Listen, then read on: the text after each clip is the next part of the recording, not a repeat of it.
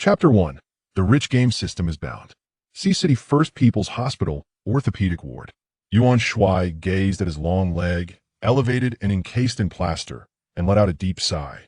The lights twinkle outside, while I dangle my feet inside. Are you all asleep?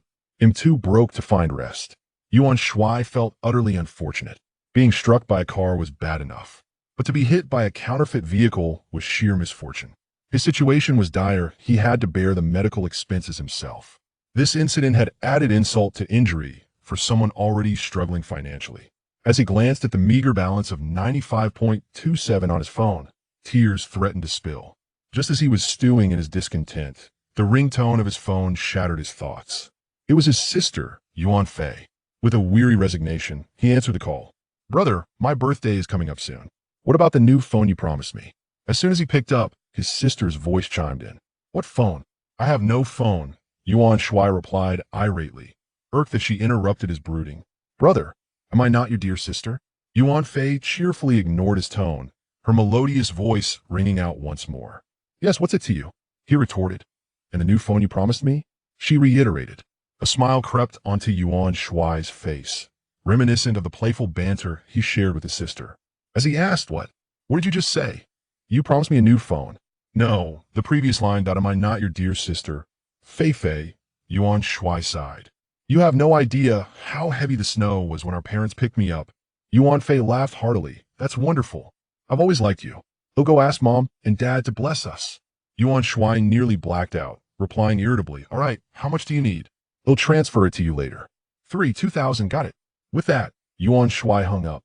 Indeed, he had promised to buy his sister a new phone, but life had played a cruel joke on him. Entering the hospital had already cost him over 10,000, and he had lost his job. Where was he to find the money?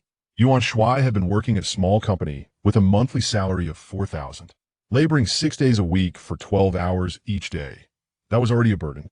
To add insult to injury, when he called his boss to request leave due to the accident, that imbecile had the audacity to fire him on the spot. Yuan Shuai cursed the bald, rotund man in his mind 100 times over. Yuan Shuai had indeed spoken a truth earlier was adopted. He was unaware of whether it had snowed that day, but it was a fact nonetheless, unbeknownst to his sister. He discovered this by overhearing a conversation between his parents. Yuan Fei and Yuan Shuai were quite close, often linking arms when they walked. And sometimes she would leap onto his back, requesting to be carried. If she were younger, it might be innocent, but at 18, it felt inappropriate. Thus, their father remarked that Yuan Fei's behavior was unbecoming, while their mother insisted that there was nothing wrong given they were not biological siblings. Their father sighed, Xiao Shuai is grown now. Perhaps we should tell him he was adopted." Yuan Shuai had been petrified at that revelation, never having considered that his loving parents were not his biological ones. However, he chose to disregard it, convincing himself that they were his true parents forever. He did not inform his family about the accident, fearing it would cause them distress. Yuan Shuai began pondering whom he might borrow money from to send to his sister. But no suitable candidates came to mind after much deliberation. Those with whom he had a casual relationship would never lend him money, and his 2 close friends were also struggling. How could he ask them? Yuan Shuai felt increasingly despondent. There seemed to be no end to his misfortunes. The rich game system is successfully bound. At that moment, a voice suddenly echoed in Yuan Shuai's mind. Startled, he wondered what was happening. There was clearly no one else in the room. Had he sustained a brain injury that induced auditory hallucinations? "The rich game system has finished loading." Another voice resonated. Yuan Shuai froze. Was this akin to the magical abilities found in a novel? He had perused many novels and had encountered such phenomena repeatedly. Yet, was this truly happening to him? Could such fortune genuinely find him? "The rich game system has fully loaded host. Please begin to explore." "How do I explore?" Yuan Shuai instinctively inquired. The host may enter the system through thought, and communication does not require speech. "Very well, let's take a look." Yuan Shuai concentrated on entering the system. Instantly, his consciousness transitioned into a new realm. After a brief examination, he realized it was indeed a game system, complete with a first-person interface. The game was peculiar, featuring a character clad in modern attire, wielding a short sword, capable of slaying monsters and leveling up, all controlled by his thoughts. Exceedingly simple. However, even if it were a game, Couldn't it be taken more seriously? What was this jumbled mess? Was he expected to play a game with his consciousness? Such sophistication. What was its significance? 3 question marks floated in his mind. The host may engage in the game at any time within consciousness, even while sleeping, without affecting sleep quality. The attributes of the game, characters synchronized with the host, and all items in the personal inventory can manifest in the real world. Upon hearing this, Yuan Shuai was utterly stunned. The ability to materialize game items into reality was extraordinary. Was this system truly the catalyst for his ascent to greatness? Yuan Shuai immediately immersed himself in the game, having glimpsed a glimmer of hope. This system was truly remarkable. The character in the game was a reflection of himself, both in appearance and existence, with no other players likely a single-player experience or his personal game. He had just slain a chicken and received 100 RMB. At this rate, his fortune would skyrocket in no time. 100 RMB and a processed chicken appeared in his inventory. With a thought, he observed an actual 100 RMB in his hand. Upon closer inspection, it was real. This was astonishing. Where had this RMB come from? If it was indeed real currency, wouldn't it duplicate? System, where did this RMB come from? Will it duplicate? Yuan Shuai questioned the system mentally. Rest assured, host, it is entirely legitimate, and no further explanation is necessary. RMB is merely a trivial matter. Additionally, the host may choose to sign in. There's a sign-in feature? I hadn't noticed that before. Yuan Shuai searched and discovered the sign-in interface, which resembled a spinning wheel surrounded by question marks, with no visible rewards. Clearly, this sign-in method did not guarantee fixed rewards. Without hesitation, Yuan Shuai opted to sign in, and the wheel began to spin rapidly. Ding! Congratulations, host, you have received a villa in Manhwa residential area, number 18. Chapter 2, Overnight Leg Healed. Ding! Congratulations, host, you have received a villa in Manhwa residential area, number 18. Immediately, a set of keys materialized in the personal inventory of the game. My goodness, this is incredible. I've just acquired a villa in Manhwa residential area. It's important to note that Manhwa residential area is the most opulent villa district in Sea City, nestled alongside the picturesque South Lake, with each villa valued at no less than 50 million. Yuan Shuai found himself in a surreal state, feeling as though he were trapped within a dream, one that would dissipate into nothingness upon waking. Everything was astonishingly unreal. With a mere thought, a set of keys materialized in his hand. Overwhelmed with joy, he yearned to rush to Nanhu Yuan to verify the authenticity of the villa, yet his legs. Sighing in resignation, Yuan Shuai decided to indulge in some gaming instead. In this modern era, few young individuals are unfamiliar with gaming, and as a member of the new generation, Yuan Shuai had certainly spent his fair share of time in internet cafes. He summoned his personal information panel. Yuan Shuai level, 1 health, 80 experience points, 5100. Strength, 8 strength corresponds to attack power, normal value, 10. Constitution, 8 constitution corresponds to health normal value, 10. Agility, 8 agility corresponds to speed normal value, 10. Skills, none equipment, beginner's sword, attack 5 basic attire, defense 1. Wow, it seems I don't meet any of the standards. Yuan Shuai lamented. It was what it was. This game was quite simplistic, devoid of any elaborate features. Perhaps it was intended for children.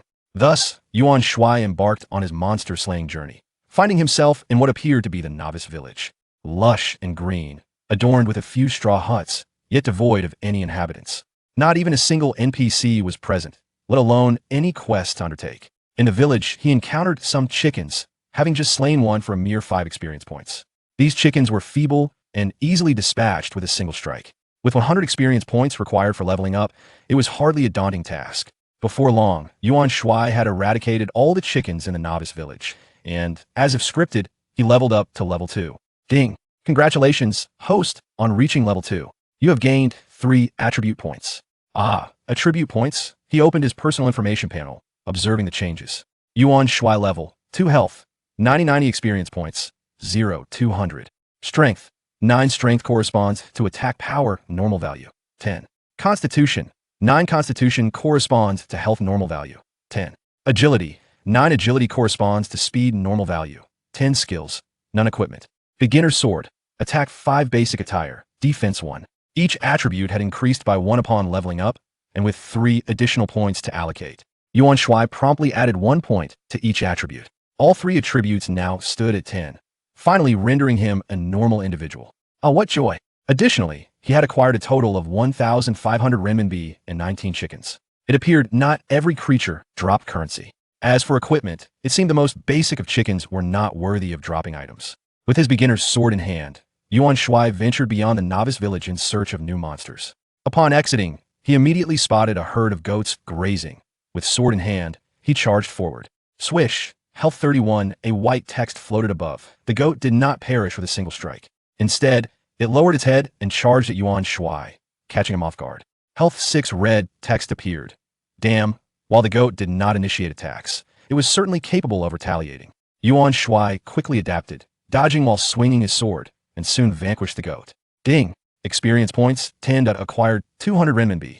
Goat 1. Yuan Shuai glanced at his inventory, noting that the processed goat occupied one slot, while the previously collected RMB and chickens were stacked together, similar items occupying a single slot. He pondered the utility of these chickens and goats.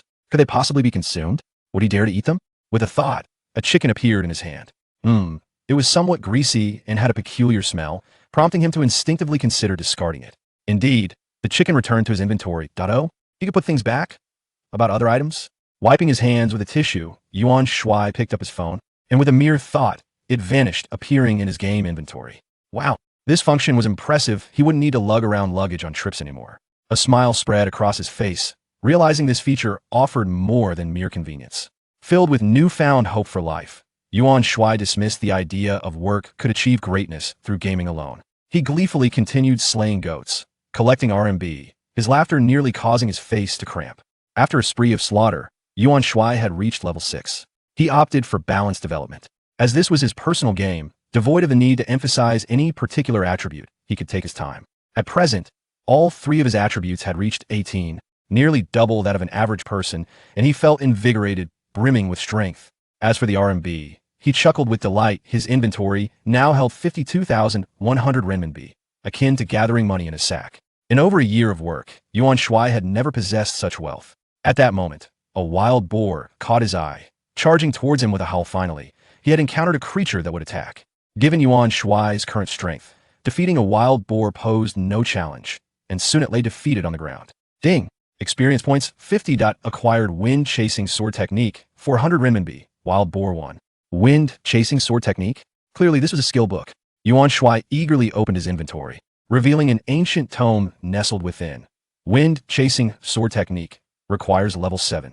No occupational requirements or skill descriptions were provided.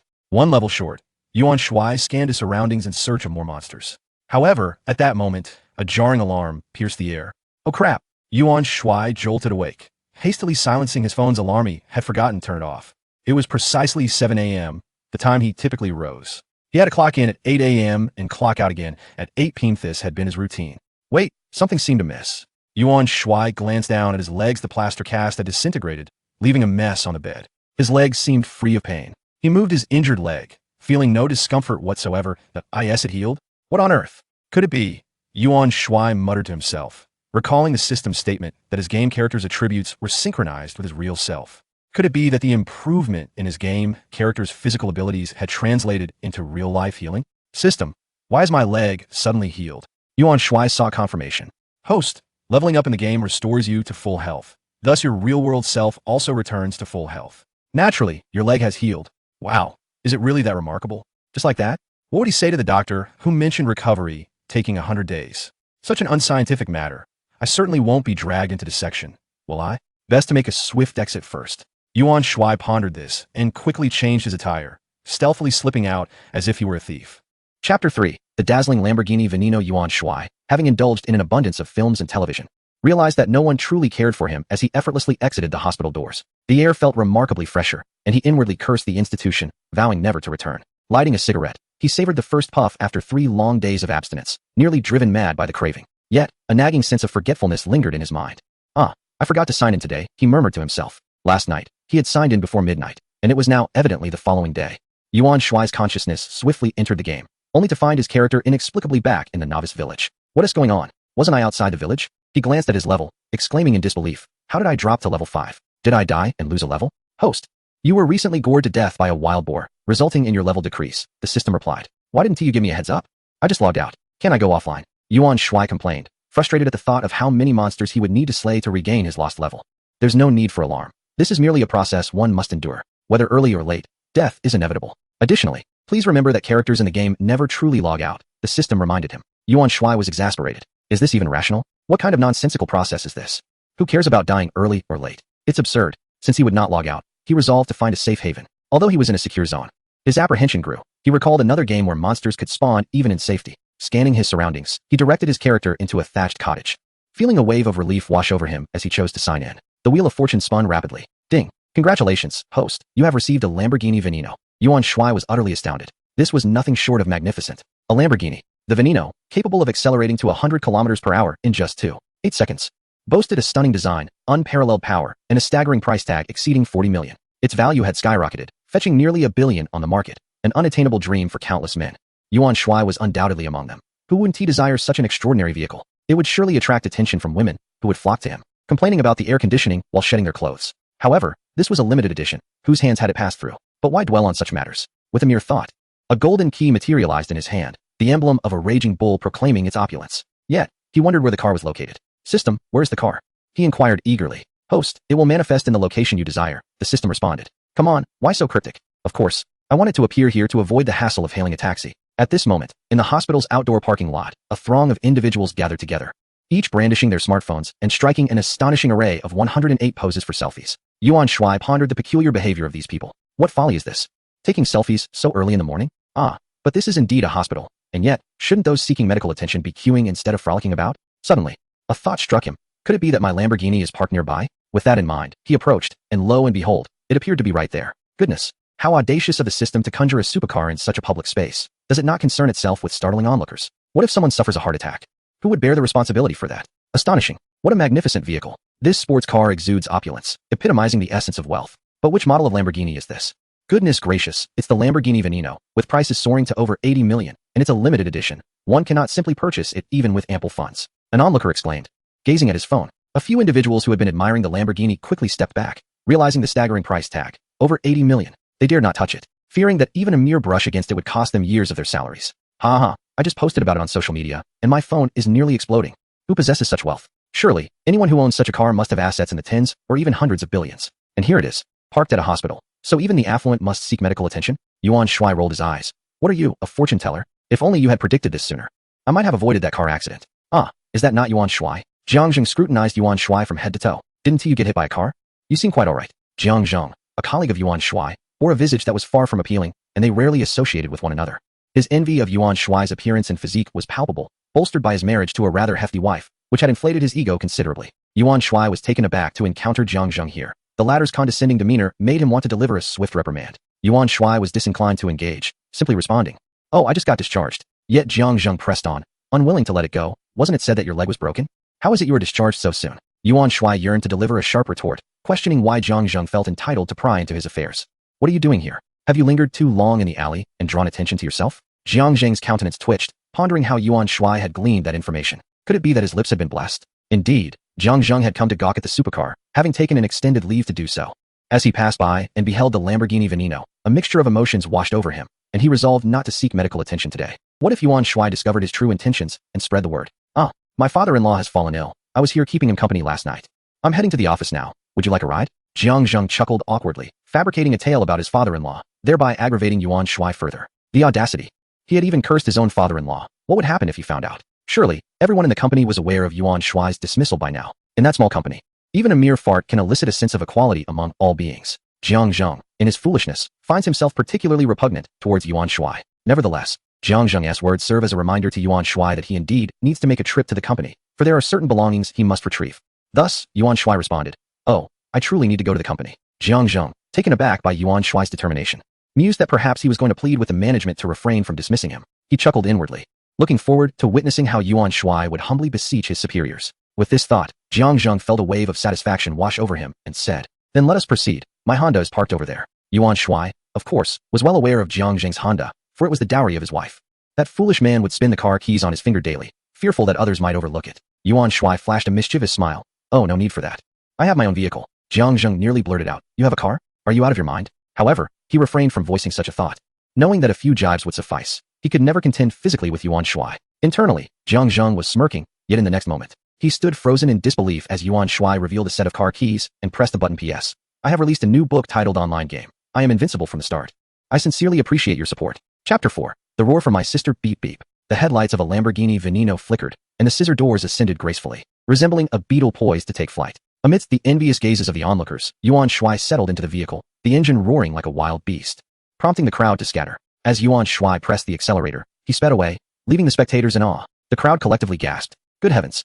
The driver of that car is an incredibly young man. Which affluent family does he hail from? Have the wealthy become so discreet these days? His attire appears to cost no more than 200 yuan. It's one thing to be wealthy, but to be so handsome as well. How are we mere mortals supposed to cope? Truly, it is a case of envy leading to despair. If I had known, I would have asked for his contact information. How frustrating, lamented a woman of modest stature, whose appearance might warrant a mere 20 points. Jiang Zheng's mouth fell agape, feeling as though he were trapped in a dream. Yuan Shuai, a rich heir? Had he truly lived such an experience? After working together for a year, he had never once appeared affluent. What is this world coming to? Must the wealthy continue to feign humility? Jiang Zheng pinched his thigh sharply, realizing this was no dream. He decided against visiting the company, fearing he would feel utterly humiliated in Yuan Shuai's presence. Instead, he resolved to check on a friend. Yuan Shuai felt somewhat dazed.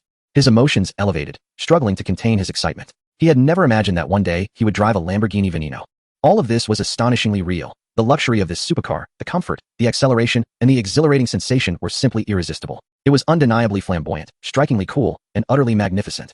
Yuan Shuai drove a short distance and pulled over to the side of the road. He felt an exhilarating excitement that was difficult to quell, so he lit a cigarette and took a few puffs. Indeed, tobacco is a remarkable companion. It allows one to feign sophistication in the presence of a young girl, alleviates awkwardness in uncomfortable situations, offers solace in times of sorrow, serves as a sleeping aid during restless nights, invigorates during late-night work sessions, and calms nerves in moments of tension. Truly, it is astonishing. Yuan Shuai suddenly felt as though he had forgotten something important. After pondering for a while, he finally remembered. He intended to visit the villas at Manhwa Haoyuan. Perfect. It was in the same direction. He would first head to the office and then to Manhwa Haoyuan. During the brief time it took to smoke a cigarette by the roadside, the Lamborghini Veneno was captured by numerous passerby smartphones, radiating charm and drawing attention effortlessly. Yuan Shuai soon arrived at his company, where the Lamborghini once again caused a stir, though the diligent workers in the office remained largely indifferent. After all, many individuals were now accustomed to seeing luxury cars tearing through the streets. His former colleagues were taken aback by his arrival, but that surprise quickly shifted to an air of detachment. Yuan Shuai could hardly be bothered to acknowledge them as he made his way directly to his desk nestled in a corner. Half of the onlookers reveled in his misfortune, while the other half were preoccupied with their own precarious situations. The departure of one employee stirred no significant waves. The company was a fortress of steadfastness with a revolving door of employees. The superior had not yet arrived, a fact attributed to their unique circumstances. There was no rush for them to be at work. Yuan Shuai was relieved not to encounter that balding, corpulent figure, which spared him further trouble.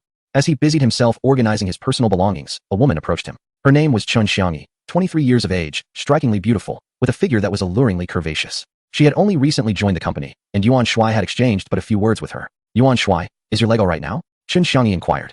It's fine, fully recovered, Yuan Shuai replied, glancing down as he continued to gather his things. I was planning to come see you after work, but I'm glad to see you're already well. Congratulations, Chun Xiangyi remarked. Yuan Shuai paused, lifting his gaze to meet hers. Her charming face radiated sincerity, devoid of any sarcasm. He was somewhat taken aback. Could it be that this woman harbored an interest in him? Was she captivated by his appearance?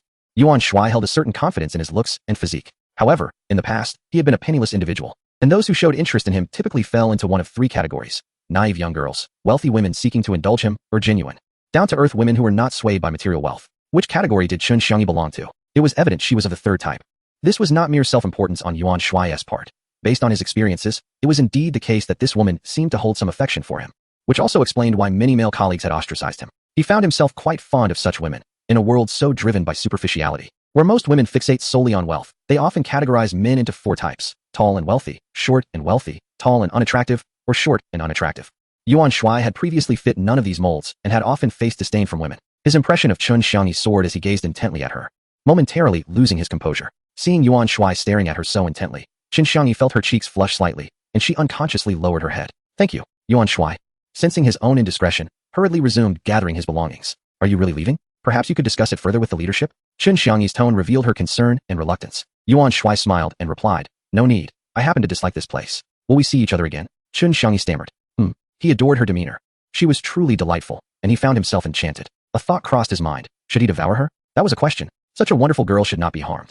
Fate will bring us together again, he declared before he walked out, leaving Chun Xiangyi pouting and stamping her foot. You can't escape. Suddenly, an idea struck her, and she picked up her phone to input a number from the company directory. Yuan Shuai placed a small cardboard box on the passenger seat. Before the car even started, his phone rang. It was his sister, Yuan Fei. Damn it, Yuan Shuai slapped his forehead, feeling he had forgotten something important.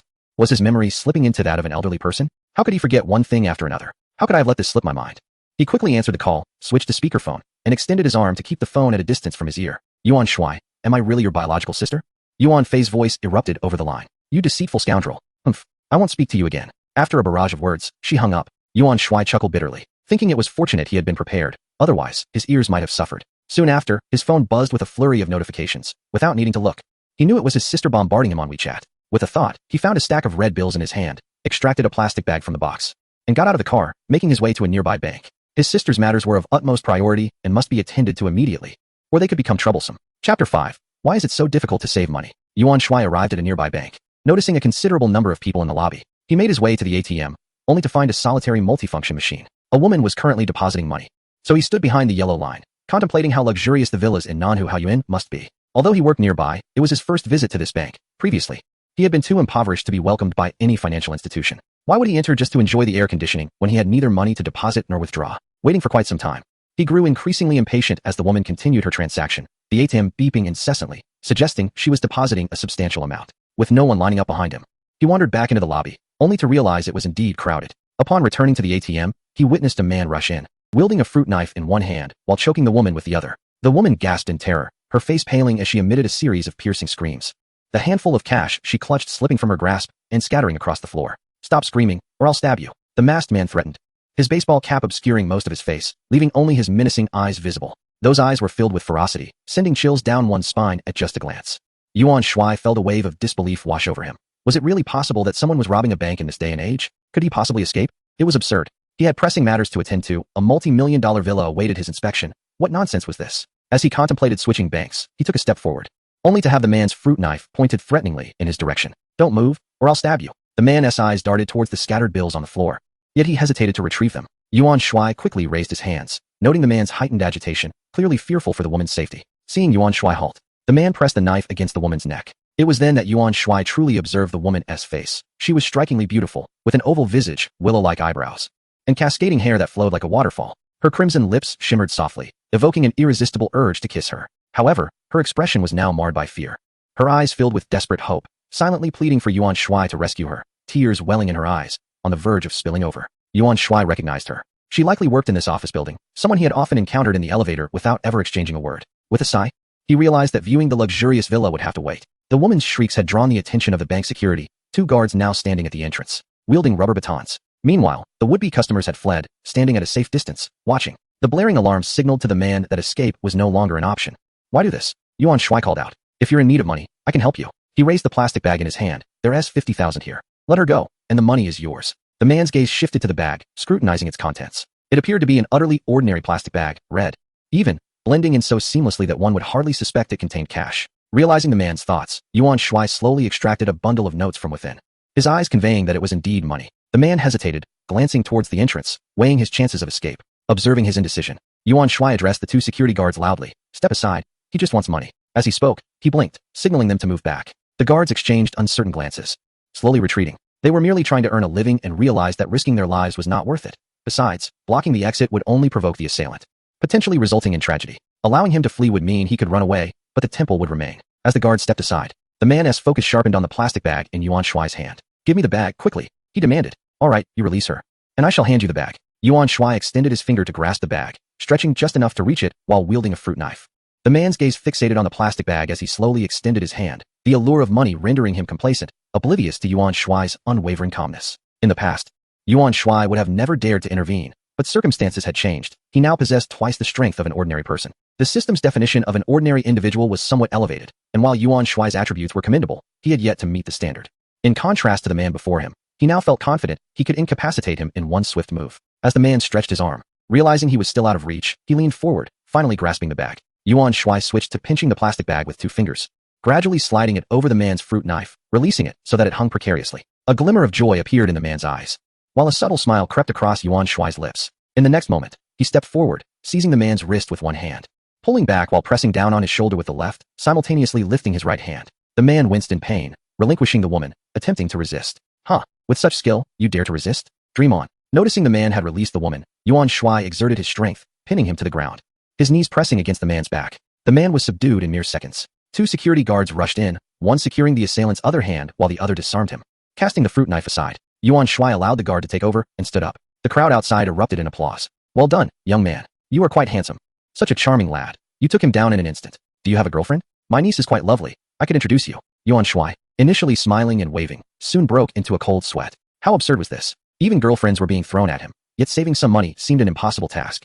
At this moment, he thought, if not now, then when? Hello, thank you for saving me. My name is Moro. Just then, the woman regained her composure and expressed her gratitude. But before she could finish, Yuan Shuai snatched the plastic bag from the ground and sprinted away. Thank you? What nonsense is this? The one introducing his niece will be here soon, and the police will come. How will I get to the villa then? Moro Shuai stood frozen, her voice trailing off as Yuan Shuai had already run far away. Where did he go? What does this mean? One might think he had robbed a bank and fled. Hey, young man, don't run. My niece is very beautiful. Moro Shuai snapped out of her daze after 3 seconds and hurried after him, neglecting the scattered bills on the ground. She saw him quickly climb into a Lamborghini, and with a roar of the engine, he sped away into the distance. P.S. I have released a new book titled In the Online Game. I am invincible from the start. I would be immensely grateful for your support. Chapter 6. The villa valued at 50 million. Upon witnessing Yuan Shuai's Lamborghini fade from view, Moro Shuai felt a twinge of dissatisfaction. What does this mean? Am I truly that intimidating? The Lamborghini Veneno, a vehicle I recognize, a limited edition. I refuse to believe I cannot track you down. Contemplating this, Moro Shuai retrieved her phone and made a call. Yuan Shuai, having saved a life and performed a noble deed, was in high spirits, humming a tune and altering the lyrics. A great hero, performing good deeds anonymously, indeed. Saving money is paramount, and Yuan Shuai found another bank, successfully depositing 50,000 yuan. He then transferred 5,000 yuan to his sister Yuan Fei via WeChat, cautious not to send too much lest it raise suspicions, which would complicate matters. 5,000 seemed quite reasonable. After completing the transaction, Yuan Shuai activated the navigation system and headed towards Nanhu Haoyuan, nestled on the southern bank of Nanhu. This estate occupies half of the lake, while the southern shore serves as a scenic tourist area. Having spent over 5 years in City C, Yuan Shuai was unfamiliar with Nanhu Haoyuan, though he had visited the lake before. The Lamborghini's engine roared as he arrived at the legendary, luxurious villa community of City C. The system was astonishingly efficient, having already recorded all his information. The attentive security guard escorted Yuan Shuai to villa number 18 in a patrol vehicle. The villa, backed by Nanhu, was adorned with gardens, lush trees, manicured lawns, and cobblestone pathways, complete with a swimming pool. The fresh air invigorated the spirit, providing a serene atmosphere. Spanning 3 stories, each at least 500 square meters, the villa was fully furnished with appliances and daily necessities. It even featured a gym and KTV, along with a wine cabinet stocked with various domestic and international fine wines. This was truly a ready-to-move-in luxury. Yuan Shuai threw himself onto the oversized bed, even larger than his rented accommodation, and let out a comfortable sigh. Finally, peace had descended. He could now indulge in his gaming pursuits. He murmured to himself, his mind fixated on reaching level 7, with a skill book for level 7 nestled in his backpack. Closing his eyes, Yuan Shuai entered the game and immediately emerged from a thatched cottage, greeted by the sight of chickens as monsters respawned. Not seizing the opportunity would be a crime. Wielding his novice sword, he charged forward. Soft currency, here I come. With a swift strike, he dispatched a chicken.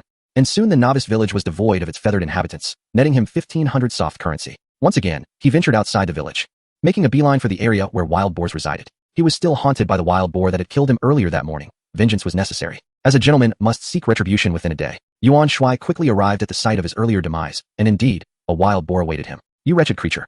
You took my first life, didn't you? You caused me to lose a level. Prepare to pay with your life. Upon seeing his nemesis, Yuan Shuai brandished his novice sword and attacked. He struck 3 times before the wild boar managed to retaliate. After enduring 2 hits, he finally felled the beast. Ding. You have gained 50 experience points. Now, he possesses a full health of 160 points, but after slaying a wild boar, only 140 points remain. There are no health potions available, and only upon leveling up can he restore his health, which is rather frustrating. Each wild boar yields 50 experience points, and ascending from level 5 to level 6 requires 1,600 experience points. Clearly, with his remaining health, reaching level 6 seems unattainable, and he cannot endure until his health is fully restored. Yuan Shuai dispatched 6 wild boars, leaving him with merely 20 health points, compelling him to turn back and hunt goats, which seldom inflict damage. Thus, after an arduous hour, Yuan Shuai finally ascended to level 7, delighting in the acquisition of the swift wind sword technique. Eagerly, he employed the technique on a wild boar, achieving an astonishing instant kill of 5,000 damage. Yuan Shuai was taken aback, questioning the circumstances. How could a wild boar possess 5,000 health? Was the swift wind sword technique inherently capable of inflicting such damage? Contemplating this, he unleashed the technique on another wild boar, and without any cooldown, executed another 5,000 damage instant kill. Ha ha ha, now they shall witness my prowess.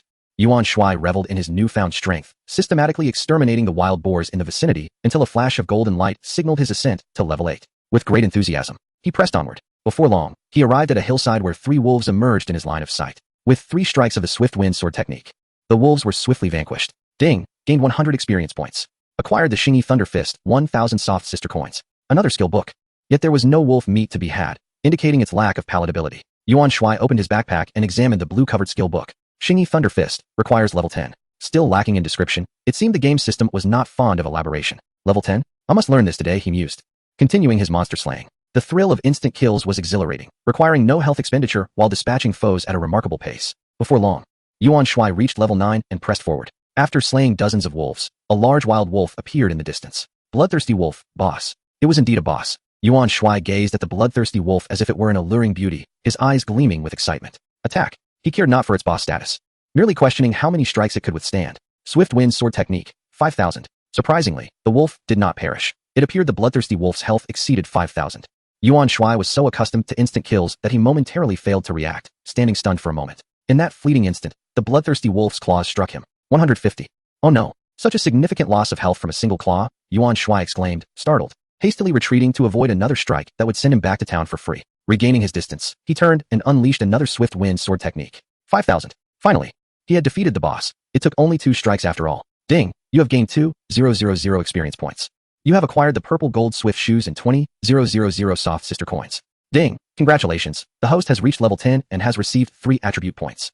Wow, such a high amount of experience points. I've finally reached level 10. Yuan Shuai chuckled, and with the purple gold swift shoes, it seems I have obtained some equipment. After such a long wait, I finally have a piece of gear. Yuan Shuai eagerly opened his backpack, only to be rendered speechless. Inside lay a pair of exquisite black and white sports shoes. Goodness, such an extravagant name for mere footwear? Purple gold swift shoes. Requires level 10, strength 50, constitution 50, agility 50. Yuan Shuai was astounded by these shoes. This was utterly ridiculous. After exerting so much effort to reach level 10, my 3 attributes totaled merely 26 points. Yet this single piece of equipment boosts all attributes by 50. How absurd. Why bother leveling up when defeating bosses for gear is the true path to success? Chapter 7. Level 10 achieved. Life skills unlocked. As Yuan Shuai grumbled, he delightedly donned the sports shoes and learned the Xingyi Thunder Fist. Yuan Shuai, level 10 health, 760760 experience, 5008000 strength, 76. Strength corresponds to attack power. Normal value, 10. Constitution, 76. Constitution corresponds to health. Normal value, 10. Agility, 76. Agility corresponds to speed. Normal value, 10. Skills, wind chasing sword technique. Xingyi Thunder Fist equipment, novice sword, attack 5 purple gold swift shoes, strength 50, constitution 50, agility 50. Yuan Shuai felt as though he had upgraded from a toy gun to a cannon. His attributes had skyrocketed. With such stats, would he be capable of knocking down an elephant with a single punch upon returning to the real world? Ding, congratulations, the host has reached level 10. Life skills have been unlocked, and you have received 1 basic hoe, 1 basic pickaxe, and a variety of basic medicinal herb seeds. Ding. The personal estate has been unlocked, and the marketplace is now available. At that moment, the system's voice chimed again. Yuan Shuai paused for a moment before swiftly accessing the life skills. Planting, can cultivate various medicinal herbs. Pharmacy, can produce various medicinal products. Mining, can extract various minerals. Forging, can craft various ornaments. It appears that medicinal products cannot be looted from monsters. They must be crafted. No wonder he had not encountered any potions after slaying so many creatures. Furthermore, the forging skill only indicated the crafting of ornaments, not equipment. This implies that monsters only drop weapons and armor, while ornaments must be created by oneself. Yuan Shuai then opened the marketplace, where advanced hoes and pickaxes were for sale, along with various herb seeds. However, what are these star coins required to purchase these items? He had never seen them before. How does one acquire them? System. How can star coins be obtained? Host. Star coins can be earned through completing tasks, with a chance of receiving them as a sign-in reward. And they may drop from monster task scrolls. Sign-ins also present a chance to receive them. Using a task scroll triggers a random task, and completing it rewards star coins.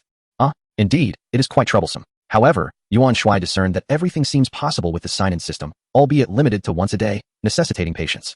He chose to enter his personal estate, and in an instant, he found himself in a different realm. Before him stood a thatched cottage, surrounded by fertile land, while a cave nearby bore the inscription mine above its entrance. It appeared that he was destined to become a farmer. Why not? Thus, he set to work. Yuan Shuai retrieved his basic hoe. Basic hoe, planting speed increased by 50, yield increased by 50. Upon realizing its effects, he glanced at the shop for the advanced hoe. Advanced hoe, planting speed increased by 100, yield increased by 100. Next, he examined the pickaxe. Basic pickaxe, mining speed increased by 50. Chance of obtaining advanced ores increased by 50. Advanced pickaxe, mining speed increased by 100. Chance of obtaining advanced ores increased by 100. Yuan Shuai diligently began to cultivate medicinal herbs. The seeds were scarce, and the speed of planting was hardly perceptible. Soon enough, he had completed his tasks. He then made his way towards the mine, his mind devoid of any hesitation, and promptly entered the cavern. The mine was illuminated by several lamps, dispelling any darkness. After wandering for a while, he encountered no monsters. The seemingly endless tunnel prompted him to halt his exploration. But how was he to mine? System. How does one mine? Host. Simply wield the pickaxe and strike the cave walls or the ground. You may dig anywhere. Yuan Shuai felt a wave of confusion wash over him. Could he truly dig anywhere? Was he to excavate an entire sack's worth in one go? He brandished the pickaxe, embarking on his mining endeavor. Yet, as he struck the ground and walls, there was no discernible reaction. No dust or debris emerged. Just as he began to suspect the system was deceiving him and was about to give up, a notification chimed in. You have obtained 1 silver bar. To his astonishment, he had managed to unearth ore effortlessly, and not just any ore, but a silver bar. This truly felt like a game. Yet, the labor of mining seemed exhausting. Was it not absurd? You have obtained 1 gold bar. After a brief period of mining, his patience waned, and his stomach began to grumble. Thus, he returned to reality. Upon glancing at his phone, he was taken aback to find it was already 5 in the afternoon. The game did indeed display the time. However, Yuan Shuai had been oblivious to it. To his dismay, he realized he had skipped both breakfast and lunch, heading straight into dinner. As he continued to check, he noticed several missed calls and numerous unread messages on WeChat. One call came from an unknown number, another from a contact labeled Fatty Yu who had called 9 times, and a third from Rat, who had called 10 times. Fatty Yu, originally named Yu Tian, and Rat, known as Pan Mingho, were both Yuan Shuai's college classmates and close friends. He decided to disregard the unknown number and return the call to Fatty Yu. The phone was answered promptly. A voice resonated through the line. What on earth is going on with you? Did you get hit by a car and break your leg without informing us? Rat, and I rushed to the hospital to see you, only to find out from the doctor that you had vanished. You are truly something else. A warm sensation coursed through Yuan Shuai's heart, realizing that these two brothers still cared for him so deeply. It's nothing. I'm fine. That's why I came out, he replied. Fatty Yu, somewhat displeased, remarked, You're fine? The hospital said your leg is broken. Do you not consider us brothers anymore? Yuan Shuai chuckled lightly. Oh, you're listening to their nonsense. It's just a minor fracture, barely anything at all. In truth, it was far more serious than just a slight hairline crack. But how could he explain that? He had to offer a vague excuse. Really? Fatty Yu expressed skepticism. Really? Otherwise how could I be running around? That makes sense, but why are you running? You Haven T even completed your discharge procedures. They won't let me leave the hospital. It's just that I have a bit of an urgent matter. Alright. Enough of this talk, let us leave it at that. Yuan Shuai's stomach growled, and he had no desire to continue explaining. Fine, I'll call you tomorrow. Oh, by the way, I took care of your discharge paperwork. Did the refund arrive? Without even glancing, Yuan Shuai replied, Yes, it's all settled. Just help me give Lousy a call to explain. I'm hanging up now. He didn't want to repeat those words to Lousy, so he left it to Fatty Yu. After ending the call, Yuan Shuai hurried to the kitchen, only to find the refrigerator completely empty. Going out to eat would require a long trek, which was one of the downsides of living in Manhwa. Was he going to have to eat instant noodles again? There was a small supermarket at the gate of the community. Eating instant noodles again? Just the thought makes me nauseous. After a few years in City C, I've lost count of how many times I've eaten them. Yuan Shuai recalled the chicken, lamb, and wild boar meat from the game. Those items were certainly available and appeared fresh. Could he eat them? He believed he should be able to. Otherwise, it would be utterly pointless. System. Can the meat from the game be consumed? Yuan Shuai inquired. Host. The meat in the game can certainly be consumed. Not only can it be eaten, but it also enhances physical attributes. Wow, it can even enhance physical attributes? Does that mean it increases my stats? How impressive. That means I should eat it every day. Chapter 8. The skeleton dungeon of White Tiger City. Without delay, Yuan Shuai took out a chicken, made dozens of cuts into it, and lacking ginger and garlic, he simply marinated it with salt and soy sauce for 10 minutes. He then brushed it with oil, sprinkled on some barbecue seasoning, and placed it in the oven to roast. During this time, he checked his WeChat and saw numerous messages from his sister, Yuan Fei, asking why he had transferred so much money, followed by a long explanation and a transfer of 2,000 yuan. Naturally, Yuan Shuai would not accept it, fabricating a story that he was earning more now and didn't need to save money, promising he would transfer more when necessary. After chatting for a while, he noticed a new friend request from a woman. Upon clicking on the profile, he was surprised to find it was Chen Xiangyi. As soon as he accepted the request, a message from her came through. Yuan Shuai, what are you up to? Eating. The chicken had finished roasting and was unexpectedly delicious. Yuan Shuai didn't attribute the success to his cooking skills, but rather to the quality of the chicken itself, leaving him with grease dripping from his mouth. Where are you eating? What a coincidence. I'm also having a meal. At home. Yuan Shuai thought to himself. What a coincidence. It's mealtime now. There are plenty of people who share this coincidence. You can cook too? Chen Xiangyi felt somewhat surprised. She was aware that Yuan Shuai was not a local, living alone in a rented apartment, so she refrained from inquiring who had prepared his meal. Yuan Shuai promptly sent her a photograph of the roasted chicken. Wow, it looks incredibly appetizing. It seems you are living quite well, she remarked. It's not bad. I'll invite you to taste it someday. Really? You must keep your word. Chen Xiangyi replied, her delight evident. Was he treating her to chicken? Or was it from his home? This could signify a promising beginning. Of course. I will keep my word, Yuan Shuai assured her as he locked his phone, preparing to take a shower. Due to his leg injury, he hadn't bathed in 4 days. As he removed his 30 yuan outfit, he was taken aback to discover that he had developed 8-pack abs. He gazed into the mirror, noticing not only his abs but also the firmness of his entire physique. Although he did not possess the exaggerated bulk of a bodybuilder, every muscle was perfectly defined. This is the ideal appearance. Those muscle-bound men are too ostentatious, he mused. He realized that this transformation must be attributed to the significant enhancement of his attributes in the game, which excited him immensely. After all, who wouldn't desire a robust and powerful body? The spacious massage bathtub provided Yuan Shuai with unparalleled comfort. He thought to himself that the wealthy truly know how to indulge. Indeed, he was now among their ranks. The soft currency he had acquired from defeating monsters today amounted to 456,000, an astonishing fortune that seemed to fill his pockets effortlessly. Upon re-entering the game, he discovered that his character was still mining. Opening his inventory revealed a bounty of ores, silver bars, gold bars, platinum bars, agate, jade, crystal, and copper. Did this imply that mining could be automated? That would be splendid. Otherwise, the tediousness of wielding a pickaxe would be unbearable. If he could automate the process, he could simply leave his character in the mine during idle times. Yuan Shuai began to explore the available crafting options and found that his current level of forging allowed him to create only bright silver necklaces and rings. The requirements for crafting were as follows: bright silver necklace, 5 silver bars, 1 crystal, 1 copper. Bright silver ring, 4 silver bars, 1 crystal, 1 copper. Ding. Crafted 1 bright silver necklace. Proficiency increased by 3. Current proficiency, 3100. Ding. Crafted 1 bright silver ring. Proficiency increased by 2. Current proficiency, 5100. He crafted one of each item and was dismayed that such a minuscule necklace consumed 5 silver bars, while the ring seemed even more absurd. Was it consuming materials?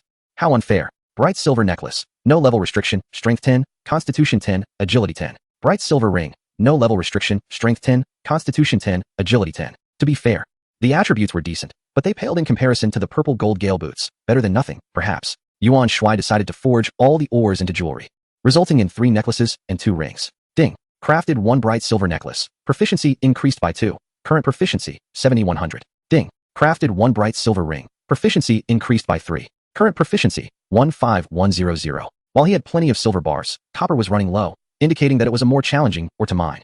Yuan Shuai promptly adorned himself with a necklace and a ring, leading to a transformation in his personal attributes. Yuan Shuai, level 10 health, 960960 experience, 50015000 strength, 96. Strength corresponds to attack power, normal value, 10. Constitution, 96. Constitution corresponds to health, normal value, 10. Agility, 96. Agility corresponds to speed, normal value, 10. Skills, wind chasing sword technique, Shingi Thunderbolt fist equipment, beginner's sword, attack 5.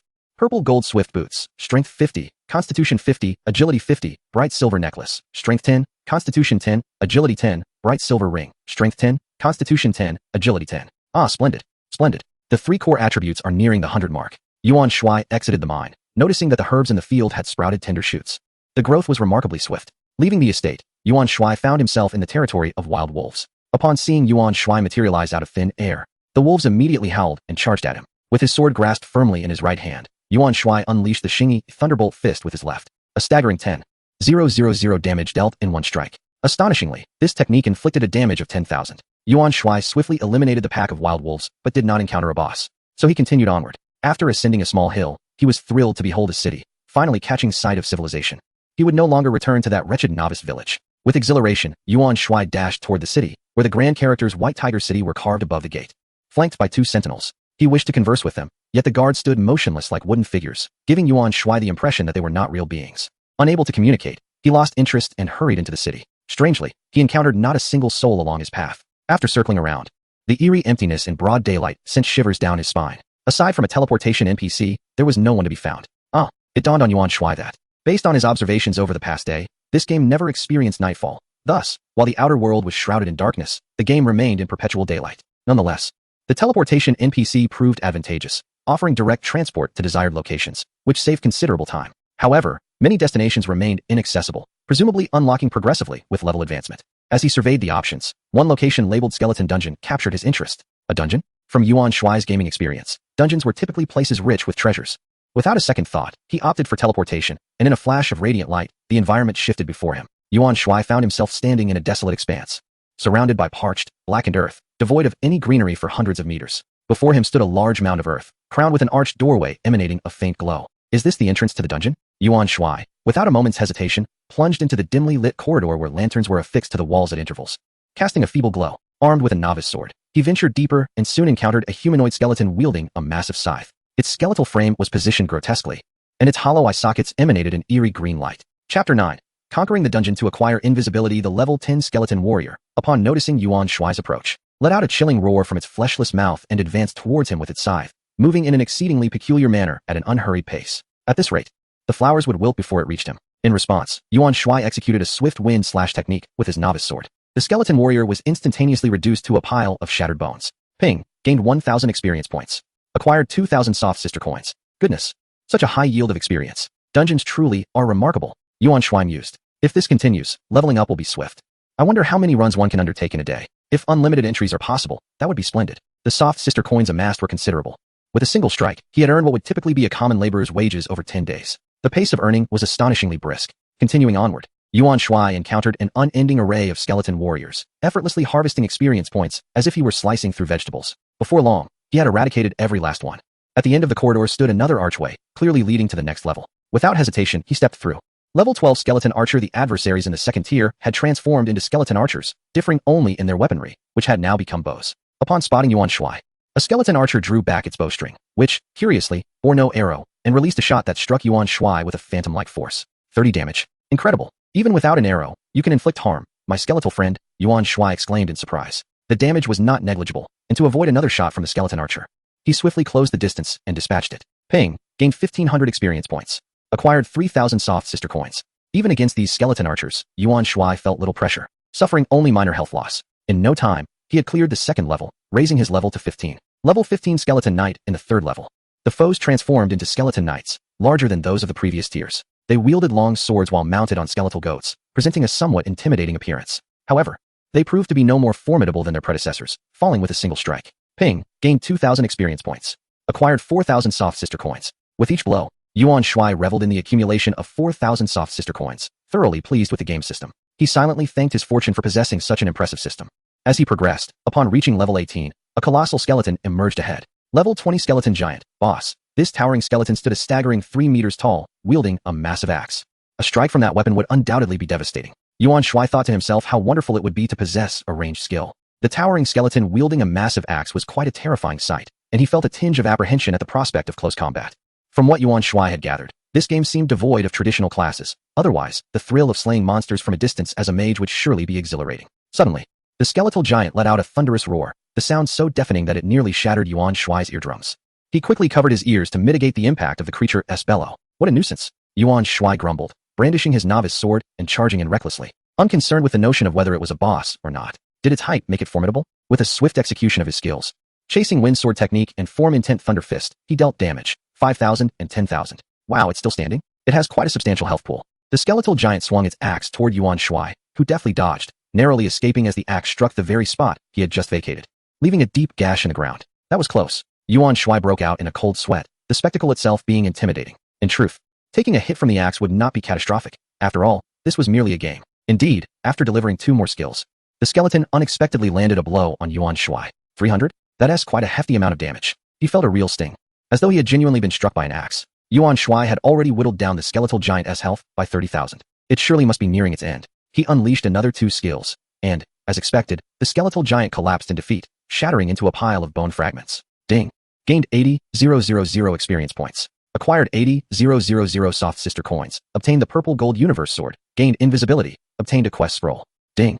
Congratulations to the host for leveling up to level 19. Gained 3 attribute points. Ding. Congratulations to the host for leveling up to level 20. Gained 3 attribute points. A series of system notifications chimed in. Yuan Shuai hastily opened his inventory. Purple gold universe sword. Requires level 10, strength 100, constitution 100, agility 100. Invisibility. Requires level 20. Upon activation, enter an invisible state. Attacking reveals you, dealing double damage. Quest scroll. Upon use, triggers a random task in the real world. Completing the task within a time limit grants star coin rewards. Wow, this equipment and skill are incredible. Yuan Shuai marveled. As for the quest scroll, he hesitated after reading the description. It involved tasks in the real world. Who knew what it entailed or how long the time limit would be? Star coins were quite precious, and he preferred to be well prepared before proceeding. Without delay, Yuan Shuai equipped the purple gold universe sword and learned invisibility. Yuan Shuai, level 20, health 20602060, experience points 20060000, strength 206, strength corresponds to attack power, normal value 10, constitution 206, constitution corresponds to health, normal value 10, agility 206, agility corresponds to speed, normal value 10. Skills: wind chasing sword technique, Shingy thunder fist, invisibility technique. Equipment: purple gold universe sword, strength 100, constitution 100, agility 100, purple gold gale boots, strength 50, constitution 50, agility 50. With a swift motion, Yuan Shuai entered a state of invisibility, leaving only a phantom behind. He dashed towards a distant skeletal knight. The wind chasing sword technique dealt 10,000 damage. Oh, what a surprise, double damage. How impressive. The invisibility technique did not specify a duration. Does it mean that as long as he refrains from attacking, he remains concealed? If so, that would be extraordinary. Returning to the real world, a sly grin spread across Yuan Shuai's face. Continuing his stealth, he arrived at the archway on the 3rd floor, stepped inside, and with a flicker, appeared at the entrance of the skeleton dungeon. Ding! Congratulations to the host for completing the skeleton dungeon. Normal difficulty. Remaining entries for today, 1. Thus concluded a dungeon run. He accumulated 650,000 soft sister coins, leveling up from level 10 to level 20, and received a weapon and a skill book. What a magnificent haul. Dungeons truly are exceptional. Noticing he could still enter the dungeon once more, Yuan Shuai checked the time. It was already 9:30 in the morning. Time truly flies. He chose not to continue grinding in the dungeon, but instead entered his manor, discovering that the medicinal herbs had grown remarkably tall. After observing for a minute, he ventured into the mine, engaging in diligent mining work. Chapter 10. Signing in to receive 1 billion soft sister coins. As Yuan Shuai exited the game, the system's voice rang out once more. Host has not yet signed in today. Would you like to sign in? He slapped his forehead, realizing how he had forgotten such an important task. Sign in. Ding. Congratulations to the host for receiving a soft sister bank card containing 1 billion soft sister coins. Password 666666. Yuan Shuai was utterly taken aback. 1 billion soft sister coins? How much money is that? How on earth does one spend such a fortune? He finally understood why the system had mentioned on the first day that the soft sister coins obtained from monster hunting were merely a drop in the ocean. Having earned over 1 million soft sister coins from slaying monsters in the game was indeed a substantial sum, yet in comparison to 1 billion, it felt insignificant. He remained in a daze for a full 3 minutes before regaining his composure, contemplating the paperwork for the villa and Lamborghini. Thus, he inquired system. Where are the documents for the villa and Lamborghini? Am I not going to be invited for tea? Host, the villa's documents are in the villa, and the car's documents are in the car. Please check them yourself. Where exactly? The villa is so vast. Could you be more specific? Host, please search for them yourself. I must say, are you jesting with me? How does one locate such a grand villa? Yuan Shuai expressed his considerable dissatisfaction, wondering why they couldn't simply inform him of its whereabouts. However, the system fell silent, its message unmistakable. You seem rather idle. Let me assign you a task. With no other recourse, Yuan Shuai began rummaging through drawers, and indeed, he discovered all the necessary documents neatly tucked away in the bedside cabinet, proudly bearing his name. As for the paperwork for the Lamborghini Veneno, locating it was a breeze. The vehicle was not particularly large. With his doubts dispelled, Yuan Shuai refreshed himself and, feeling quite pleased, drove off in the eye-catching Lamborghini, ready for a grand shopping spree. Passing by a quaint breakfast shop, Yuan Shuai parked at the roadside and stepped inside. The shopkeeper, standing at the entrance, gazed at Yuan Shuai with stars in his eyes, as though dollar signs were dancing in his mind. Yuan Shuai felt perplexed. Did the man truly believe that someone driving an extravagant car could purchase every morsel in his establishment? Even if I could afford it, I certainly couldn't consume it all. Inside, 2 customers who were having their breakfast also stared at Yuan Shuai in disbelief, leaving him to wonder if he had somehow transformed into a breathtaking beauty. Alas, this luxury vehicle drew far too much attention, making discretion impossible. But why should I seek to be inconspicuous? Finally having wealth, why would I wish to downplay it? That would be foolish. Good sir, what would you like to eat? The cheerful shopkeeper inquired. You are the proprietor, are you not? Yuan Shuai replied, taking a seat at a nearby table without glancing at the menu. Observing the shopkeeper's eager demeanor, he figured he might as well indulge him with a generous order, especially since his appetite was considerable. It was, after all, a matter of face. Emerging from a nearly 100 million yuan vehicle only to eat a 10 yuan breakfast would feel quite beneath him. The shopkeeper, without posing the foolish question of whether Yuan Shuai could finish his meal, promptly went to prepare it. Soon, a grand spread was laid before him. Rice noodles, steamed dumplings, buns, scallion pancakes, and much more. Yuan Shuai was grateful he had only ordered a single serving. What kind of car is that? The shopkeeper asked, eyes sparkling with curiosity. It must cost several million, right? Yuan Shuai merely smiled, choosing to remain silent. But another patron interjected, several million? Come now, that's a Lamborghini Veneno. You can't even buy one for money. They are now being auctioned for over 80 million. The individual proceeded to enlighten the shopkeeper while showing him the information on his phone. Goodness, 80 million? Is that true? The shopkeeper gasped, unable to believe his ears. Of course it is. Come, take a look, the patron urged, directing the shopkeeper's attention to his phone. Wow, it truly resembles the one outside, exclaimed the shopkeeper, glancing between the device and the Lamborghini in awe. This gentleman is indeed quite affluent, remarked another customer. Oh, it's merely average, Yuan Shuai modestly replied, though inwardly, he reveled in the flattery. When had he ever been the recipient of such praise? How could he not be elated? Such a wealthy individual. Yet you dine at our humble establishment? The shopkeeper inquired, his expression genuinely sincere rather than mercantile. Wealthy people are still human, and the food at small eateries is still food. Why shouldn't I indulge? Yuan Shuai replied, exuding an air of sophistication. Brother, you truly embody the essence of wealth. Unlike those who, with just a hint of affluence, strut about like peacocks. Indeed, indeed. Yuan Shuai chuckled softly, thinking to himself that this fellow was quite adept at putting on a facade. He turned to the shopkeeper and inquired, at this hour, there must be few patrons left for breakfast. Why do you still keep the shop open? Yuan Shuai was aware that vendors of breakfast typically rose at the crack of dawn, only to catch up on sleep during the day. The shopkeeper sighed and replied, business has not been particularly brisk today. We haven't sold out, so I thought I'd stay a little longer. It's such a pity to throw away unsold food. Oh, you would discard what remains? This revelation elevated Yuan Shuai's opinion of him. Noticing the absence of a mercenary air about the shopkeeper, Yuan Shuai decided to purchase the leftovers. In that case, please pack up the unsold items and distribute them to passersby. Just tally the cost, and I shall cover it. Really? The shopkeeper's face lit up with delight. Yuan Shuai nodded and gestured towards the 2 bystanders, saying, include their orders as well. Brother, you are generous. The 2 men beamed with joy, promptly offering Yuan Shuai a cigarette, a furlong wang. Yuan Shuai graciously accepted, as refusing would have been impolite. This was but a trifling act, yet the 2 men appeared as jubilant as if they had won a lottery. Though not particularly impoverished, they found immense satisfaction in such a small gesture. The shopkeeper began distributing breakfast to those passing by. Some were puzzled, while others expressed skepticism towards the goodwill. Yet Yuan Shuai remained indifferent, focusing on his own meal. Despite his substantial appetite, he found himself slightly overindulged, as he would never waste food. Coming from a rural background, he understood the value of sustenance. Do not presume that having watched a few pastoral lifestyle programs equates to understanding the true hardships of farmers. The genuine toil is something many cannot fathom. As Yuan Shuai prepared to leave the shop, he noticed a man and woman taking photos beside his car, while the shopkeeper was about to offer them a breakfast. Is that food past its prime? Why else would you be so generous? Feed it to the dog. I can't afford breakfast. The two, rather than showing gratitude, responded with harsh words. The shopkeeper felt a surge of indignation, unable to tolerate such ingratitude and false accusations regarding the freshness of the food. However, he refrained from retaliating, as offending customers was not conducive to business. Unable to stand idly by, Yuan Shuai approached and remarked, if it's for the dog, they certainly do not deserve it. The woman, agitated by his words, retorted, what is it to you? I'm hungry now, so what? With that, she snatched the bag from the shopkeeper's hands. Yuan Shuai cast a sidelong glance at her, noting her resemblance to a certain infamous figure standing at about 5 feet, likely weighing over 150 pounds, and leaning against his car, which made him apprehensive about potential damage. At that moment, the two men from the shop approached, and one of them spoke up. The breakfast was purchased by this brother to be given to passersby. Do you think that does not concern you? The woman scoffed disdainfully. Isn't it just a few bucks for breakfast? As if you've done some grand charity. If you don't want it, then don't eat it. Who cares? The short, unattractive woman tossed the bag of breakfast onto the ground, scattering its contents everywhere. Yuan Shuai shook his head, thinking that truly, ugly people often create trouble. It wasn't merely a matter of money. It was their character that was questionable. If they looked down upon something, they could simply refuse it. But what was the point of snatching it away and tossing it on the ground? Enough of this. One should not stoop to their level and tarnish one's dignity. He addressed the shop owner and then pushed the short, unattractive woman aside, pouring a bottle of mineral water onto the spot she had occupied, finding it unclean.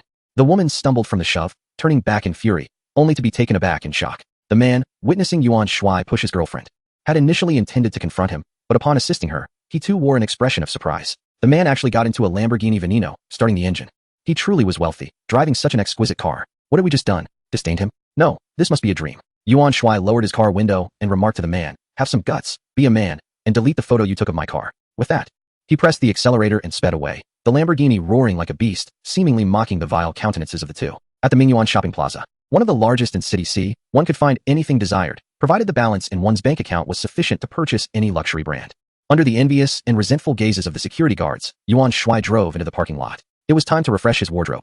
Though he had never entered this mall before, it wasn't due to a lack of funds, but rather a disinclination for shopping. It simply wasn't a pursuit for men, it was far too exhausting. Shopping was indeed a realm where men often fell short compared to women. Following the directional signs, he arrived at the third floor, home to various luxury brands. Yuan Shuai casually glanced around. It was filled with international brands, featuring spacious stores with minimalist signage, devoid of excessive embellishments. An array of goods, including clothing, shoes, bags, cosmetics, watches, and jewelry, was abundantly displayed. Just as he reached a Versace boutique, his phone rang, prompting him to pause and answer the call from Fatty Yu. While conversing with Fatty Yu, the two female sales associates standing at the entrance rolled their eyes at him, wearing expressions of disdain. What a poor wretch, daring to come to the third floor. Does he even know what this place is? Such a bumpkin. Exactly. Just look at his outfit. It clearly doesn't cost more than 200 bucks. Their sharp mockery reached Yuan Shuai's ears. Holding his phone, he glanced at the sign. Versace? Is this the quality of their sales staff? He vowed never to purchase anything from this brand in his lifetime. In contrast, two female sales associates from a nearby store named Audition greeted him with trademark smiles, showing no trace of contempt. The stark contrast is indeed striking. Both are prestigious brands. Yet the disparity is astonishing. Audition, known in Chinese as Yisun, is a brand established by a flamboyant young man in China. Initially focused solely on men's apparel, it has since expanded to include women's clothing, as well as bags, shoes, jewelry, and watches. In just a few short years, it has ascended to the ranks of world-class brands, outpacing any luxury label in speed. Last year, Audition claimed the top position in the global luxury brand rankings. This dandy truly possesses extraordinary talent. Despite his ostentation, he harbors a profound passion for design, which prompted him to create this brand with a playful spirit. While many domestic brands were pursuing volume, he opted for a refined approach. Consequently, Audition's exceptional designs and impeccable craftsmanship quickly gained popularity, attracting the attention of affluent celebrities and breaking into international markets. As for the name Audition, the young man candidly revealed in an interview that during the brainstorming phase for the brand name, he was experiencing some kidney issues, which led him to choose that rather whimsical name. Little did he know, the name would become emblematic, much like how the air conditioning in luxury cars often disappoints. The products of Audition can indeed be taxing on the kidneys. Later, he instructed to send the address, as he was preoccupied, and ended the call. After speaking with Yuan Shuai, he arranged a meeting time with Yu Panzai. Yuan Shuai was on the phone for merely 2 minutes, while the two female sales representatives muttered for 2 minutes and rolled their eyes for another 2. He genuinely feared they might roll their eyes so hard they would see their ancestors. Putting away his phone, he approached them, casting an impassive glance in their direction. The two saleswomen were not unattractive, yet their heavy makeup elicited a sense of disdain from Yuan Shuai. What are you, a paint worker? Why the thick application? He thought. What are you staring at, you country bumpkin? Scram. One of them, noticing Yuan Shuai's gaze, began to hurl insults. It was disconcerting for him to be called a country bumpkin by two mere sales representatives, but he wasn't truly angered. After all, they were just employees. Where did they derive such confidence to mock others? However, his mindset had shifted. In the past, he would have retaliated or even slapped one of them. Is the whole world your mother? I won't indulge you. With a cold chuckle, Yuan Shuai remarked. Are you the owner of this store? No, certainly not. The saleswoman instinctively replied, but then reconsidered why she should respond to this country bumpkin, retorting, what business is it of yours? Why should I tell you? Yuan Shuai lit a cigarette, took a drag, and teased, I thought you two were the owners. You act as if you're big bosses, yet you're merely employees. Or are you the little mistresses kept by the store owner, working for him by day and, well, you know. The other saleswoman was momentarily speechless, struggling to regain her composure. You uncouth country bumpkin, smoking here shows your lack of manners. Yuan Shuai glanced at the cigarette nestled between his fingers, taking another puff and directing the smoke towards their faces. There are no smoking signs here, and there's even an ashtray nearby, he remarked. However, I admit my manners leave much to be desired. Whenever I converse with those lacking decorum, I find myself descending to their level. Alas, this is a malady that requires remedy. Chapter 12. Does it bother you that your parents are so exceptional? The two saleswomen at the Fancies restaurant were taken aback as several pounds of foundation seemed to melt from Yuan Shuai's striking visage. They comprehended that he was implying their lack of refinement. You country bumpkin, what good does your bravado do? You are still a pauper. One of the saleswomen glared at him indignantly. Are you quite costly? Yuan Shuai flicked his fingers, the cigarette but landing precisely in the ashtray. Turning to her, he raised two fingers and declared, 2,000, for a night with you. The saleswoman's expression turned to one of fury. You insolent lowlife, what do you take me for? Yuan Shuai simply extended his palm. 5,000. She hesitated, glancing around. There were no customers at this hour, and 5,000 was not an insignificant sum. After all, she barely earned a few hundred in a day. It's just one night, she thought. I could consider it an encounter with a handsome stranger. But can he truly afford it? 10,000. But you must pay up front, the saleswoman whispered, wary of being overheard by her colleagues. She was resolute. As long as he paid first, a night with him would be inconsequential. Yuan Shuai's expression transformed into a mischievous grin as he turned to the other saleswoman. And you?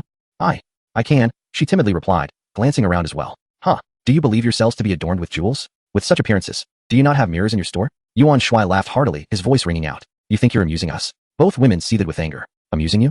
I have yet to begin, he replied. Forgive me, but I hold no interest in women of such plainness. Yuan Shuai felt an unusual sense of delight. How could these two unperceptive women pose any challenge? In times past, he would have measured his words carefully, but now, he felt free to speak his mind. As he walked towards the nearby specialty store, he could feel their fiery glares piercing him. If looks could kill, he might have perished hundreds of times over. Yet, what could they do? If they were dissatisfied, they could voice their grievances. Humph, just a penniless wretch. Let them waste their time, he thought, finding amusement in their futile anger. The sales staff at the specialty store, however, exhibited remarkable poise, greeting Yuan Shuai with a warm smile and a courteous bow. He felt quite pleased, regardless of their inner thoughts. As long as they displayed no signs of impatience, their commissions would be secure. The flamboyant young man truly possessed a certain flair, and his staff management was commendable. Sir, may I inquire what you wish to purchase? Two female sales associates promptly approached the scene. May I assist you in trying on some clothes? Yuan Shuai casually inquired as he surveyed the array of garments. Of course. Sir, which piece would you like to try? I shall fetch it for you. One of the saleswomen replied with enthusiasm. Let me take a look at this one. Yuan Shuai said, pointing at a casual shirt among the selection. Certainly, sir. One of the sales associates quickly retrieved the shirt. Yuan Shuai then made his way to the fitting room, holding the garment in hand. Wow, he is incredibly handsome, exclaimed one saleswoman. Indeed, he is strikingly attractive. A true heartthrob. I've never encountered such a captivating man before. My heart races just at the sight of him. I wonder if he has a girlfriend, another mused. Don't dwell on it. Despite his seemingly ordinary attire, his presence suggests he is anything but average. Oh, don't dampen my spirits. Can't I indulge in a little fantasy? Go ahead, let your imagination run wild. Dream sweetly tonight. As soon as Yuan Shuai shut the fitting room door, several sales associates gathered, buzzing with admiration, including those from the cash register, cosmetics counter, jewelry section, watch display, and the two at the entrance. Shortly thereafter, Yuan Shuai emerged from the fitting room donned in the shirt, still holding onto his old clothing. He gazed into the mirror, feeling quite satisfied. The design curated by his own taste was indeed remarkable, transforming an otherwise simple casual shirt into something strikingly appealing. Yuan Shuai then shifted his attention to other garments and trousers, contemplating further selections. Standing at an impressive height of 1.8 meters with a well-proportioned physique, he was naturally a model for fashion. Now, with perfectly toned muscles enhancing his frame and that devil-may-care countenance, he would look good in anything. The shirt he tried on was merely a matter of size. There was no need to test others. While Yuan Shuai was engrossed in his search for preferred attire, two individuals entered the store. The newcomers, a man and a woman, were a curious contrast. The man appeared to be in his 30s, of average looks, standing under 1.7 meters tall with a noticeable belly. The woman, aged 24, was both attractive and well-proportioned. One might wonder how Yuan Shuai could so precisely ascertain her age. It was because she was his former college classmate and girlfriend. Oh, isn't that Yuan Shuai? Have you wandered into the wrong place? Did you even notice the sign? This is my domain. Can you afford anything here? Bai Mengjie, Yuan Shuai's ex-girlfriend, immediately recognized him and began to mock him with a sardonic tone. Yuan Shuai thought to himself how small the world was, encountering Bai Mengjie here. She seemed to have found the type of man she desired, albeit one who was evidently wealthier than her previous partners. Yuan Shuai and Bai Mengjie had established their romantic relationship during their sophomore year, only to part ways in their third year due to his lack of financial means, prompting her to seek solace in another's embrace. However, this man was not the same as her previous choices. Over a year since graduation, it was unclear how many suitors Bai Mengjie had since then. Yuan Shuai had nearly forgotten about her, harboring no resentment. As long as she did not overstep, he could afford her a measure of grace. After all, they had shared a year together, which had begun quite beautifully. Yuan Shuai wore an impassive expression, reluctant to engage in conversation. Why was this woman so materialistic? It baffled him. Bai Mengjie, clad in high heels, approached Yuan Shuai with a series of deliberate steps, tugging at the tag of his clothing. Yuan Shuai, this outfit costs 12,800. Have you grown such thick skin? Can't afford it, yet you're willing to try it on for free? Yuan Shuai remained speechless. Was 12,800 truly exorbitant? He could easily slay a few monsters to obtain such a sum without even touching his billion yuan bank card. Still silent, he was curious to witness Bai Mengjie's performance. At that moment, a man interjected, addressing Yuan Shuai with an air of superiority. Mengjie, could he possibly be your impoverished ex-boyfriend? Indeed, darling, it's him. It's been over a year since we last met. Who would have thought we'd encounter him here? Bai Mengjie cooed, intertwining her arm with the man's. Yuan Shuai sighed, longing to retort. What ex-boyfriend? Could you not add a few more prefixes? Perhaps not too many, just 10 or 8 would suffice. Yuan Shuai, allow me to introduce you. This is my boyfriend, Zhen Jian, who owns a decoration company and is worth millions, Bai Mengjie proclaimed with pride. Yuan Shuai was momentarily taken aback, incredulous. Was it truly possible for someone to bear such a flamboyant name? He regarded the man with sympathy, pondering whether his parents were disheartened by such a choice. Ah, greetings. Junior. Yuan Shuai raised his hand in acknowledgement. Junior? What do you mean by that? Zhen Jian inquired, perplexed. I am your senior, thus you are my junior. Yuan Shuai explained to Bai Mengjie with a flourish. Zhen Jian, visibly irritated, perceived this as mockery, yet found himself at a loss for words. He turned to the saleswoman, declaring, I'll take that outfit. Have him remove it and charge my card. As he produced a bank card, the saleswoman understood the situation but hesitated. Unwilling to accept the card, that outfit has already been claimed by this gentleman, she stated. What is the issue? Has he made payment? Bai Mengjie interjected immediately. The saleswoman glanced at Yuan Shuai, uncertain of her next move. Naturally, she leaned towards the handsome Yuan Shuai. Oh, are you certain you want that one? Yuan Shuai thought to himself, considering that with her height and figure, the garment might not suit her. If she intended to purchase it as a rag, so be it. He could simply retrieve another. Absolutely, hurry and take it off, Zhen Jian insisted arrogantly, his expression and tone exuding the confidence of a billionaire. Yuan Shuai grinned, promptly beginning to remove his clothing. Instantly, his well-defined muscles captivated the female sales staff, their eyes sparkling with admiration. Wow, my heavens, he even has an 8-pack. So handsome, so powerful. I feel like my heart is racing. Ah, I'm about to faint. He is so attractive and fit. Being with him would provide an overwhelming sense of security. Oh no, I'm utterly smitten. What should I do? He is just too handsome. I'm in love. Bai Mengjie gazed at Yuan Shuai's chiseled 8-pack abs, feeling her heart flutter as she recalled their past together. How had his physique transformed so remarkably? Yuan Shuai handed his shirt to Zhen Jian, who accepted it with a dazed expression, glancing at his own protruding belly and feeling a twinge of inadequacy. However, he quickly regained his composure, pondering the futility of good looks and a fit body when one is still impoverished. What kind of society are we in? Wealth reigns supreme. Swipe your card, Yuan Shuai chuckled, noticing the female sales associate still fixated on him. Oh right, okay. He promptly donned his original attire, exclaiming, have you all had your fill of staring? I'm not here for your amusement, nor am I handing out freebies. As Yuan Shuai dressed, their gazes reluctantly shifted away, though their minds lingered on the sight. Zhen Jian then remembered that the outfit didn't suit him, yet having already swiped his card, he felt too proud to voice his discomfort. Yuan Shuai observed him with a smirk, thinking, what a fool you are, trying to show off. Zhen Jian, feeling humiliated, sought to reclaim his dignity and turned to Bai Mengjie, saying, darling, weren't you looking to get a new handbag? Choose one. Your husband has plenty of money, unlike some impoverished souls. Upon hearing this, Bai Mengjie beamed with delight and immediately selected a handbag, exclaiming, this one. I've had my eye on it for ages. Zhen Jian glanced at the price, 88,000. Thankfully, it wasn't a more extravagant option, though he felt a pang of pain, restoring his pride took precedence. All right, let us buy it, he said, gritting his teeth. Bai Mengjie excitedly planted a kiss on Zhen Jian's cheek, declaring, you're the best, husband. Tonight, you can have your way with me. Zhen Jian's spirits lifted at her words. The money spent was not in vain, as he had longed to explore certain intimate positions, his mind wandering to risque thoughts. Clutching her new handbag with affection, Bai Mengjie flaunted it to Yuan Shuai, saying, Yuan Shuai, look at my husband, who buys an 88,000 handbag without a second thought. Unlike you, who is so miserly. I must have been blind to have ever noticed you, a worthless bum. Yuan Shuai felt a surge of anger. This manipulative woman had completely forgotten how he had once treated her with kindness, scrimping and saving to buy her gifts and treat her to fine meals, even when his funds were limited. Greed blinds you, doesn't it? Just then, as Zhen Jian prepared to pull out his bank card, a voice interrupted. I'll take the handbag she is holding. And I want every style of that bag as well, Yuan Shuai declared, handing over his card. Everyone was taken aback. All of them. At 88,000 each?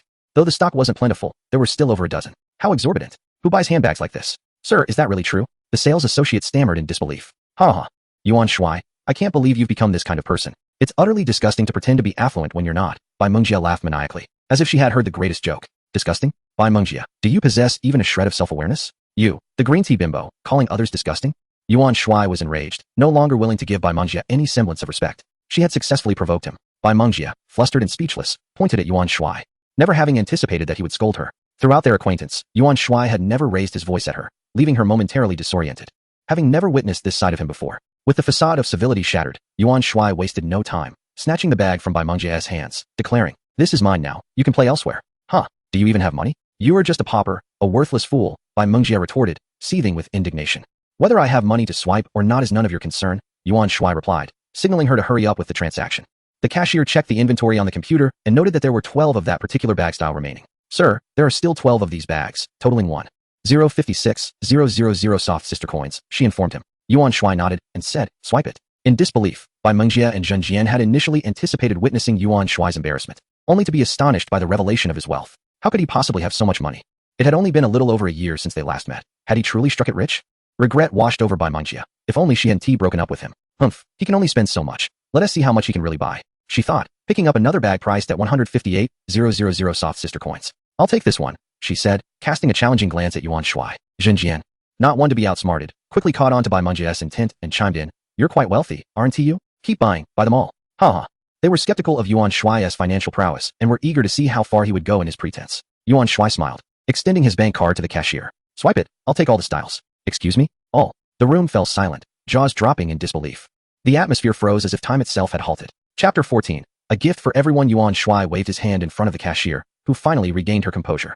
He gestured again with his bank card, prompting her to process the payment. Sir, there are currently 7 styles of bags available, totaling 12,560,000. I can give you a discount and make it 12 million. Does that work for you? The cashier cautiously suggested after checking the inventory. Yuan Shuai smiled and replied, the original price is fine, no need for a discount. Pardon? The crowd was once again taken aback. Was there truly someone who preferred to pay full price? The cashier, accustomed to dealing with affluent clientele in the luxury store, had encountered many wealthy individuals, but had never witnessed someone shop in such a manner. Her experience left her with no doubt about Yuan Shuai's financial capability. It was well known that his card was a black card from Dragon Country Bank, a card that required a minimum deposit of 1 billion to be issued. Oh, how I wish I could be his girlfriend. I would gladly trade 20 years of my life for a man so rich and handsome, she mused. Upon successfully completing the payment once more, Bai Mengjie collapsed onto the floor, utterly astounded by the extent of his wealth. Why did I ever choose to part ways with him? A wave of regret washed over Bai Mengjie, her unwillingness to accept the situation evident as her gaze wandered to the other items in the store. Driven by a frenzy, she scrambled to her feet and made her way to the glass display case adorned with exquisite jewelry. I want this necklace. I desire every piece of jewelry here. Her hysterical demeanor drew the attention of all present, who perceived her as having lost her sanity. The cashier approached her thoughtfully and said, Miss, please, enough with the commotion. While your antics may boost our sales, it is truly unnecessary. This gentleman possesses a bank card with a minimum balance of 1 billion Longwa currency. The cashier, though impressed by Yuan Shuai's wealth, felt it was unwarranted for him to flaunt it in such a manner. 1 billion? Bai Mengjie felt as if struck by a thunderbolt, the realization crashing down upon her. He actually has 1 billion. Zhen Jian, equally stunned, found himself confronted with the stark reality of his own modest fortune in comparison. How utterly ridiculous it seemed to possess mere millions in the presence of such affluence. He felt utterly humiliated, as if his face had been slapped resoundingly. In a flash, Zhen Jian pulled the half-mad Bai Mengjie away. Huh. Let this be a lesson to you. Foolish girl pairing with a green tea BTCH. A perfect match, Yuan Shuai mused, contentedly sinking into the sofa in the lounge area, lighting a cigarette. Though smoking in such a public space was deemed uncivilized, he felt an overwhelming desire to indulge in a celebratory smoke. It was exhilarating. Being wealthy truly allowed one to act with impunity. No one dared to stop Yuan Shuai. In fact, someone even brought him an ashtray. As he puffed away, he summoned all the bags from the store, a total of 58. Sir, you may provide an address, and we will have someone deliver the bags to you, the staff offered. An address? You wish to deliver them personally? Are you sending bags or people? He quipped. No need for that. There are 8 styles, correct? Bring me one of each. And Yuan Shuai counted the 9 women in the store with his fingers. Let each of you choose one. The rest, give to those passing by. Wait, is this for real? Someone asked, incredulity etched on their face. Do I look like I'm joking? Yuan Shuai replied, locking eyes with the questioner. A collective cheer erupted, as everyone rushed to claim the bags. Hey, don't forget what I said. First, give me one of each style, Yuan Shuai reminded them. Of course, as he observed the frenzy among the women.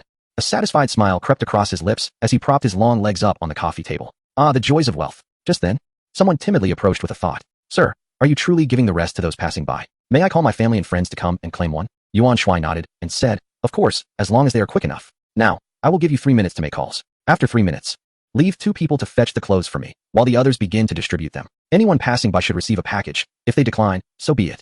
Continue until all are given away. No sooner had Yuan Shuai finished speaking than the women pulled out their phones and started dialing. Once the calls were made, 9 women rushed towards Yuan Shuai, each planting a kiss on his cheek. Handsome, I'm in love with you. Here is my number. Handsome, I can keep you warm. This is my number. And I, handsome, am still a virgin. Yuan Shuai was taken aback by this unexpected display, feeling somewhat taken advantage of. Meanwhile, in the adjacent room, several women cast envious glances as dozens of bags were carelessly handed out to passersby. The 2 women who had learned the truth were filled with regret, lamenting their earlier judgments. Why do we call him poor? He is actually a wealthy tycoon. How embarrassing. They had not only failed to secure a business deal with him, but also missed out on the gifts. If you're truly wealthy, why dress in such ordinary attire?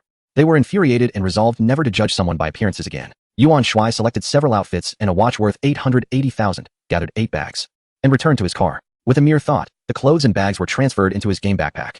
His earlier display had indeed showcased the essence of a nouveau riche. He wondered how many would label him foolish. To be honest, Yuan Shuai felt a tinge of regret about his previous actions, not out of concern for the money, which was insignificant, but because such behavior was undeniably foolish. He resolved to refrain from such antics in the future, discarding the notes with the women's phone numbers.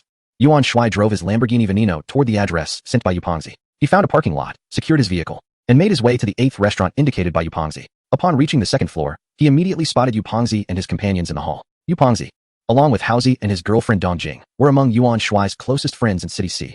Wow, Yuanzi, are you a groomsman? You look so dapper, Yupongzi exclaimed, his eyes wide with admiration. What nonsense. I merely bought 2 new outfits, Yuan Shuai chuckled in response. The group did not possess the acumen to recognize the brand of Yuan Shuai's attire, but they acknowledged that he looked quite stylish. Yuanzi, is your leg all right? Haozi inquired. Do I look like I'm in trouble? Yuan Shuai tossed a cigarette to Yupongzi and Haozi. The cigarette was merely a furlong long, not particularly expensive. But smoking indoors was clearly inappropriate. Today's gathering was routine, yet it also revolved around the significant matter of Haozi and Dongjing's upcoming wedding. Observing Dongjing's troubled expression, Yuan Shuai teased, what is the matter? Are you worried about not getting married, Miss Dong? Dongjing shot Yuan Shuai a glance and remarked, you foolish fellow, how can you still be so sprightly after being hit by a car? Heaven truly has no eyes. Yuan Shuai was left speechless, such was her sharp wit. Waitstaff, please serve the dishes. Chapter 15. Brother, you have lost weight. This was merely an ordinary day. The camaraderie among Yuan Shuai and his friends was characterized by such playful banter, and their bond was quite strong. All 4 hailed from the same school, with Dongjing being a year junior. Haozi and Dongjing were both natives of City C and had been together for over 3 years, with Yuan Shuai and Yupongzi as witnesses to their relationship, which had now reached the point of discussing marriage, spurred by the pressing urgencies of Dongjing's parents. Though they grew up in the same city, their fortunes diverged significantly. Haozi had lost both parents at a young age and was raised by his uncle, who already had 2 children, thus living in modest circumstances. In contrast, Dongjing's family was relatively well off, with both parents holding stable jobs and their savings exceeding 1 million. As their only daughter, her parents naturally wished for her to find a suitable partner. Indeed, Dongjing was a remarkable young woman, possessing both beauty and poise. Most importantly, she was pragmatic and had never looked down upon Haozi for his financial struggles. It was increasingly rare to find a girl like her who was not materialistic, and Haozi felt truly fortunate to have found such a gem. The meal, consisting of 4 dishes and a soup, was swiftly served, and they began to eat, opting not to drink alcohol in the daylight. So what's the situation? Yuan Shuai asked, taking a bite of fish without lifting his gaze. What else could it be? It's about the bride price. Haozi's partner had not yet spoken when Yupongzi interjected. How much? Yuan Shuai mused, believing that money could solve any problem. 100,000. Haozi replied, his spirits visibly dampened. He truly could not afford this sum, having just begun his job and working tirelessly as a courier. He barely saved enough to scrape by. How could he possibly come up with 100,000? He had chosen this line of work with hopes of a better salary. Unlike Yuan Shuai, who seemed to drift through life without ambition, Haozi still had aspirations, albeit starting from a low point. Isn't it just 100,000? Raising a daughter is no small feat. It's quite reasonable, Yuan Shuai remarked. Yes, it is reasonable, but I simply cannot manage it, Haozi replied with a hint of bitterness, lowering his head. Seeing this, Dongjing wrapped her arm around Haozi's, resting her head on his shoulder. Come on, could you 2 tone it down a bit? Is it really necessary to flaunt your affection in public? Yupongzi complained. I enjoy it. If you can't handle it, find someone of your own, Dongjing retorted. All right, you 2 are quite the pair. United in spirit, you're formidable, Yupongzi said, clapping his hands. He then retrieved 2 stacks of cash from his backpack resting on the adjacent chair and placed them before Haozi. Here, 20,000. This is what I managed to save by being frugal, Yupongzi said, patting Haozi's shoulder. Haozi remained silent, touched by the 20,000. He understood that Yupongzi was not wealthy either. You're nearly 200 pounds. Do you really have the audacity to speak of frugality? Yuan Shuai teased. I am indeed robust, not merely plump, you see. Yes, come on, dear friend, indulge a bit more, lest you grow too thin. Yuan Shuai served 2 pieces of meat to Yupongzi, and, upon observing the latter's considerable mass, a tune escaped his lips. Brother, you've lost weight. At that moment, Yu Pengzi, who was sipping water, inadvertently sprayed it all over the table. Simultaneously, Dong Jing managed to spray water on Yu Pengzi's face. Laughter erupted, filling the air with mirth, including Yu Pengzi himself, along with several patrons at a nearby table. Indeed, my friend, you've truly shed some pounds. From a hefty 250 to a mere 249. Keep it up and strive to remain a delightful 250. Yuan Shuai continued to jest. The laughter caught the attention of several tables within the hall. After a while, the spirits of Haozi and Dong Jing visibly lifted. Haozi picked up the 2,000 yuan and returned it to Yu Pengzi's side, saying, "Here, take this money back. What's the matter? Do you look down on this meager sum?" Yu Pengzi retorted, slightly irked. "It's not about the money at all. My parents wish to use the dowry to force our separation," Dong Jing interjected. "They are not in need of that amount, and being their only child, their wealth will eventually be mine. They merely wish to use 100,000 yuan to deter Haozi, hoping I marry someone with a more prosperous future." "What kind of career? Isn't Haozi's pursuit also a career?" Yu Pengzi exclaimed. Yuan Shuai gave Yu Pengzi a gentle admonishing slap, signaling him to lower his voice to avoid disturbing others at their meal, and remarked, "It's merely 100,000 yuan. Is that really such a slight? Any other demands?" Dong Jing shook her head, remaining silent. She could understand her parents' intentions, though her mother was somewhat materialistic. It was all for her well-being, albeit through misguided means. The meal was rendered unenjoyable due to Yu Pengzi's clumsiness, but thankfully, they had nearly finished eating. "Let us go," Yuan Shuai declared, rising first to settle the bill. Haozi, noticing Yuan Shuai heading towards the cashier, hurried after him. "What do you think you're doing?"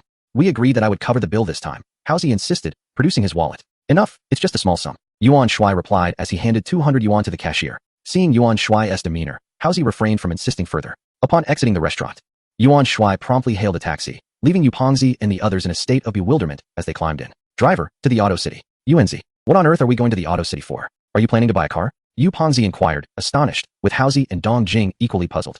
How could Yuan Shuai afford a car? Though not destitute, his finances are hardly sufficient for such a purchase. "Of course.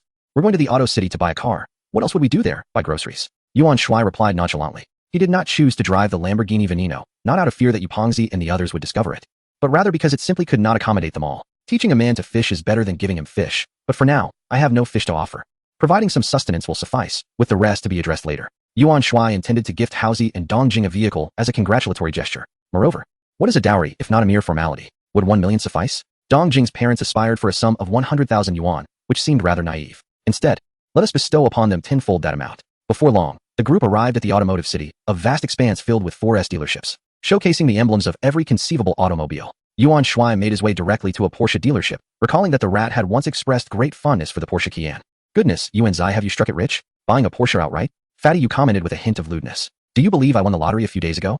Yuan Shuai replied with a grin. "I believe it when pigs fly. You, an old fool, winning the lottery? It's not that easy." Fatty Yu scoffed.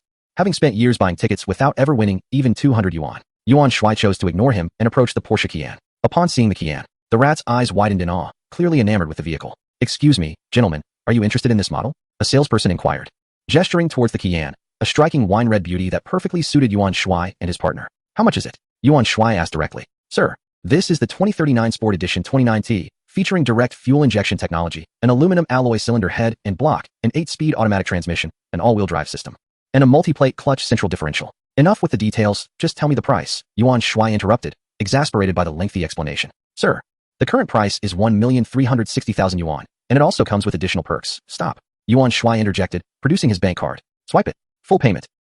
So straightforward." The salesperson appeared momentarily stunned, but with Yuan Shuai's prompt, he quickly gathered the necessary paperwork. "Goodness, Yuanzi, did you really win the lottery?" Fatty Yu exclaimed in disbelief. The rat and Dong Jing were equally astonished, exchanging bewildered glances. Had he truly purchased a Porsche Cayenne? In full payment? "I told you. It's your disbelief that's the issue," Yuan Shuai shrugged. "Yuanzi, it can't be real, can it?" Dong Jing asked, her brow furrowed. Yuan Shuai nodded just as the salesperson called for him to input his password. The group walked over, and amidst their wide-eyed wonder, Yuan Shuai successfully completed the transaction. "Goodness! Brother Yuan, I seek your patronage," Fatty Yu exclaimed, embracing Yuan Shuai in a rather ridiculous display. Yuan Shuai, visibly annoyed, pushed him aside. "Get away. This has nothing to do with you. Yuanzi, you didn't rush out of the hospital that day just to claim your winnings, did you?" The rat recalled Yuan Shuai's hasty departure from the hospital. Yuan Shuai paused momentarily before nodding. "Well, you certainly have a knack for deduction. But since you've all surmised so, let us just leave it at that." "Wow, that's incredible. How much?" the rat whispered, glancing around. Clearly, they were taking him seriously, though Yuan Shuai was uncertain how to respond regarding the precise amount he had won. As Yuan Shuai hesitated, Fatty Yu revived, holding his phone and exclaimed, "I know, wow, 36 million. Just how much is that?" It turned out he was checking the lottery results from City C, where a grand prize of 36 million had recently been awarded. Naturally, Fatty Yu assumed that the winner was Yuan Shuai. Yuan Shuai then thought of the Lamborghini Veneno, a vehicle that would undoubtedly present itself before them. There was no way he could casually present it. He wouldn't even dare mention it to his parents or sister. How on earth could he explain this? In truth, winning the lottery was merely one aspect of the situation. Yuan Shuai had yet to formulate a concrete response and decided to adopt a delaying tactic, thinking he would address it later. What? Do you have more secrets? Hurry up and spill them, or I swear I won't hesitate to beat you, Fatty Yu said, suddenly excited. The others, including Mouse and Dong Jing, looked on in astonishment, intrigued by what secrets Yuan Shuai might possess that they were unaware of. I'll tell you later. First, we need to handle Miss Dong's parents. Yuan Shuai evasively replied. Handle my parents? What do you mean? Are you going to help Mouse? Dong Jing inquired. Of course, what do you think I'm here for? Hurry up and sign the contract, Yuan Shuai urged. Sign the contract? You can't be saying that Mouse has come up with something unbelievable. Is this Porsche Cayenne actually for me? Yuan Shuai nodded and replied. Yes, go on, they're waiting. No, Yuanzi, this is out of the question. What a joke, that car is too expensive. Mouse thought about the enormity of such a favor and how he could ever repay it. Stop dawdling and acting like a coward. Don't you want to marry Miss Dong? Yuan Shuai shot back. Mouse hesitated, pondering why he should accept such an extravagant gift. But then he considered Dong Jing's feelings. Mouse, why overthink it? He got the money now. You can always pay him back later when you earn it. Fatty Yu chimed in. Alright, Yuanzi, let us just consider it a loan from you. Mouse glanced at Dong Jing and resolved his decision. The contract was swiftly signed, though the temporary license plates would take a bit longer. You all wait here. I'll go buy some things and be back shortly. Yuan Shuai planned to fetch the car and then head with them to Dong Jing's home, envisioning dropping $1 million in cash and watching their reactions. The group nodded, and Yuan Shuai exited to hail a cab to the location where the Lamborghini Veneno was parked. Once inside the car, Yuan Shuai pondered, retrieving the 8 bags he had and selecting the 2 most expensive ones, while the others returned to his game backpack. A car and $1 million in cash surely wouldn't suffice to create the desired impact. He needed something more. He decided to gift 1 bag to Miss Dong and another to her mother, but what else could he add? Yuan Shuai thought of jewelry, recalling the jade pieces he had in his game backpack. Perhaps he should acquire a piece of that? Closing his eyes, he entered the game, where his avatar was still laboriously mining, now with an abundance of ores in his backpack, including previously unseen sapphires, rubies, diamonds, and mithril. Which of these treasures would be the most valuable? Yuan Shuai was somewhat perplexed and simply chose a sapphire. With a mere thought, a sapphire materialized in his hand, resembling the color of the blue ink he had used during his school days, taking on a pillow-like shape. He held it before his eyes and found it rather pleasing. This will do, he declared, driving towards the automotive city. At that moment, his friends, the rats, had just finished dealing with a Porsche Cayenne and were loitering by the roadside, smoking while waiting for Yuan Shuai. Suddenly, a stunning Lamborghini graced their sight, gliding towards them. Wow, a Lamborghini. How incredibly cool. I can't wait to ride in one someday, Fatty Yu exclaimed with envy. Indeed, it's striking. Which model is that? Rat inquired. Let me check, Fatty Yu replied, snapping a photo with his phone and uploading it to a search engine, which promptly returned the results. Whoa, he gasped in astonishment. What car is that? Rat leaned closer. Oh my gosh, is that the legendary Lamborghini Veneno? Worth over 80 million. A license plate from C-City? Who could be the wealthy owner? Fatty Yu stared at the Lamborghini Veneno, utterly captivated. Hey, why is that car coming towards us? If it comes closer, we can see it up close. Fatty Yu nearly drooled at the prospect. The Lamborghini stopped in front of them. Its scissor doors opened gracefully, and out stepped an incredibly handsome man. Wait, what? Yuan, is that you? The two stared in disbelief, their eyes nearly popping out of their heads as they recognized Yuan Shuai. He exited the vehicle, a bright smile illuminating his face. Oh my gosh, Yuan. Is this your car? Fatty Yu exclaimed, caught between joy and disbelief. Yuan nodded silently. Get out of the way. Fatty Yu dashed into the driver's seat of the Lamborghini, while Rat hurried into the passenger seat. Chapter 17. $1 million in dowry. Yuan, confess. Is your father the richest man? Come on, you want to admit it? I'll make you regret it. Ouch, let go, that hurts. Yuan Shuai released Fatty Yu's wrist, realizing this hefty fellow was just a fool at heart. Yuan, are you going to give Rat a car and not me? Fatty Yu began again once he regained his composure. What car do you desire? Yuan Shuai inquired. Hee. I think this one is quite splendid, Fatty Yu said, fondling the Lamborghini Veneno without looking up. Are you itching for trouble? Yuan Shuai raised a fist jokingly. Wait, how about a Ferrari instead? Fatty Yu suggested with a cheeky grin. Sure, I'll definitely gift you one when you get married, Yuan Shuai replied. You promise? I'll find someone and have a flash wedding right away. Fatty Yu declared. I stand by my word. If you marry 10 times, I shall gift you a car each time, Yuan Shuai retorted. Is there anyone who curses like you? You are the one destined to marry 10 times. Fatty Yu complained. Yuan Shuai, uninterested in further banter, had no intention of gifting him a car. Given Fatty Yu's reckless driving, it would only lead to trouble, ultimately causing more harm than good. Let's discuss this in a few days. For now, the priority is to resolve their employment issues. Yuan Shuai contemplated the idea of starting a company, although he had yet to finalize his plans. At this moment, Dong Jing emerged from within, eliciting a chorus of gasps. Yuan Shuai tossed 2 bags to Dong Jing, saying, choose one, and give the other to your mother, telling her it's a gift from Housie. Wow, my designer handbag. How extravagant. Yuan, are you trying to steal Housie's thunder? Dong Jing exclaimed joyfully as she accepted the bag, making a playful jest. Let us go. Yuan Shuai then produced a suitcase he had purchased on the way, handing it to Housie, which contained a staggering 1 million in cash. 1 million? That's an exorbitant sum. I can't possibly repay that. Housie protested. Stop dawdling, let us move. Yuan Shuai insisted with an air of finality. Lushanyayu, a residential complex of modest stature in City C, was the home of Dong Jing. They traveled in a Lamborghini driven by the overweight Yu, who nearly collided with a tree due to his reckless driving. The group ascended to the 8th floor, where a woman in her 40s opened the door, Dong Jing's mother. Zhang Hui. Upon seeing Haozi, her expression darkened, and she walked away without a word. Haozi felt embarrassed. It was uncomfortable to be met with disdain upon arrival. Thankfully, Dong Jing, perceptive and compassionate, linked her arm with his to offer him solace. Zhang Hui was already acquainted with Haozi and was well aware of his circumstances. She had heard of his two close friends, whom she regarded as lacking ambition, and she did not extend a warm reception to Yuan Shuai or Yu. As they entered, Zhang Hui retreated to the bedroom, clearly uninterested in their presence. Dong Jing hastily followed her, embarking on a journey of persuasion. In the living room sat a middle-aged man, Dong Jing's father, Dong Qingsheng. "Hello, uncle. These are my close friends. This is Yuan Shuai, and this is Yu Tian." Haozi promptly introduced them, having recognized Dong Qingsheng from previous encounters. Yuan Shuai and Yu Tian quickly echoed the greetings. "Welcome. Please, take a seat," Dong Qingsheng responded warmly, exhibiting a hospitality that contrasted with Zhang Hui's attitude. "May I ask why you have come?" Dong Qingsheng inquired as he poured tea for them. "Uncle, we are here to present the betrothal gift," Yuan Shuai said, noticing Haozi's nervousness. "Oh, a betrothal gift, you say?" Dong Qingsheng replied, slightly taken aback. "Well, I do approve of this. However, my wife is a bit particular, so please bear with her. Of course, parents only wish the best for their children. Aunt Zhang is simply looking out for Dong Jing," Yuan Shuai reassured him. Indeed. Uncle Dong, it's heartening to hear you say that.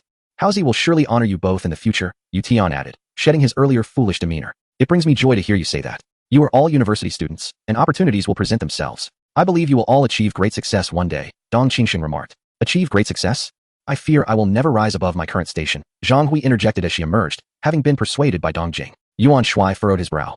This future mother-in-law of Haozi seemed to be solely concerned for Haozi and Dong Jing. He could not afford to show any anger, for that would spell disaster for them all. Dong Qingsheng chuckled awkwardly, offering a brief apology to Yuan Shuai and his companions before falling silent. It appeared that Zhang Hui was the dominant force in this household, while Dong Qingsheng embodied the archetype of a henpecked husband. The atmosphere quickly turned awkward. "Mom, could you please refrain from speaking this way?" Dong Jing implored. Zhang Hui snorted dismissively, retorting, Jing, how can I possibly commend you? You tell me. How can someone delivering packages provide a secure future for you?" "Mom." Dong Jing felt cornered. This was a conversation they had revisited many times without resolution. Discussing such matters in front of Pan Mingho was particularly uncomfortable. "Annie, my earnings from delivering packages are quite decent. I assure you.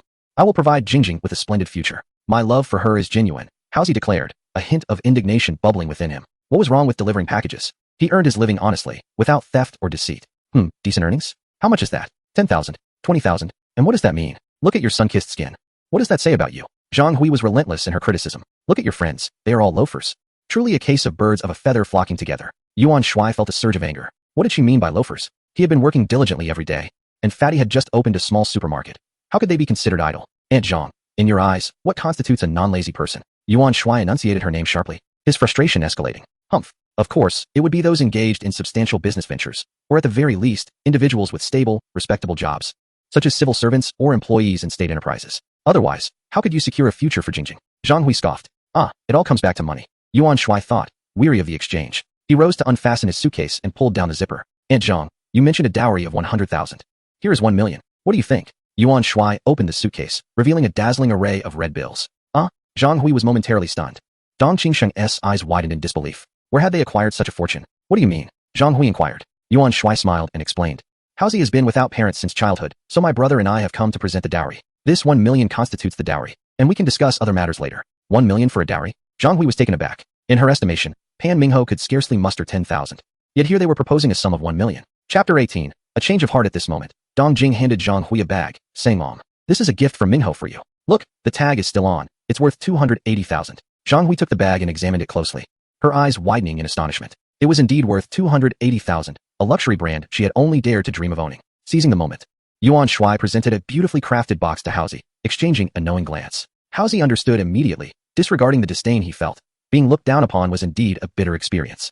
Auntie, this is also a gift for you, the rat said, extending his hands to pass over the box. Zhang Hui was still in a daze, but upon hearing this, she took the box and opened it, exclaiming in astonishment, a blue sapphire? Is it real or fake? Mom, of course it's real, Dong Jing replied confidently, certain that Yuan Shuai would never present a fake gem. My goodness, what a magnificent sapphire. How much could it possibly be worth? Zhang Hui's eyes sparkled with the allure of wealth. All you can think about is money. How mundane. Why not have it set into a necklace? It would be so much more impressive to wear out, Yuan Shuai observed, finding amusement in the situation. It seemed that everything was falling into place. After all, money could solve most problems. Aunt Zhang, about the relationship between the rat and Jing. Yuan Shuai trailed off. Oh, I have always thought Mingho is a fine young man. You all are handsome fellows with limitless potential, Zhang Hui responded, her face brightening with delight. The rat sighed with relief. After all, visiting as a guest and seeing the host smile made the occasion worthwhile. Mingho, when you return, speak with your uncle and discuss when you and Jingjing plan to finalize things, Zhang Hui said, her smile radiant as she looked at the rat. Sure, the rat replied. How could Zhang Hui not be pleased? That sapphire alone must be worth a considerable sum, though she still found it hard to believe it was genuine. All right, we shall take our leave now, Yuan Shuai announced, ready to depart since matters had been settled. Oh, why the rush? Let's have dinner first. I'll head to the kitchen now, Zhang Hui insisted, genuinely eager this time, with no pretense. Aunt Zhang, there's no need to trouble yourself. We have other matters to attend to, Yuan Shuai thought, feeling uncomfortable about lingering, especially since it was only a little past 4. Seeing that Yuan Shuai and the others were determined to leave, Zhang Hui suggested, let your uncle Dong drive you. She turned to Dong Qingsheng, who promptly stood up, ready to take them for a ride. Given their understanding, Yuan Shuai and his companions had arrived by taxi, as they did not own a vehicle. Mom, that's unnecessary. They drove here. Mingho also bought a car, Dong Jing interjected. Oh really? What kind of car? Zhang Hui asked, surprised that Pan Mingho, who usually delivered goods on a tricycle, had purchased a vehicle. A Porsche Cayenne, over $1 million, Dong Jing replied with pride. What? Such an expensive car? Mingho is truly impressive. Zhang Hui beamed, her demeanor transforming entirely, forgetting how she had reacted upon their arrival. The family descended to the ground floor to see Yuan Shuai and his companions off, extending polite hospitality, while secretly hoping to catch a glimpse of the rat's car. Upon seeing the burgundy Porsche Cayenne, Zhang Hui praised it enthusiastically, her gaze toward the rat shifting to one of admiration, starkly contrasting her earlier disdain. When she witnessed Yuan Shuai driving off in a Lamborghini Veneno, she and Dong Qingsheng were left utterly astounded. Old Dong, pinch me to see if I'm dreaming. Zhang Hui said, bewildered. Ah, that hurts. It's not a dream. Zhang Hui let out a pained groan, then inquired of Dong Jing. Didn't you say that Ming Hao's friends are not wealthy? What is the situation? That car must be worth several million, right? Who informed you? Moreover, that vehicle is valued at over 80 million. Mother, you really need to reconsider your judgment of people. Dong Jing replied, 80 million? My goodness. Zhang Hui and Dong Qingsheng were utterly astonished. All right, I will change my ways. By the way, that sapphire must be incredibly valuable. Old Dong, let us go get it appraised right away. As Zhang Hui spoke, she began to dash back, her eagerness appearing quite comical. What are you running for? What time is it? The appraisal can wait until tomorrow. Dong Qingsheng exclaimed as he hurried after her. Dong Jing shook her head helplessly, feeling a mix of emotions. Her mother was indeed very kind to her, albeit somewhat materialistic. Yuan Shuai dropped Yu Pengzi off, who lingered in the car, reluctant to exit. Yuan Shuai produced an exquisite box, the gilded lettering on it boldly declaring Audishan. Pengzi, this is for you, Yuan Shuai said as he handed over the box. Yu Pengzi opened it to discover a watch inside, his face lighting up with joy, grinning like a fool. Oh my, a kidney watch? Wow, brother Yuan, I adore you. Yu Pengzi exclaimed, attempting to hug Yuan Shuai, who disdainfully pushed him away. Yuan Shuai transferred another million to him, instructing him to expand his supermarket, if more was needed. He could come to him again. Yu Pengzi was quite different from Pan Minghao. He couldn't be given too much, or he might become reckless. Yuan Shuai had no desire to turn him into a nuisance to others. Yu Pengzi accepted the money enthusiastically, swearing he would earn a fortune and not disappoint Yuan Shuai. Yuan Shuai merely smiled, knowing there was no telling with him. Upon returning to the villa, Yuan Shuai suddenly realized he had forgotten to buy groceries. Would they be having only meat again? Too lazy to step out, he opted to continue grilling, this time preparing wild boar meat. Given the size of the wild boar, he obviously couldn't roast it whole. After slicing off a large portion, he stored the remainder back in his game backpack.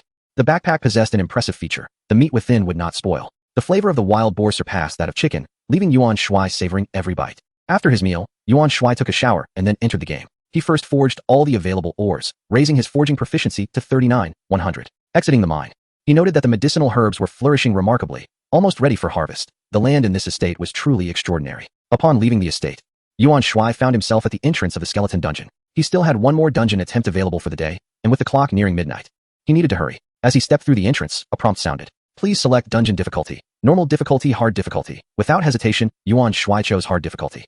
Not needing to deliberate. Why would he choose otherwise? Chapter 19. Summoning technique. Once the selection was made, Yuan Shuai entered the dungeon and immediately spotted a skeleton warrior not far ahead. The skeleton warrior, hard, level 10, is merely a level 10 entity, distinguished solely by the designation of hard appended to its name. This particular skeleton warrior appears somewhat more imposing than those encountered in standard dungeons, exuding a fiercer demeanor. Yet, what significance does that hold? It remains but a mere target for a single strike. With a swift execution of the Gale Sword technique, Yuan Shuai reduced the skeleton warrior to a mere heap of bone fragments. Ding! Gained experience points, 1500. Gained soft currency, 3000. Easily vanquished, Yuan Shuai scoffed. Ding!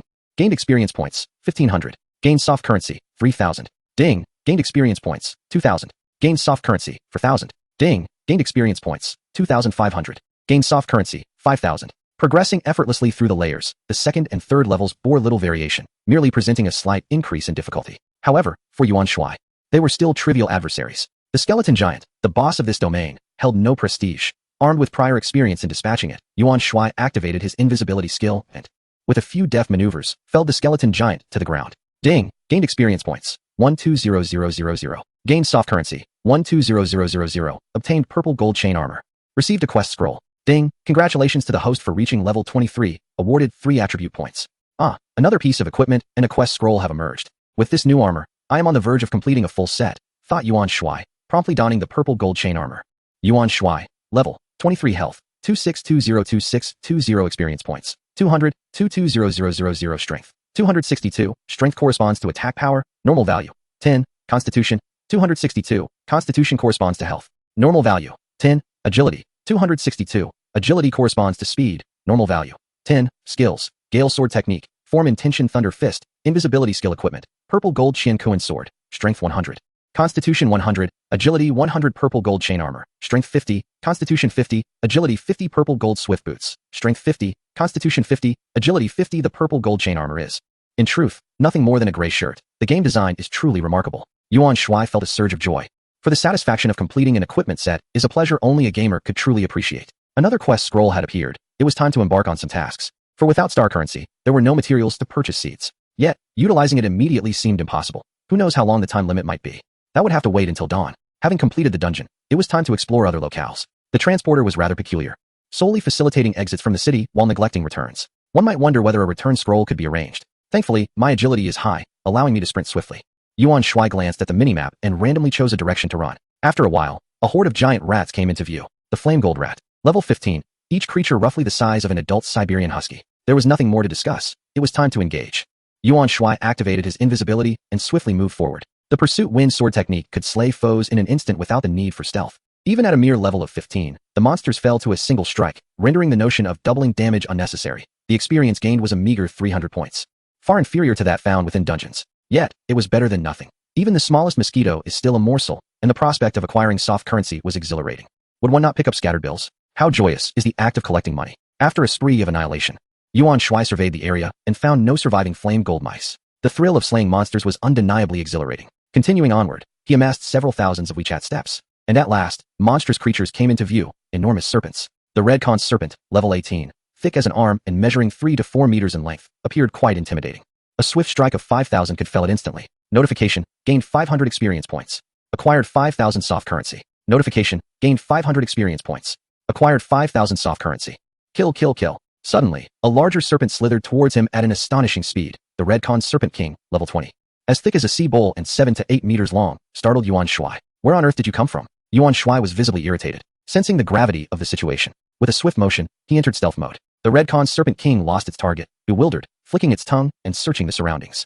Goodness, where did that human go? In a flash, Yuan Shuai appeared behind the red conch serpent king, delivering a powerful punch to its scaly body, followed by a swift sword strike. 20,000, 5,000. Then he vanished once more. The serpent rolled in pain, yet found no sign of its attacker. What in the world?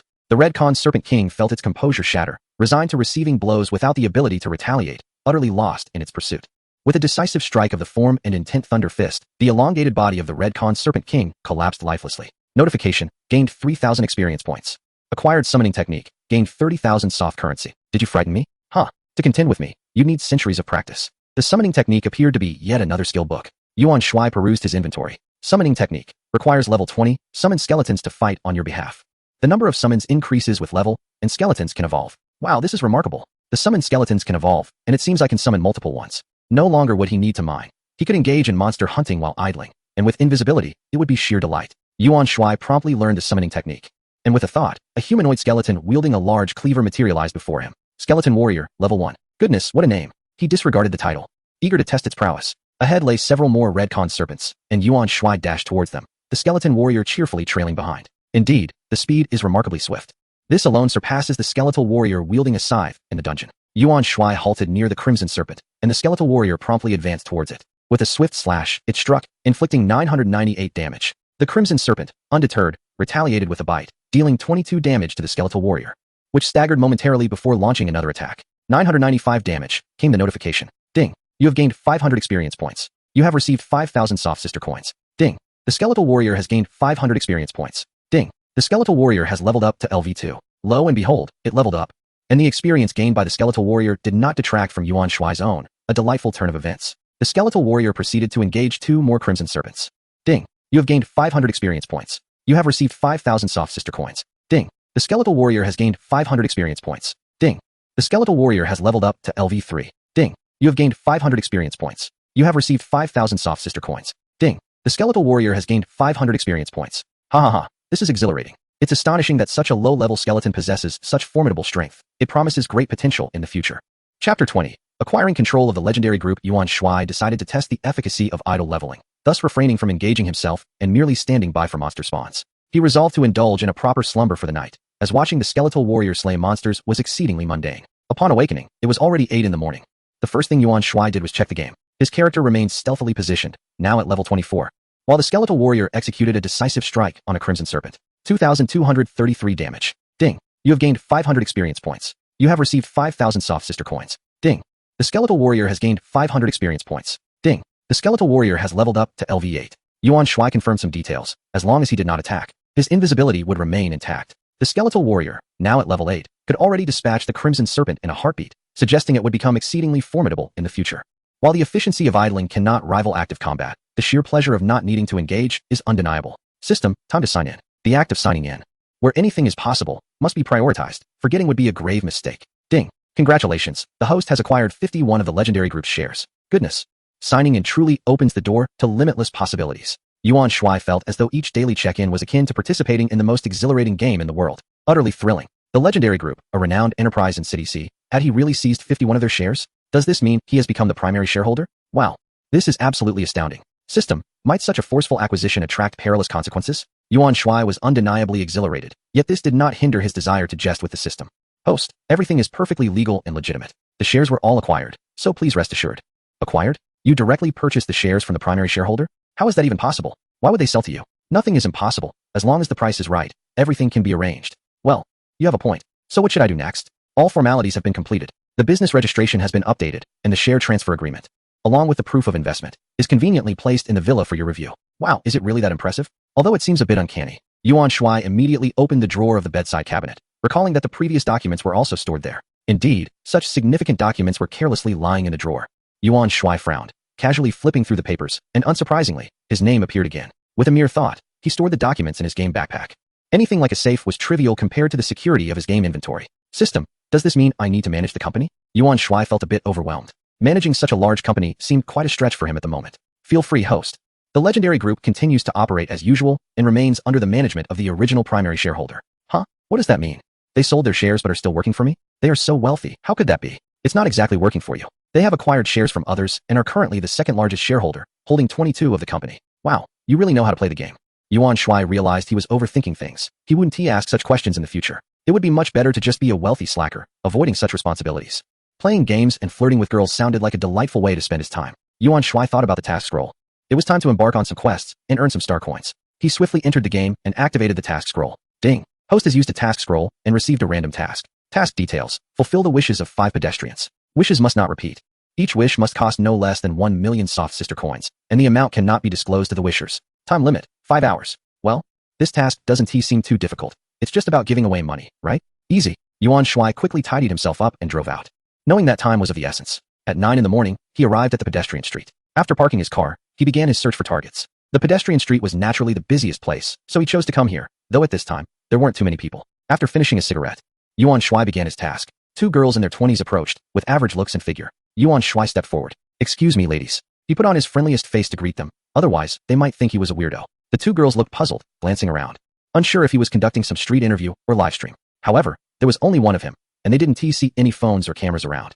I would like to inquire if you have any wishes at present. I can assist you in fulfilling them, Yuan Shuai stated with a smile, diving straight into the topic. Really? Are you serious? You aren't a fraud, are you? The 2 girls expressed their skepticism. Of course not. I am here to help you realize your wishes, not to solicit your assistance. How could I possibly be a swindler? Yuan Shuai replied, feeling somewhat exasperated. Was there no trust left in this world? Is that true? Indeed. It is. Please share your wishes, Yuan Shuai said with genuine sincerity, secretly hoping they would express a desire that would exceed 1 million RMB. The 2 girls exchanged glances, and one of them said, could you help me pay off my Huabei? Yuan Shuai felt a wave of disbelief. Was this really a wish? Could they not aspire to something grander? He turned to the other girl and asked, what about you? Could you help me with mine as well? Both girls remained doubtful. Merely speaking out of curiosity, such good fortune seemed improbable. Yuan Shuai nearly fainted in disbelief. Was this truly what they considered a wish? Is that all? All right, let me assist you. He took out his phone. Seriously? The girls were skeptical as they retrieved their phones. One owed 896 renminbi, and the other, 639 renminbi. In the midst of their astonished expressions, Yuan Shuai completed the payment, even adding a few extra hundred to each. Wow, it's really true? Thank you so much, handsome. Don't mention it. Goodbye, Yuan Shuai replied, feeling a bit disheartened, not wanting to linger, and continued his search for the next target. Why did he help us pay our debts? One girl pondered. I don't know, but he is incredibly handsome. The other replied. Indeed, simply stunning and so generous. Hey, handsome. Yuan Shuai stopped a man in his 20s. What is up? The man asked, halting in his tracks. Do you have any wishes at the moment? I can help you fulfill them. Really? The man appeared doubtful and after a moment said, I wish to find a girlfriend. Yuan Shuai's expression darkened, and he replied, I cannot assist you with that wish. What kind of desire was this? He was no matchmaker. At that moment, a girl in her 20s walked by, and Yuan Shuai swiftly approached her. Beautiful lady, do you have any wishes that I can help you realize? Is that true? The girl's face illuminated with surprise. Indeed, but please refrain from mentioning something like wanting to find a boyfriend, Yuan Shuai cautioned, glancing at the still-dazed man beside them. Well, I wish to buy a handbag. The girl tentatively suggested. A handbag. It was unlikely to surpass 1 million RMB individually, but the system never specified that one could not purchase multiple items, right? This wish had potential. Is that for real? The girl asked, unable to believe her ears. Enough with the skepticism. Let us go. We're short on time. Yuan Shuai urged, scanning the area until he spotted a store selling handbags not far ahead. Its sign featuring an intertwined L and V, Louis Vuitton. A brand well known to Yuan Shuai, is not excessively expensive. Thus, he thought to purchase several items. This aspiration must be realized. Grasping the wrist of the girl, Yuan Shuai proceeded towards the store. The man who had earlier expressed a desire for a girlfriend followed suit, curious to witness the unfolding events. Before long, Yuan Shuai and the girl arrived at the LV boutique. Welcome to Louis Vuitton. Yuan Shuai, unwilling to squander time, inquired directly, which bag is the most expensive? Initially, he believed that 5 hours would be ample time, but it soon became evident that this task was more complex than anticipated. It was prudent to act swiftly. Good day, sir. This model is currently the priciest in our collection, priced at 158,888. Yuan Shuai calculated that acquiring 7 would suffice to reach 1 million. He promptly declared, I'll take 7. Are you certain, sir? The sales assistant was taken aback. Absolutely, let us proceed. I'll pay by card, Yuan Shuai replied, handing over his bank card. Very well. The sales assistant's disbelief transformed into barely contained joy. Sir, I'll apply an 88 discount, making the total 978,750 yuan. No discount. Full price, please, Yuan Shuai insisted. What? I had calculated a precise amount, and you're telling me it totals over 970,000? What is going on? Sir, are you certain you don't want a discount? The cashier was astonished. It was rare to encounter someone who declined a discount. Yes, I'm certain. Please expedite the process. Understood, sir. Yuan Shuai entered his password, and the payment of 112,216 yuan was successfully processed. He handed the neatly packaged 7 bags to the girl. Beep. Congratulations to the host for fulfilling a passerby's wish. Current progress, 15. Yuan Shuai exhaled with relief. He had finally accomplished one wish. The girl, feeling as though she were in a dream, accepted the bags with a dazed expression. This handsome gentleman truly bought her bags, 7 of them, amounting to over 100,000 yuan. She pinched herself hard, exclaiming, ouch, that hurts. Are you really giving this to me? She asked, still in disbelief. It's genuinely for you. No need for doubt. I must take my leave now. Goodbye. Yuan Shuai said as he began to walk away. The man who had sought a girlfriend stood dumbfounded, his eyes wide in astonishment. Was it true? He had witnessed a gift worth over 100,000 yuan? Frustration welled up within him. What had he missed? Why had he mentioned looking for a girlfriend? What purpose did a girlfriend serve? I no longer desire a girlfriend. Hey, can I swap my wish? The man hastily caught up with Yuan Shuai, feeling somewhat awkward. Apologies, but you have missed your chance, Yuan Shuai replied as he exited, leaving the man in a state of regret. It was not that Yuan Shuai was unwilling. It was simply that the task's requirements permitted only one wish per individual, and if it could not be fulfilled, another person must take their place. Upon stepping outside, Yuan Shuai encountered another gentleman wearing black-rimmed glasses and inquired, My good man, do you have a wish at present? I can assist in fulfilling it. A wish? I would really like to change my phone. Mine has been in use for 4 years and is starting to lag. The bespectacled man chuckled amiably, glancing around as he spoke, perhaps in search of any onlookers with cameras. Oh really? May I see your phone? Yuan Shuai inquired, extending his hand. The man produced his phone and handed it over. As Yuan Shuai received the device, he deliberately loosened his grip, causing it to plummet to the ground. The bespectacled man exclaimed in shock. Oh dear, my apologies. I slipped. Yuan Shuai replied nonchalantly, his tone devoid of any genuine remorse, for it was all quite intentional. What shall we do now? Out with the old, in with the new. Come, let us purchase a new one. With that, Yuan Shuai promptly ushered the bespectacled man towards a nearby Huawei store. The man, awkwardly smiling, was propelled into the shop, still gazing down at his old phone, hopeful for its revival. Welcome to Huawei, greeted a rather attractive saleswoman with a bright smile. Which model do you have that is the most expensive? Yuan Shuai asked directly. Sir, this is our latest model, the saleswoman replied, gesturing to a device and beginning her pitch. That's enough, no need for the spiel. Bring me 100 units. Yuan Shuai interrupted her enthusiastic presentation. 100 units? The saleswoman stammered, unable to comprehend. Yes, indeed 100. Her face lit up with excitement at the prospect of such a commission. Please, swipe my card, Yuan Shuai instructed, handing over his bank card. Very well, please hold on. Each phone was priced at 13,000 yuan, totaling 1 3 million for 100 units. The store manager emerged upon hearing the commotion, mobilizing the staff to commence packing, filling several bags with the devices. The bespectacled man, clutching a few of the packed bags, stood aghast, his mouth agape in disbelief. "Ah, how heavy," he exclaimed. "What on earth is happening? Have I been struck by the goddess of fortune? Is this a gift of 100 phones? 1.3 million? Beep. Congratulations to the host for fulfilling a passerby's wish. Current progress, 25. Yuan Shuai strolled out of the store with effortless charm, considering the expenditure a mere trifle. As for how the bespectacled man would manage the phones, that was of no concern to him. The wish had been fulfilled. The bespectacled man stood in a daze for a considerable time before regaining his senses. "Sir, is that handsome gentleman your boss? Does he provide such generous benefits to your employees? Your company's perks are truly remarkable, and your boss is so generous and dashing," the saleswoman remarked to the bespectacled man. He replied weakly, He is not my boss. I don't even know him." "What? Really? Is that true? Who is he? Why would he give you so many phones?" The saleswoman suddenly became agitated. "I have no idea. I'm still in shock," he responded, bewildered. Is there any chance I could sell these phones back to you? I wouldn't mind if you offered a discount," he timidly suggested, avoiding the term return. Yuan Shuai returned to the pedestrian street, intent on seeking his next target, realizing that he had spent too much time on the phone purchase and needed to hurry. At that moment, a woman brandishing a selfie stick dashed in front of him, blocking his path. Chapter 22. The lottery in this enchanting scene. A strikingly beautiful woman in her 20s caught the eye. With an oval face and willow-like brows, she sported a ponytail and wore a light touch of makeup, her large, sparkling eyes radiating a captivating spirit. Clad in a simple t-shirt and denim shorts, her long, slender legs, pristine and straight, could make any man swallow hard. Exuding an aura of youthful vitality, her appearance and figure easily surpassed a score of 90. Yuan Shuai was somewhat taken aback. Just moments ago, he had been the one intercepting others, and now he found himself halted by someone else. To his surprise, he recognized this woman. She was Ling Xiaoming, a small streamer from the Tiger Fish live streaming platform. He had watched her a few times after she had revealed her identity during a broadcast. Wasn't she known for gaming and singing? Why was she now venturing into outdoor streaming? Recently, while browsing live streams, he had unintentionally stumbled into her channel and found her quite appealing, distinct from the countless cookie-cutter internet celebrities. She embodied a type he personally admired. He had assumed she was merely a product of high technology, yet here she stood in reality, just as stunning as she appeared online. It was utterly unexpected to encounter her here, and even more so to have her stop him. What could she possibly want? With keen interest, Yuan Shuai observed Ling Xiaoming, waiting for her to speak. "Hey there, I just saw you helping someone fulfill their wish. Could you help me with mine as well?" Ling Xiaoming asked, her eyes blinking playfully as she looked up at him. "What is your wish?" Yuan Shuai inquired with a smile. At that moment, the chat in Ling Xiaoming's live stream erupted with activity. "Xiaoming, we want to see that handsome guy. Switch the camera quickly. This guy is incredibly good looking. Xiaoming, we're not interested in you anymore. We want to see the handsome guy. I want to drool over him." Ling Xiaoming glanced at the barrage of comments, internally scoffing at the fervent admirers. Yet, she couldn't deny that this man was indeed striking. How could someone so handsome exist?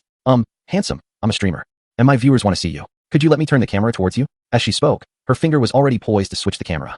With a bemused expression, Yuan Shuai replied, "I believe you may have already switched it, haven't you?" Haha, my bad, it was a habit," Ling Xiaoming said with an apologetic smile, which, to be honest, was somewhat endearing and made Yuan Shuai's heart flutter. "Wow, so handsome. I'll take a moment to appreciate this. Oh my gosh, how can someone be this good looking? Why isn't he a star? Honestly, if he streams, I'll be there every single day. This handsome guy is making my sister drool. Help." Someone else gone wild again. As the camera switched, chaos erupted in Ling Xiaoming's live stream. Yuan Shuai, oblivious to the commotion, noticed Ling Xiaoming glance at him, her face flushing a shade of crimson. "Never mind.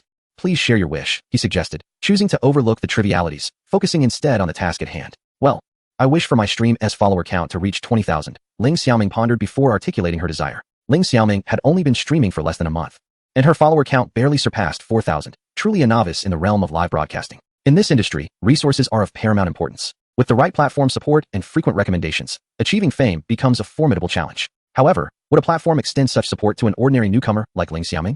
It seems highly improbable. Thus, her aspiration to increase her follower count would require considerable time, necessitating a gradual build-up of her popularity. Yuan Shuai chuckled.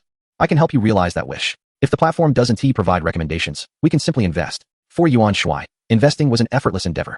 Any problems that could be resolved through monetary contributions were trivial. Showering her live stream with rockets and other extravagant gifts would ensure a broadcast across the entire platform. Additionally, each rocket would leave behind a treasure chest in her stream, randomly containing various small gifts that anyone could rush in to claim.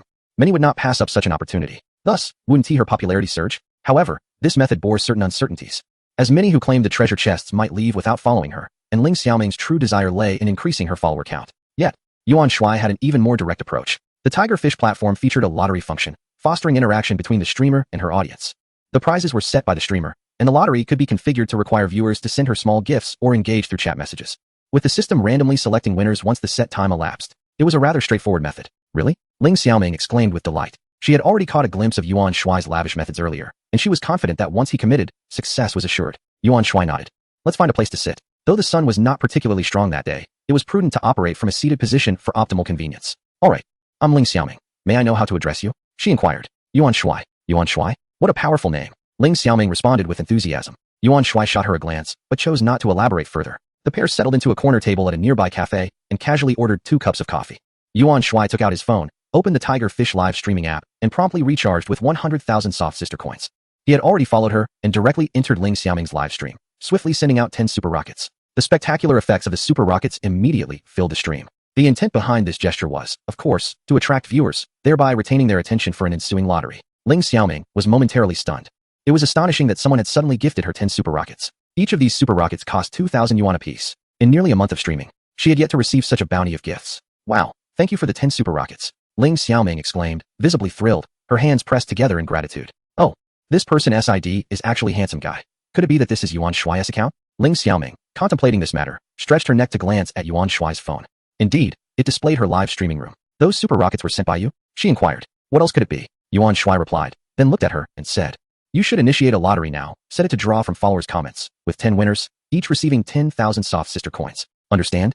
Ling Xiaoming was still pondering how Yuan Shuai knew her live stream number. Had he watched my stream before? How did you come to know my live stream number? She asked, astonished. Damn it, I forgot. Will this little girl become too smug? I feel so embarrassed, he thought to himself.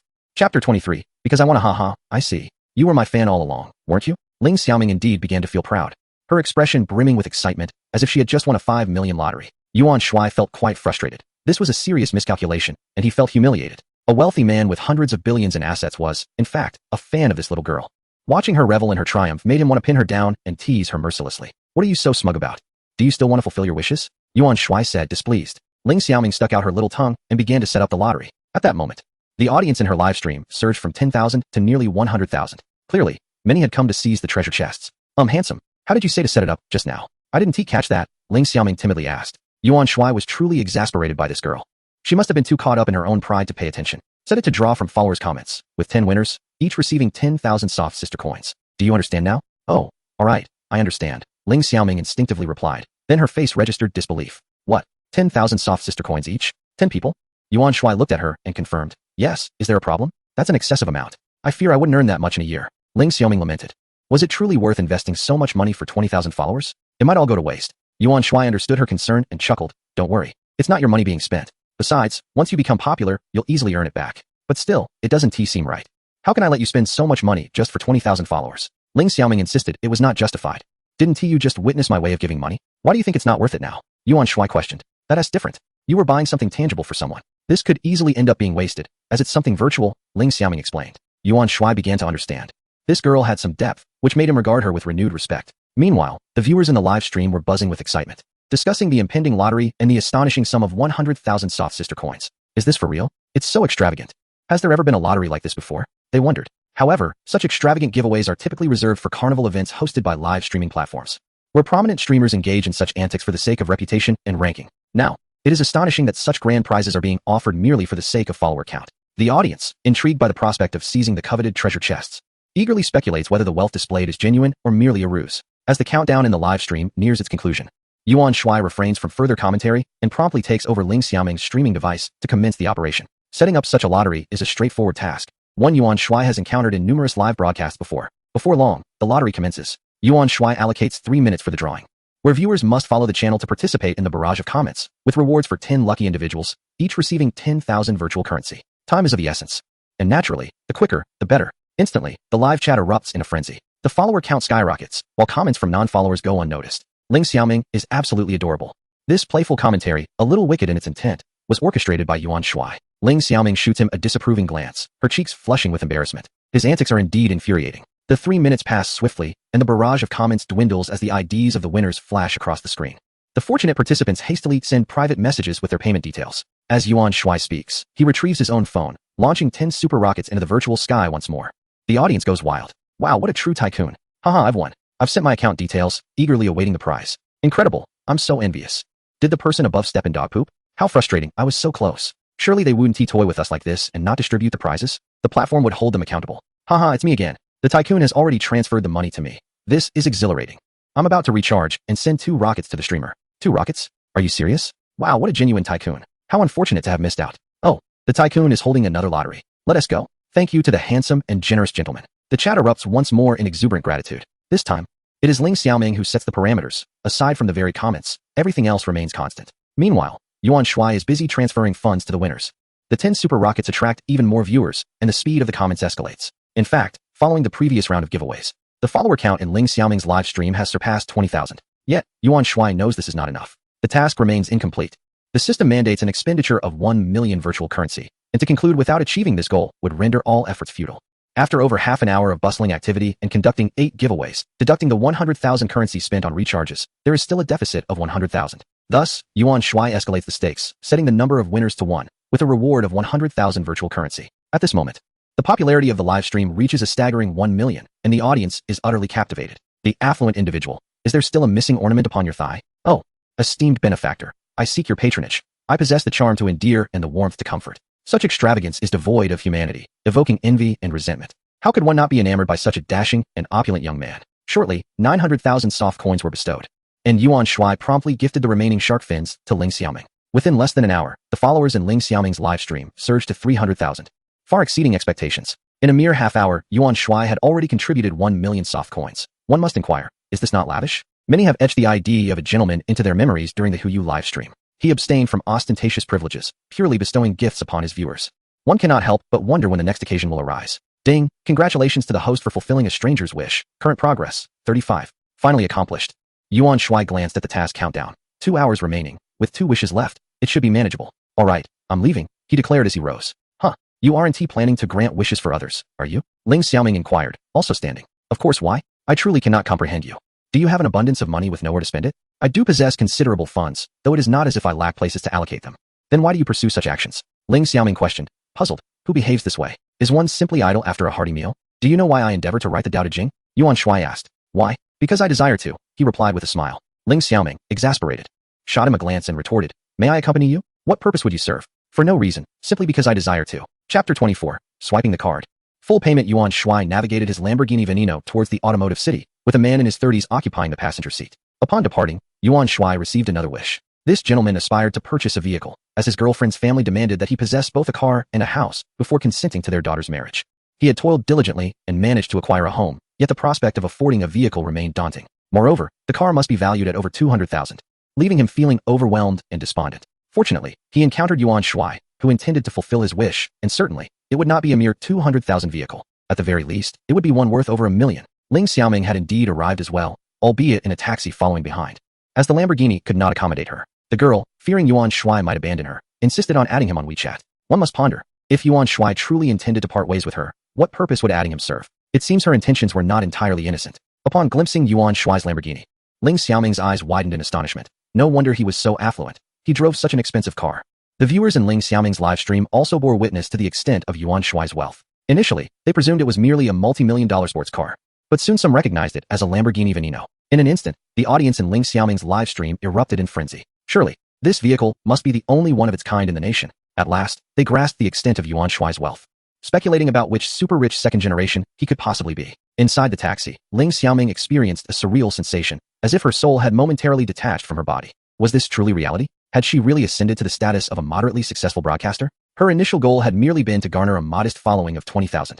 Yet now she boasted over 300,000 admirers. Her popularity hovered around 1 million, a stroke of fortuitous luck that nearly left her breathless. Xiaoming, you must pursue that charming young man. He is not only dashing but also incredibly wealthy. It would be foolish not to chase after him. The voices around her urged.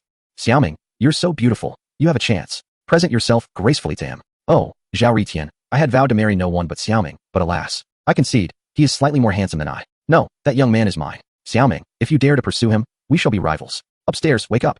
That young man is one you shall never possess. Ling Xiaoming gazed at the barrage of suggestions flooding her screen, her thoughts in disarray. It was undeniable that such a handsome and affluent young man would stir anyone's heart. But was she truly ready to take the initiative? Oh dear. I lack experience in such matters. Perhaps it was best to follow him for now. The priority was to stabilize the viewer count in her livestream. A charismatic man assisting passersby in achieving their dreams could not be overlooked for the sake of her broadcast. Puffing her cheeks in determination, she resolved to cling to him today. Before long, Yuan Shuai arrived at the automotive city, where the man indulged in the exhilarating experience of riding in a Lamborghini Veneno, an experience that 99% of the world would never know. Almost reluctant to disembark. What brand of car do you fancy? Yuan Shuai inquired. Brother, you can't be serious, right? The man hesitated, still in disbelief. Quit dawdling. We're pressed for time. Yuan Shuai urged. Anything will do. I'm not picky, he replied. All right then, let us go with a Mercedes. Noticing a nearby Mercedes dealership, Yuan Shuai decided against wandering further. Yuan Shuai, wait for me. At that moment, Ling Xiaoming exited the taxi, brandishing a selfie stick and striding toward him with her long legs. Yuan Shuai said nothing, allowing her to capture the moment as she pleased. Good day, sir. What vehicle would you like to see? A saleswoman rushed over upon spotting Yuan Shuai's entrance. The G-Class, please, he stated. We have that available, sir. The G-Class is right this way, the saleswoman stammered, her cheeks flushing as she guided Yuan Shuai to a sleek black G-Class. Yuan Shuai wondered why she appeared so bashful. What was it about a simple inquiry that could cause such a reaction? Meanwhile, the man lagged behind, hesitating. Yuan Shuai felt a twinge of irritation. Time was of the essence. How much for this one? He asked, recalling that the G-Class typically commanded a price exceeding 1 million RMB. While he was less certain about the other models. Sir, this one is priced at 1,800,000. Charge it to my card, full payment.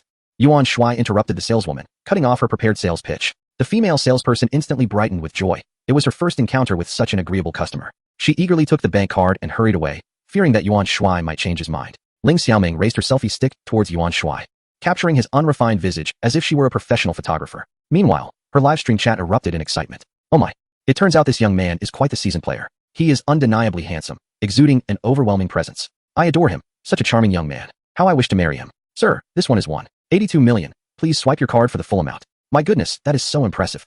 My heart races just watching it. Xiaoming, are you in the auto city? I'm coming right over. Wishes are unimportant. I just want to see that young man.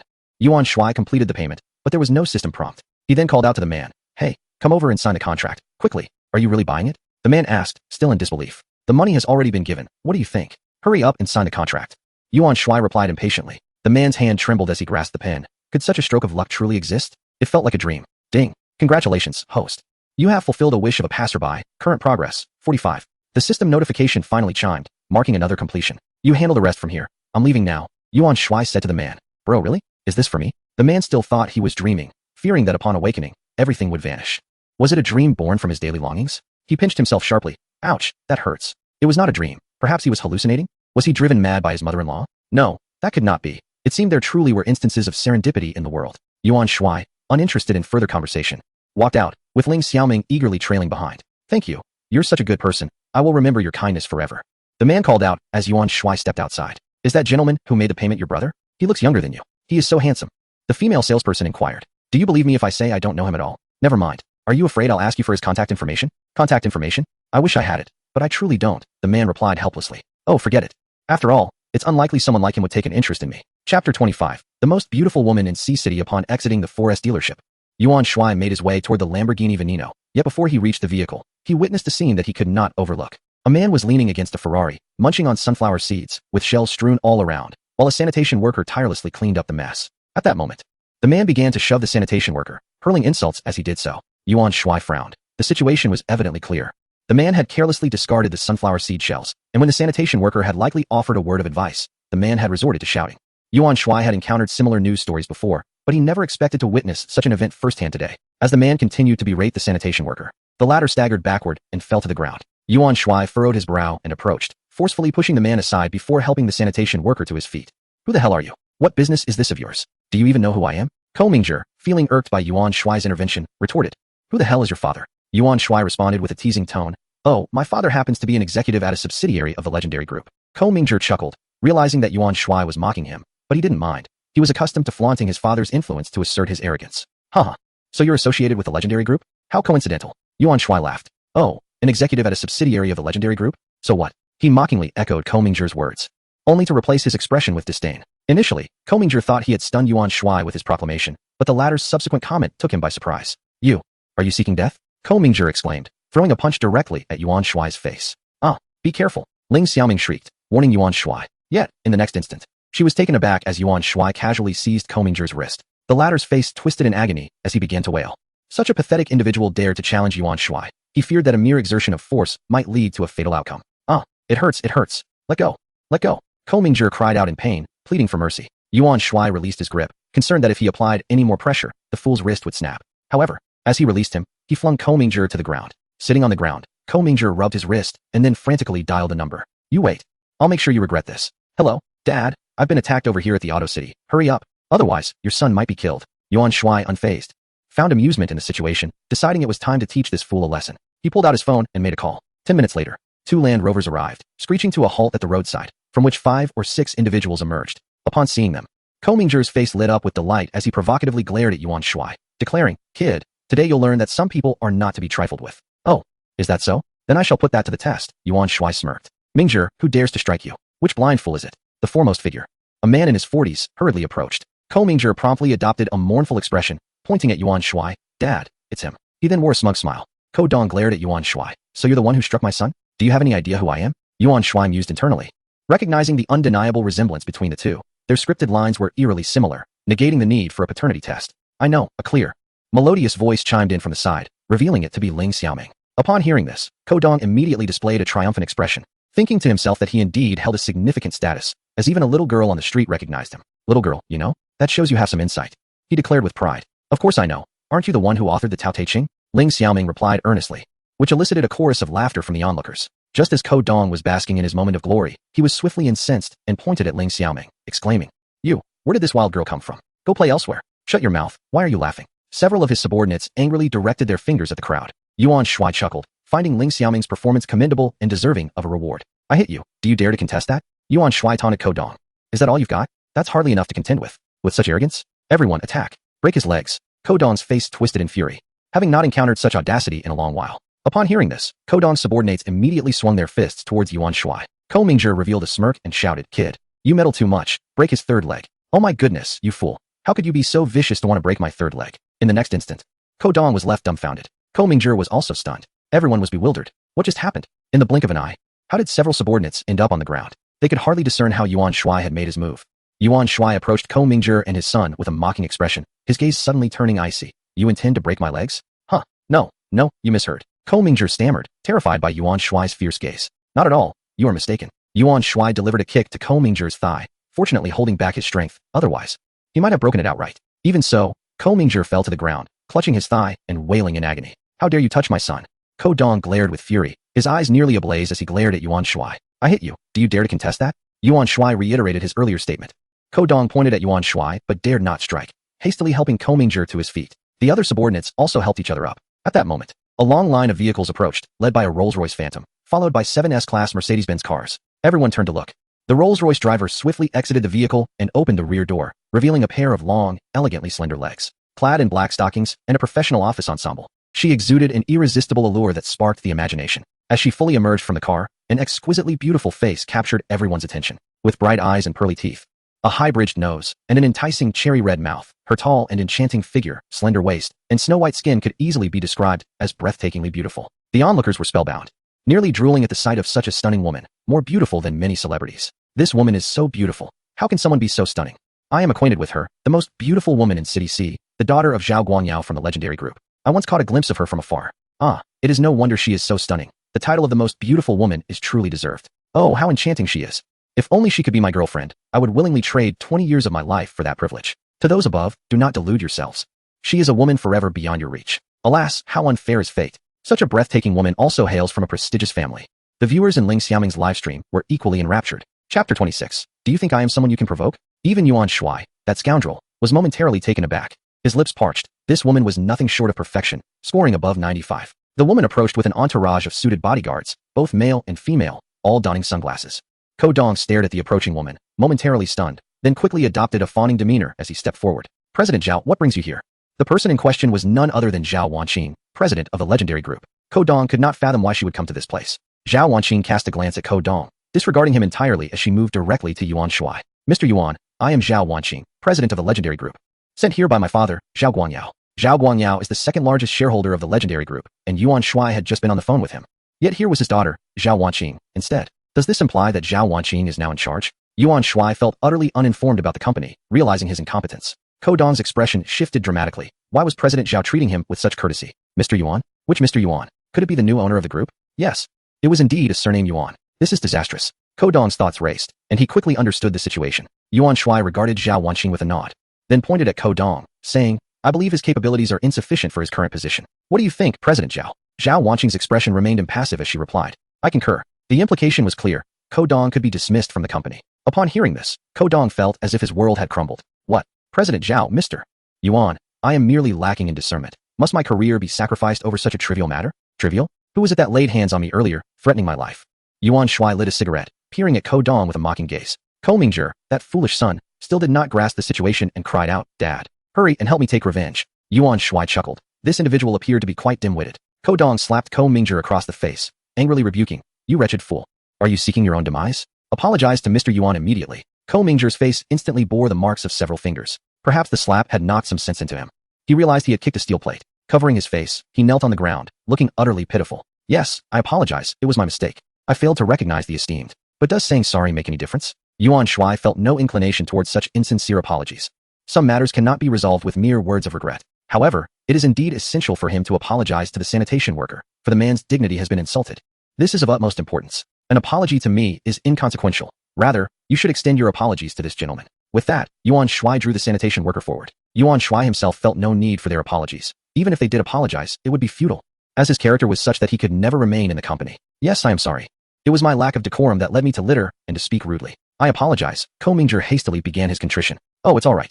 Just refrain from such behavior in the future," the sanitation worker replied with a simple, honest demeanor. Upon hearing this, Ko Mingzhi immediately stood up, feeling a sense of relief wash over him. Yuan Shuai exhaled a cloud of smoke directly into Ko Mingzhi's face. "Do you think I can be provoked by you? Huh? Provoked? Yes, provoked." Ko Mingzhi dared not meet Yuan Shuai's gaze, keeping his head bowed in submission. "You wouldn't entertain the idea of seeking revenge against this gentleman, would you?" Yuan Shuai inquired further. No, we wouldn't dare." Ko Dong quickly interjected, shaking his head vigorously like a rattle. "Ah, Land Rovers and Ferraris, such wealth. Do the executives of our subsidiary enjoy such lavish benefits?" Yuan Shuai mused, glancing at the two Land Rovers Ko Dong had driven in, then gesturing toward a Ferrari nearby. Upon hearing this, Zhao Wanqing immediately remarked, "I will instruct the legal department to initiate an investigation." No, Chairman Yuan, General Zhao. "We truly have no intention of retaliation," Ko Dong hurriedly affirmed. Yuan Shuai smirked devilishly and commanded, "Disappear from my sight at once." Yes, we shall leave promptly." Ko Dong and his companions responded, as if granted a pardon, hastily jumping into their vehicles and driving away. "Chairman Yuan, Ko Dong has been with the company for over a decade, and his wife is a businesswoman. While he may not have the cleanest of hands, he should not pose a significant issue," Zhao Wanqing explained after Ko Dong and the others had departed. "Oh, I merely intended to frighten him a little." "I am not questioning you," Yuan Shuai remarked casually. "I understand, but I felt it necessary to mention it," Zhao Wanqing replied. Despite her youth, she was acutely aware that Yuan Shuai was merely intimidating Ko Dong. Yet, it was important to clarify. For one could never be sure of Yuan Shuai's disposition. What if misunderstandings arose? Today was her first encounter with this enigmatic figure behind the scenes.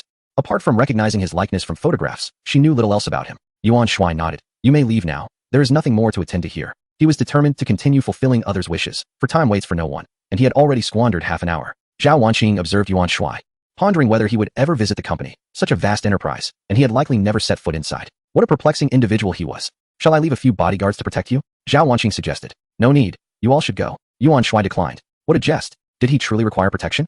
His call to Zhao Guangyao was merely to address Ko Dong. He had no knowledge of Ko Dong's position within the subsidiary and did not recognize him. "Very well," Zhao Wanqing replied, leading her team away, but leaving one vehicle discreetly trailing Yuan Shuai, not to stalk him, but simply to ensure his safety from the shadows. Yuan Shuai gazed at the sanitation worker and thought to himself that individuals like him truly deserved assistance in realizing their aspirations. Thus, he inquired, "Sir, do you have any wishes?" The uncle, somewhat bewildered by the earlier commotion, responded with a simple smile, "A wish?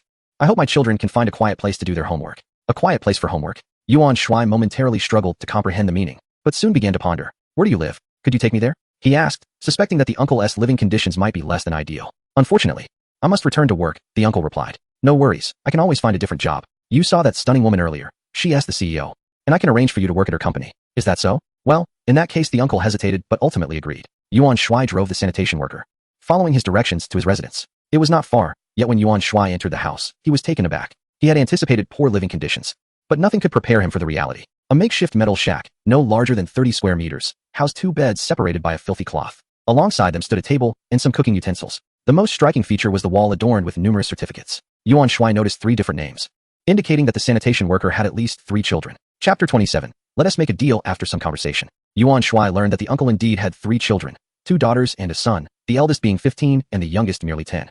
He had been solely responsible for their care since his wife had left him 5 years ago. As he recounted the heart-wrenching past, tears welled in his eyes. This man, barely in his 40s, appeared to be well over 50. Yuan Shuai felt a pang of empathy, powerless to criticize that woman, while Ling Xiaoming, who had followed in a taxi, was already weeping profusely. "Uncle, let me take you somewhere," Yuan Shuai said gently. Soon, he brought the sanitation worker to a nearby real estate sales center. The sales assistant, taken aback by the unusual trio, a tall and handsome young man, A stunning woman wielding a selfie stick and a sanitation worker clad in a reflective vest was momentarily speechless. What is this situation? Hello, sir. Are you here to view properties?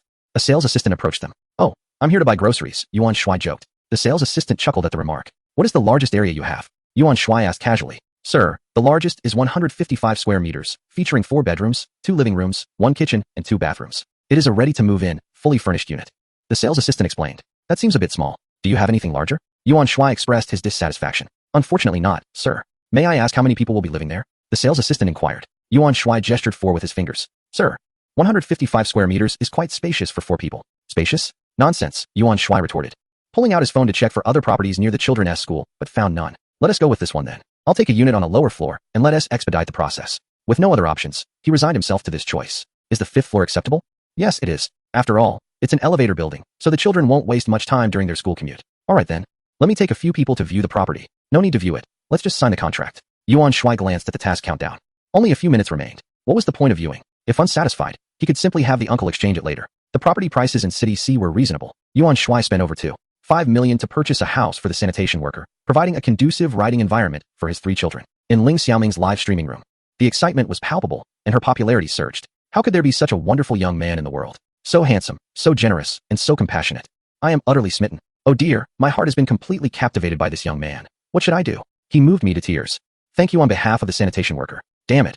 Even as a grown man, I was brought to tears. I was initially skeptical of him, but now I am completely won over. Seeing him, I have even thought of names for my future children. To the one above, let's duel, an all-or-nothing battle. In the Legend Group building, Zhao Wanqing was in the president's office, perusing documents. Yet she found it impossible to concentrate as Yuan Shuai's handsome visage kept drifting into her mind. He appeared so indifferent to me. Has my charm diminished? Contemplating this, Zhao Wanqing took out a makeup mirror, scrutinizing her reflection from every angle. Normally confident, she now began to doubt her allure. What has come over me? Don't I usually despise those obnoxious men staring at me? Isn't it better that he doesn't look at me? At that moment, her phone rang. It was a call from Yuan Shuai's bodyguard. The bodyguard reported that Yuan Shuai had gone to purchase a house for the sanitation worker. I see. Zhao Wanqing replied before hanging up. A faint smile graced her lips as she thought to herself how unexpectedly compassionate that man was. Just then, her phone chimed again. Is this President Zhao? This is Yuan Shuai. Upon answering, she was greeted by a voice rich with charisma, soothing to the ears. It's me. Is there something you need? Chairman Yuan, have your bodyguards purchase all the furniture and appliances for the house I just bought. I'll reimburse you later. Also, is there a company nearby? Arrange for that uncle to work there with a higher salary, on my account. Understood. By the way, Chairman Yuan, I was just ensuring their protection. Zhao Wanqing hadn't anticipated Yuan Shuai would notice his bodyguards following him, feeling foolish for her actions. What if he misinterpreted it as stalking him? All right, I understand.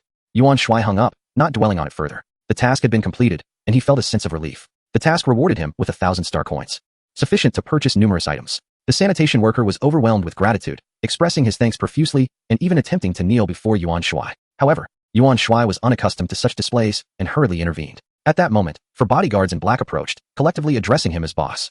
It was indeed the 4 individuals left behind by Zhao Wanqing. Yuan Shuai, still unaccustomed to being referred to as boss, waved his hand dismissively and said, "You all follow this gentleman to inspect the property and take the measurements. Ensure everything is done impeccably. I shall take my leave for now." Understood, boss. Yuan Shuai felt a profound sense of accomplishment with this final task. These 3 youngsters had excelled academically, and he hoped they would achieve great things in the future, repaying their remarkable father in kind. Ling Xiaoming, today, had witnessed the true essence of opulence, embodied in a man with a generous heart. She finally found herself seated in a Lamborghini Veneno, feeling a mix of excitement and curiosity about the man behind the wheel. Stealing glances at Yuan Shuai, she could not help but feel a flutter in her chest, as if a fawn was bounding within her. In the live stream, viewers expressed their gratitude. Thanks to Xiaoming for allowing us to ride in such a lavish supercar as the Lamborghini Veneno. What a thrill. Luxury cars truly are a different realm of comfort. 1 million viewers virtually joined the ride, exclaiming, "Thank you, handsome. Oh dear, you are over the limit. Wow, this is more than just a little overboard." As the clock struck 2 and lunch had yet to be served, Yuan Shuai escorted Ling Xiaoming to a 5-star hotel. The security staff, upon seeing such a dazzling supercar, hurried over to open the door for Yuan Shuai, exhilarated by the sight of the Lamborghini Veneno. As Yuan Shuai stepped out, he casually retrieved 200 yuan notes from his pocket and handed them to the guard. The guard's face lit up with gratitude. Thank you, sir." Yuan Shuai waved him off and led Ling Xiaoming into the hotel. Suddenly, Ling Xiaoming remarked, "Oh no, I have fans coming over." "What for?" Yuan Shuai inquired. "Isn't it obvious? They came to see you," she pouted, feeling disgruntled that none of her fans expressed a desire to visit her. All were there for Yuan Shuai. Humph. Just because he is handsome? Yuan Shuai found it perplexing, pondering why people were so enamored by mere looks, a fit physique, and wealth.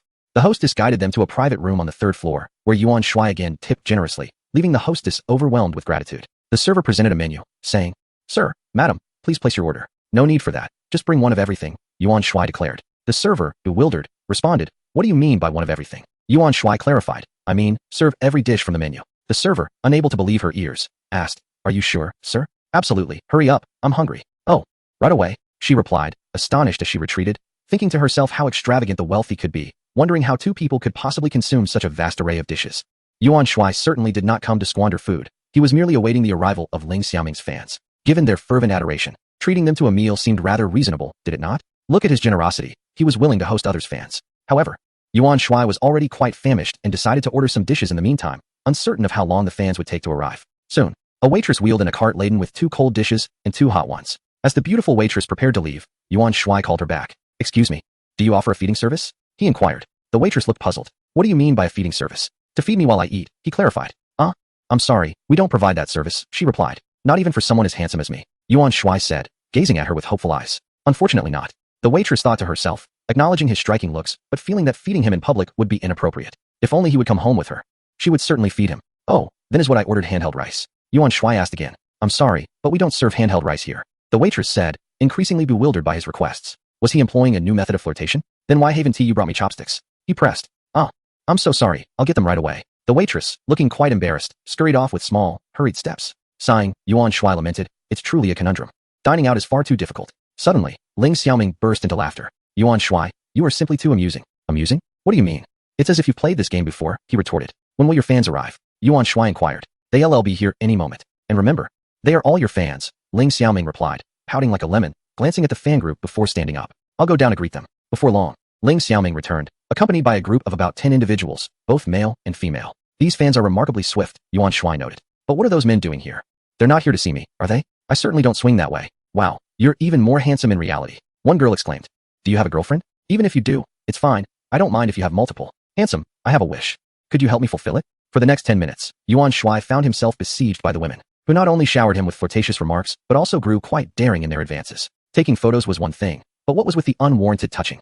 Were these women truly that desperate? Honestly, cucumbers and eggplants are not that expensive these days. If you can't afford them, I can sponsor you, he thought, relieved that they all possessed decent looks. Otherwise, he would feel quite cheated. The men in the group were not overly intrusive, or Yuan Shuai would have certainly retaliated. The serving staff, noticing the scene, watched with envy, wishing to interact with him but lacking the courage to do so. Fortunately, the arrival of the waitstaff brought a reprieve for Yuan Shuai, as their presence prompted the female fans to settle down, allowing everyone to take their seats and begin the meal. Upon witnessing an opulent array of exquisite dishes laid out on the table, the guests expressed their astonishment, eagerly retrieving their phones to capture the moment and share it on social media. How could one not indulge in a bit of showmanship to honor oneself and the nation?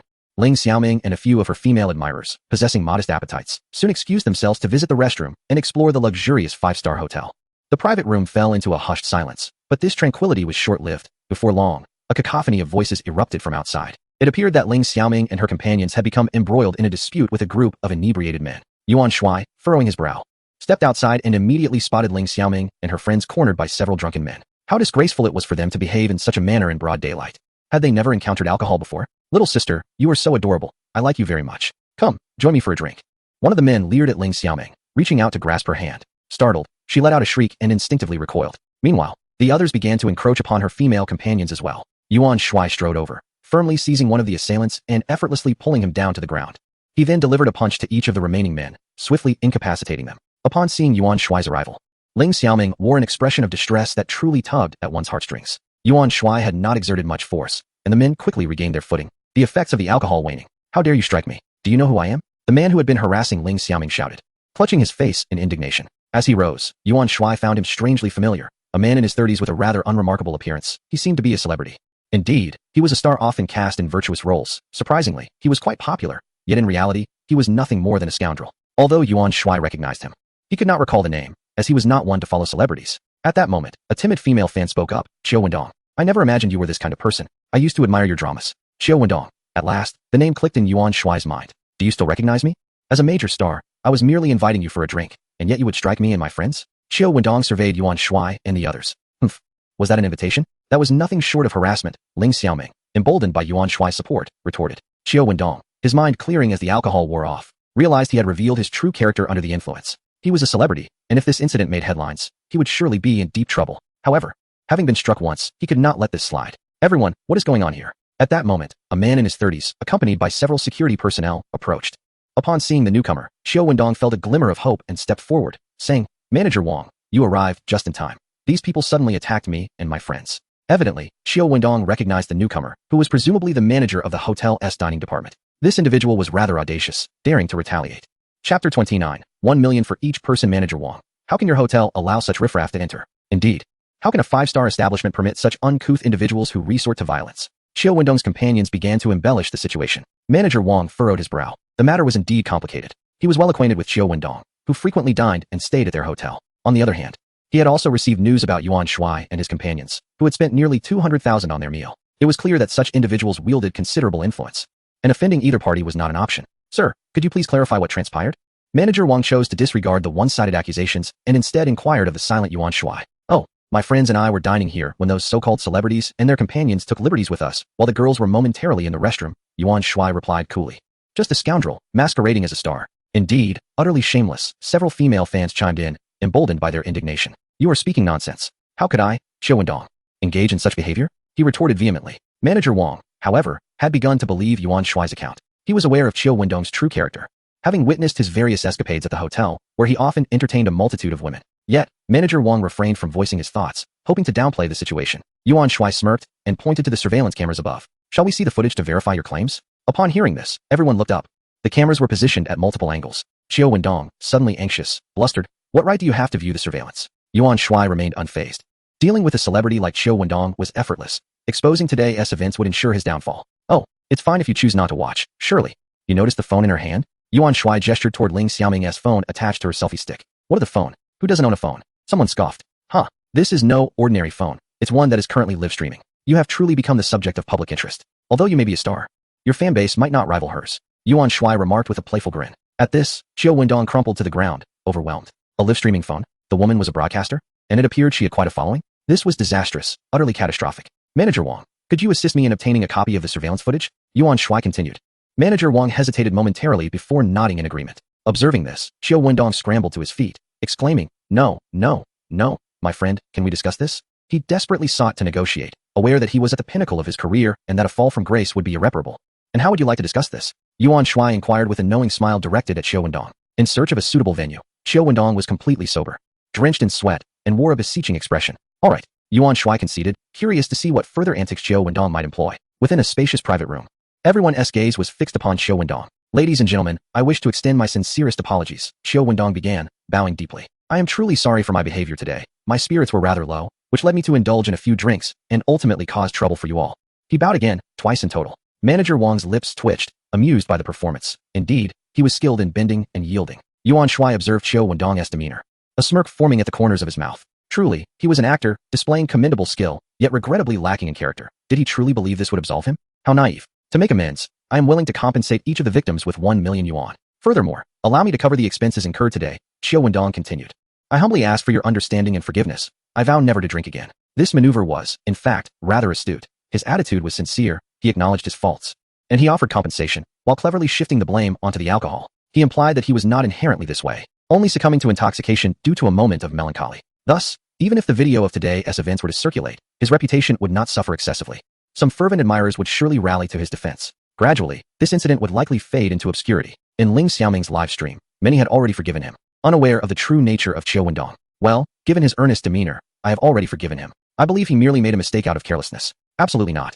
How could we forgive him after he laid hands on Xiaoming and her friends? Indeed, it's a miracle I haven't dealt with him more severely. Henceforth, I shall resolutely boycott his dramas." Yet, a considerable number remained unconvinced. "Xiao, the celebrity, is indeed generous. 1 million each," Yuan Shuai remarked, pausing before adding. "Is 1 million really that substantial? It hardly covers my daily expenses." Upon hearing the first part, Xiao Wendong felt a flicker of hope, but the latter half dampened his spirits. This person was quite extravagant. It was evident from his designer attire that he was affluent, but to what extent?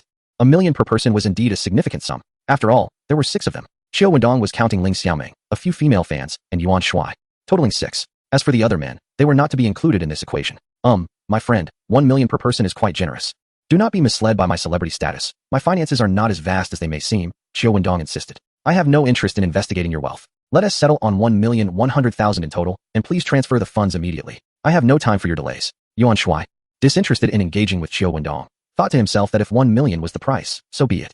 He considered that exaggerating the amount might lead to Xiao turning against him and accusing him of extortion. Yuan had alternative strategies to deal with Xiao Wendong. Earlier that morning, As he perused the contracts of the Legend Group, he casually glanced and noticed a subsidiary named Tianyu Media. Subsequently, he researched Xiao Wendong on his phone and discovered that he was indeed an artist under Tianyu Media. This presented a convenient opportunity, and a wolfish grin crept across Yuan Shuai's face.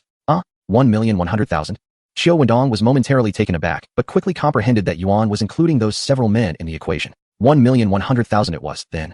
As long as he passed this hurdle, ample opportunities for profit would arise in the future. Chapter 30. The pulse on the roof of the car without delay. Xiao Wendong transferred 1,100,000 yuan to Yuan Shuai. Yuan then sent 1 million to each of Ling Xiaoming's fans, forcefully allocating the remaining 2 million entirely to Ling Xiaoming. Why be courteous? A compensation of 1 million yuan was hardly appealing to Yuan Shuai. The fans of Ling Xiaoming were taken aback by this unexpected windfall, their hearts racing with excitement. 1 million yuan was indeed a substantial sum, and none of them were particularly affluent. Their exhilaration was palpable, especially the few men among them, who had merely stood there to intimidate Xiao Wendong and his associates. Found this money to have come far too easily. Yuan Shuai chose not to linger, parting ways with the fans to escort Ling Xiaoming home. The young girl was still visibly shaken and warranted a safe return. After she provided her address, he delivered her to the entrance of her community. Yuan Shuai, I am truly grateful to you today. Ling Xiaoming expressed her appreciation. It was merely a trifling matter. Yuan Shuai dismissed her gratitude. Would you like to come up for a bit? Ling Xiaoming inquired. What? Are you inviting me to meet your parents? Yuan Shuai teased. No. This is a rented place, and I live alone. Ling Xiaoming's cheeks flushed crimson, flustered by the misunderstanding. Living alone, you say? Yuan Shuai asked, his curiosity piqued. Yes. Ling Xiaoming instinctively replied, only to realize her words and feel her neck heat up in embarrassment, thinking to herself that this guy was truly incorrigible. Under Yuan Shuai's astonished gaze, Ling Xiaoming swiftly exited the vehicle and dashed into the community. What a spirited girl, Yuan Shuai chuckled, shaking his head as he started the car. He made a quick trip to the supermarket, purchased some groceries, and returned to villa number 18 in Nanhu Haiyuan. Having had a late lunch and not feeling particularly hungry, he decided to indulge in a game first. Just as he was about to immerse himself in the game, his phone rang. It was from Fatty Yu. What do you want? Yuan Shuai answered, irked at the interruption that disrupted his gaming session. Hey Yuanzi, when did you become a fortune teller? I'm actually on my way to find a date. Fatty Yu exclaimed in astonishment. Yuan Shuai expressed his exasperation. Why on earth are you calling me to find a woman for a date? Are you trying to flaunt your car? Hurry up and drive to our school entrance. If you want to lend it, then get lost, you reckless driver. Oh dear, who asked the reckless driver? The other person retorted. Yuanzi, you heartless one. Have you forgotten who carried you to the hospital when you fell ill in the middle of the night during our sophomore year? Enough of this, just wait. Yuan Shuai rolled his eyes, feeling quite irritated. Here we go again. Reluctantly, he decided to go along with it. As Fat Yu had rightly pointed out, during their sophomore year, Yuan Shuai did indeed suffer from acute gastroenteritis one night. It was Fat Yu, weighing in at 250 pounds, who carried Yuan Shuai to the road to catch a cab, bustling about all night. At that time, Yuan Shuai was so touched he nearly cried. Despite being somewhat unreliable, Fat Yu truly regarded him as a good brother. Not long after entering his home, Yuan Shuai took off again in his Lamborghini Veneno. The school they attended together was Sea City University. Upon arriving at the entrance of Sea City University, Yuan Shuai noticed an array of vehicles parked outside. Mimicking the scene, he parked his car by the roadside. Such a sight was commonplace. As evening approached, the school entrance would inevitably be filled with cars, especially on Fridays. It was quite a spectacle. Yuan Shuai stepped out of the car and scanned the area, but there was no sign of Fat Yu. That fatso told me to hurry up, yet there's not a trace of him, Yuan Shuai grumbled in annoyance. After waiting for a while, without catching a glimpse of Fat Yu's hefty figure, Yuan Shuai began to feel a bit parched and decided to buy a bottle of water from a nearby shop, standing idly beside his car. The sky had not yet fully darkened, and many students were out enjoying themselves. Thus there were plenty of passersby. One by one, they pointed at Yuan Shuai's Lamborghini, and some bolder individuals struck flamboyant poses for selfies. Yuan Shuai cursed Fat Yu several times, irritated that his legs were growing weary from standing. He settled back into the car, closing his eyes to rest. However, barely 2 minutes had passed when the car door swung open, and a woman slid into the passenger seat, holding a bottle of water. Who is this? Yuan Shuai wondered, perplexed. The water in her hand looked remarkably familiar. Wait. Isn't that the half-finished bottle of my water that I left on the roof? The woman was quite attractive, clad in a white tank top and denim shorts. He would rate her an 80 out of 100. Hey there, is this what you drink while driving such a fine car? She remarked, gazing straight ahead. Who are you? Yuan Shuai replied, utterly confused. What does drinking a specific beverage have to do with driving a luxury car? The woman chuckled softly.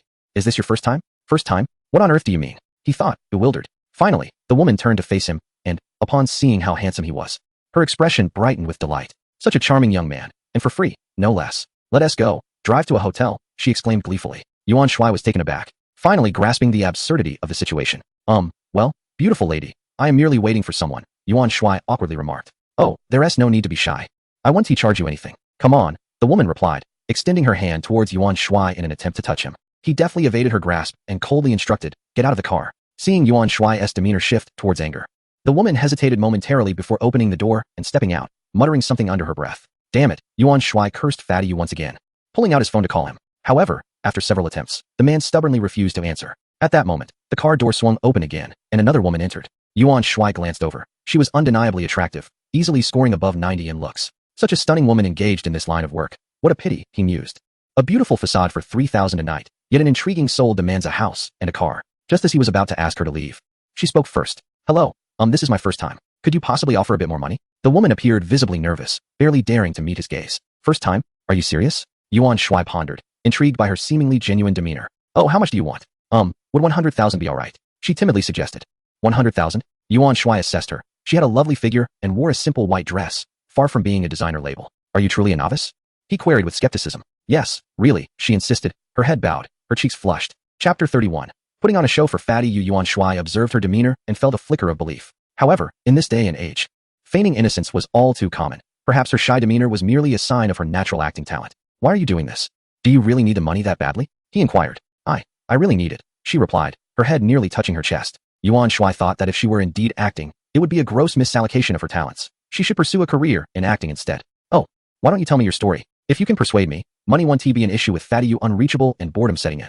Yuan Shuai figured he might as well listen to her tale. My father is hospitalized and requires surgery. I need the funds. She finally turned to face him, tears glistening in her eyes. Goodness, if she is acting, her skills are truly remarkable. Should I consider signing her with Tianyu Media? He thought. Yet, the narrative felt all too familiar. Wasn't he at a common ruse employed by con artists? Upon noticing Yuan Shuai's striking appearance, the woman was momentarily taken aback, quickly averting her gaze once more. Oh, what illness does he have? Which hospital? Would it be possible for you to take me there? Yuan Shuai sought to unravel her deception. He was hit by a car with a fake license plate that fled the scene. He is at the First People's Hospital. If you don't believe me, I can take you there, she replied. Goodness, isn't that the very script I encountered just days ago? Even the hospital is the same. Is there truly such a remarkable coincidence? Yuan Shuai found this quite peculiar. How could there be so many cars with fake plates? At that moment, his interest was genuinely piqued. The woman's words reminded him of the hardships he had once endured. Damn it, those cursed counterfeit plate vehicles. Just then, Yuan Shuai's phone rang. It was the call from Fatty Yu. This fool has finally resurfaced, has he? Yuan Shuai answered the phone with an exclamation of anger. What on earth are you doing? I've been waiting forever for you. Are you here? I've been waiting a long time, yet I haven't seen your car, Fatty Yu replied. Goodness, if you're deceiving me, you'll be in serious trouble, Yuan Shuai said as he exited the vehicle, searching for Fatty Yu's figure. After scanning the area, he found no sign of that portly figure. There wasn't even a hint of a chubby person in sight. Which entrance are you at? He inquired. I'm at the North Gate, Fatty Yu responded. What the hell, are you messing with me? When have we ever gone to the North Gate? Yuan Shuai thought about how he would like to strangle that fool for not being clear. Throughout their college years, they had never entered or exited through the North Gate. Always using the South Gate. Oh, I forgot. She told me to wait at the North Gate, so hurry over, Fatty Yu urged. Just wait. You'll see what happens if you keep playing games, Yuan Shuai retorted before hanging up and getting back into his car. Are you in a hurry? Yuan Shuai asked the woman. She nodded in response. Realizing his question was rather redundant, who wouldn't he be anxious about a surgery? He decided, just a moment. I'll head to the North Gate. Without waiting for her reply, he started the car. It was merely a brief detour around the campus. It wouldn't take long. He thought he couldn't let Fatty Yu's significant affair be delayed. Soon, Yuan Shuai arrived at the North Gate and, from a distance, spotted Fatty Yu standing by the roadside, accompanied by a man and a woman who were deep in conversation. As Yuan Shuai drove closer, he noticed that Fatty Yu's expression was far from favorable. Weren't you just saying you wanted to be my girlfriend this morning? I've waited so long, and now you say it was just casual? Fatty Yu confronted the woman. She scoffed. Yuan, you have neither the charm of a companion nor the wealth to attract one. How could I possibly be your girlfriend? Fatty Yu's face turned a shade of deep anger, rendering him speechless. Look, well, he is my boyfriend, the woman declared, linking her arm with the man beside her. She then pointed to a BMW parked nearby. See that? My boyfriend drives a BMW. Can you afford one? Yuan Shuai understood the situation. The woman had agreed to be Fatty Yu's girlfriend in the morning, but had swiftly moved on to a BMW driving man by the afternoon. Fatty Yu had been dumped at lightning speed. Looking at the BMW, which was merely a 3 Series, Yuan Shuai mused that Fatty Yu could indeed afford such a car. He contemplated whether preventing him from purchasing a vehicle was a mistake, but quickly came to a realization. If Fatty Yu bought a car and ended up with such a materialistic woman, it would be disastrous. She would likely drain him dry. Yuan Shuai promptly opened the car door and walked over, pulling Fatty Yu aside. Brother, enough of this foolishness. You have so many assets to manage at home. Let us go back. Yuan Shuai winked at Yupanzai, pulling him over to the side of the Lamborghini's driver's seat. Yupanzai, understanding the unspoken gesture, offered a grateful glance. Amidst the astonished expressions of the couple nearby, he settled into the driver's seat. Yuan Shuai then opened the door to the passenger seat and quietly exchanged a few words with the stunning beauty occupying it. Upon hearing his words, the woman promptly exited the vehicle. In an instant, Yupanzai drove off in the Lamborghini, leaving the materialistic woman, who had previously discarded him, dumbfounded. She sprinted after the Lamborghini for several meters, shouting, Yuan, I was just joking. Wait for me. Yet, the only response was the thunderous roar of the Lamborghini's engine. The woman, filled with regret, realized she had unknowingly missed the chance to marry into wealth, and she began to weep. Oh, how delightful it is to witness such remorse in a woman. Although Yuan Zai was not genuinely a wealthy heir, with Yuan Shuai by his side, he was destined to become one. Yuan Shuai, indifferent to the plight of the superficial woman, allowed her to wallow in her disarray as he summoned a taxi to First People's Hospital. During the journey, Yuan Shuai learned more about the beautiful woman, whose name was Tang Ning. She was a third-year student majoring in broadcasting and hosting. Just over an hour prior, she had received the distressing news that her father had been struck by a vehicle, prompting her frantic rush to the hospital. Her father had suffered a comminuted fracture in one leg, and the doctor had instructed her to prepare a payment of 100,000 yuan. Coming from a humble background, Tang Ning was raised in a single-parent household. Her mother had remarried after her parents' divorce, leaving her to rely solely on her father. Lacking the means to pay such a sum, Tang Ning reached out to her mother, only to be met with a cold refusal, despite her mother's financial stability. Heartbroken by her mother's heartlessness, Tang Ning found herself in a desperate situation when she spotted Yuan Shuai's Lamborghini, which had a bottle of water placed atop it. Recalling how some classmates had mentioned the practice of displaying water bottles on luxury cars, she wondered if the owner must be quite wealthy. Torn between hesitation and resolve, she noticed a woman entering Yuan Shuai's Lamborghini, only to see her exit shortly after. Tang Ning speculated if the owner was dissatisfied with the woman's appearance, feeling confident in her own looks. Ultimately, she mustered the courage to approach Yuan Shuai's vehicle. Chapter 32. Encouraging a woman to add you as a friend. Yuan Shuai accompanied Tang Ning to the orthopedic ward of First People's Hospital. She retrieved her father's identification to show him, followed by her own. Upon inspecting the IDs, Yuan Shuai noted they shared the same address. Tang Ning's father was still in surgery, and fortunately, the hospital was humane enough not to demand payment up front for the procedure. After waiting for half an hour, Tang Xingwo was wheeled into a hospital room, and to Yuan Shuai's astonishment, it was the very bed he had occupied previously. Moreover, the attending physician was the same doctor who had treated him before. This was eerily coincidental. Yuan Shuai's distinctly handsome face quickly gave him away, and he was recognized by the attending physician. Soon, a profound inquiry of the soul was about to unfold, but fortunately, it was deftly sidestepped by Yuan Shuai's ambiguous responses. The attending physician regarded Yuan Shuai with a mixture of skepticism and contemplation before instructing Tang Ning to promptly settle the fees and departing. Tang Xingwa's complexion appeared somewhat pallid, yet his gaze remained fixed on Yuan Shuai, pondering whether this man had deceived his precious daughter. A palpable sense of animosity towards Yuan Shuai lingered in the air. Yuan Shuai cleared his throat and greeted, "Hello, Uncle Tang. I am Yuan Shuai, a classmate of Tang Ning. I heard about your accident, so I came to see you." Upon hearing this, Tang Xingwo withdrew his hostile gaze, realizing he had momentarily lost composure. "Greetings, Yuan, my dear student. Your thoughtfulness is appreciated," Tang Xingwo replied, his voice feeble and lacking vigor. Not wishing to prolong the conversation, Yuan Shuai responded, "Uncle Tang, please focus on your recovery. I have matters to attend to, so I shall take my leave." With that, he turned and made his way towards the exit, with Tang Ning promptly following suit. Once they reached the payment counter on the first floor, Yuan Shuai handed over a sum of 100,000 yuan for Tang Xingwa's medical expenses. "Thank you, Yuan Shuai." Tang Ning expressed her heartfelt gratitude, but then, recalling something, her cheeks flushed crimson as she lowered her head and stammered, Could we perhaps meet another day? I need to care for my father right now." Yuan Shuai, captivated by Tang Ning's bashful demeanor, felt a stir within him. Truth be told, his gesture of covering her father's expenses was not motivated by any ulterior motive, yet her current appearance undeniably piqued his interest. With a smile, Yuan Shuai said, "Please, bring up your QR code." Oh, all right," Tang Ning replied, assuming Yuan Shuai wished to add her on WeChat. She took out her phone and opened the friend request QR code. Observing this, Yuan Shuai took her phone, tapped a few times, and then scanned the code to transfer 20,000 yuan to her. This sum was intended to support her living expenses, as being at the hospital also incurs costs. After completing the transaction, he returned her phone and remarked, "Take good care of your father. I must be on my way." Without looking back, Yuan Shuai exited, leaving Tang Ning in a state of bewilderment. Tang Ning opened her phone to check Yuan Shuai's WeChat name and moments, only to discover that no new friends had been added, only a notification of the 20,000 yuan transfer. Stunned, she dashed outside, but Yuan Shuai was nowhere to be found. Returning to the hospital room, she made her way to the doctor's office. She had overheard the previous conversation between the attending physician and Yuan Shuai, and she was certain she could obtain Yuan Shuai's contact information there. Before long, Tang Ning emerged with a radiant smile, clearly triumphant. Her smile was enchanting, and had Yuan Shuai seen it, he might have regretted not pursuing her more fervently. Yuan Shuai then contacted Fatty Yu and took a taxi to Yu's small supermarket. Fatty Yu, having arrived in his Lamborghini, was currently enjoying a bottle of beer. "Is this woman truly worth your indulgence?" Yuan Shuai entered and inquired. "Quit the chatter. Accompany me for a drink today," Fatty Yu replied, handing Yuan Shuai a bottle of beer. "Drink? I still need to drive," Yuan Shuai retorted with annoyance. "Suit yourself. I'll drink alone then," Fatty Yu shrugged, not insisting further. "It's just a woman, after all. Do you believe that I can effortlessly attract a multitude of women to add you on WeChat? If you doubt me, who do you think you are? Just because you're handsome and charming? If you're skeptical, follow me. Let's wager. If fewer than 10 women add you as friends, I shall bestow upon you my Lamborghini Veneno." Yuan Shuai provocatively declared. "Really?" Yu Fatty leapt to his feet, his eyes gleaming with anticipation. The allure of a Lamborghini Veneno is simply irresistible. Before long, Yuan Shuai drove Yu Fatty to a bustling pedestrian street. The vibrant atmosphere of the street at night eclipsed that of the day, with a bar street not far away. The crowd thronged, filled with ladies dressed in alluring attire. "Now, understand this. If more than 10 women add you as a friend, you better behave yourself," Yuan Shuai warned Yu Fatty. "All right, let the performance begin." You fatty exclaimed eagerly. Yuan Shuai found a crowded spot, parked the car by the roadside, and headed straight to a nearby printing shop. What on earth are you up to? You're not planning to post a matrimonial advertisement on your car, are you? That's out of the question, you fatty hastily interjected, his sights firmly set on the Lamborghini Veneno, dismissing any notion of mingling with women. Adding friends? Don't add me. How about I print your phone number instead? How else will they reach out to you? Yuan Shuai shot you fatty a knowing glance, instantly understanding his intentions. That works, of course. You fatty, feeling somewhat exposed, experienced a twinge of embarrassment. Yuan Shuai smirked, secretly reveling in the fact that he had no intention of printing any matrimonial notice. It was utterly unnecessary. To you fatty's astonishment, Yuan Shuai placed a rather unremarkable piece of photocopy paper on the windshield. The paper displayed you fatty's phone number, boldly labeled as a parking assistance number.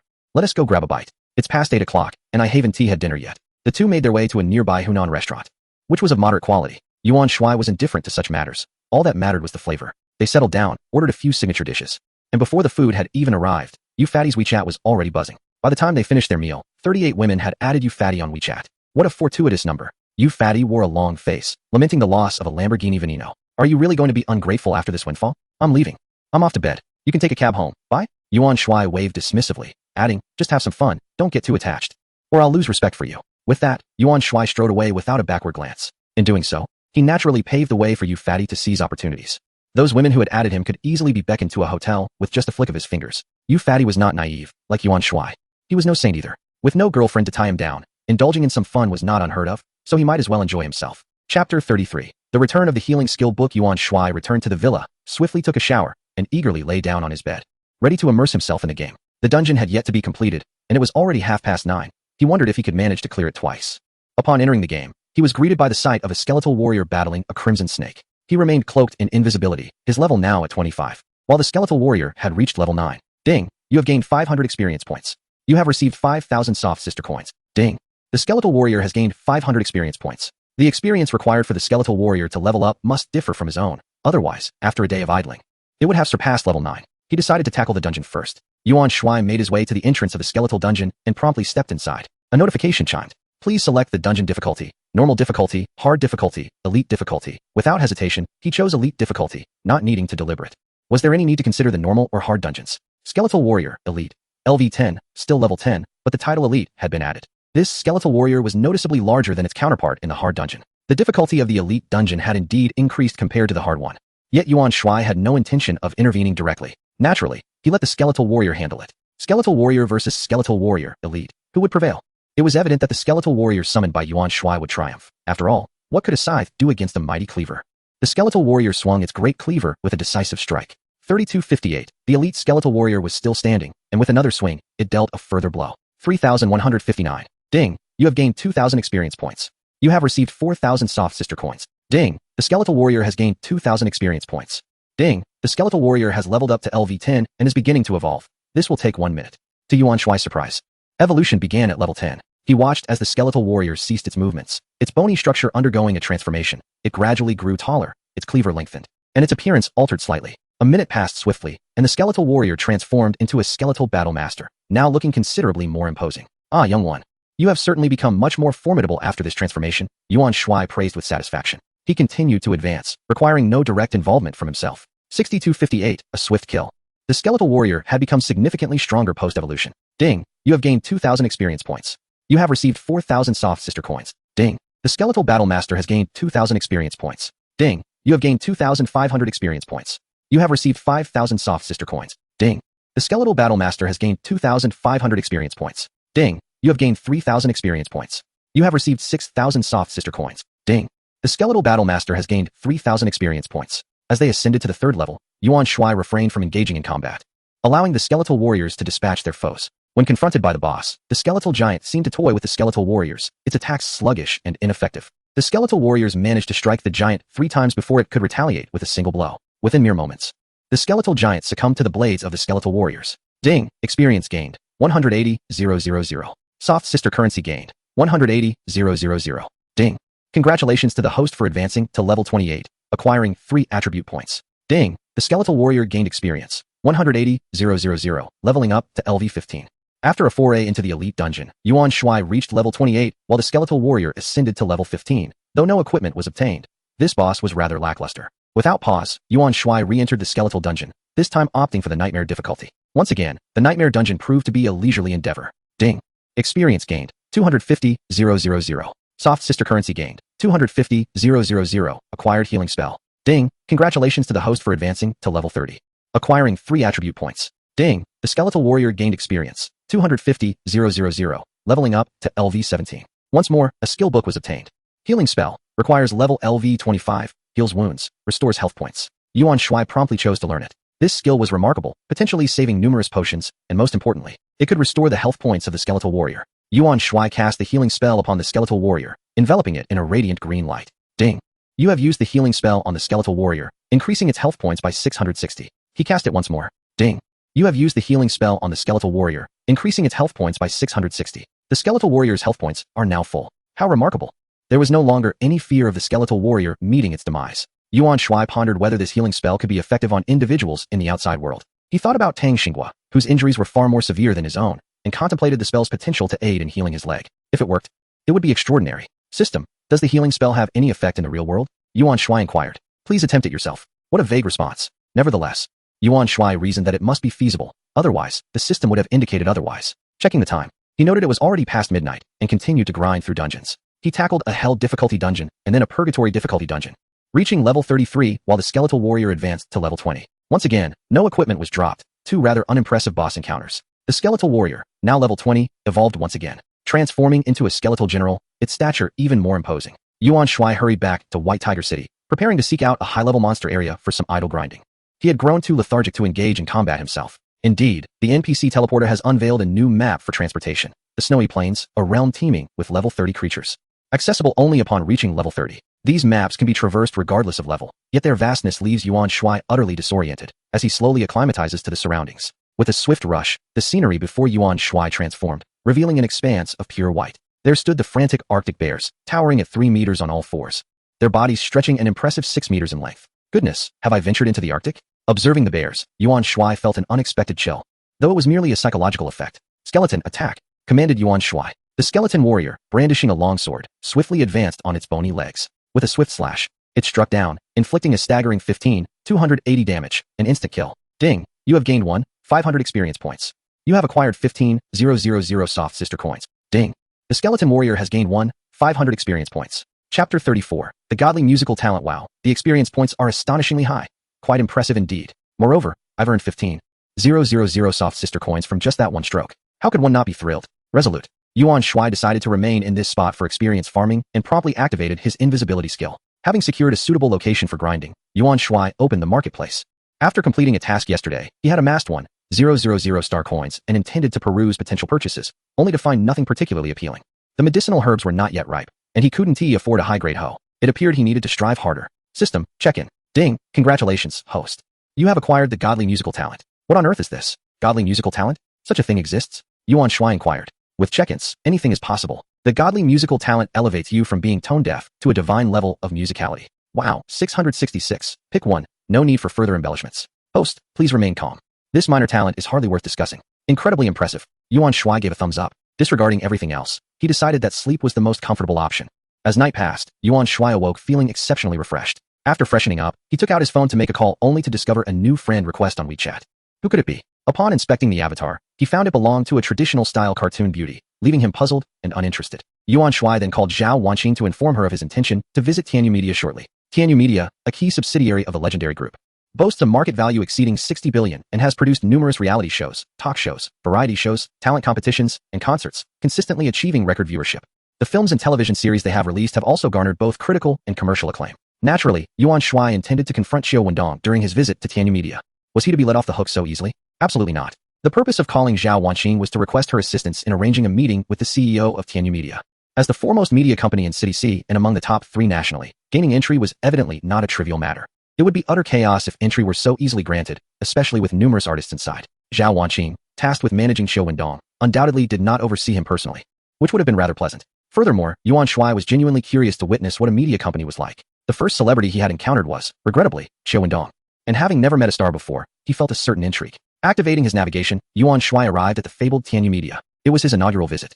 And he gazed upward at the towering structure, over 100 meters high, adorned with the prominent words Tianyu Media. He contemplated entering the underground parking lot directly, but the security guard raised the barrier. Good day, sir. It appears you lack a pass. This parking area is not open to the public, the guard stated, his voice slightly tremulous. He had encountered numerous affluent young men arriving in sports cars to impress women, yet this vehicle seemed even more extravagant. However, company regulations forbade entry, and he was unable to grant access. Failure to comply could cost him his job. Yuan Shuai, exasperated, retrieved his phone to call Zhao Wanqing, intending to request the contact information of Tianyu Media's general manager. Just as he dialed, the sound of a car horn resonated behind him, and soon, a woman came into view, Zhao Wanqing herself. He had not anticipated her presence. Approaching him with an apologetic expression, she said, "I'm sorry for being late." Yuan Shuai replied with a smile, "Not at all, you arrived just in time. What brings you here in person?" "Just a minor matter," she replied. Though it was more of an optional visit. Tianyu Media was currently producing a talent show, featuring male and female contestants competing to form a boy band and a girl group. Primarily, Zhao Wanqing was eager to understand Yuan Shuai's intentions for visiting this location instead of the headquarters. Was he perhaps seeking to engage in underhanded dealings? Such clandestine affairs with aspiring female stars were often pursued by wealthy men. Had Yuan Shuai been aware of Zhao Wanqing's suspicions, he would have quipped that if he were to engage in such practices, she would be the first on his list. Director Zhao, the guard, evidently acquainted with her, immediately stood at attention. Zhao Wanqing, maintaining her stoic demeanor, introduced, "This is Director Yuan from the headquarters." "Greetings, Director Yuan," the guard acknowledged, saluting respectfully before promptly lifting the barrier. As he observed the two luxury vehicles depart, he wiped the sweat from his brow, thinking, "How could I have stopped the chairman? Am I going to lose my job over this?" Clearly, the guard was overthinking. Yuan Shuai would never impose difficulties on a diligent security officer. Zhao Wanqing had come alone, without bodyguards or assistants. After parking, they ascended directly to the top floor, where the senior management offices were located. No one was there to greet them, likely due to Zhao Wanqing not having notified anyone in advance, suggesting a surprise visit. Upon reaching the general manager's office, Zhao Wanqing knocked twice and, without waiting for a response, opened the door. "Director Shuai, what brings you here?" A man in his 40s promptly rose from behind the desk. "Just a casual visit." "This is Director Yuan," Zhao Wanqing introduced. Zhao Wanqing maintained an air of indifference. Shuai Wani was momentarily taken aback, but quickly regained composure as he approached, extending his hand and greeting, "Mr. Yuan, greetings, it is a pleasure to finally meet you." Yuan Shuai, equally expressionless, reciprocated with a handshake, replying hello. Shuai Wani was well aware of the company's recent change in leadership, but was surprised to discover that the new owner was not only remarkably youthful, but also possessed striking good looks. He couldn't help but ponder which affluent family Yuan Shuai hailed from, as his appearance was truly exceptional, easily eclipsing that of the so-called rising stars. "Mr. Yuan, Ms. Zhao. Please, take a seat," he offered. "No need, I am merely browsing. Could someone show me around?" Yuan Shuai replied directly. His visit was not intended to create any trouble for Shuai Wani, and he had little interest in the company's internal affairs. "I shall guide you," Zhao Wanqing volunteered. She was indeed curious to ascertain whether Yuan Shuai had ulterior motives and preferred to accompany him herself. Yuan Shuai nodded in agreement, and the two proceeded to exit. Shuai Wani, bewildered by the unfolding situation, felt compelled to follow them. The doors to the upper floors remained firmly shut, oblivious to the arrival of new individuals. Zhao Wanqing led Yuan Shuai on a tour, with Shuai Wani providing commentary. In various training rooms, numerous artists were diligently honing their skills, while singers practiced in the KTV. Yuan Shuai finally grasped the true nature of Tianyu Media. It turned out that artists without scheduled engagements were required to clock in at the company. Yuan Shuai then shifted the conversation to a more pressing matter. "Is there someone by the name of Qiu Wendong here?" Upon mentioning the name, Shuai Wani's expression shifted, revealing his discomfort. The news regarding Qiu Wendong had spread like wildfire online, and just prior to Yuan Shuai's arrival, Shuai Wani had berated him quite thoroughly. He had not anticipated Yuan Shuai would bring up Qiu Wendong. Could it be that he was here concerning that issue? Surely, such a trivial matter could not warrant the personal attention of the chairman and president. "Indeed, Mr. Yuan," Shuai Wani replied, somewhat uncertain but ultimately truthful. Yuan Shuai nodded. "Where is he? From now on, let him clock in punctually every day." "Clock in punctually every day?" Shuai Wani immediately comprehended Yuan Shuai's intent and retrieved his phone to make a call. Chapter 35, so melodious. It feels as though my ears are expecting. Shuai Wani intended to call Qiu Wendong and instruct him to come immediately, but to his dismay, the fool failed to answer. "Mr. Yuan, I will have someone fetch him," he declared. "Go ahead," Yuan Shuai nodded. Shuai Wani's expression turned serious, his anger palpable as he left. After all, the fool had been explicitly named by the chairman. Was this not courting trouble? Zhao Wanqing observed Yuan Shuai with a peculiar expression, inquiring. "You did not come here solely because of Qiu Wendong, did you? Why else would I be here?" Yuan Shuai replied with a hint of aloofness. "Such a trivial matter is worthy of your esteemed presence?" Zhao Wanqing questioned, perplexed. "Trivial?" Yuan Shuai glanced at Zhao Wanqing's breathtaking visage before continuing. "Do you believe he has offended me?" Zhao Wanqing's realization dawned upon her. She had not anticipated that Qiu Wendong had indeed wronged Yuan Shuai. No wonder the voice in that online video bore such a striking resemblance to his. Zhao Wanqing perceived that Qiu Wendong had truly fallen from grace, having provoked Yuan Shuai. With several years remaining on his contract, he would be tethered to this predicament for an interminable number of days. The two continued to meander, arriving at the second floor, where the grand hall was bustling with personnel selection, aiming to curate a group for the forthcoming official recording. At that moment, Yuan Shuai spotted a familiar figure, Qiu Wendong, who, to his surprise, was present. Qiu Wendong recognized Yuan Shuai, momentarily taken aback, before hastily approaching him. "What are you doing here?" Qiu Wendong questioned, his eyes brimming with animosity. How could he not harbor resentment after being struck by Yuan Shuai and swindled out of 11 million? "Does my presence concern you?" Yuan Shuai responded nonchalantly. Qiu Wendong scrutinized Yuan Shuai and scoffed. You're not here to audition, are you? If so, you might be out of luck. As I have a favorable rapport with the judges. Yuan Shuai chuckled. Me audition? You must be joking. However, he was intrigued to witness how Qiu Wendong intended to perform. I'm eager to see how you'll put on a show for me, he thought, while Zhao Wanqing beside him was equally curious about how Yuan Shuai would confront Qiu Wendong. This was a splendid opportunity to understand Yuan Shuai better. Upon noticing Yuan Shuai still smiling, Qiu Wendong's anger intensified. What are you laughing at? Where's your audition number? I don't have one, Yuan Shuai replied with a shrug. Qiu Wendong grew agitated. How could he not possess a number? It shattered his hopes, leaving him disheartened. Without delay, he approached a staff member and, within moments, secured a number. Qiu Wendong gazed at the large number 198, yet was dissatisfied, considering it too far back. Consequently, he made his way over to the contestants bearing their numbers. Utilizing his celebrity status, he swiftly exchanged his number for the 28th.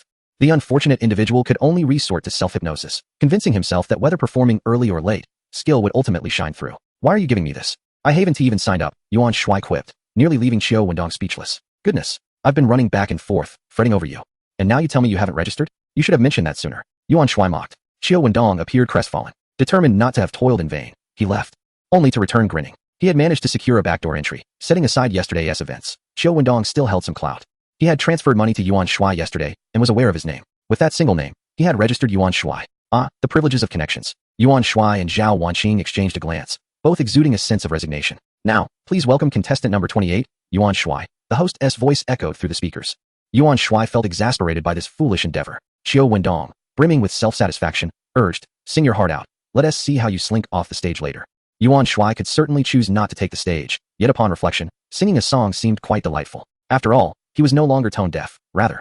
He had reached a level of divine proficiency. Just wait and see the astonishment on your faces. Yuan Shuai confidently stepped onto the stage, leaving the staff utterly bewildered, as they had not received any information regarding the performance of contestant number 28. They exchanged confused glances and quietly inquired about what Yuan Shuai would be performing. Wow, this young man is incredibly handsome. My goodness, how could he be so striking? I am utterly enamored. Oh, how splendid it would be if he were part of a mixed group. Then I could openly share the stage with him. Wake up, you haven't even advanced yet. Instantly, the women in the audience became flustered, their eyes sparkling with admiration. Yuan Shuai conversed briefly with the staff, and as the accompaniment for your answer began to play, he took the microphone and started to sing. Perhaps the world is just as it is. I remain on this journey, no one to confide in.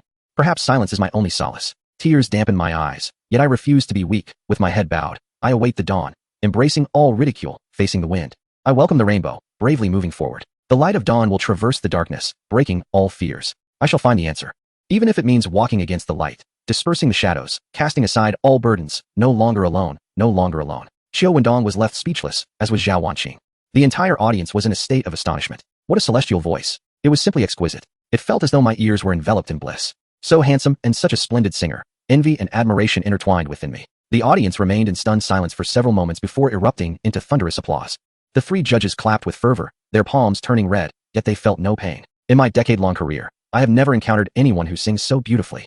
One judge exclaimed. Indeed, to convey such emotion and render a simple song so captivating is truly remarkable. We must sign him immediately. As Yuan Shuai finished his performance, he felt a surge of excitement. The system was undeniably extraordinary, transforming a tone-deaf individual into a gifted singer. However, he had not come to participate in any competition.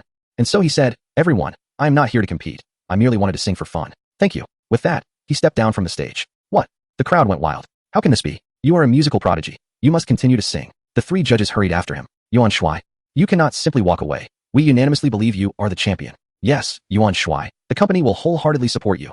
Soon you will be a superstar. Yuan Shuai was at a loss for words. The notion of being a champion or a superstar held no allure for him.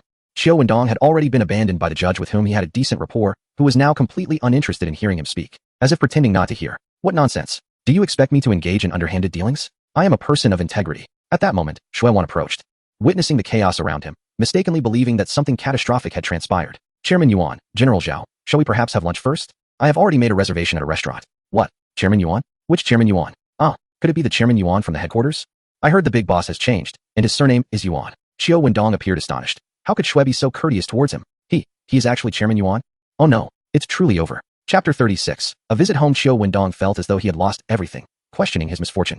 Shuai Wan finally spotted Qiu Wendong and immediately wore an expression of fury. Qiu Wendong, you scoundrel. I've been searching for you for ages. From this moment forth, you are suspended. What? Chairman Shuai, please no? Chairman Yuan, I was wrong. I beg you to spare me. Qiu Wendong fell to his knees, pleading. Yet, who would pay him any heed? Qiu Wendong, a disgraceful individual, was solely deserving of this fate, tarnishing the company's image. His face was filled with regret, his gaze vacant. he realized he was truly finished. Consumed by remorse, he felt an overwhelming urge to weep. Shortly thereafter, Tianyu Media issued a statement, extending sincere apologies to the victims and condemning Xiu Wendong's actions, promising to impose appropriate sanctions upon him in a lengthy proclamation. Yuan Shuai declined to dine with Shui Wan and prepared to depart. Zhao Wanqing followed him to the underground parking lot, inquiring, "Chairman Yuan, won't you visit the headquarters? Some other day, I have matters to attend to. Will you be attending the jade auction in a couple of days?" Zhao Wanqing was utterly baffled by her boss's demeanor.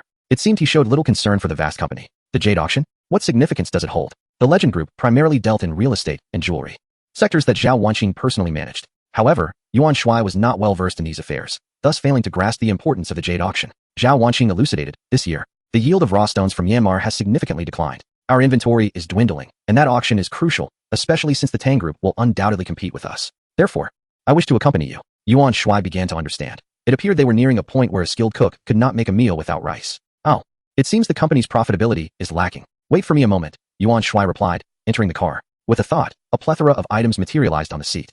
He retrieved a bag and proceeded to place the items inside. "Are these of any use?" Yuan Shuai inquired, handing over the bag. Zhao Wanqing, puzzled, glanced into the bag, gasping in astonishment. The bag contained ores unearthed from a game: sapphires, rubies, diamonds, emeralds, jadeite, cat's eye stones, crystals, pearls, agates, gold bars, and silver bars. Yuan Shuai took one of each. Zhao Wanqing immediately began to appraise them. As she specialized in gem appraisal and design, she swiftly discerned that all were genuine and of exceptional quality. Sapphires, rubies, emeralds, and jade of exceptional quality, while that diamond exceeds a centimeter in diameter, weighing at least 5 carats. These could serve as splendid signatures. However, jade requires substantial quantities, otherwise, it proves insufficient for sale. "Where does it come from?" Zhao Wanqing asked excitedly. "You needn't concern yourself with that. Just tell me if it is useful," replied Yuan Shuai, naturally unwilling to disclose its origins. "Of course, it is useful, albeit in limited quantity." "Very well, I shall provide you with some more in a few days," said Yuan Shuai. "What is this Tang Group all about?" "The Tang Group is our most formidable competitor," Zhao Wanqing replied testily, exasperated by his apparent ignorance of his own company. "Oh, I see," Yuan Shuai remarked nonchalantly. "Since they are competitors, they shall not have it easy either." "Kodong has already been dismissed," Zhao Wanqing added. Yuan Shuai nodded, choosing not to elaborate. As Kodong and Xiu Wendong were of the same ilk, leveraging their power to bully others. "Is everything all right since your bodyguard is absent?" Yuan Shuai inquired. "I have already summoned them," she replied. "Very well. Oh, by the way, I have a gift for you," Yuan Shuai said, producing a necklace and a ring. They were indeed the bright silver necklace and ring from the game, something Yuan Shuai had previously forgotten. Zhao Wanqing was taken aback, unable to comprehend why Yuan Shuai would gift her jewelry. The jewelry appeared unremarkable, clearly silver, and held little intrinsic value. The necklace might be acceptable, but what was the meaning of the ring? Do you realize what it signifies when one gifts a girl a ring? Yuan Shuai had not pondered deeply. He merely wished to address her safety concerns, thus recalling the bright silver necklace and ring from the game. It was only fitting to present her with a complete set. Once adorned, her physical prowess would significantly enhance. Remember to wear them. They will be highly beneficial for you. Also, let us switch cars. Yuan Shuai took the car keys from Zhao Wanqing's hand and placed his own keys in hers, driving off in the Maserati she had arrived in. Zhao Wanqing remained in a daze, contemplating the meaning behind Yuan Shuai's gift of the ring. Is this how he departs? What does it mean? Is there no explanation? She stared for quite some time at the unremarkable silver necklace and ring in her hand before putting them on, a smile gracing her face. That smile perfectly encapsulated the essence of a subtle smile that could captivate a city. Zhao Wanqing felt an extraordinary sensation radiate from her neck and fingers throughout her entire being, followed by an overwhelming surge of strength. What is happening? Could it be the necklace and ring? This is truly remarkable. Yuan Shuai planned to return to his hometown, as today marked his sister Yuan Fei's birthday. In the past, he might have skipped it, but circumstances had changed. No work obligations and newfound wealth made it impossible not to return. Thus, he exchanged Zhao Wanqing's Maserati for his own, as driving the Lamborghini was too ostentatious and the roads back home were not suited for such a vehicle. Yuan Shuai's hometown is nestled in the rural expanse of Xian County, situated over 200 kilometers away from City C. Despite the advancement of roads connecting various villages in recent years, there remain certain areas where even a Lamborghini would struggle to navigate. On his journey, Yuan Shuai casually stopped at a modest 10 yuan fast food establishment for a meal, which was almost filled to capacity with men toiling tirelessly for their livelihoods. A few women, bearing the marks of labor from construction sites, sat among them, their sun-kissed faces reflecting a robust simplicity. After finishing his meal in a mere 3 minutes, Yuan Shuai approached the cashier and presented 5,000 yuan, stating, "From this day forth, do not charge anyone who dines here. Deduct it from this amount until it runs out, if you would be so kind." The cashier, who was in fact the owner, stood in stunned silence for several seconds. Not due to Yuan Shuai's striking handsomeness, but rather in response to his generous act. After a moment, she nodded in a daze, only regaining her composure long after Yuan Shuai had driven away. What a kind-hearted person. Such compassion is rare these days, she thought. She hurried to inform her husband of this unexpected act of kindness, leaving him equally astonished. "I can't believe there are still such good souls in this world. From tomorrow onward, let us slightly increase the cost of our meals," she suggested. "But won't that reduce our profits?" He replied. "It's all right. A little less profit is inconsequential. We still have ample savings," she reassured him. Yuan Shuai then ventured to a shopping mall, engaging in a substantial purchase before swiftly heading onto the highway toward Exine County. After a 2.5-hour journey, Yuan Shuai exited the highway and made his way home. His family residence was a mere 7 or 8 kilometers from the urban area, and soon the sight of their 2-story building came into view. From a distance, he spotted his mother, Wang Qinghua, plucking feathers from a chicken in the yard, preparing a delectable meal for his younger sister. As Yuan Shuai parked his car in the open space before the house, his mother looked up in confusion at the sight of the Maserati, initially thinking it might belong to someone else. Her surprise deepened when the car door opened, and upon seeing her son, her expression shifted to one of disbelief. How did my son return home driving a car? Did he borrow it? What on earth is he thinking? What if he damages it? Wang Qinghua was oblivious to the car's brand, only recognizing that the Maserati SUV was indeed quite striking. Mother, are you preparing the chicken? Yuan Shuai called out cheerfully as he stepped out of the vehicle. You rascal, why are you driving someone else's car? What if it gets damaged? She scolded playfully. Oh, this chicken is hardly worth it. Do not bother. I have purchased some that are already prepared, Yuan Shuai teased. Tossing the half-plucked chicken aside, Wang Qinghua quickly rushed over to retrieve the chicken, brandishing a broomstick in jest as she pretended to strike him. You little brat, do you seek a beating? She exclaimed, mockingly. I'm merely trying to spare you from toil, Yuan Shuai replied with a mischievous grin, dancing around to evade his mother's playful swats with the broomstick. At that moment, the younger sister, Yuan Fei, emerged and, upon spotting Yuan Shuai, dashed a few steps forward before leaping into his arms. Yuan Shuai caught her, his hands momentarily at a loss for where to place them. His sister had grown up now, no longer the little girl she once was. With her arms wrapped around his neck, Yuan Fei exclaimed with excitement, Brother, how did you come back? Aren't you supposed to be at work? Yuan Shuai chuckled, I no longer work for anyone. I run my own company now. Uff. You must be joking, Yuan Fei replied, her expression skeptical. Believe what you wish, now let me go. Not a chance, she insisted. Hurry down. I can't hold you much longer, or I'll drop you. Refusing to come down. I see, he teased. You're almost 18, aren't you embarrassed? I don't care. It's my birthday today, and I'm the boss. Their mother, Wang Qinghua, watched the playful banter with an expression that oscillated between bemusement and warmth. Their father, Yuan Guoqiang, was not home. He was likely at work, driving a bus in the city. For many years, the family had relied on his modest salary, which had kept their standard of living quite low, but things had improved since Yuan Shuai began working. Yuan Shuai glanced at Yuan Fei, noting her simple attire. Though plain, her tall stature and youthful charm rivaled that of Zhao Wanqing, promising her a future as a striking beauty. Hey, little girl, come over and grab the things. He called towards his Maserati. Yuan Fei hopped over, her eyes wide with curiosity. What things? Did you drive back? Wow, did you buy all this? Is this clothing? That purse is gorgeous. So many items. Yuan Shuai had purchased a plethora of gifts for his parents and sister. Clothes, shoes, skincare products, cosmetics, watches, and beverages, everything imaginable from prestigious brands. Yuan Fei, bursting with excitement, rushed off to try on the clothes. You little rascal, what a waste of money.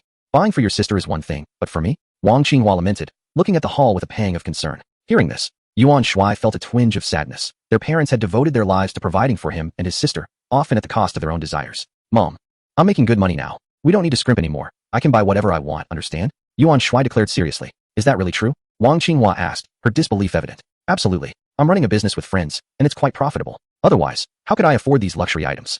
Even if you're making money, don't be extravagant, all right? And never engage in illegal activities, Wang Qinghua cautioned, her tone shifting to one of earnest concern as she began to believe him. Got it, Yuan Shuai replied vaguely. Then produced a bank card and a bag of cash. This card has 10 million in it, plus this cash is for spending money at home. 10 million? Wang Qinghua exclaimed, her face a mask of shock. Xiao Shuai, you haven't done anything illegal, have you? 10 million is an astronomical sum. Mother, do I seem like that kind of person? How could one possibly engage in unlawful activities? Let us do this, tomorrow. Why don't you accompany me to City C for a day of leisure, and we can also take a look at your son's company. Yuan Shuai chuckled. Wang Qinghua felt as though she were dreaming and took a moment before responding, saying, you should take your sister along. Your father and I will stay behind. He has work commitments, and we still have chickens and ducks to tend to, not to mention the fields that require management. What work? The chickens and ducks can be given away, and the fields can be managed by someone else. That solves everything perfectly. Yuan Shuai began to propose. You mischievous boy, how could that be? The chickens and ducks I've nurtured with such effort cannot simply be given to others. His mother immediately adopted a stern expression. Yuan Shuai smiled awkwardly and fell silent. It was not that his mother was stingy. She had invested considerable care into raising those chicks and ducklings, and there was an emotional attachment. Besides, they were meant for their own consumption. Giving them away, other things might be acceptable, but not these chickens and ducks. They were free-range, not comparable to the mass-produced meat birds. Yuan Shuai wisely chose not to pursue the matter further, for he knew that his mother could genuinely become upset. Mom, brother, what do you think of my outfit? Yuan Fei emerged, having changed into a new ensemble. Beautiful, beautiful. My Fei Fei is so lovely. She looks splendid in anything, Yuan Shuai praised. Wang Qinghua was equally captivated. Indeed, the outfit was stunning. There was a reason it was from a prestigious brand. Yuan Fei changed into several outfits, her excitement akin to that of a 3-year-old receiving her favorite candy. She then insisted on her mother trying on the clothes. And Wang Qinghua was quite pleased in those garments. Once upon a time, she too had been a young girl, renowned for her beauty across the region. Alas, over 20 years had flown by. She reminisced about her early days, when a sewing machine, a few quilts, and a sack of rice were all it took to enter matrimony. Yuan Shuai envied the love of his parents' generation, which was devoid of materialism, sharing joys and hardships. Growing old together. How wonderful it was. Unfortunately, that was all in the past now. Yuan Shuai took out some chicken, lamb, and wild boar meat, personally preparing a sumptuous feast for his sister and mother. His sister's birthday coincided with their mother's, making them the center of attention today. Just as he completed the meal, his father, Yuan Guoqiang, returned on his motorcycle, bringing with him a cake. The cake was modest in size, yet brimming with heartfelt sentiment. The family joyfully commenced their meal, and Yuan Shuai even produced a bottle of red wine from the villa's wine cabinet, stowed away in his gaming backpack. It was the fabled 1982 Lafite. He wondered if it was genuine or not, as there were only a few bottles left, remarkably still available after all these years. He poured a glass for everyone, but when he attempted to pour one for his sister, his mother intervened, insisting that children should not drink alcohol. The doting brother promptly countered, claiming, "She is already of age. What harm is there in a glass of red wine?" Yuan Fei cheered, visibly delighted to be an adult. Little did she realize that most people long for adulthood in their youth, only to discover that childhood was the true source of happiness. "Dad, why don't you resign from work tomorrow?" Yuan Shuai suggested. "Resign for what? Life would be dull without work," Yuan Guoqiang replied. "After dedicating half of his life to driving a bus, does it not become tiresome? How delightful it would be to tend to flowers or go fishing," remarked Yuan Shuai. Yuan Guoqiang hesitated for a moment. Observing his father's indecision, Yuan Shuai promptly declared, "It's settled then. You shall resign tomorrow morning, and in the afternoon, we will venture to City C together. Take Fei Fei with you. Your mother and I will remain at home to attend to matters," he added. Thus, both parents were in complete agreement. At that moment, Yuan Fei Fei's phone rang. Upon answering, a look of uncertainty crossed her face as she uttered words indicating her inability to attend. After the call, her brows knitted in concern. "What is it?" Yuan Shuai inquired. "A classmate of mine has a birthday today and wants me to join her celebration," Fei Fei replied. "That sounds splendid. Celebrating a birthday together will be quite festive. You should go," Yuan Shuai encouraged. "Oh, she has ulterior motives. She merely wishes to flaunt her family's wealth." Fei Fei expressed her reluctance. "Ah, but what of it? You must go. Come, I shall accompany you," Yuan Shuai insisted with a smile. Fei Fei still hesitated. Just then, her phone rang again. It was her good friend, urging her to hurry. "Very well, let us depart." Yuan Shuai drove Fei Fei to a KTV named Royal Dynasty, where her friend had reserved a large private room. Upon entering, several young girls rushed towards Fei Fei, giggling and exclaiming, "Fei Fei, happy birthday." They presented her with gifts, followed by others who, while less enthusiastic, offered their own congratulations. The room was bustling with around 20 people, predominantly girls, with only a few boys present. "Happy birthday, Shui Bingying." Fei Fei greeted one girl, who was evidently another birthday celebrant. As she handed over a small box, Shui Bingying reciprocated, wishing Fei Fei a happy birthday and presenting her with a small box of her own. However, there was an insincere smile on Shui Bingying's face. "Who is this person?" One girl inquired of Fei Fei, intrigued by the handsome young man who had entered with her. "Oh, this is my brother, Yuan Shuai," Fei Fei introduced him. Yuan Shuai waved and smiled in greeting. "Your biological brother?" "Indeed. Your brother is quite handsome. What remarkable genes your family possesses." "Does he have a girlfriend?" "I am unsure," Fei Fei replied. "Fei Fei, may I propose something? Would you mind if I became your sister-in-law?" A girl playfully suggested. "Get lost." Fei Fei retorted with a laugh. "Oh, we share such a close bond. Wouldn't it be better to take it a step further?" "Scram," Fei Fei jokingly scolded.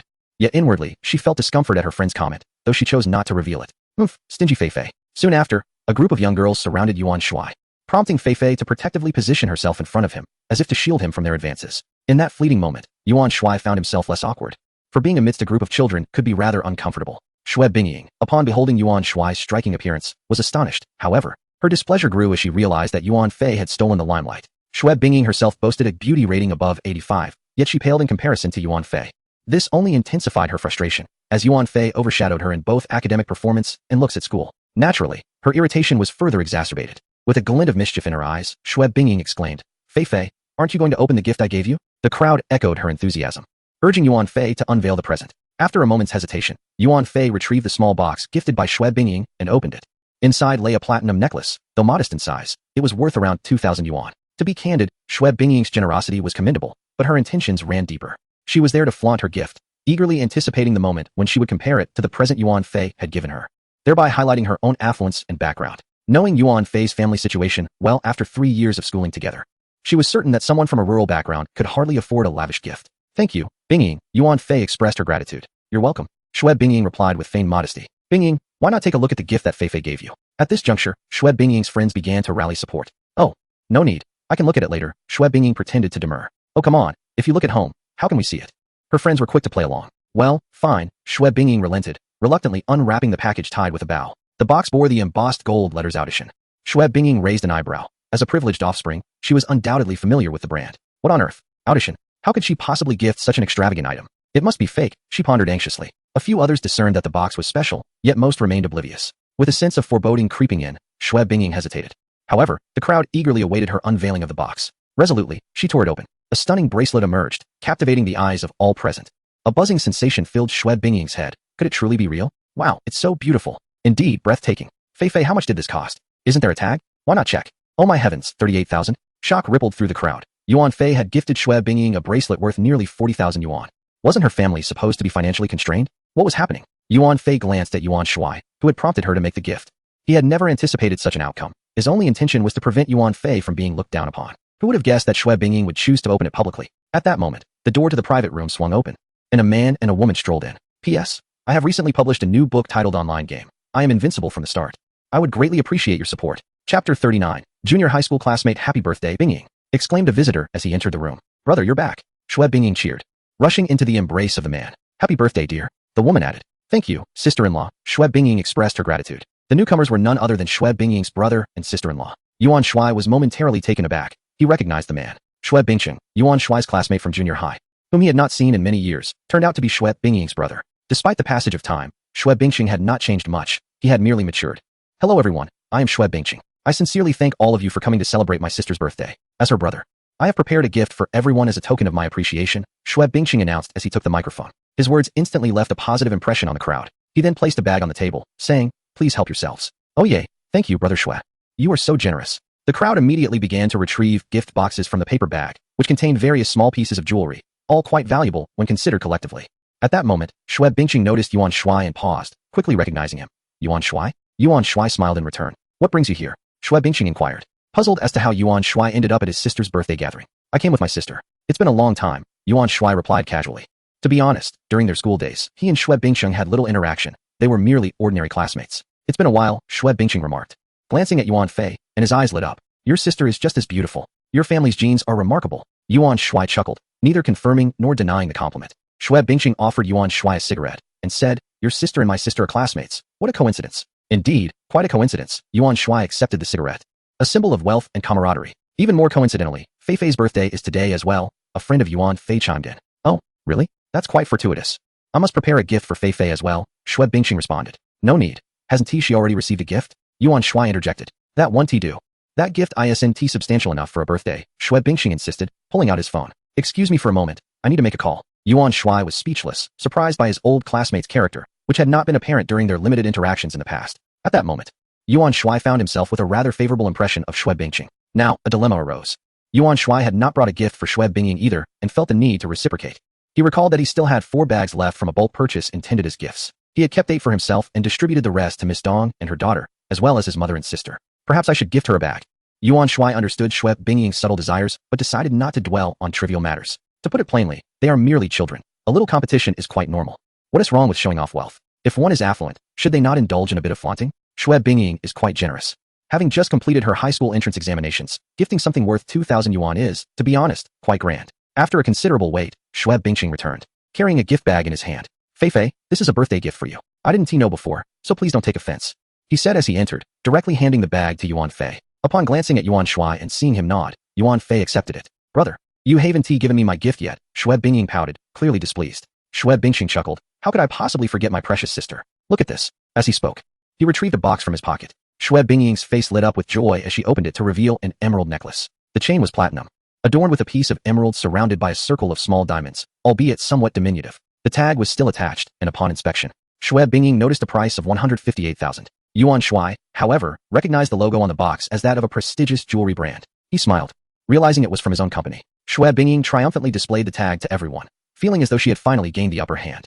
Little did she know about the gifts Yuan Shuai had bestowed upon Yuan Fei, which included several outfits, shoes, a bracelet, and a watch, all from his personal collection, valued at over 1 million. Most notably, however, were the necklace and ring, which appeared unremarkable yet were, in fact, priceless. Xue Bingying immediately became boastful, asking Yuan Fei, Fei Fei, what did your brother get you for your birthday? Yuan Fei glanced at Yuan Shuai, who wore a look of resignation. My brother also gave me a necklace, she replied nonchalantly. Upon hearing this, Xue Bingying's gaze quickly shifted to Yuan Fei's neck. The others followed suit, observing her fair and delicate neck. This necklace? It seems rather ordinary, doesn't it? And it appears to be silver, Xue Bingying quickly deduced. Did your brother really give you this? Did he buy it for 10 yuan? Bingying, how can you speak like that? Xue Bingqing admonished. Xue Bingying pouted, clearly irritated. Yuan Shuai, Fei Fei. My little sister has been spoiled. Please don't mind her. Xue Bingqing apologized to Yuan Shuai and Yuan Fei. Yuan Shuai, unfazed by Xue Bingying's remarks, retrieved a bag from the sofa, saying, Happy birthday. This is for you. Shui Bingying was taken aback. She hadn't expected Yuan Shuai to also give her a birthday gift. This was quite embarrassing, as she had just been rude to him, yet here he was, not holding a grudge and presenting her with a gift. Feeling her cheeks flush, she softly said, "Thank you, brother Yuan." Shui Bingqing gently patted Shui Bingying's head, offering an encouraging glance. Shui Bingying quickly noticed the logo. It was again from his personal collection, and upon checking the tag, she saw the price, 168,000. She was immediately stunned that Yuan Fei's brother had given her such an extravagant birthday gift. What was going on? He does not seem to be lacking in wealth. Yet he presents himself with such an extravagant gift, while his younger sister receives merely a simple silver necklace. My goodness, is that handbag truly worth 168,000 yuan? Indeed, it is. The crowd gasped in astonishment once more. What on earth is happening? They racked their brains, yet could not comprehend the situation. Shui Bingqing felt equally perplexed by Yuan Shuai, who appeared both magnanimous and dignified. Alas, had I known, I should have purchased a more luxurious birthday gift for Yuan Fei. At that moment, the door to the private room swung open, and another individual stepped inside. The newcomer immediately spotted Shui Bingying and exclaimed, "My dear, happy birthday?" Shui Bingying rushed toward him. "Dad, you're back. I've just returned, but I must leave again soon. There's an urgent matter at the company," he replied. "I just came to see you. You just got back and you're leaving again?" Shui Bingying pouted, her face clearly displaying her displeasure. Yuan Shuai chuckled.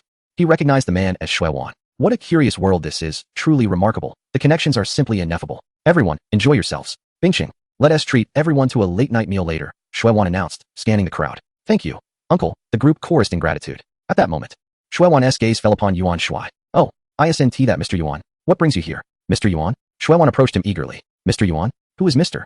Yuan?" Everyone's attention turned toward Yuan Shuai. "Greetings, Mr. Shui," Yuan Shuai replied with a smile. "What brings you here, Mr. Yuan?" Shui Wan inquired further.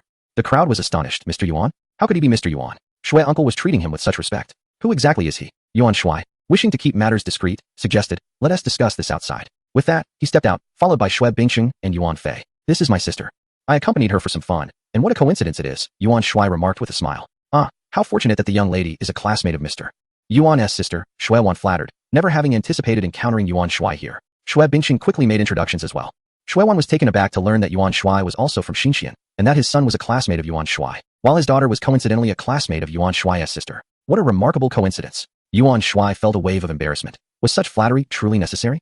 Clearing his throat, Shui Wan introduced, "Bingqing, this is the esteemed Mr. Yuan from the company." Shui Bingqing was astonished. Who could the company's director be? Her father. Shui Wan was merely a general manager. Was this old classmate concealing such depth? "Mr. Yuan, it is a pleasure to meet you," Shui Bingqing said hurriedly. "There is no need for such formality, old friend." Yuan Shuai waved his hand dismissively. "However, I too am part of the company," Shui Bingqing added. "Being a mid-level manager at Tianyu Media, there is no need for such formalities in private." "Very well, I shall refer to you as brother Yuan," he said. Yuan Shuai patted Shui Bingqing on the shoulder, holding high hopes for this old classmate. "Brother Yuan, may I pose a question?" inquired Shui Bingqing. "Go ahead.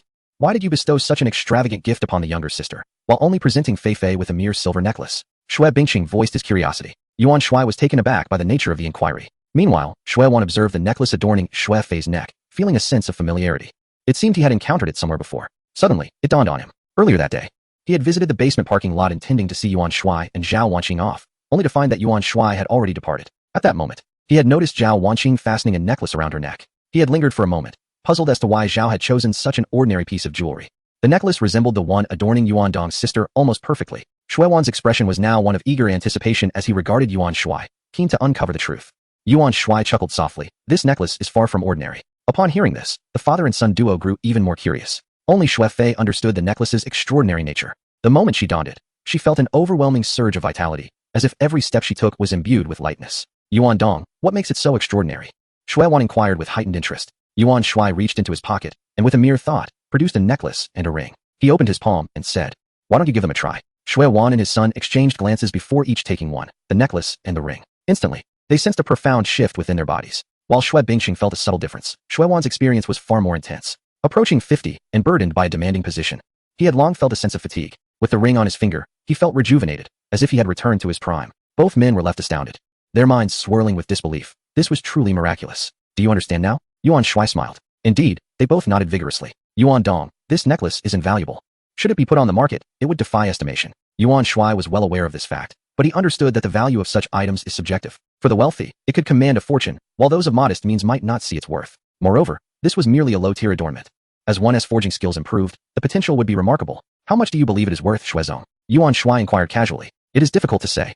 Those who are indifferent to money would pay any price, while those without means would hesitate at spending half their wealth." Shui Wan contemplated. Yuan Shuai nodded in agreement and said, If someone wishes to purchase, simply inform me. Shui Wan nodded, grasping Yuan Shuai's intention, and after a moment's hesitation, he asked, Yuan Dong, could you possibly sell one to me? Having already sensed the ring's wonders, his eagerness was palpable. Yuan Shuai chuckled and replied, Shuizong, how much are you prepared to offer? Shui Wan pondered for a moment, then raised a single finger and declared, I am willing to offer 100 million.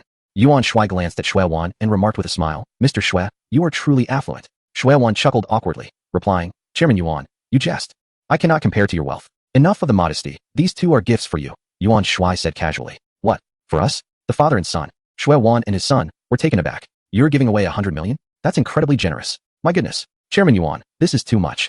Allow me to compensate you instead. Shui Wan responded politely, recognizing the necessity of this gesture. At his age, he had honed his social skills. The difference between voicing such a statement and keeping it to oneself was profound. Naturally, he understood that Yuan Shuai was merely extending a courtesy. Partly due to Shui Wan's status as a company shareholder, and also because of the relationship between Shui Bingqing, Shui Bingying, and Yuan Shuai's classmates, Yuan Shuai and Yuan Fei. 100 million is no small sum. It's not merely 10 or 100. From what Shui Wan had gathered about Yuan Shuai, had it been someone he disliked, he wouldn't even consider such a generous offer, regardless of the amount. Well, aren't you in a hurry to return to City C? It's getting late. Yuan Shuai said nonchalantly. Chairman Yuan, I am immensely grateful. We will undoubtedly follow your lead from now on, Shui Wan declared, bowing deeply, with Shui Bingqing mimicking his gesture. Yuan Shuai waved his hand, signaling them to leave. Yuan Shuai had already tested the necklace and ring from the game on Yuan Fei. Wearing them excessively was of no use, and for someone like Shui Wan, they merely addressed superficial symptoms rather than underlying issues. It was akin to a game where Shui Wan had a health cap of 100 points, but due to physical ailments, he was left with only 60 points. Wearing the ring increased his cap to 110 points, momentarily making him feel at his peak. However, the physical issues remained, and his health points would gradually decline. Yuan Shuai actually had another method for Shui Wan's condition, a healing technique. Although he had yet to test it, he was confident it would yield excellent results. As for the test subject, it had to be Tang Xinghua. Shui Wan's condition was not as straightforward, but it would be more apparent in Tang Xinghua. P.S. I have launched a new book titled Online Game. I am invincible from the start. I would greatly appreciate your support. Chapter 41. Acquiring the skill insight. As Shui Wan turned to leave, Yuan Shuai and the others returned to the private room. The children present began to chatter among themselves. But upon seeing Yuan Shuai and his companions enter, they fell silent, their gazes fixated on him. Confusion was evident on their faces. Shui Bingqing approached Shui Bingying and whispered in her ear, explaining Yuan Shuai's identity. He felt it necessary to inform his sister to prevent her from unintentionally offending Yuan Shuai, whose status was not to be trifled with. As Shui Bingying listened to her brother's whispers, her expression shifted dramatically, her eyes widening in disbelief. She could hardly fathom that Yuan Shuai was the grand boss of the legend group, with their father being one of his subordinates. Hadn't it been said that Yuan Fei's family was not well off? After 3 years of acquaintance, had such a significant truth been concealed so deeply? What on earth was going on in this world? Yuan Shuai never anticipated that a simple outing with his sister would lead to such unexpected events. Alas, he had hoped for a low-key experience, only to find himself failing in that regard. I'm so sorry, brother Yuan Shuai. I apologize, Fei. Shui Bingying stepped forward, offering a timid apology. Yuan Shuai chuckled lightly, deeming it unnecessary, and gestured for Yuan Fei to say something. Bingying, what are you doing? It's perfectly fine, after all. We are good friends. Yuan Fei grasped Shui Bingying's hands, smiling warmly. Instantly, Bingying's face lit up with joy as she embraced Yuan Fei, exclaiming, yes, we are indeed good friends. Soon after, the other young girls gathered around, chattering excitedly, creating a lively and joyous atmosphere. Yuan Shuai observed the children, a smile unconsciously creeping onto his lips. As the group began singing, some indulged in drinks while others opted for soft beverages, resulting in a delightful commotion. Yuan Shuai contemplated gifting something to his sister Yuan Fei's classmates, though he found himself lacking suitable presents. All he had were soft currency notes. Plentiful, yet too mundane to offer directly. After some reflection, an idea struck him, and he whispered a few words into Yuan Fei's ear. She nodded in agreement, indicating that it was a splendid plan. Yuan Fei then added all present, along with Yuan Shuai, into a WeChat group. Immediately, the sound of notifications filled the room. What is happening? Fei created a group? Wow, a red envelope has been sent. Really? I'm in. Oh my goodness, I just snagged 100 yuan. Oh, I only got 8. Another one. Quick, everyone grab it. For over an hour, the room was filled with the incessant sound of mobile notifications as everyone clutched their phones, eagerly tapping their screens. Laughter erupted each time someone claimed a hefty red envelope. Directly giving money felt rather cliché and could be met with mixed reactions. But this method of distributing red envelopes was entirely different. As they say, even a small contribution is a form of affection, illustrating the extent of people's delight in seizing red envelopes. Many cared not about the amount won, but rather the thrill of the chase and the joy that followed when claiming a large sum. Yuan Shuai distributed a staggering 1 million yuan in red envelopes, feeling utterly exhausted. Why was the limit only 200 each time? Couldn't it be higher? The author is aware of the limits, but prefers not to dwell on such details, to minimize the time spent glued to their screens.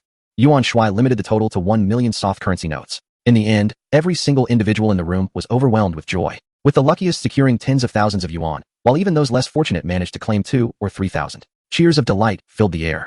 their faces aglow with radiant smiles, their happiness genuine and heartfelt. Each person expressed their gratitude to Yuan Shuai, thinking that although they might not have a brother like Fei, having a classmate of her caliber was certainly a blessing. Following this, the singing resumed, and at the unanimous request of the group, Yuan Shuai also joined in the performance. Yuan Shuai's rendition of Youth left everyone utterly astounded. What a divine voice. The beauty of his singing is simply enchanting. Why hasn't he pursued a career as a singer? Oh my, I am completely captivated. How is it possible for someone to be so handsome and possess such remarkable vocal talent? And as if that weren't enough, why is he so affluent as well? Oh dear, envy and admiration abound. How I envy Fei. Sparkles danced in everyone's eyes. Another song, they chorused, clapping rhythmically in anticipation of Yuan Shuai's performance. To his surprise, Yuan Shuai discovered that human nature is inherently greedy. After one song, the little ones clamored for more. Such insatiable little rascals. Do you expect me to sing just because you ask? He pondered, feeling a bit embarrassed. After completing his third song, he resolutely declared that he would sing no more, stating, "It's getting late, and didn't your brother Shuai say he would treat you to late-night snacks? Let us go, let us go." Reluctantly, everyone departed the KTV, heading to a large barbecue restaurant where they commandeered 2 sizable tables. As the clock struck midnight, they returned home, each to their respective families. 2 classmates who lived along the same route hopped into Yuan Shuai's car, and he graciously drove them back. By the time he arrived home, his parents were already asleep. After a quick wash-up, Yuan Shuai settled into bed and dove into the game. He had reached level 34, and his skeleton warrior had ascended to level 21, amassing several million in virtual currency. He promptly ventured into the skeleton dungeon, intending to clear it for the abundant experience it offered. The highest difficulty in the dungeon was held difficulty, with no levels beyond that. After 2 consecutive runs, his level elevated to 37, and his skeleton warrior progressed to level 23. Additionally, he acquired a skill book and a quest scroll. The skill Insight required level 30 and allowed him to glean information about targets. Yuan Shuai eagerly chose to learn this new skill, adding it to his repertoire. Though not a combat skill, it was exceedingly powerful. The literal interpretation allowed him to view the information of targets, not merely monsters. This meant he could assess all entities, didn't he? Ding. You used Insight on the skeleton warrior. Skeleton warrior, level 23, health 23,000, attack 15,000, defense 5,000, evolution possible. Goodness, what impressive attributes. Yuan Shuai glanced at his own stats, feeling as though he were worlds apart. Contemplating further, he directed Insight at a nearby large rock. An ordinary stone, devoid of value. Wow, it truly worked. Yuan Shuai was astonished. This was genuinely remarkable. What would the effects be if applied in the real world? He raced back to White Tiger City, directly using Insight on a guard. Chapter 42. Conducting an experiment. Ding, you used Insight on the White Tiger City guard. White Tiger City guard, level 99, health 99999, attack 99999, defense 99999. Yuan Shuai, feeling a surge of adrenaline, instinctively fled, fearing he might be swiftly dispatched by the guard. His intention was to test whether he could employ the Insight technique on the guards, but alas, there was not a soul in sight. He had no choice but to direct it towards them. He then used Insight on the teleporter. Ding. You have used Insight on the White Tiger City teleporter. White Tiger City teleporter, a mere ordinary teleporter. Is that all? Indeed, it was as simple as that. However, at this moment, Yuan Shuai pondered a question. Clearly, there were other cities. Might there be other individuals there? White Tiger City. Perhaps there exists Azure Dragon City, Vermilion Bird City, and Black Tortoise City? Yet, he had no idea where they were. The map was simply too vast. After running in a particular direction for some time and failing to sight any cities, he ultimately surrendered. Truly, he was a man lacking perseverance. What was he searching for anyway? He would naturally discover it in due time. In this world, nothing is insurmountable, provided one is willing to concede. In truth, Yuan Shuai was merely seeking to avoid wasting time, as he intended to mine. He had promised Zhao Wanqing a batch of ore, and it seemed his current stock was insufficient. If only he could acquire a high-grade pickaxe, the speed would undoubtedly increase significantly. Regrettably, he was still unable to afford it. A high-grade pickaxe required 1888 star coins. Perhaps he could undertake a few quests after dawn? Upon returning to the manor, he noted that the medicinal herbs appeared to be on the verge of maturation. Entering the mine, he began to excavate. System, sign in. Ding, congratulations. Host has received 100 billion soft sister coins, which have been deposited into the host's bank account. Goodness, another 100 billion soft sister coins. However, Yuan Shuai was no longer as exhilarated as he had been before. Sigh, no surprises, time for bed. Early the next morning, Yuan Shuai awoke to find his mother preparing breakfast in the kitchen, while his father sat nearby smoking, both discussing the prospect of resigning from their jobs. Yuan Shuai was at a loss for words. They were still deliberating? What was there to discuss? Shaking his head, he tentatively used Insight on his father. Ding. Insight usage failed. Target cannot be perceived. What is this? Is it possible that Insight cannot be used in the real world? He then directed Insight at his mother. Ding. Insight usage failed. Target cannot be perceived. What on earth? Yuan Shuai, undeterred, decided to test it on a cup on the table. Ding. An ordinary cup, valued at 3 soft sister coins. Yuan Shuai was taken aback. It turned out that Insight could indeed be used in the real world, but not on human beings. However, it worked on objects, providing direct value assessments. This was quite remarkable. Ding. An ordinary toothbrush, holds no value whatsoever. Ding. An ordinary wooden stool, valued at 20 soft sister coins. Oh, so that was the case. After a series of tests, Yuan Shuai understood that as long as it was an object, he could use Insight. After refreshing himself, he decisively took his father to resign from his job. Such decisiveness was to prevent his father from wavering. What need was there for a job? Is work akin to a beautiful woman? Why must one go to work? Why should one still live frugally? What is the purpose of earning money if not for enjoyment and indulgence? Yuan Shuai does not want his family to see something they like and have to check the price, hesitating over whether it is worth purchasing. From this moment onward, he resolves to buy whatever he desires without regard for cost. Since his parents will remain at home, he decides to buy his father a car, as transportation in the countryside is not particularly convenient. As for the motorcycle, safety is a concern. Dad, what kind of car would you like? Yuan Shuai inquires of his father, Yuan Guoqiang, who is seated in the passenger seat. Aware of his son's newfound wealth, Yuan Guoqiang does not hesitate in his response. Let's go for an A4L.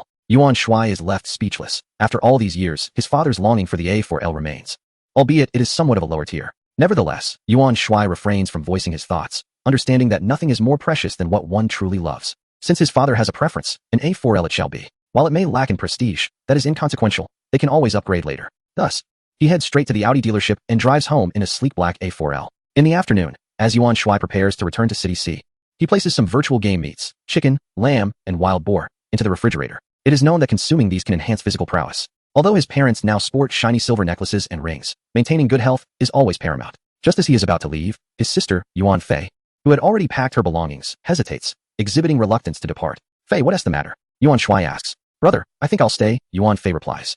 Why is that? The others question, puzzled. Well, I'll be attending school in City C before long, so I'd rather spend these days with mom and dad. She explains. Ah, I see, my dear Fei is being filial. That's perfectly fine. I support your decision, Yuan Shuai affirms. It is indeed nice for his sister to keep their parents' company in his absence. In a few days, she will head to City C for university, and there will be plenty of time for leisure later on. Yuan Fei's academic achievements far surpass his own, having gained admission to the prestigious Manhwa University, a top-tier institution in the country. Yuan Shuai feels a swell of pride, contrasting his own experience of attending a second-rate school, which has made job hunting quite challenging. Fortunately, he stumbled upon the miraculous game system, which is nothing short of extraordinary. Upon arriving in City C, Yuan Shuai bypasses the villa and heads directly to the First People's Hospital. His intention is clear, to conduct an experiment on Tang Xinghua and test the efficacy of the treatment. As for any ulterior motives, that remains known only to him. He purchases a fruit basket from a nearby shop and makes his way to the orthopedic ward. Uncle Tang, feeling better? Yuan Shuai greets him with a cheerful smile. Oh, Yuan, it's you. I'm feeling much improved. Tang Xinghua responds with a smile upon seeing Yuan Shuai. Tang Ning, who had been engrossed in her phone, is both surprised and delighted to hear his voice. That day, she had received Yuan Shuai's phone number from the doctor and added him on WeChat. But to her dismay, he had not accepted her request despite her repeated attempts. Initially, it was assumed that Yuan Shuai wished to ignore her, yet unexpectedly, he approached her once more. Observing Tang Ning's expression of surprise and delight left him somewhat perplexed. He could not fathom the nature of her countenance. Yuan Shuai, step outside with me, Tang Ning declared, rising abruptly and leading the way out of the ward. Yuan Shuai felt a twinge of confusion, sensing that she seemed somewhat irked with him. Chapter 43. Remarkable Healing Techniques. Yuan Shuai followed Tang Ning into the stairwell. Yuan Shuai, why did you transfer me another 20,000 yuan? She inquired, turning to face him. Oh, that is merely for your living expenses, he replied, under the impression that she had something more significant to discuss. 20,000 yuan was a trivial matter to him. Tang Ning regarded him with an odd expression, scrutinizing him for a considerable time before stating, you do not intend to keep me, do you? I would never consent to that. What? Are you serious? Am I such a person? Yuan Shuai exclaimed, taken aback. You are misinterpreting my intentions. I meant nothing of the sort. Tang Ning remained skeptical, asserting, I will honor our arrangement, but nothing beyond that. Yuan Shuai's expression turned dark, and he retorted, I never intended for you to fulfill any arrangement. Really? Is that true? Tang Ning questioned, disbelief evident in her voice. She then recollected how Yuan Shuai had not accepted her friend request, which lent some credence to her suspicions. Is that the reason you ignored my friend request? What friend? Yuan Shuai replied, slightly bewildered. My WeChat friend, of course. I sent you several requests, but you never accepted. She replied, slightly irritated. Oh, that was you? I had no idea. I will accept it right away, Yuan Shuai exclaimed. Finally realizing that the person who had sent him the request was Tang Ning, he promptly took out his phone and accepted the request. An awkward silence ensued. Tang Ning felt a pang of guilt for misjudging Yuan Shuai, lowering her gaze and nervously picking at her fingers. Clearing his throat, Yuan Shuai said, actually, I came here to discuss something important. Tang Ning lifted her eyes to him, inquiring, what is it? Regarding her solemnly, Yuan Shuai asked, what did the doctor say about your father's leg injury? Upon hearing this, Tang Ning's expression darkened. The doctor said my father's leg may never return to its normal state. Yuan Shuai nodded, recognizing that this was the expected outcome. The word may was merely a form of consolation, as the likelihood of a full recovery was minimal. He looked at Tang Ning earnestly and stated, I have a method that might potentially heal your father's leg. Really? Hope blossomed in Tang Ning's eyes, though disbelief lingered. How could this man possibly offer a solution when the doctor had declared it difficult to restore normalcy? Naturally, she yearned for her father's recovery. Longing for the days when he could walk unimpeded, the thought of seeing him limping in the future was too painful to bear. I have yet to try it, but the chances are promising, Yuan Shuai affirmed. What must I do? Should I purchase a specific medication? Tang Ning inquired eagerly, her excitement palpable at the prospect of healing her father. All you need to do is take your father out of the hospital, but you must persuade the doctor, Yuan Shuai instructed. A comminuted fracture typically requires surgery followed by immobilization with a cast, along with pain management and injections. Convincing the doctor should not pose a significant challenge. Upon discharge from the hospital, one naturally wishes to keep the matter discreet, especially when a sudden recovery from a severe condition like a comminuted fracture raises eyebrows. The adage injuries to muscles and bones take 100 days to heal rings true. Such an abrupt improvement would surely invite suspicion. Tang Ning pondered how Yuan Shuai might administer treatment, yet after a moment's hesitation, she acquiesced. Half an hour later, Yuan Shuai drove Tang Xinghua and Tang Ning back to their residence. Their home was situated in an aging neighborhood, modest in size, encompassing merely over 90 square meters. Yuan Shuai gently placed Tang Xinghua onto the bed, resting one hand on his injured leg, mimicking the postures of a martial artist channeling inner energy. In truth, he simply employed a healing technique, a straightforward maneuver that, under normal circumstances, would have taken mere seconds, but he theatrically extended the performance to 3 minutes. Standing nearby, Tang Ning's heart raced, her expression laden with anxiety. Initially, Tang Xinghua held skepticism towards the treatment, but recognizing that remaining in the hospital was an unnecessary expense, he readily agreed to leave for home. Following Yuan Shuai's application of the healing technique, he immediately perceived a warm sensation radiating from his injured leg throughout his entire body, bringing an unparalleled sense of relief. Not only did the pain in his leg dissipate, but the treatment also addressed his overall well-being. It was evident that the healing technique proved effective, as Yuan Shuai discerned from Tang Xinghua's expression. "Uncle Tang, how do you feel?" Yuan Shuai inquired. I feel as though my leg has healed," Tang Xinghua responded, disbelief etched across his face. Tang Ning mirrored his astonishment. She had contemplated this possibility and chose to believe. Yet her heart remained unsettled. Yuan Shuai nodded confidently, delivering a firm yet precise slap to Tang Xinghua's leg, shattering the cast without causing harm. Tentatively, Tang Xinghua attempted to move his leg, and to his exhilaration, it indeed felt restored. The rapidity of his recovery was nothing short of astonishing. In a state of wonder, Tang Ning observed as her father dismounted from the bed and took several steps, moving as if he were entirely unscathed. With her mouth agape in disbelief, Tang Ning struggled to comprehend that Yuan Shuai had truly healed her father's leg, and with such swiftness. What had happened to the notion that injuries to muscles and bones required 100 days to mend? It was utterly unfathomable. And no medication seemed to have been utilized. Could it truly be the legendary practice of Qigong? Without lingering, Yuan Shuai disregarded the heartfelt expressions of gratitude from the father and daughter and departed. In truth, he felt a profound sense of accomplishment from their sincere thanks. Engaging in good deeds during idle moments was indeed gratifying. Most significantly, Yuan Shuai had acquired the answers he sought. The healing technique was astonishingly effective. He resolved to seek out a cancer patient for further experimentation. Just as he settled back into the car, a voice broke the silence. Ding. The medicinal herbs have fully matured and can now be viewed in the backpack. Oh, the herbs have finally ripened and automatically entered the backpack. Quite impressive. Upon entering the game, Yuan Shuai discovered an assortment of herbs in his inventory. 15 each of ginseng, ganoderma, snow lotus, and rhodiola. These 4 remarkable herbs are merely classified as basic materials within the game. Yuan Shuai opened the alchemy interface. Healing potion requires 1 ginseng, 1 ganoderma, 1 snow lotus, and 1 rhodiola. Ding. Crafted 1 healing potion. Proficiency increased by 3. Current proficiency 3200. Ding. Crafted 1 healing potion. Proficiency increased by 2. Current proficiency 5200. Ding. Crafted 1 healing potion. Proficiency increased by 3. Current proficiency 41200. Yuan Shuai produced 15 healing potions, a mere fraction considering the abundance of matured herbs. Moreover, the seeds must be purchased with star coins, making the alchemy process rather challenging. However, one can only assume that these healing potions hold extraordinary power. Chapter 44. Fatty. Are you selling meat? Fortunately, the seeds for basic herbs are not expensive. Yuan Shuai accessed the marketplace. He purchased 10 seeds of each variety, limited by the size of his land. Each seed cost 5 star coins, totaling 200 star coins. As for advanced seeds, they are unnecessary for now, as he cannot produce anything from them yet. After spending about 10 minutes planting the seeds, he resumed mining. Just as Yuan Shuai exited the game, his phone rang. It was a call from Housie. Answering the call, he heard Housie's voice. "Yuanzi, are you busy? Come to the CS Bank on Maple Forest Road." "Nothing much." "What is up?" Yuan Shuai replied, starting his car and driving towards the location Housie mentioned, which was not far ahead. "I was hit by a car. I need your help," Housie said. Yuan Shuai was taken aback and quickened his speed, anxiously asking, "How badly are you hurt?" "Nothing serious, no need to rush." Yuan Shuai soon spotted the scene of the accident and hung up the phone. "What happened?" Yuan Shuai parked his car at the roadside, assessing Housie, who appeared uninjured. "Just my luck. I was hit by a female driver. She's at fault. All I did was fall down, and I'm fine." Housie chuckled helplessly. Yuan Shuai nodded and glanced at the vehicle involved. A red Honda, driven recklessly, truly a road menace. The traffic police were already on site, and the sound of an ambulance grew closer. "There's nothing more to discuss. I'll just go to the hospital to complete the necessary procedures. Can you deliver this package for me?" Housie handed a parcel to Yuan Shuai. Yuan Shuai was speechless, even in a situation like this. Housie was still concerned about his package. It might be time to find him a different job. Delivering parcels was not the same as this. "All right," Yuan Shuai said, choosing not to elaborate. Since he was still engaged in this work, even if it was the last task, he would ensure it was completed. Watching Housie board the ambulance, Yuan Shuai took the parcel and got into his car. Upon glancing at the address, he was momentarily stunned. This address seemed remarkably familiar. It was the very address of the place he had rented previously. Recipient, Yao Shu. The moment Yuan Shuai's mind conjured a plump figure, he realized it was none other than his former landlord. Shaking his head, he hesitated for a moment before starting the car. Since the accident, he had not returned. And now, confronted with the familiar surroundings, he felt a wave of nostalgia. Yuan Shuai decided to first retrieve his graduation certificates from his room, planning to swiftly discard the package and make a hasty exit. This was primarily due to the fact that his landlord, Sister Shu, had persistently coveted his youthful allure, often suggesting he visit her room, lured by the promise of waiving rent. The mere thought sent shivers down his spine. Stealthily, he approached his room, only to be startled by a figure blocking his path. Xiao Yuan, you finally returned. Sister Yao Shu, the rotund landlord, greeted him with a beaming smile. Sister Shu, what are you doing here? Yuan Shuai stammered awkwardly. Of course, I've been waiting for you. It's been so many days without seeing you. What's the matter? Are you avoiding me? Oh dear, your rent is overdue again. Xiao Yuan, I'm not pressuring you, so why hide from me? Yao Shu's expression was enticing as she bombarded him with words. There's no hiding. I merely returned from a trip home, Yuan Shuai offered as an excuse. Well, I wouldn't want you to pay the rent this time. Instead, I'll grant you an additional 3 months of free rent if you could do me a favor.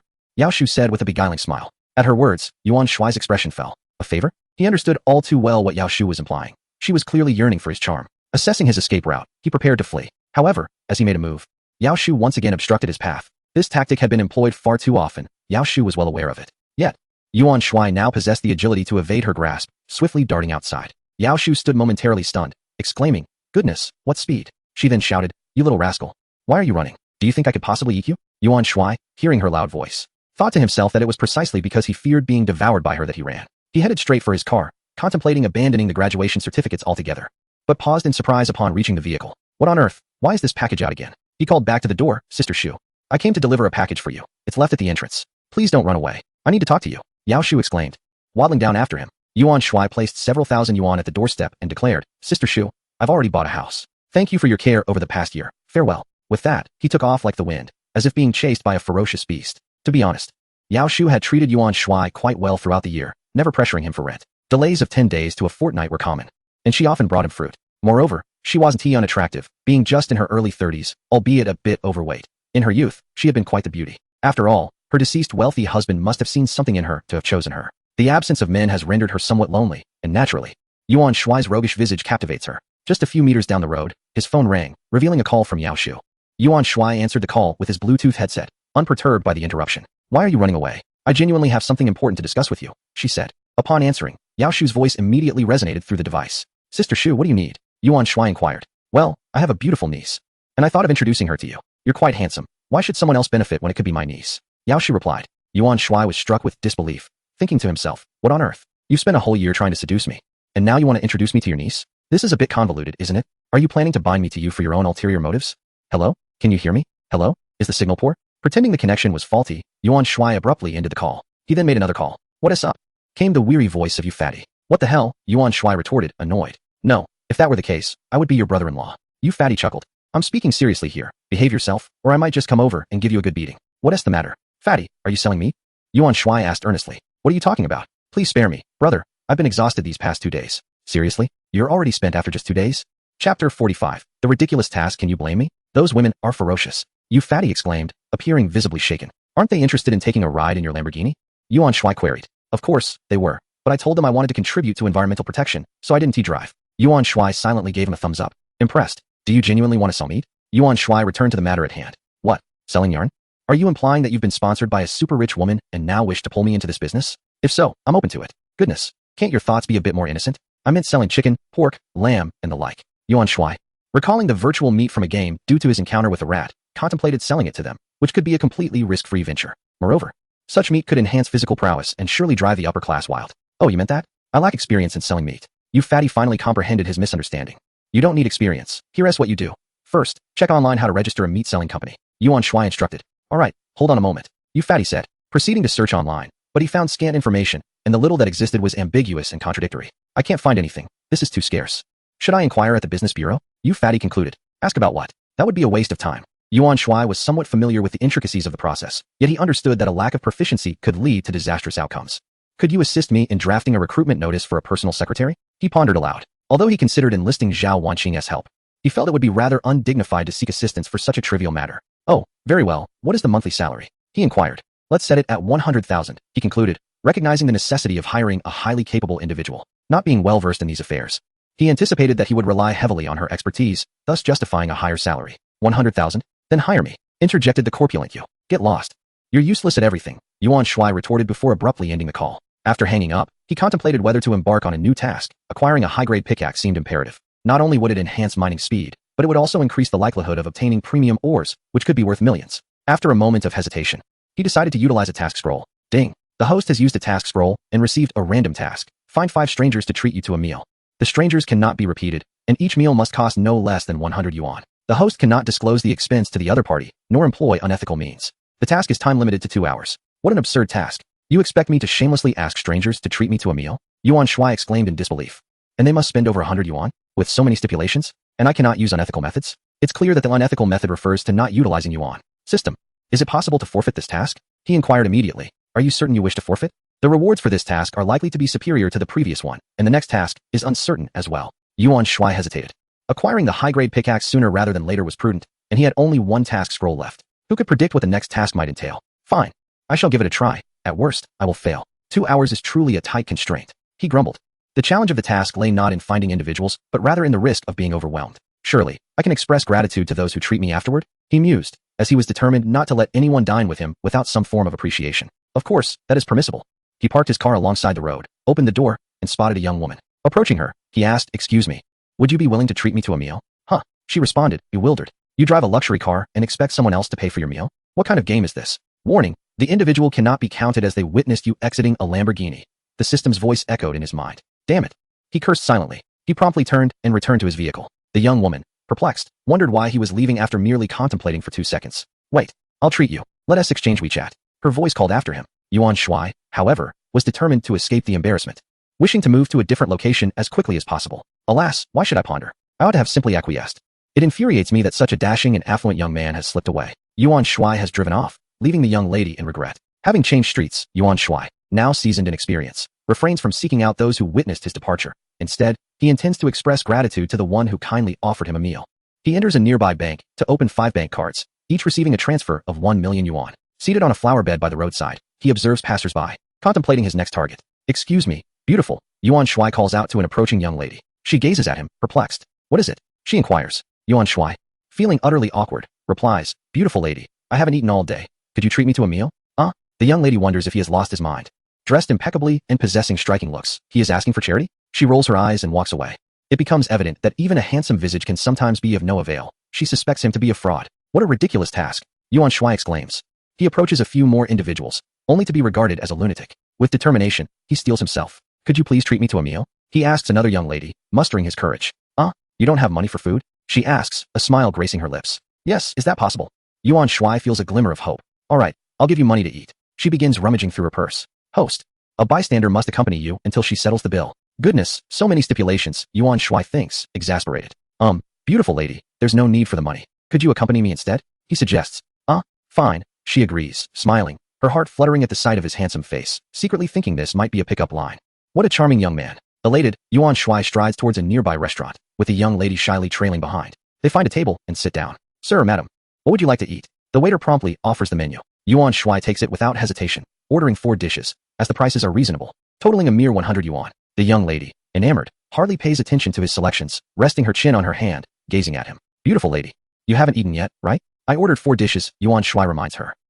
I've already eaten. You ordered 4 dishes? She exclaims in surprise. Shall I cancel too?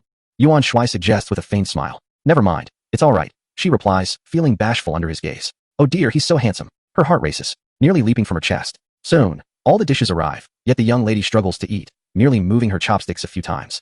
Preferring to watch Yuan Shuai indulge, he is a feast for the eyes. Yuan Shuai, pressed for time, skips the rice and devours the 4 dishes in a whirlwind, leaving the young lady astonished. It is clear he was indeed starving. Hey handsome, would you like to order a few more dishes? The girl kindly suggested. No, thank you. I'm quite full already. Let us go. Yuan Shuai naturally declined, refusing to order any further. Oh, all right then. The girl proceeded to the cashier to settle the bill, reflecting on how quickly time had passed, wondering if there might be more stories to unfold. Ding. Congratulations, host, you have completed a task. Current progress, 15. Once the girl finished paying, the system notification chimed, and Yuan Shuai felt optimistic about the task. As they exited the restaurant, Yuan Shuai withdrew a bank card and handed it to the girl, saying, beautiful, as a token of gratitude for treating me to dinner, I'm giving you this card. It contains 1 million, and the password is 666666. Initially thinking he was giving her something special, the girl instinctively accepted the card. Upon realizing it was a bank card with 1 million inside, she was utterly astonished. 1 million? No, No, I can't accept this, she stammered, attempting to return the card to Yuan Shuai. Yuan Shuai, however, would not take it back and stepped back a couple of paces, insisting, "You have a kind heart, and you deserve this. I've asked many people, yet you are the only one willing to treat me to a meal. Please keep it." "Are you conducting some sort of social experiment?" she queried, bewildered. "No, beautiful, goodbye," Yuan Shuai replied, slipping into his car, the Lamborghini roaring away. The girl was left wondering if she was dreaming, thinking to herself that she had only found him attractive. But does that really matter? At least she had acted on it. There's nothing wrong with liking handsome men. Attractive individuals invariably leave a favorable first impression. Those who claim looks are inconsequential are merely deceiving themselves. She quickly approached an ATM to check the bank card's balance, and to her astonishment, the password was indeed correct. After selecting the balance inquiry, a long string of zeros appeared on the screen. The girl's mouth fell open in shock. Such fortune seemed unreal. "I only spent 100 to treat him to dinner, and he rewards me with $1 million? $1 million? How much is that?" Pondering the luxury of his sports car, she wondered if he was testing people's intentions. The mindset of the wealthy was indeed perplexing. At that moment, Yuan Shuai had charmed another girl into dining with him. Upon seeing him order several dishes, she immediately became irate. "What is wrong with you? I'm treating you to dinner, and you order so much food? That is wasteful." She huffed. "What? I'm not being wasteful. I can finish it all," Yuan Shuai awkwardly replied. "Humph, enjoy yourself. I'm not playing this game anymore," she coldly retorted. Turning to leave, Yuan Shuai stood there, utterly speechless. Is there anything more embarrassing than this? I don't have any money.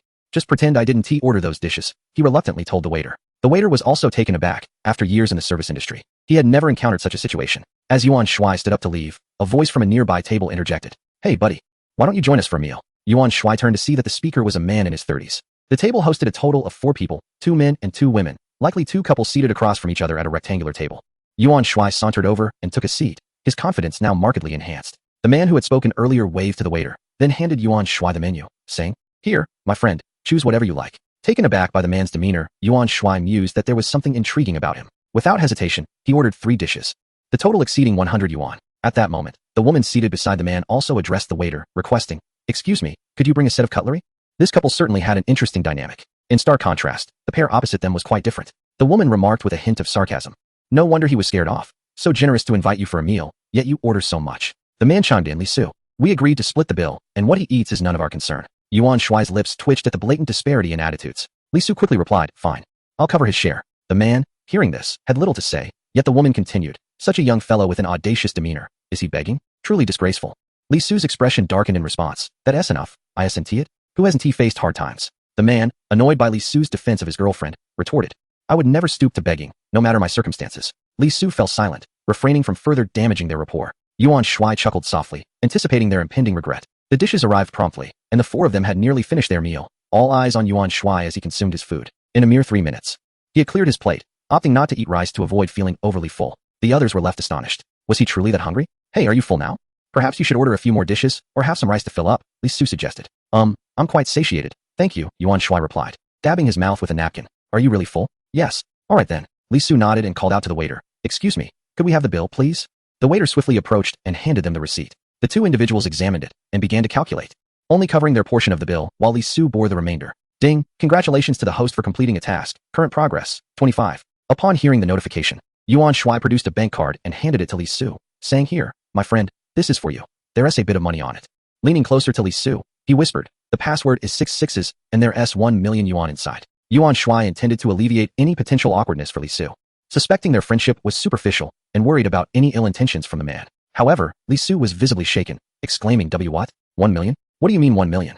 The other couple, intrigued, speculated among themselves, recalling how he had mentioned having a bit of money only to now claim there was 1 million. How could he possibly have 1 million yet shamelessly ask someone else to treat him to dinner? "It's nothing," Yuan Shuai hurriedly interjected, not wanting Li Su to divulge too much. Yet Li Su, being rather principled, insisted, "My friend, that's an exorbitant amount. This won't do."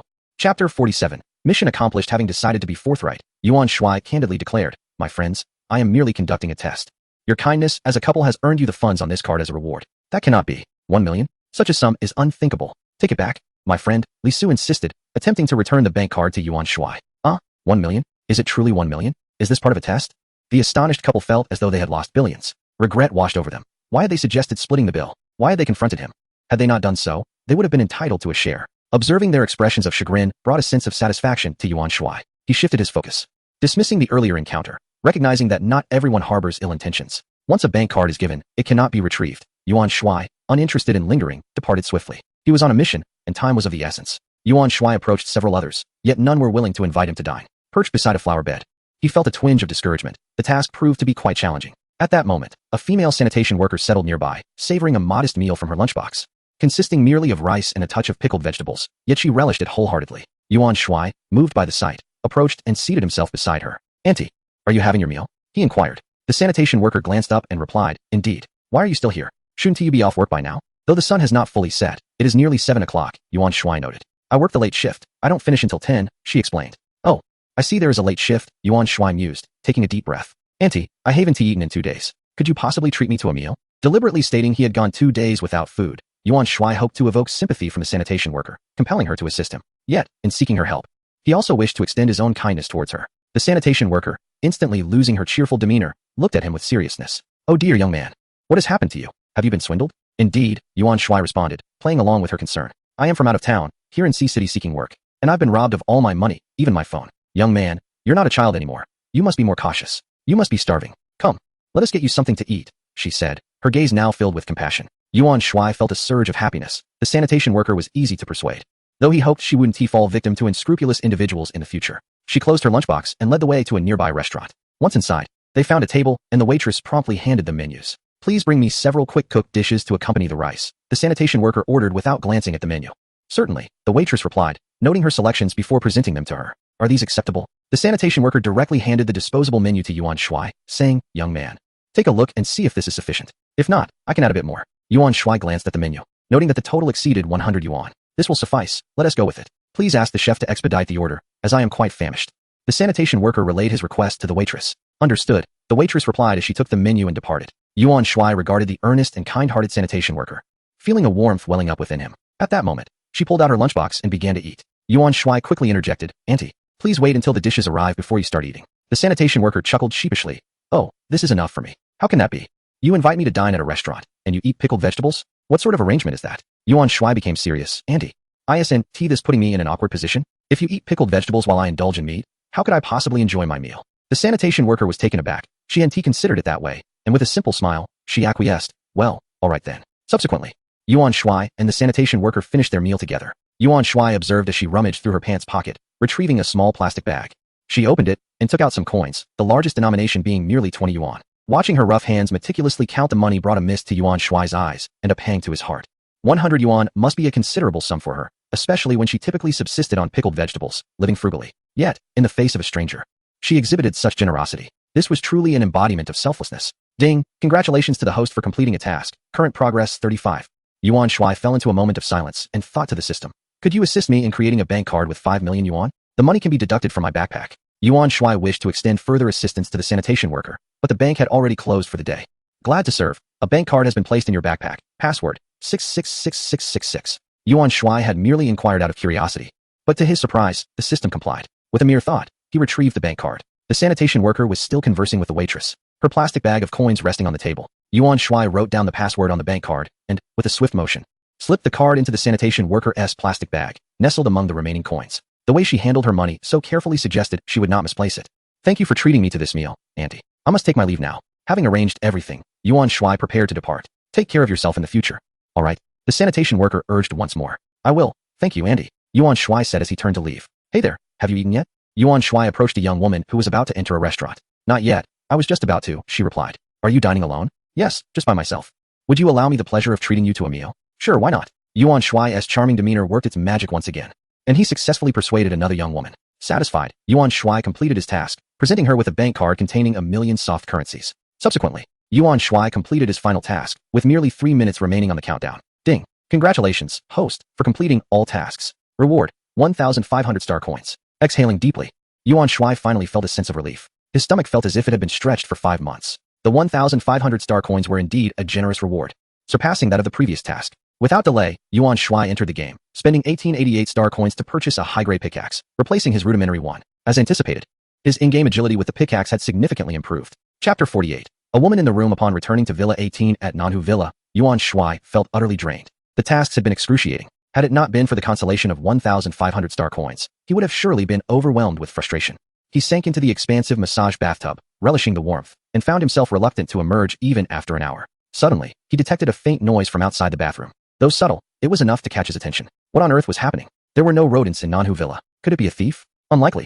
Wrapping a towel around himself, Yuan Shuai cautiously stepped out of the bathroom to investigate. Before long, he noticed a trail of blood on the floor of the first floor, leading somewhere. Quietly following the crimson path, he bent down as he approached the doorway of a bedroom. In an instant, a dagger was pressed against his lower back. "Don't move, don't make a sound, or I'll kill you," a cold female voice commanded from behind him. Astounded, Yuan Shuai realized the woman was quite skilled, using her own blood as a trap. While the blood led forward, she had emerged from a room behind him. Impressive. How careless of me, he thought. Remaining calm, he replied, "If you are here for money, you've come to the right person. Name your price, and I shall oblige." The woman, incensed, retorted, "Who cares about your filthy money? Silence. Don't speak." "Filthy money?" Asking him to be quiet, Yuan Shuai was immediately displeased. "This is my home. Who do you think you are to demand my silence?" That mere dagger did not intimidate him in the slightest. Before he could finish his sentence, he swiftly executed a 180-degree turn. His left hand seized the woman's right wrist, which clutched the dagger, while his right hand grasped her neck. The woman was swiftly subdued, yet she remained defiant, glaring at him with fierce, stubborn eyes. Though her face bore traces of blood, her beauty was undeniable. Clad in tattered black attire, her clothing was torn and stained, with blood oozing from the gashes, and her left arm hung limply, soaked in crimson. How grievous, Yuan Shuai pondered. What has happened to her? Gradually loosening his grip, he noted the severity of her injuries. The woman remained motionless, aware that the man before her was no ordinary individual, and she had neither the strength nor the will to continue her assault. Yuan Shuai released the woman, stepping back a couple of paces, only to feel a chilling breeze below. To his astonishment, the woman's eyes widened in shock as she beheld his lower half, emitting a sharp gasp before promptly closing her mouth, seemingly terrified of making any further noise. At that moment, his bath towel was precariously dangling from her dagger, leaving Yuan Shuai strikingly exposed. The woman squinted, her gaze still lingering on him. What an audacious rogue! Yuan Shuai felt a profound sense of embarrassment. Quickly wrapping himself in the towel. "Who are you?" he demanded. The woman opened her mouth to respond, but before she could utter a word, a commotion erupted nearby. Turning to look, he spotted two men clad in black. His expression hardened. Did they treat this place like a marketplace? Another wave of intruders? "What do you want?" Yuan Shuai barked at the duo. "They are the ones pursuing me," the woman replied, but as soon as she finished speaking, she collapsed. Yuan Shuai instinctively caught her, gently lowering her to the ground. The two men began whispering to one another, and he discerned that they were indeed from the Yarn nation. How dare they pursue a citizen of Huagua and invade his villa? They must be seeking death. In an instant, Yuan Shuai vanished from sight, lunging towards the two men. They swiftly drew their katana and attacked him. With a resounding thud, both fell lifeless to the ground. Pathetic. Did they think they could challenge him? With merely a couple of strikes from his Xingyi Pai Li Quan, he had dispatched them in no time. Approaching the woman again, he noticed her injuries were severe, yet not life-threatening. She merely seemed drained, her consciousness still intact. "Did you kill them?" she asked weakly, sensing the silence. "Huh, you didn't see anything. So don't jump to conclusions. I am a law-abiding citizen. They suddenly just stopped moving," Yuan Shuai replied with a serious demeanor. Who had witnessed him slay them? No one. Hence it was not he who was responsible. Understanding his intent, the woman refrained from pressing further. Considering her grave injuries, he decided to tend to her wounds. He reached out, preparing to employ healing techniques, but then hesitated. She was skilled in martial arts, and such methods might be futile. How would he explain a miraculous healing?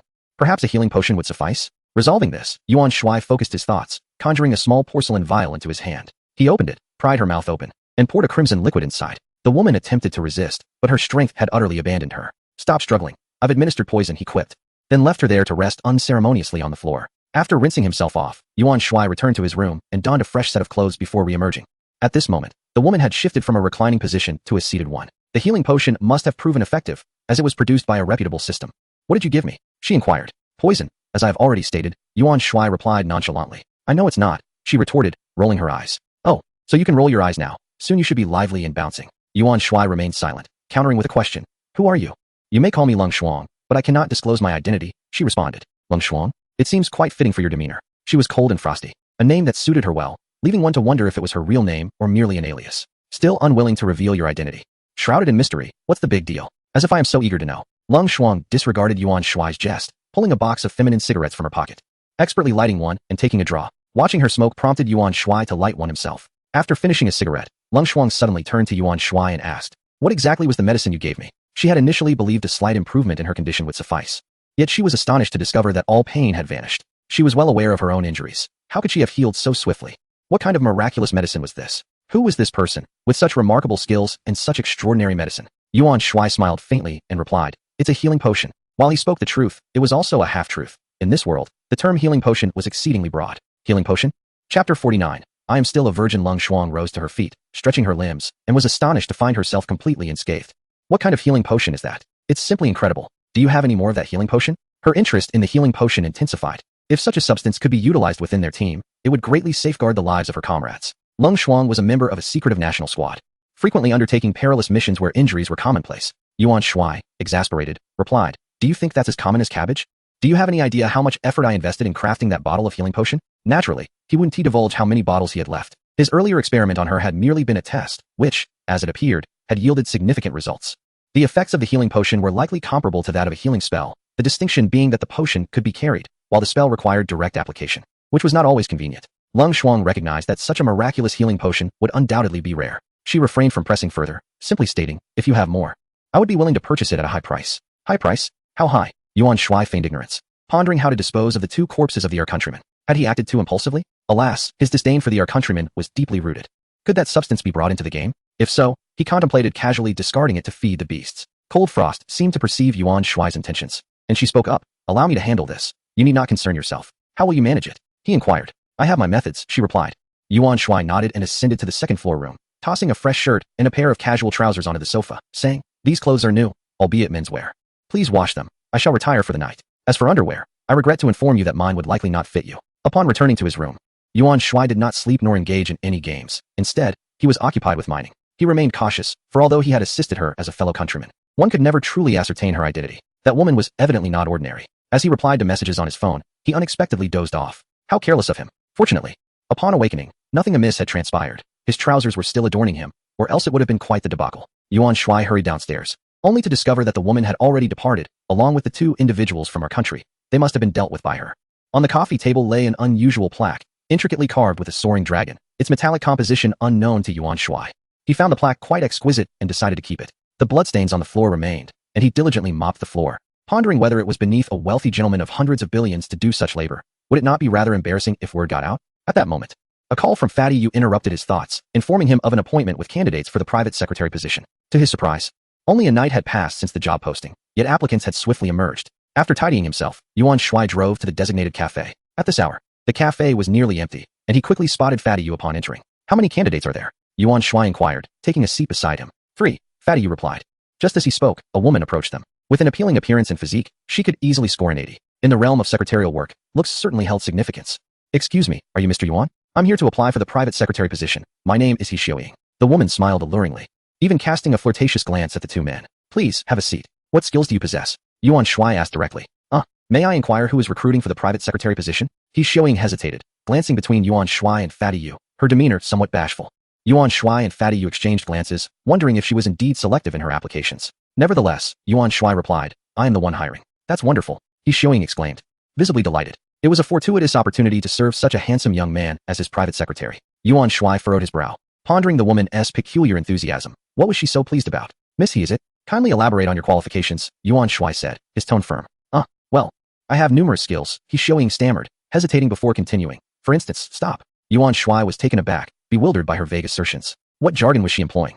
It was utterly incomprehensible. At that moment, Fat Yu whispered a few words into Yuan Shuai's ear. Yuan Shuai listened with a face full of disdain, thinking to himself, seriously? With so many postures, you truly have experience. Miss He, I believe your capabilities are insufficient for this position. You may leave, Yuan Shuai declared, issuing a direct dismissal. What? I haven't finished yet. I have much more to offer. Why don't you book a room, and you'll see my true abilities, He Xiaoying retorted, completely unconvinced. Book a room? What on earth are you talking about? Yuan Shuai thought, his expression darkening. Miss He, I fear there may be a misunderstanding. I am in search of a genuinely competent personal secretary. Are you certain you possess that capability? A genuinely competent secretary? Come on. How can a proper secretary earn a monthly salary of 100,000? Are you hiring a CEO? He Xiaoying rolled her eyes. She has a point. The job requirements do resemble those of a CEO, Yuan Shuai admitted. You may leave, he said curtly, with someone as experienced as her, even if offered money. Yuan Shuai would refuse. Otherwise, he would have already felt unwell. He Xiaoying stood up in anger and walked away, grumbling. Fat Yu, the foolish one, was still stifling laughter. Yuan Shuai shot him a fierce glare and scolded. What kind of person did you bring here? How was I to know it would turn out like this? Fat Yu replied innocently. Yuan Shuai struggled to suppress the urge to give Fat Yu a good beating. Shortly thereafter, another woman approached. She had a delicate appearance and an air of innocence, her beauty surpassing that of the previous candidate. I am Liao Jing, here to apply for the position of personal secretary. Are you sure you can handle the duties of a secretary? Yuan Shuai, having been influenced by the previous candidate, was devoid of any niceties. I can manage. I majored in secretarial studies, Liao Jing replied nervously, her voice barely above a whisper. She seems somewhat competent, although something about her speech feels off. Given his high standards, Yuan Shuai inquired further, do you possess any other special skills or unique qualities? I. Liao Jing stammered, her voice faint. I am still a virgin. Chapter 50. The raw stone auction. What on earth? I asked you about your advantages, and you tell me you are a virgin? Does that matter? Another one seeking sponsorship? Yuan Shuai felt his patience fraying, losing interest in continuing with the next candidate. He shot Fat Yu a glare and stood up to leave. Do you think I have all the time in the world? I haven't even completed my daily quests. Yuan Shuai got into his car and drove off, mentally berating Fat Yu countless times. Unsure of where to go next, he simply found a parking spot, closed his eyes, and entered the game. He routinely completed the instance, but the boss was a failure again, so he continued to idle, diligently fulfilling his promise to Zhao Wanqing as a hard-working little miner. System, sign in. Ding, congratulations to the host for acquiring the supreme talent in League of Legends. What the heck? Another talent? While musical talent might be useful, what on earth is this League of Legends talent for? Yuan Shuai nearly blacked out from frustration. Seriously, what use is this? Having long since exited the Summoner's Rift, Yuan Shuai lamented the futility of today's check-in. Let it be. I shall simply consider it a forgotten obligation. He mused. At that moment, his phone rang. It was Zhao Wanqing. Didn't we agree to meet at 2 in the afternoon? Yuan Shuai answered, slightly perplexed. Today marked the day of the auction, a commitment he had made, yet it was merely 11 o'clock. Why such an early summons? Indeed, it is at 2. But won't you accompany me? That venue is rather obscure, and I worry you might struggle to find it, Zhao Wanqing reminded him. Oh, then I shall come to you now. Where are you? Yuan Shuai inquired. I am at a Western restaurant adjacent to the company, she replied. Upon arriving at the establishment, aptly named Shidiku, Yuan Shuai noted its modest ambience. Upon entering, he spotted Zhao Wanqing, flanked by 2 men and 2 women serving as her bodyguards. Your entourage seems rather incongruous for this establishment, he jested, taking a seat opposite her with a casual demeanor. Here, take the car keys. I wouldn't want your companions to lose track of you. Zhao Wanqing cast him a curious glance, refraining from engaging in his playful banter, and instead placing the keys to the Lamborghini Veneno before him. What does this mean? Yuan Shuai asked, somewhat bewildered. What companions? With a playful roll of her eyes, Zhao Wanqing retorted, yesterday, a lady was waiting by the car, inquiring about the dashing gentleman who once drove that Lamborghini. She even asked for your phone number. Yuan Shuai felt a wave of innocence wash over him. Why would that concern me? Oh, and she expressed her gratitude for your heroic deed, Zhao Wanqing added, her gaze fixed on his face, eager to witness his reaction. Yuan Shuai, utterly perplexed, queried, who? I do not recognize her. Zhao Wanqing, observing his confusion, felt a subtle satisfaction. It seemed that woman might be a mere opportunist seeking out wealthy suitors. I did not divulge your number. Have you eaten? She inquired. Not yet. I will just grab a bite here, he replied, not particularly fond of Western cuisine. But with obligations looming, he decided against relocating. Perusing the menu, he confirmed the prices were indeed modest, befitting the restaurant's unpretentious nature. With chopsticks in hand, he devoured the steak in mere moments, causing those around him to gawk in astonishment. Not as delectable as what I prepare, he murmured, merely seeking to satiate his hunger. Having grown accustomed to the savory meats of the gaming world, rendering this steak somewhat lackluster in flavor. You can cook steak? I would not have guessed, Zhao Wanqing remarked, amused by his rapid consumption but intrigued by the revelation of his culinary skills. It's passable. I shall treat you another day, he replied nonchalantly. Steak then? Or shall we opt for pork instead? I wonder if there are wild buffalo in the game. Perhaps I shall explore that on a future occasion. You had better keep your word. I shall remember, she teased, as Yuan Shuai drove the Lamborghini. With Zhao Wanqing seated beside him and a bodyguard leading the way in a Maserati, followed by an S-Class Mercedes, they embarked toward the auction venue located in the suburbs. Thank you for the necklace and ring, Zhao Wanqing suddenly expressed. Think nothing of it, Yuan Shuai replied casually. If this jewelry were to be auctioned, it could fetch an astronomical price, Zhao Wanqing remarked. Yuan Shuai nodded slightly, neither affirming nor denying her statement. It was apparent that Zhao Wanqing was already aware of the extraordinary qualities of the necklace and ring. It is not yet the right time. We shall discuss this later.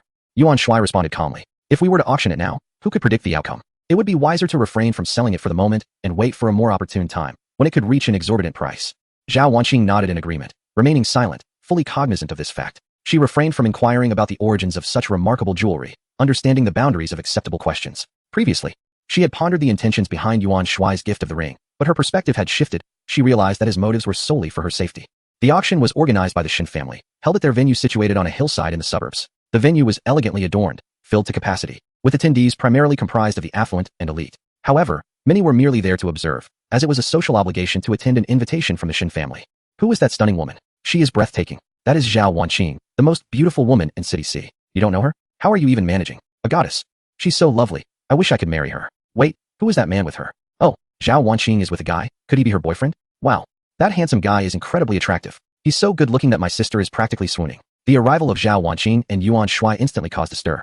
The bodyguards had retreated to a lounge for tea, while Yuan Shuai and Zhao Wanqing settled into the empty seats in the front row. A 25 or 26-year-old man, lounging with his legs crossed, remarked, President Zhao, when did you develop a penchant for keeping a boy toy? Yuan Shuai immediately grasped the implication. Realizing the man was insinuating he was the boy toy, Zhao Wanqing chose not to respond, curious to see how Yuan Shuai would react. Yuan Shuai glanced at the man and asked Zhao Wanqing loudly, who is this individual who resembles a car crash scene? Although directed at Zhao Wanqing, his words were clearly intended for the man to overhear. He is Tang Haoran, the young master of the Tang family and the current president of the Tang group. Zhao Wanqing gained further insight into Yuan Shuai's character. He was utterly unperturbed by the identity of his adversaries, boldly speaking his mind. What did you say? Tang Haoran was instantly taken aback, glaring in anger. Though wealthy, he was painfully aware of his appearance, a source of deep insecurity. Yet, who dared to speak to him in such a manner? Many had already found their lives utterly disrupted by his influence. Oh, so you were President Tang? My apologies. I misspoke. Yuan Shuai feigned a look of regret, pausing before adding, I shouldn't have spoken the truth. Initially, Tang Howard believed Yuan Shuai was intimidated by his fierce demeanor, feeling a sense of pride. However, as he processed the latter part of Yuan Shuai's statement, he realized that Yuan Shuai was merely employing another method to insult him. Fuming with rage, Tang Howard abruptly stood up, ready to confront Yuan Shuai. He was merely detained by a man in his 40s beside him. Young master, this is the Shin family. Do not act impulsively. Chapter 51. The trap is set for you upon hearing this. Tang Howard forcefully shrugged off the middle-aged man's hand and resumed his seat. He pointed a finger at Yuan Shuai, his gaze fierce, mouthing threats. Yuan Shuai regarded Tang Howard with a blank expression before delivering an obscene gesture. What a fool. He insults others first, and, when faced with retaliation, still wishes to resort to violence. Is there truly no one competent within the Tang group? How can such a simpleton be the president? Oh, the perils of nepotism. Such a character holds no significance in Yuan Shuai's eyes. What does he wish to compare? Financial power? He is merely a managing president. Even if the entire Tang family were to be paraded forth, they would not surpass Yuan Shuai's wealth. In fact, Yuan Shuai's daily income far exceeds that of the deceased Tang family. As for physical prowess, with a mere finger, Yuan Shuai could obliterate him. Today, he intends to have his fun. After a brief wait, an auctioneer approached the stage, and the auction finally commenced. Ladies and gentlemen, welcome. Thank you for your trust and support in the Shin family. We will auction the raw stones in sequential order as per their catalog numbers. I believe you have all received the materials outlining each stone's details. Without further ado, we officially begin this auction. Now, we commence bidding on the first raw stone. Starting at 5 million. This stone stands 63 centimeters tall. The auctioneer droned on about the first raw stone, repeating the details almost verbatim from the catalog, which nearly lulled Yuan Shuai to sleep. In truth, the audience did not require his commentary, as it merely reiterated the information already presented. Most had already examined the stones closely, and they were well aware of their approximate values. Zhao Wanqing had previously gathered some information, but Yuan Shuai had not even taken a glance. Why bother with such introductions? It was a waste of time. Raw stones. Yuan Shuai naturally lacked understanding. He could not even distinguish their types. But did that matter? Time to utilize his insight technique. Yuan Shuai had come today to vex the Tang group. He immediately employed the insight technique on the raw stone. Raw jadeite. Height 63 centimeters. Maximum width 31 centimeters. Value 18 million. Oh, this meant that the stone's value did not even meet the starting bid. Yuan Shuai did not need to grasp the nuances of jade types. He merely required the insight technique to relay the price. Simple and straightforward. The question is, will you yield? 5 million. 5 million. 8 million. Finally, the bidding began to heat up. Yuan Shuai crossed his arms, propping one leg over the other, contemplating ways to ensnare Tang Howard. Less than 3 meters away, Tang Howard frequently cast glances at Yuan Shuai and Zhao Wanqing, plotting his strategy. He intended for Zhao Wanqing to leave empty-handed today. Yuan Shuai, what do you think of this raw material? Zhao Wanqing inquired softly. That question is beyond my ability to answer. However, I certainly cannot reveal to Zhao Wanqing that I cannot assess it. Yuan Shuai pondered momentarily, adopting an air of inscrutability as he remarked, simply follow my instructions. Zhao Wanqing had merely asked out of curiosity, yet she nodded in acquiescence. Yuan Shuai remained vigilant, fixated on Tang Howard's movements, disregarding everyone else. Today, his sole focus was on him. At that moment, Tang Howard had yet to raise his paddle, engaged in hushed deliberations with a middle-aged man beside him. 6 million. At last, Tang Howard raised his paddle, convinced that this rough stone held promise. Indeed, his judgment was not entirely flawed. It did possess potential, though it was not worth the exorbitant sum. 610,000. 650,000. Bidding continued. 7 million. Tang Howard raised his paddle once more. At this point, the others ceased their bidding, opting to withdraw. Tang Howard cast a smug glance at Yuan Shuai, brimming with provocation. Is there anyone else willing to bid? The auctioneer announced. 7 million, going once. 7 million, going twice. 7 million won. Yuan Shuai prompted Zhao Wanqing to raise her paddle. A hint of confusion crossed her face. In her estimation, this rough stone was not worth such a price. Nevertheless, she complied with Yuan Shuai's directive. 710,000. Tang Howard immediately countered. 711,000. 720,000. Tang Howard regarded Yuan Shuai with derision, persistently raising his paddle. 721,000. Yuan Shuai defiantly gestured at Tang Howard. How infuriating. Tang Howard fumed, cursing inwardly at the dandy, vowing that he would one day bring him down. 8 million. Tang Howard raised his paddle again, completing his bid with an exaggerated gesture of insult towards Yuan Shuai. However, Yuan Shuai paid him no mind and refrained from further bidding. Tang Howard successfully secured rough stone number 1, puffing with self-satisfaction, convinced he had outsmarted Zhao Wanqing. Did you trick him? Zhao Wanqing whispered. Not much. Perhaps 3 to 5 million, Yuan Shuai replied with a grin. Are you that astute? Although Yuan Shuai had gifted Zhao Wanqing some gemstones and jade previously, and promised more, she remained skeptical of his keen insight. Fair enough, about 80 to 90% accurate, Yuan Shuai replied, a proud smile gracing his lips, followed by a note of modesty. Young master, this rough stone may result in a loss. The middle-aged man beside Tang Howard interjected. Tang Howard sensed that he had made an unwise purchase, cursing inwardly for being duped by that dandy, but he retorted stubbornly, it's fine, I shouldn't incur a loss. The auction for rough stone number 2 commenced. With a starting price of 3 million. This stone stands at a height of 90 centimeters. The auctioneer began his lengthy introduction. The rough stone was substantial. Yet many held reservations, and the accompanying description was quite mediocre. Its starting price was even lower than that of rough stone number 1. A large size does not guarantee quality, and quality does not always equate to abundance. However, perceptions can be misleading. 3,100,000. Immediately, someone initiated bidding. Yuan Shuai employed his discerning ability on rough stone number 2. Jadeite rough stone. Height 90 centimeters, maximum width 55 centimeters, value 85, 22 million. Goodness. This stone is indeed promising. Yuan Shuai felt a surge of excitement. It seemed that those so-called experts in advanced technologies were not as formidable as they claimed. As they failed to recognize the value of such a fine piece of rough jade. Maintaining his composure, he refrained from informing Zhao Wanqing, allowing those individuals to waste their breath first. As Tang Haoran called out a bid of 4.8 million, it became evident that no one else was willing to compete. Yuan Shuai glanced at Tang Haoran, a wicked smile playing on his lips. Then, Zhao Wanqing raised her paddle and announced 4.81 million. Tang Haoran's lips twitched in annoyance. What was this? Another round of the charade? 490 million. 491 million. 500 million. 501 million. Yuan Shuai instructed Zhao Wanqing to increase the bid by a mere 10,000 each time, continuing the same routine. However, this was merely a psychological tactic on Yuan Shuai's part, designed to irritate Tang Haoran, making him believe he was still driving up the price as he had in the previous round. Sure enough, the foolish Tang Haoran soon ceased to raise his paddle, mockingly addressing Yuan Shuai. Do you think I would raise my paddle again? Ha ha ha. You think I would fall for that trick again? Yuan Shuai waited until the auctioneer brought down the hammer before speaking up. Mr. Tang, I must say, how could you let such a fine piece of rough jade slip away? Ha ha. Chapter 52. A modest profit of 150 million. The smile on Tang Haoran's face instantly froze. Yuan Shuai's laughter cast doubt in his mind. Was there truly something valuable in the second rough stone? Tang Haoran began to second-guess himself. Yuan Shuai reveled inwardly. Having acquired a rough stone valued at 85.22 million yuan for a mere 5.01 million. Soon, the third rough stone was up for auction, starting at 30 million. Its size comparable to that of the second stone. Yet, its fate was entirely different, as this piece garnered unanimous approval from the crowd. Jade rough stone, height 89 centimeters. Maximum width 58 centimeters, valued at 45.63 million. This stone appeared quite ordinary, and the audience had not misjudged it. However, it seemed challenging to profit from this piece, as everyone had their eyes on it, and the bidding was likely to surpass its value quickly. 40 million. This time, Yuan Shuai did not wait for others to bid. He directed Zhao Wanqing to raise her paddle first. Many were taken aback. Was he that aggressive? Was there really a need for such urgency? 41 million. 42 million. 46 million. In no time, the auction price already exceeded its worth. Yuan Shuai continued to have Zhao Wanqing raise her paddle intermittently, feigning an air of determination. Tang Haoran also seemed intent on securing the piece. Before long, the two were locked in a fierce competition, with the price soaring to 60 million. This rough stone is firmly in our grasp at Legendary Jewelry. You can go play elsewhere. Yuan Shuai feigned provocation. Tang Haoran snorted in response. Let's see if you have what it takes. Clearly, Yuan Shuai's acting and psychological tactics were effective. Tang Haoran fell for it once again. When he called out 80 million, Yuan Shuai fell silent. Yuan Shuai and Zhao Wanqing shared lighthearted banter, a stark contrast to their earlier demeanor. A sinking feeling washed over Tang Haoran. Was he falling for the trick again? 80 million felt excessive. He had tricked him out of over 30 million on this rough stone, and he couldn't help but chuckle at the thought. Yuan Shuai whispered to Zhao Wanqing, is it true? Zhao Wanqing expressed her skepticism, questioning whether this individual was genuinely that remarkable and self-assured. Yet, there was an undeniable allure in his confidence. Of course it's true, Yuan Shuai replied with a sense of pride, finding great satisfaction in outsmarting the Tang family. Subsequently, after acquiring 8 pieces of rough stone, Yuan Shuai secured 3 for himself, while Tang Haoran also obtained 3, with the remaining 2 taken by others. Yuan Shuai and Zhao Wanqing shared laughter and jovial banter, contrasting sharply with Tang Haoran's disgruntled demeanor, as he lamented the significant loss inflicted upon him by Yuan Shuai. Yuan Shuai calculated that Tang Haoran had incurred approximately a loss of 130 million. One could only imagine the expression he would wear when he unveiled the stones later. Regrettably, that scene would go unseen. The Shin family, of course, could also unveil the stones, but typically, those involved in mere reselling would refrain from doing so here. Tang Haoran would likewise not unveil the stones in this setting.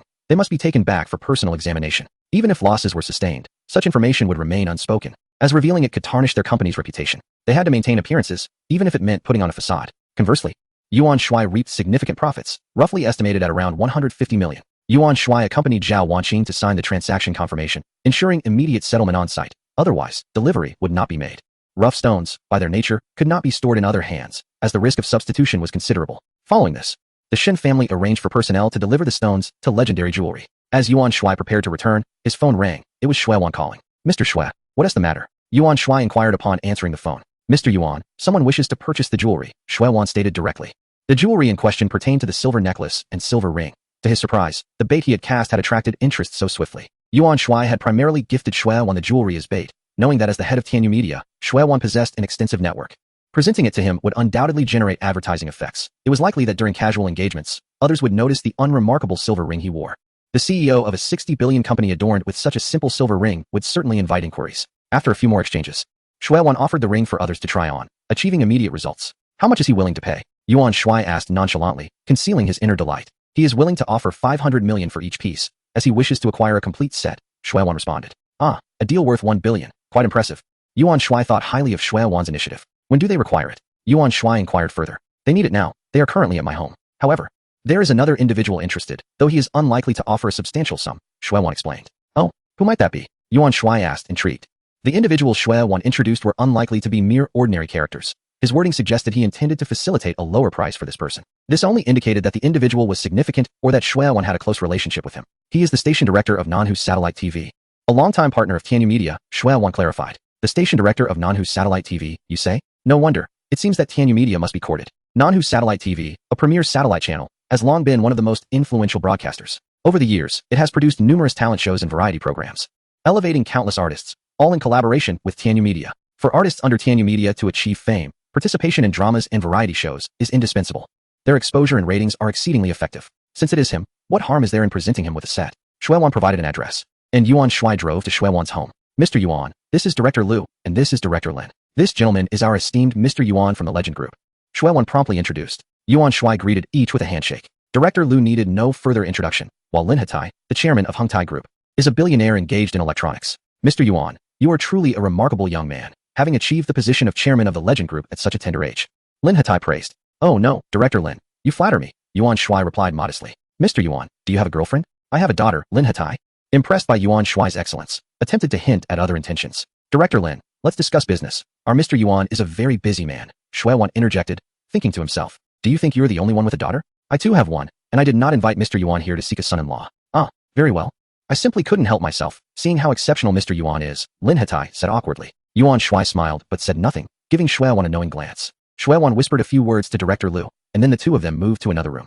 Yuan Shuai then produced a set of jewelry and handed it to Lin Hatai, saying, Director Lin, do give it a try. Upon seeing the seemingly ordinary necklace and ring, Lin Hatai's eyes sparkled, and he immediately adorned himself with them. Instantly, Lin Hatai felt a wave of euphoria, far surpassing anything else. Chapter 53. Effortlessly earning 10 billion with a look of rapture, Lin Hatai felt as if he had been transported back to his 20s. A time when he could indulge in exuberance with ease. How can this necklace be so extraordinary? Wearing it feels like being 20 again, while taking it off reverts me back to 50. Yet, being astute individuals, they naturally refrained from asking inappropriate questions, for inquiries would lead only to their own embarrassment. Yuan Shuai, casually smoking a cigarette and lounging, observed Lin Hatai's expression with amusement. So, what do you think, Director Lin? Yuan Shuai inquired knowingly. Oh, this is simply marvelous. If only it could be made a bit more exquisite. Lin Hatai exclaimed with uncontainable excitement. What could be more delightful than regaining youth at his age? More exquisite, you say? Once I upgrade my forging skills, I can make it more beautiful. However, for now, I won't sell it just yet. I'll first market the silver jewelry. You all must hasten to earn money. The prettier ones will be more expensive. Subsequently, Lin Hatai cheerfully transferred 10 billion yuan to Yuan Shuai. His expression akin to someone receiving 10 billion themselves. Director Lin, may our collaboration be fruitful. I shall step inside for a moment. Yuan Shuai remarked as he shook Lin Hatai's hand once more. A set of jewelry that holds no value for Yuan Shuai was swiftly sold for a staggering 1 billion soft sister coins. The speed at which this profit was realized was rather astonishing. Naturally, Yuan Shuai welcomed those who so generously filled his coffers with a warm smile. Furthermore, Lin Hatai had once again become bait for Yuan Shuai. Whether it would yield a catch remained to be seen. Yuan Shuai entered the room where Shuai and Director LV were engaged in a tea session. At Yuan Shuai's suggestion, Shuai excused himself to accompany Lin Hatai outside. Director LV, I am profoundly grateful for your support of Tianyu Media over the years, Yuan Shuai remarked as he settled into a seat opposite Director LV. Not at all. Chairman Yuan, you are too kind. Our relationship is mutually beneficial. The artists under Tianyu Media are indeed exceptional, Director LV responded with humility. After a brief exchange of pleasantries, Yuan Shuai presented a set of shining silver jewelry to Director LV. This set is a gift for you. Hoping for an even more fruitful collaboration as we ascend to greater heights together. I cannot thank you enough, Chairman Yuan. To receive such a priceless gift is truly overwhelming, Director LV exclaimed, his gaze fixated on the dazzling jewelry, a broad smile illuminating his face. In the living room, Lin Hatai turned to Shuai and said, Come on, old Shuai, give me a punch. Shuai, with a twitch at the corner of his mouth, replied, Old Lin. I also possess a ring. I fear I might knock out your teeth. Come on, it's fine. I feel more agile now. You won't be able to hit me, Lin Hatai exclaimed with excitement, eager for the challenge. Without hesitation, Shuai threw a punch aimed at Lin Hatai's face. Lin Hatai swiftly dodged, causing Shuai to miss entirely. Ha, that felt great. Come on, hit me again. Such an audacious request is a first for me.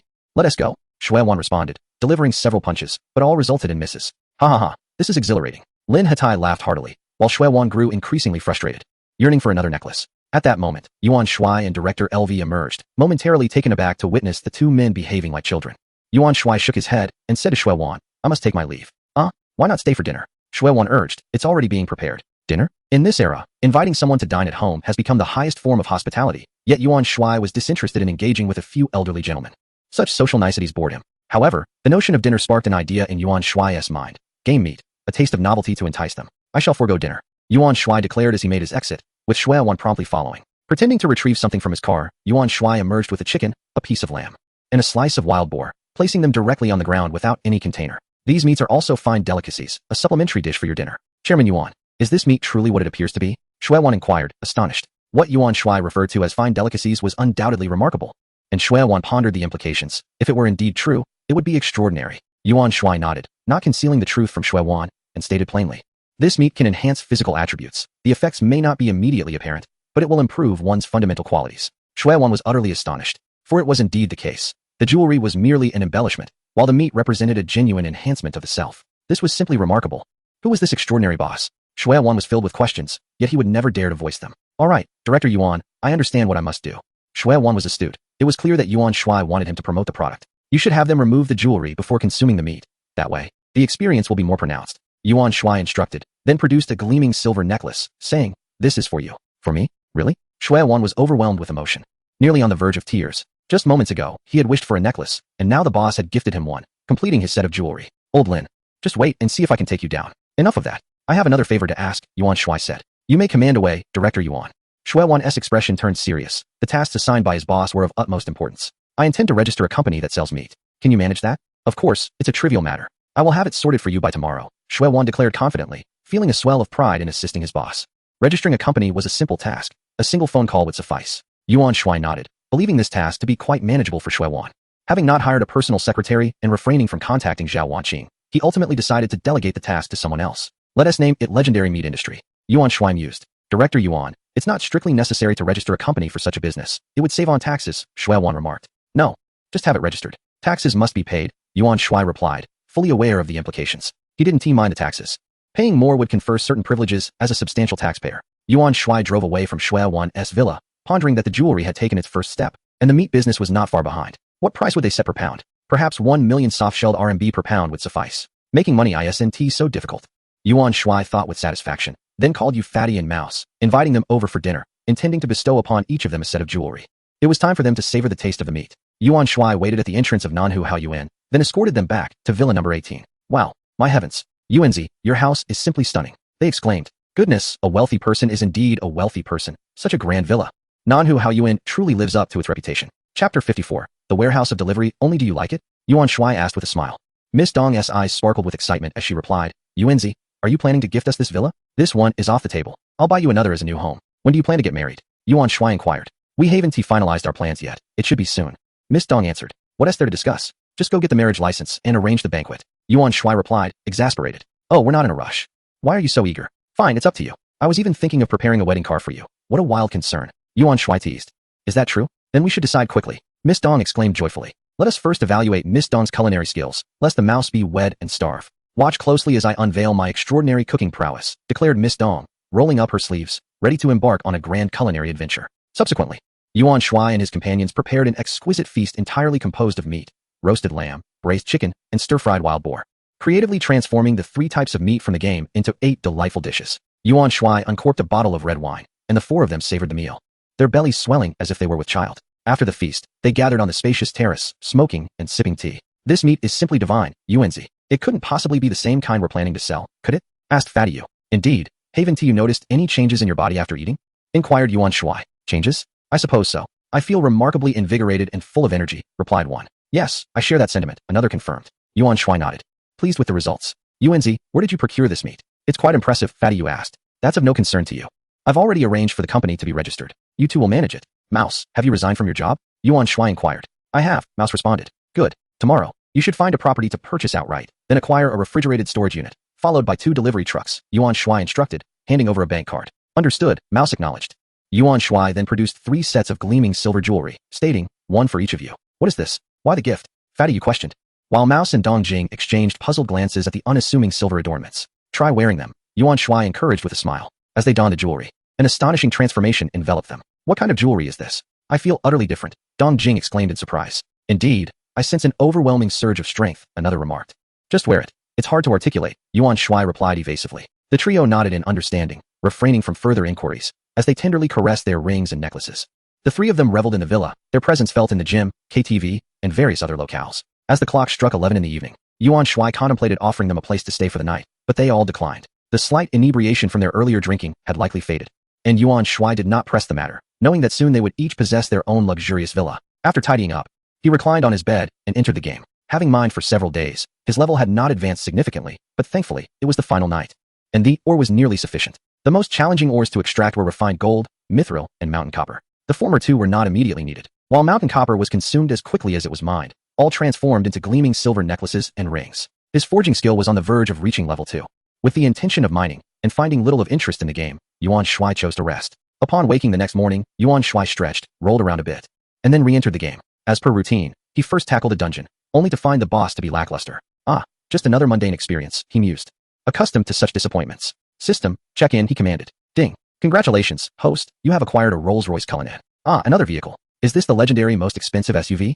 I have heard that the space is quite ample, perfect for transporting goods. Yuan Shuai immediately rose from his bed, freshened up, and discovered a pile of, or scattered across the floor. Most of it consisted of platinum bars, gold bars, and silver bars, while sapphires, rubies, diamonds, and emeralds were relatively scarce, each totaling only about 20 pieces. Fortunately, the quantity of jade was decent, varying in size and color, amounting to over 60 pieces. This was the harvest after several days of mining. How on earth am I supposed to carry this? Yuan Shuai muttered to himself. With around 100 each of platinum, gold, and silver bars, each weighing 500 grams, that totals 300 jin. The rest, however, were not bulky or heavy. Yuan Shuai searched the villa for something to carry it all in, only to find nothing suitable. He had no choice but to go out and purchase some. Indeed, the Rolls-Royce Cullinan was parked in the garage. Yuan Shuai drove the Cullinan to buy 3 large, sturdy suitcases. The 3 suitcases barely accommodated all the items. The weight was not an issue. It was trivial for Yuan Shuai. After placing the 3 large suitcases in the trunk of the Cullinan, he found that it still wouldn't fit, so he had to place one in the back seat as well. Spotting a breakfast shop by the roadside, Yuan Shuai parked and went in for a meal. The imposing Cullinan attracted the attention of passers-by, accompanied by a myriad of gazes and gestures. They were all exclaiming about the vehicle's 7 million price tag, remarking on its exorbitance and magnificence. Yuan Shuai chuckled to himself, thinking that the car's price paled in comparison to the value of its contents, which he estimated to be worth 500 million yuan. Using a Cullinan to transport those goods was indeed a fitting tribute to the vehicle. What else could this car do? It was merely a means to carry goods. At the entrance of the legendary jewelry building, Zhao Wanqing awaited, flanked by several bodyguards. The esteemed CEO was actually waiting outside, prompting a flurry of speculation among the employees. Is President Zhao awaiting someone? It must be an important client, as she has never personally greeted anyone before. President Zhao is exceptionally beautiful. How fortunate I am to work in this company. As if one sees her every day? Even seeing her once a month would be quite delightful. Yuan Shuai had visited legendary jewelry just the day before, but he merely lingered outside without entering. From a distance, he spotted Zhao Wanqing at the entrance. Accompanied by her bodyguards, he drove directly to the front, exited the vehicle, and waved. Hello, Yuan Shuai called out. Zhao Wanqing initially thought he was still driving the Lamborghini. Upon seeing the arrival of a Rolls-Royce, she paid little attention, wondering why he had changed vehicles. Why have you switched cars again? Zhao Wanqing approached and inquired. It wouldn't fit in that one, Yuan Shuai replied with a hint of helplessness. Wouldn't fit? How much did you bring? Zhao Wanqing exclaimed in astonishment. Not much. Take a look, Yuan Shuai said as he opened the trunk. This, so much? Chapter 55. A carload of 500 million. Is that a lot?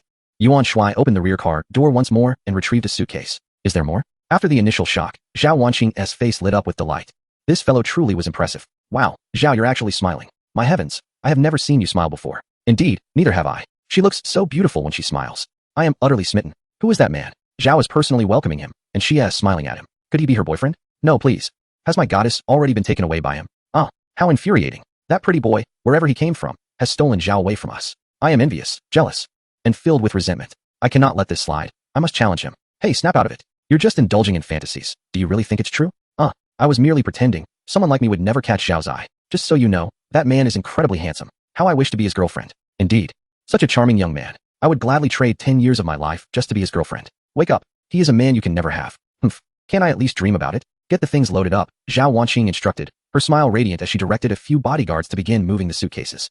One bodyguard underestimated the weight, nearly losing his balance, but for them, 100 pounds were hardly a challenge. They could easily roll it in. Soon, Yuan Shuai and Zhao Wanqing arrived at the top floor via the elevator. Zhao Wanqing opened 3 electronic doors, leading them into a vast room filled with safes of various sizes. The largest one could easily accommodate the raw stones obtained yesterday. Once the bodyguards had brought in the suitcases, they exited, leaving only Yuan Shuai and Zhao Wanqing in the room. Zhao Wanqing opened 3 suitcases, revealing a dazzling array of gold and silver bars. So many gold bars. Despite her extensive experience, Zhao Wanqing was taken aback. Yuan Shuai chuckled, opening a fabric bag that contained even more bags. When Zhao Wanqing peeked inside, she was left speechless. The sheer quantity of gemstones astounded her.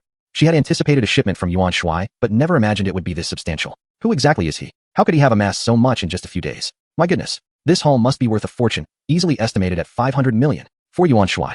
However, 500 million was but a trifling sum. It took Zhao Wanqing a moment to regain her composure before she spoke. With so many jewels, I will need considerable time for appraisal. If you are in a hurry, I can summon additional help. Yuan Shuai replied casually, feel free.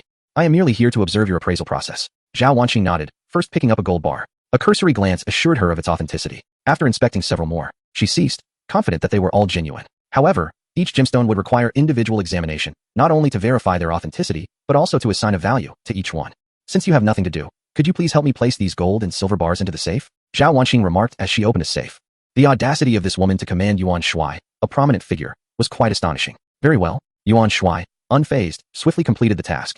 With nothing else to occupy his time, he observed Zhao Wanqing diligently appraising the gemstones. The only equipment Yuan Shuai recognized were the microscope and magnifying glass. The others were foreign to him. Watching Zhao Wanqing's earnest demeanor, he found her extraordinarily beautiful, almost enchanting, stirring feelings within him. It is often said that a woman's beauty is most profound when she is earnest, and in this case, it was undeniably true. Her allure was almost excessive. He reached for a cigarette, but promptly put it away, realizing the room was sealed. If you wish to smoke, why not step outside? Zhao Wanqing suddenly remarked without turning her head.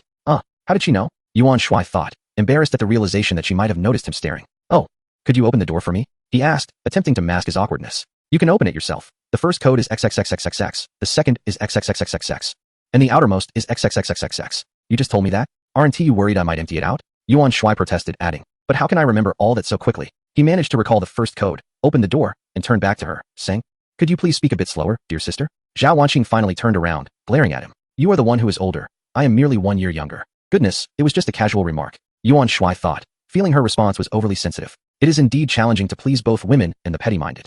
Having finally exited the room, Yuan Shuai descended the staircase, savoring a cigarette. It appeared that the top floor housed only the president's office, with other offices located on different levels, leaving just 2 secretaries present. One petite secretary shyly poured him a glass of water, and the two began whispering and stealing glances at Yuan Shuai. He faintly caught phrases like so handsome and boyfriend drifting through the air. Another pair of infatuated admirers.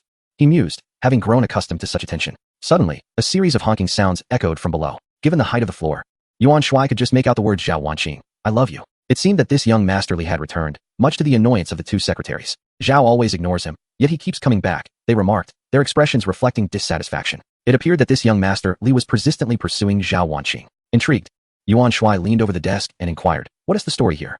There is a young master Li who constantly professes his love for Zhao and asks her to be his girlfriend. One secretary shyly explained as Yuan Shuai approached. The sight of the scoundrel's face so near made the 2 secretaries too bashful to meet his gaze. Has Zhao turned him down? Yuan Shuai asked further. Of course. She would never accept. P.S. Just a playboy, and Zhao has never even had a boyfriend. One secretary clarified. How do you know so much? Yuan Shuai replied. Taken aback. Should that Li Gongzi shout downstairs? With a loudspeaker in hand, Yuan Shuai felt a twinge of annoyance. That fool was making a ruckus right beneath his company, tarnishing its image. Yet what could he do? The security guards were too intimidated to confront him due to his connections. Is that so? Yuan Shuai scoffed. What connections? And those guards are utterly spineless. It seems only Zhao Wanqing's firm stance could instigate any action. They would only dare to act with the boss's backing. At that moment, Zhao Wanqing emerged, having received a message from another secretary. She was quite irked that yet another disturbance had occurred, and that Yuan Shuai had encountered it. What would happen if Yuan Shuai was displeased? Yuan Shuai, would you accompany me downstairs to have a look? Chapter 56. I'll give you 2 million to leave her. Naturally, Yuan Shuai would not refuse. Even if Zhao Wanqing had not come out, he was already inclined to confront that fool. The 2 took the elevator down, followed by 4 bodyguards. Outside the lobby, a man leaned against a white Porsche 918, shouting through a loudspeaker. While the ground was adorned with roses arranged in a heart shape, he wore a crisp white leisure suit, his hair styled in a rather unkempt manner, presenting an image that was somewhat dapper yet fell short in comparison to Yuan Shuai. The man had a slightly effeminate appearance, which, however, seemed to align with the aesthetic preferences of many naive young girls today. Zhao Wanqing, in her high heels, strode over decisively. Li Junxian, are you out of your mind? I've told you I want tea like you, yet here you are again? Zhao Wanqing was genuinely furious, resorting to insults. Yuan Shuai had not witnessed this side of her before, although he had not seen her many times. Upon seeing Zhao Wanqing approach, Li Junxian wore a broad smile, but was taken aback when she began to berate him. Wanqing, I love you deeply, and I believe you will come to love me too. he said, his face still beaming. Impossible. Never. Just leave me alone. Zhao Wanqing retorted angrily. Who do you think you are? Go back to your mother, you pathetic coward. She struggled to contain her urge to curse further, though such words felt stuck in her throat. Wanqing, why? Am I not exceptional? Am I not handsome? Li Junxian asked, his smile fading as he questioned her. Zhao Wanqing was at a loss for words. Was Li Junxian truly that oblivious? What makes you exceptional? You act like a woman and claim to be handsome? Would it suffice to say you are merely pretty? Regardless of your attributes, I will never like you. Leave now, or I will have to ask you to go. Do you not feel embarrassed standing here? Zhao Wanqing was increasingly frustrated, and some onlookers had begun to gather as spectators. Even if you are exceptional and handsome, does that necessitate my affection for you? Wanqing, why not? What is wrong with me? Li Junxian asked, eyes wide with disbelief. Do not call me Wanqing. We are not acquainted, Zhao Wanqing snapped. Furious, she took a few steps back and linked her arm with Yuan Shuai's, declaring, I already have a boyfriend, do you understand? Yuan Shuai was taken aback. The onlookers were equally astonished. Li Junxian stood frozen in shock. So he really is President Zhao's boyfriend. My goddess has truly been taken away, and I feel compelled to end my own life. Who is this person? He is undeniably handsome, yet I cannot ascertain if he is worthy of Zhao. Could he possibly be Zhao's kept man? It seems plausible. Do not women generally prefer the aesthetically pleasing? Hush, keep your voice down. Yuan Shuai turned to glance at Zhao Wanqing, realizing she had positioned herself as a shield. Noticing Yuan Shuai's puzzled expression, Zhao Wanqing shot him a look, tightening her embrace around his arm. However, she remained oblivious to how closely a certain part of her was pressed against him. Instantly, Yuan Shuai felt a delightful sensation radiating from his arm.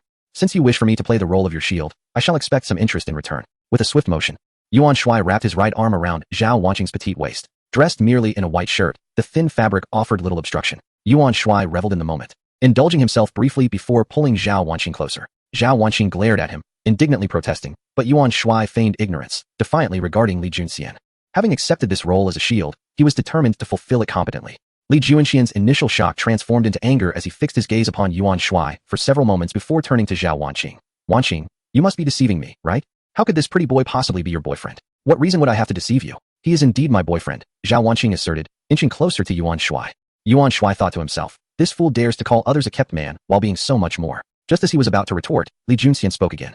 Kid, I'll give you 2 million if you walk away from Wanqing. 2 million? Yuan Shuai scoffed. You actually think you can offer that? I could easily give away 2 million. Li Junxian, mistaking Yuan Shuai's confidence as shock at the sum, boasted, what's wrong? Never seen 2 million before. Leave Wanqing, and I'll hand it over immediately. Yuan Shuai chuckled, oh really? Do you even possess 2 million? Of course I do. Just give me your bank account number, and I'll transfer it right away, Li Junxian replied, pulling out his phone. Alright. Yuan Shuai produced a bank card. Zhao Wanqing immediately pinched him hard on the waist, her eyes questioning his intentions. Yuan Shuai blinked, and offered her a reassuring glance. Relieved, Zhao Wanqing thought, how could this guy be swayed by 2 million? Surely, he was concocting some scheme. Meanwhile, the onlookers were baffled, and soon began to murmur amongst themselves. Ugh, this scoundrel is genuinely trying to sell off Zhao. Exactly. A kept man is utterly unreliable. He is willing to abandon Zhao for a mere 2 million. Sigh, how could the angelic Zhao end up with such a scummy individual? Good riddance, that handsome guy is my chance. The bystanders exchanged incredulous glances at the woman, collectively wondering how she could be so foolish. Can good looks fill your stomach? Knowing he is a scoundrel, she still wishes to offer herself. Li Junxian transferred 2 million to Yuan Shuai in a mere 30 seconds, exuding an air of arrogance, as if he were the wealthiest person in the world. I've sent it to you. You may now leave Wanqing, he boasted. Oh, alright, Yuan Shuai replied, genuinely releasing Zhao Wanqing. He then patted Li Junxian on the shoulder, saying, thank you. However, as he did so, he surreptitiously wiped the sweat from his hands onto Li Junxian's pristine shirt. Li Junxian, caught up in his own self-satisfaction, was oblivious to Yuan Shuai's actions. Yet, his expression quickly soured. After letting go of Zhao Wanqing, Yuan Shuai paused for 3 seconds before wrapping his arm around her waist once more. What do you mean by that? Li Junxian glared at Yuan Shuai. I mean nothing by it. You told me to leave Wanqing, and I did just that. Yuan Shuai replied innocently. Then why are you holding Wanqing again? Li Junxian demanded. I did indeed leave, but now I've returned. Is there a problem with me holding my girlfriend? Yuan Shuai teased. Are you messing with me? Li Junxian accused, pointing at Yuan Shuai. My hand hurts. Chapter 57, Strike Me Down. Yuan Shuai seized Li Junxian's finger and pressed down. Don't point at me. In pain, Li Junxian squatted down, eventually kneeling on the ground. Oh, it hurts. Let me go, he pleaded. Zhao Wanqing realized the true nature of this fellow's intentions, a smile unconsciously forming at the corners of her mouth. The onlookers finally comprehended that Yuan Shuai was not backing down, nor was he relinquishing Zhao Wanqing. Rather, he was toying with Li Junxian. What a twist. Impressive, they exclaimed. It became evident that Yuan Shuai had intended to play with this individual from the very beginning. Well done, I admire you, Zhao. When Yuan Shuai saw that Li Junxian was nearly prostrate, he released him. You toy with me and even strike me? What is your meaning? Quickly return my money. Li Junxian shouted upon being freed. I mean nothing by it. You insisted on transferring it to me. You said to transfer, so I did. You said to return. Does that mean I must? Once it is in my possession, it belongs to me, Yuan Shuai retorted playfully. Li Junxian attempted to point at Yuan Shuai again, but recalling the earlier incident, he hastily withdrew his hand. However, I am quite generous, Yuan Shuai declared, directing a remark to a nearby bodyguard, who promptly dashed inside. Generous? What does that mean? Is he going to return the money to me? Li Junxian pondered. The onlookers, hearing Yuan Shuai's words, believed he intended to return the 2 million to Li Junxian. Instantly, they became anxious. He wouldn't actually return that 2 million, would he? That would be absurd. One exclaimed. Indeed, why return it now that it is in hand? A nearby woman carrying a basket chimed in. Young man, don't be foolish. Why return it to him? Yuan Shuai glanced at the woman with a sly smile and remarked, return it? Of course I will. And I shall even give him a little more. Oh dear, this young man has surely lost his mind, spouting nonsense. The elderly woman could no longer bear to watch. Are you going to return the money to me? Li Junxian inquired, his heart swelling with hope, though uncertainty lingered. Yuan Shuai chuckled softly, refraining from answering Li Junxian's query and instead posed a question of his own. Your car is rather expensive, isn't it? Yuan Shuai feigned ignorance. Well aware of the Porsche 918, he had diligently researched various automobile brands and models, contemplating the purchase of a car for leisure. Indeed, it is quite costly. This is my beloved. It is no longer available for purchase, Li Junxian exclaimed, his pride evident as he spoke of his cherished vehicle. Is that so? It doesn't appear all that impressive to me, Yuan Shuai remarked, placing his foot on the hood of the Porsche. Ah, no, please don't step on it. Li Junxian cried out, his heart sinking. I have stepped on it. What can you do about it? I will smash it, Yuan Shuai declared. Accepting a large hammer handed to him by a bodyguard, he had previously instructed the bodyguard to retrieve a hammer. What? You cannot smash it. Please don't. Li Junxian pleaded desperately. Did you not ask me to return your money? I am offering it now, while I do not have 2 million. How about 1,002 million? Yuan Shuai said with a smirk. No, I do not want you to return it. Please do not smash it. That is my most beloved car, my dear one. Li Junxian lamented, his face contorted in despair. Suddenly, a loud crash echoed as Yuan Shuai brought the hammer down upon the Porsche 918.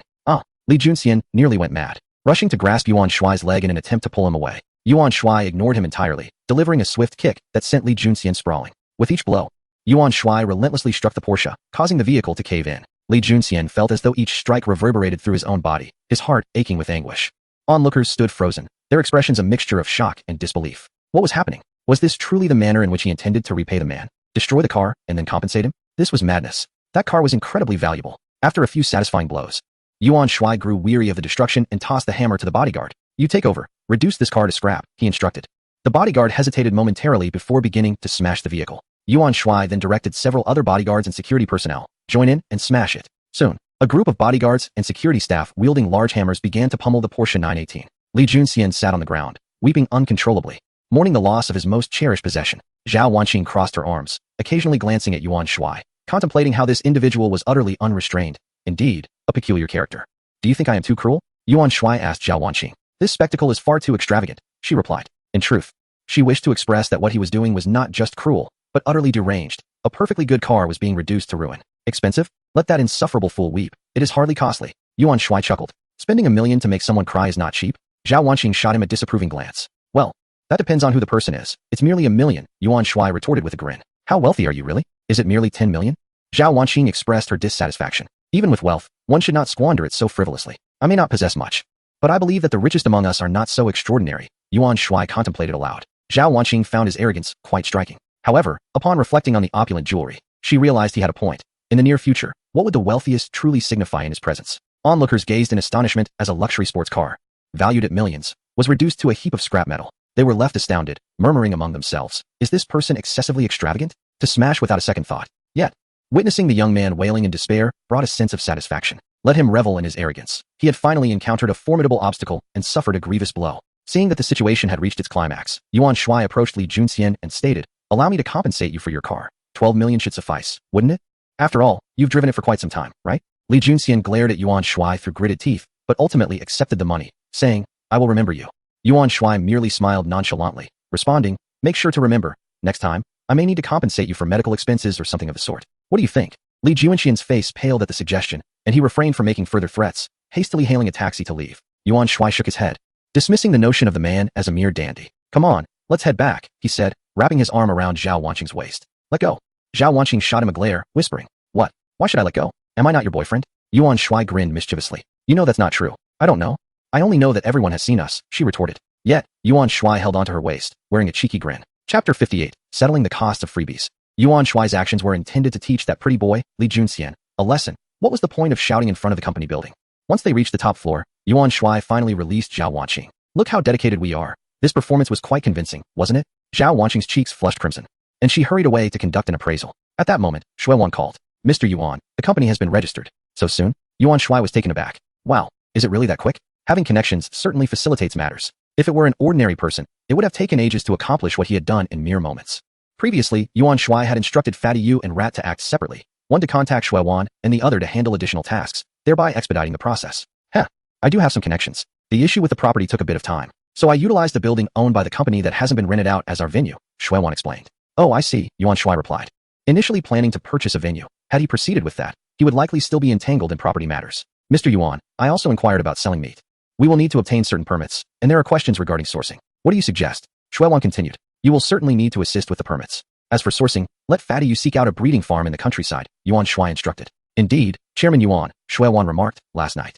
Old Man Lin and Director Liu were quite effusive in their praise for the flavor of the meat, yet it seems they harbored no intentions of purchasing.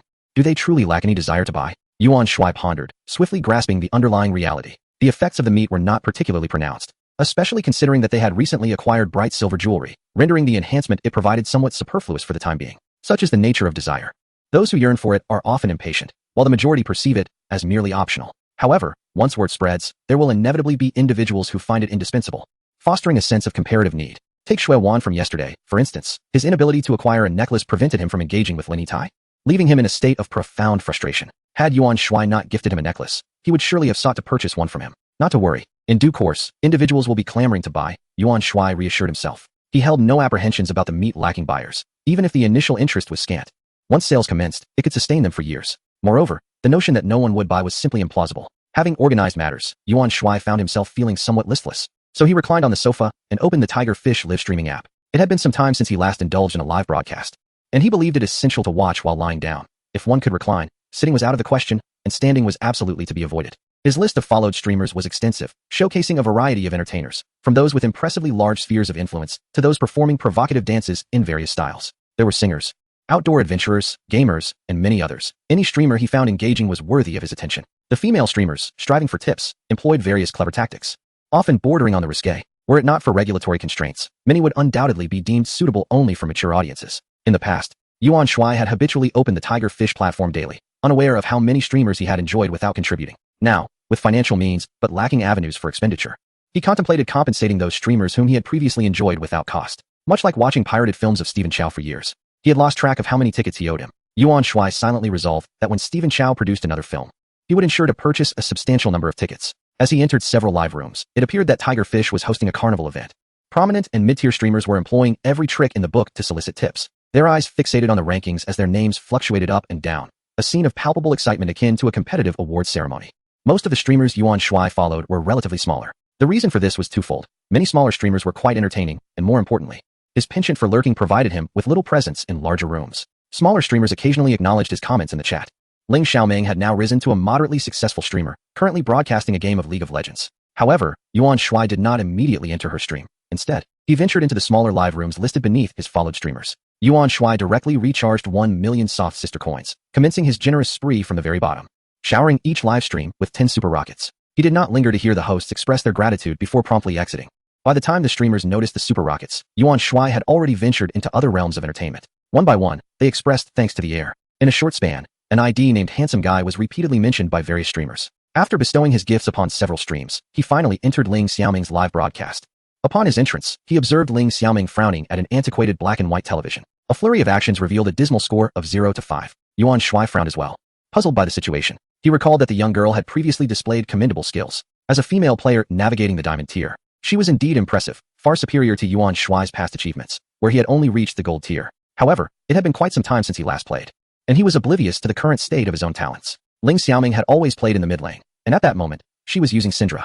As soon as she revived, she hurried out of the fountain. Yuan Shuai noticed that her screen lagged significantly during team fights. It was not a network issue, as her MS was only in the teens, yet her FPS plummeted below 50 amidst combat. Clearly, the problem lay with her computer. After dying several more times, her frown deepened. Oh no, my computer is too laggy. I really need to get a new one, Ling Xiaoming pouted. Meanwhile, many viewers in the chat were criticizing her.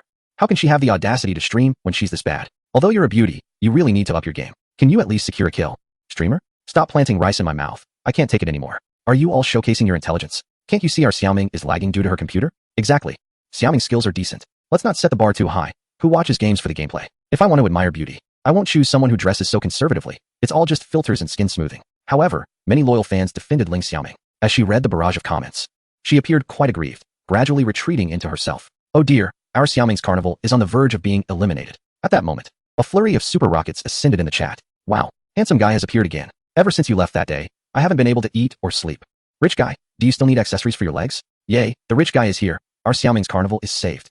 Chapter 59. A computer for you. Carnival events like this are essentially money traps devised by the platform, creating awards for streamers to coax their fans into gifting. The top spots in such events are usually dominated by entertainment streamers, with few League of Legends players making the cut. Unfortunately, most wealthy patrons are enamored with the charming female streamers, and seeing a fitting candidate might lead to an offline rendezvous. Why not indulge in such pleasures? As for game streamers, the number of affluent viewers who enjoy watching them is considerably smaller. In Ling Xiaoming's streaming room, there are still a few minor patrons. Yet her computer was exceedingly laggy today. New viewers who entered her stream quickly exited upon witnessing her dismal performance. Who would wish to gaze upon a monochrome screen? They come to appreciate skill, and naturally, a colorful display is far more appealing. Thus, it is only her devoted fans who continue to support Ling Xiaoming. She felt quite disheartened. Although she did not place significant importance on the carnival event, she was still delighted to participate. After the event, the streaming platform would allocate resources preferentially, resulting in increased popularity. This is precisely why many prominent streamers go to great lengths to secure a ranking. When Ling Xiaoming noticed Yuan Shuai's unexpected appearance, her gloomy mood lifted considerably. With a bright smile, she expressed her gratitude. Thank you, Brother Shuai, for those numerous super rockets. As she spoke, she even blew a kiss to the camera. The audience erupted in astonishment, for Ling Xiaoming had never exhibited such behavior before. This certainly warranted some contemplation. It seemed that little Ming Ming might have an affair with that wealthy gentleman. Could it be that they had developed a relationship after parting ways last time? Ah, how enviable it is for the affluent, who can possess the youth of many women. Meanwhile, I must toil relentlessly to earn money, merely to have a chance at winning the affection of a girl who loves another. Yuan Shuai refrained from sending any messages in the chat, gifting 100 super rockets before exiting the stream. He approached Zhao Wanqing and said, I'm leaving now. Huh, you're leaving just like that? Aren't you going to wait for me to calculate how much you owe? Zhao Wanqing inquired in surprise. Take your time calculating. Just give me a call when you're done, Yuan Shuai replied nonchalantly, having no intention of lingering there to await Zhao Wanqing's calculations. Well, all right. Aren't you going to say goodbye to the employees at the company? Zhao Wanqing asked. No need. What is the point in greeting them? I'm not involved in any of the affairs, Yuan Shuai responded. Zhao Wanqing did not press further, thinking to herself how carefree this guy truly is. Disregarding the billions in gemstones without a second thought, Yuan Shuai drove to the computer city, intending to purchase a new computer for Ling Xiaoming. He casually entered a shop, where the owner promptly approached him. Welcome. How may I assist you today? Which is your best desktop computer? Yuan Shuai inquired directly. This model here is the finest we offer. The shop owner indicated a particular desktop. It features an i9-9900K processor and a 2080 Ti graphics card, the owner elaborated. However, this technical jargon was rather complex for someone without expertise to fully comprehend the specific brands and models. Yuan Shuai only needed to grasp the numerical specifications. How much does it cost? He asked. The complete set is priced at 79,999 renminbi, the shop owner replied. All right, I'll take this one, Yuan Shuai said, uninterested in further deliberation. With an 80,000 RMB computer, what game could possibly be beyond reach? The shop owner was momentarily taken aback, secretly elated that this customer was genuinely purchasing and so decisively. Nevertheless, he still inquired politely. Would you like a more detailed introduction? Yuan Shuai directly took out his bank card and said, no need, just swipe the card. All right, the store owner replied, overjoyed. Do you have League of Legends installed? Yuan Shuai inquired, recalling that Ling Xiaoming played that game. Yes, we have all the commonly used software and popular games installed, the store owner responded. After completing the payment, the store owner began to pack the items. Sir, it's all ready. Would you like me to deliver it? The store owner asked after finishing the packing.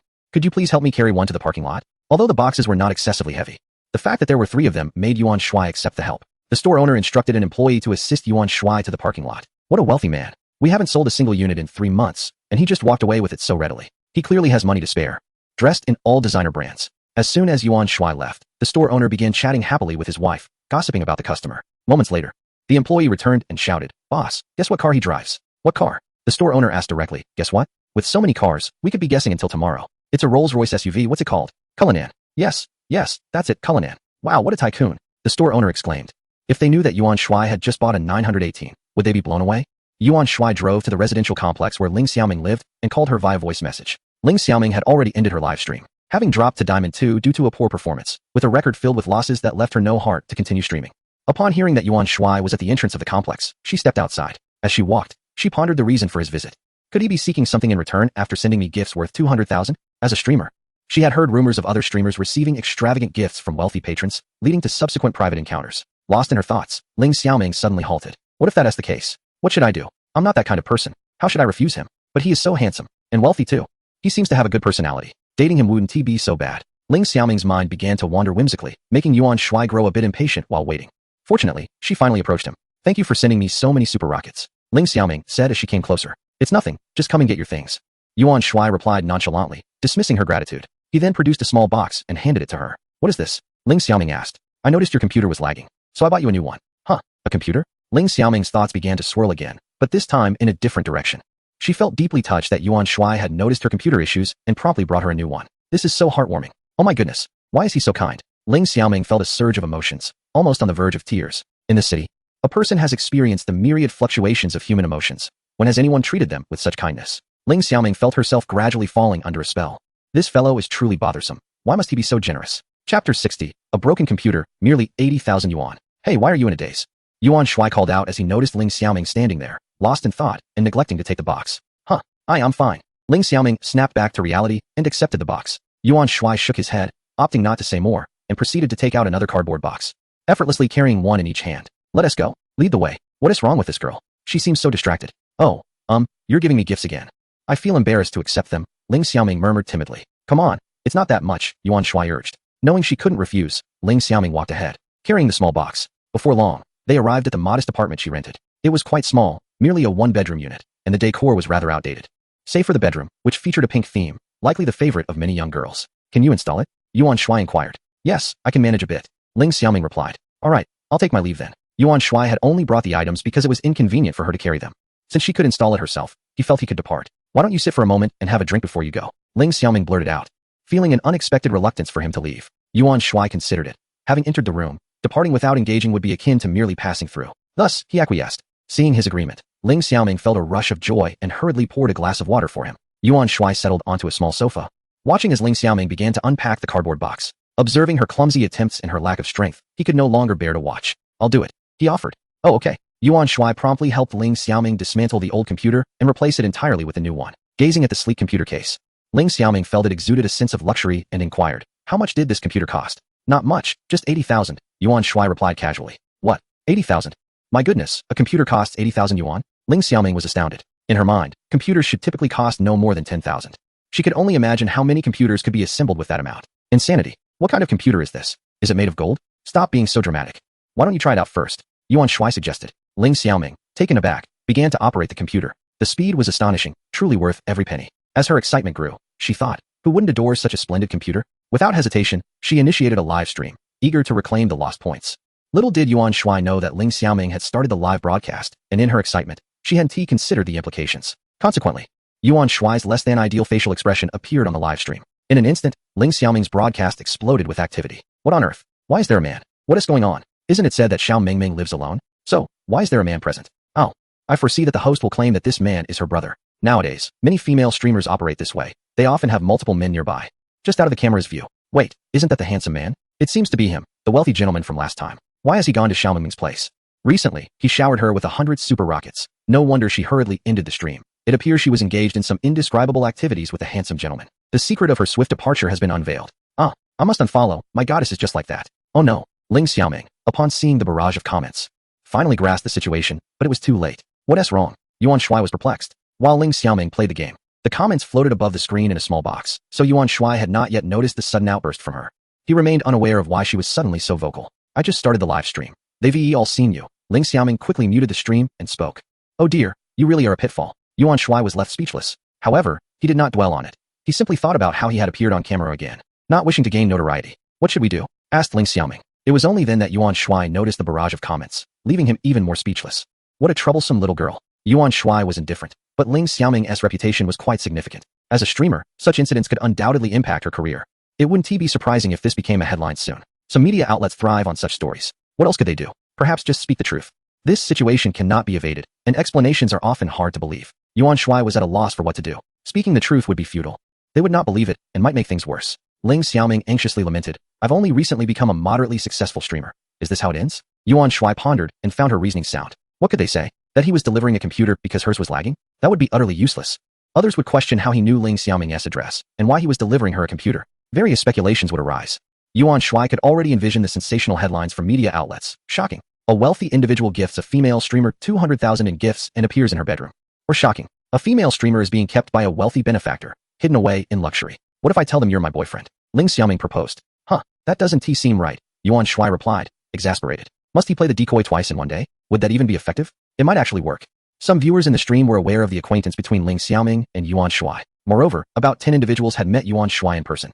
They could say they became a couple after getting to know each other, which was certainly better than being misrepresented as a kept woman or a casual fling. At that time, the viewers in the live stream encouraged Ling Xiaoming to pursue Yuan Shuai. A little performance would suffice to pass the test. Even if there were losses, they would only affect a small portion of male fans, not Ling Xiaoming's reputation. Yuan Shuai reluctantly agreed, and he wouldn't have to do much. Ling Xiaoming would do all the talking. Ling Xiaoming turned on her microphone and feigned shyness, saying, this is my brother. Ha ha, as I said. The host indeed claims he is her brother. Is anyone interested in fortune-telling? My predictions are quite accurate. Brother, my foot. He has her romantic interest, right? Oh, please don't say that. Ling Xiaoming playfully chided. Little Ming Ming, did you really win over that handsome guy? My sister is impressive. Chapter 61. The man I admire most isn't my boyfriend handsome? Ling Xiaoming said, pulling Yuan Shuai, who was sitting on the bed behind her, closer to her, pretending to be intimate. Yuan Shuai could only smile and wave at the camera. So handsome. Handsome to the point of envy. Handsome guy, do you have any friends? I'd like to meet them. Little Ming Ming's skills in pursuing handsome guys are commendable. It has only been a short time, and she has already succeeded. Oh, a rich and handsome man. Little Ming Ming is about to marry into wealth. Little Ming Ming, once you enter the wealthy family, it's as deep as the sea. I advise you to think carefully and consider me instead. Little Ming Ming, if you don't start playing the game, you'll be judged. Someone reminded her. Oh no. I forgot. Ling Xiaoming quickly switched to the game interface and began to play. Just like that, a potential crisis in Ling Xiaoming's streaming career was effortlessly resolved. Since the issue was settled, Yuan Shuai thought it was time for him to leave. So he whispered to Ling Xiaoming, I'm leaving now. Ling Xiaoming immediately turned around and whispered, no, they will suspect something. Yuan Shuai rolled his eyes, thinking, is this not over yet? All right. Since I have nothing better to do, I'll help her a bit more. Yuan Shuai flopped onto the bed. Adhering to his principle of lounging whenever possible as a self-proclaimed lazy person, Ling Xiaoming blushed slightly upon seeing Yuan Shuai lying on her bed. What is this guy thinking? Doesn't he know that a girl's bed shouldn't be casually occupied? However, she didn't voice her thoughts, instead feeling an unusual sensation in her heart. Yuan Shuai closed his eyes and immersed himself in the game. Since he had some idle time, he decided to explore the map, searching for wild buffalo or higher-level monster areas. The skeletal warriors were formidable. Battling low-level monsters was a waste. Yuan Shuai discerned the direction and activated his invisibility skill, dashing forward with a speed akin to a gust of wind. He initially headed towards the novice village, as the chickens, sheep, and wild boars were located nearby. If there were edible buffalo, they would likely be in that vicinity as well. Before long, Yuan Shuai arrived at the novice village and began to search the area. Indeed, behind the novice village was the spawning ground for wild buffalo. Yuan Shuai immediately commenced the slaughter, defeating the buffalo and adding nearly 100 processed buffalo to his inventory. Yuan Shuai, what on earth does this little girl intend to do? Yuan Shuai had no choice but to employ the art of invisibility and exit the game. What's the matter? He asked, his expression one of displeasure. Hurry up and play the game for me, Ling Xiaoming exclaimed, her words barely escaping her lips before she dashed off to the restroom. Goodness, is this truly the legendary woman who moves like the wind? Yuan Shuai pondered as he gazed at the computer screen, where Ling Xiaoming's Yasuo stood idly beneath the tower. Oh, this little girl can indeed play Yasuo.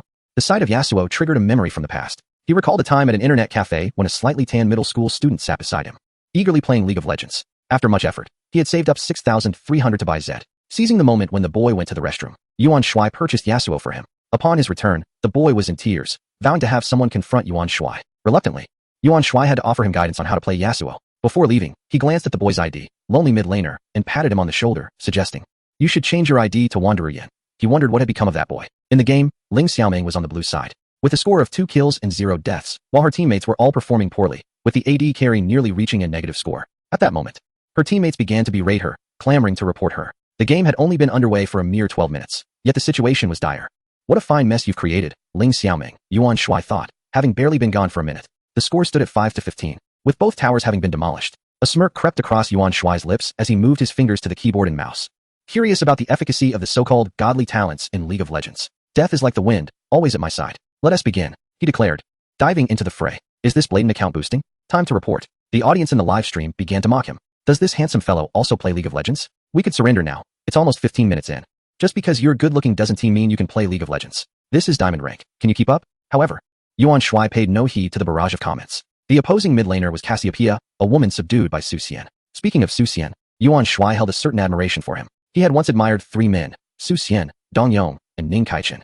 It was only after watching The Journey of Flower that he realized Luo Shizhi was the true hero. He held a low opinion of Sun Wukong, who, despite subduing 7 celestial maidens, opted to steal peaches. As long as my E ability is swift enough, my teammates' questions won't catch up with me. After 2 minutes of play, Yuan Shuai grasped just how formidable the so-called godly talents in League of Legends truly were. Cassiopeia's Q ability had been used 10 times. Yet not once did it connect. The chat exploded in reaction. Streamer, just end it. This is pointless. Time to report. This stream is scripted. How much did you pay for this script, handsome? I want to buy one too. Meanwhile, in another live stream, a male broadcaster called Xiao Sa Gu was playing as Cassiopeia, facing off against a swift Yasuo. Goodness, that Yasuo must be using a script. If not, I'll chop off my own. The male streamer, in a fit of rage, resorted to foul language. Yuan Shuai, undeterred by the barrage of comments, executed a swift AQ maneuver against the serpent woman, then retreated with an E, repeating the cycle until her health dwindled to half. The serpent woman, confident in her flash, remained in the lane, continuing to farm minions. Have you never died before? Yuan Shuai amassed energy and charged towards her, prompting her to believe that Yasuo would use his EQ to knock her up, forcing her to use her flash in haste. Realizing she had been deceived, she immediately unleashed her ultimate ability on Yasuo. However, he deftly evaded the petrifying effect by momentarily dodging. At that moment, a gust of wind surged towards her. Oh! The serpent woman gracefully returned to base, free of charge. What a disgrace. Xiao Xiao slammed his mouse in frustration. Subsequently, Yuan Shuai controlled Yasuo to eliminate the serpent woman multiple times. Xiao Xiao furiously typed, chastising the jungler. Where the hell have you been? Can you not support mid? In response, Yuan Shuai secured a double kill. Xiao Xiao called for his teammates, and soon all gathered in the mid lane, only to face a complete team wipe at the hands of Yasuo alone. You think you can catch me in the lane with minions? Yuan Shuai boasted after claiming a pentakill, dismissively stating. The once agitated teammates fell silent, now cheering 666 in admiration, seeking his favor. Wow, Yasuo King, 666. Mid-duo Q? I can play Gragas and Lee Sin. Chapter 62. A conclave of administrators gathered to observe duo Qs? Go play with your mother. You're just a pathetic noob hoping to ride on someone's coattails. Yuan Shuai's Yasuo rampaged, single-handedly pursuing and vanquishing multiple foes, turning the tide in an extravagant fashion alongside 4 hapless teammates. Ling Xiaoming's stream was set ablaze with excitement. Incredible, what a divine display of skill. Even with 4 useless players, the streamer managed to turn the game around. That level of play, that awareness, could overshadow professional players. Streamer, you should go pro. The future of LPL rests upon you. Pro? What nonsense. This young man is a super tycoon. He has no time for that. It's scripted, undoubtedly scripted. If it's not scripted, I'll cut my own, a user interjected. I recognize you. Didn't you just do that 2 days ago? How did it grow back so quickly? Apologies, I only trimmed the top part. Xiao Xiao, in a fit of anger, lambasted his teammates as incompetent and accused Yasuo of using scripts. He promptly composed a lengthy complaint, reporting Yasuo for alleged scripting. By the way, that Yasuo on the opposing team is also a streamer. We've got him. At that moment, a barrage of comments flooded into his stream, invigorating Xiao Xiao, who exclaimed, everyone, go report him in his stream for scripting. How dare he stream while cheating? Xiao Xiao, being a prominent streamer, commanded respect. Ling Xiaoming's stream quickly filled with viewers, all vociferously condemning Yuan Shuai. Pathetic streamer, live scripting, report. Pathetic streamer, live scripting, report. Pathetic streamer, live scripting, report. Meanwhile, Ling Xiaoming had returned, having observed the spectacle from behind for quite some time. She never anticipated that Yuan Shuai was so adept at gaming. Truly, some individuals are simply extraordinary. How can one be so proficient at everything? Ling Xiaoming observed the influx of viewers in the live stream, inundating the chat with insults. Enraged, she exclaimed, we are not using scripts. If you can't handle losing, then don't play. However, her words fell on deaf ears, as the vitriol continued unabated. Ling Xiaoming's moderators swiftly began to mute the offenders. Some fans, noticing the usernames adorned with the title Yuan Shuai, immediately flocked to his live stream to retaliate verbally. In an instant, both streams became arenas of heated exchanges. The moderators were frenzied, their fingers tiring from the relentless muting. Before long, the higher-ups at Tigerfish Live were alerted. In her WeChat, Ling Xiaoming's liaison inquired about the situation, questioning the numerous reports claiming she was employing a substitute player and utilizing scripts. Ling Xiaoming explained that she had suffered a stomach upset and had stepped away briefly, allowing her boyfriend to play, lest the stream be abandoned. Naturally, her supervisor supported her, but the issue of scripting required further scrutiny. The supervisor encouraged Yuan Shuai to play another match, suggesting he continue with Yasuo. Reluctantly, Yuan Shuai acquiesced, now endowed with a godlike talent for League of Legends, finding renewed enjoyment in the game. His youthfulness resurfaced. Fortunately, Yasuo had been significantly nerfed, and thus, it was rare for him to be banned in high-tier matches. Yuan Shuai selected Yasuo once more, and the mid laner opposing him was indeed the very Yuan Shuai. What a stroke of luck. In fact, Yuan Shuai had been informed by his fans that Yuan Shuai was queuing up, prompting him to do the same, seeking revenge. This time, he opted for his best champion, Lee Sandra, and even summoned a jungler for a duo Q. It was a brazen tactic. Lee Sandra naturally counters Yasuo, and now he had the jungler's assistance. Several supervisors had entered Ling Xiaoming's stream to observe. Did a nerfed Yasuo require such assistance? Indeed, Yuan Shuai promptly demonstrated his prowess. Non-targeted skills struggled to land on his Yasuo, who also wielded a wind wall. When the jungler attempted to gank, Yuan Shuai felt as though he had obtained vision. He instinctively sensed the jungler's presence and knew his precise location. Why don't you just stand there? This godlike talent in League of Legends was truly remarkable. Non-targeted skills found it exceedingly difficult to hit Yuan Shuai, as though he had gained map-wide awareness. His skill, awareness, reflexes, and overall game sense were flawless. After farming for a while, the jungler's efforts were rendered futile, resulting in a double kill. Moreover, his teammates were competent, as it was, after all, a team game focused on pushing towers. In merely 20 minutes, the match concluded, with Yuan Shuai's Yasuo remaining untouched. A perfect victory. Yuan Shuai was infuriated, smashing a mouse in frustration. What brazen audacity to dare script in front of so many supervisors. The spectators in the live stream were utterly bewildered. What was happening? It appeared indeed that this was truly scripted. Otherwise, How could such extraordinary talent exist? Yet, even the supervisors hesitated to draw conclusions. However, the supervisor of the suave gentleman was undeterred, boldly asserting that Yuan Shuai was indeed using a script. Yuan Shuai, incensed, responded angrily, addressing the foolish supervisor. Are you out of your mind? Just because someone performs well, does that mean they're using a script? Are all skilled professional players scripted? Fool. The supervisor retorted, your evasive skills make it impossible for the jungler to catch you. Isn't that a script? Not just a script, but one that covers the entire map. Yuan Shuai continued to berate him. That is called skill, that is called awareness. How could a fool like you possibly comprehend it? The young man exuded such charisma and bravado, directly confronting the supervisor. How impressive. I absolutely adore him. Is he channeling that domineering CEO vibe? I'm enamored. Oh, little Meng Meng, I must compete for his affection. To the one above, let us duel. He is mine. Oh my, witnessing his boldness has left me trembling. Excuse me. I must visit the restroom. I'm salivating like a puppy. Goodness, it's my first encounter with a streamer daring to insult a supervisor. Simply astonishing. Streamer, I support you. Take down that supervisor. Foolish supervisor, crawl away. Supervisors, exit this space. I own this live stream. Suddenly, Ling Xiaoming's live stream went dark. It had been banned. The suave gentleman erupted in laughter, exclaiming, you dared to stream with a script. This is well deserved. He immediately began to reward the fans in his live stream as a celebration. Ling Xiaoming's fans commenced a fervent discussion in their group, many still angrily venting in the suave gentleman's live stream. However, their numbers dwindled as they were gradually silenced. Yuan Shuai was furious. The repercussions were severe. A mere supervisor from a trivial live streaming platform dared to challenge him. Yuan Shuai directed his thoughts to the system. System, is it so effortless for you to acquire another S company? Not a problem. Are you interested in acquiring Tiger Fish Live? A trivial matter. P.S.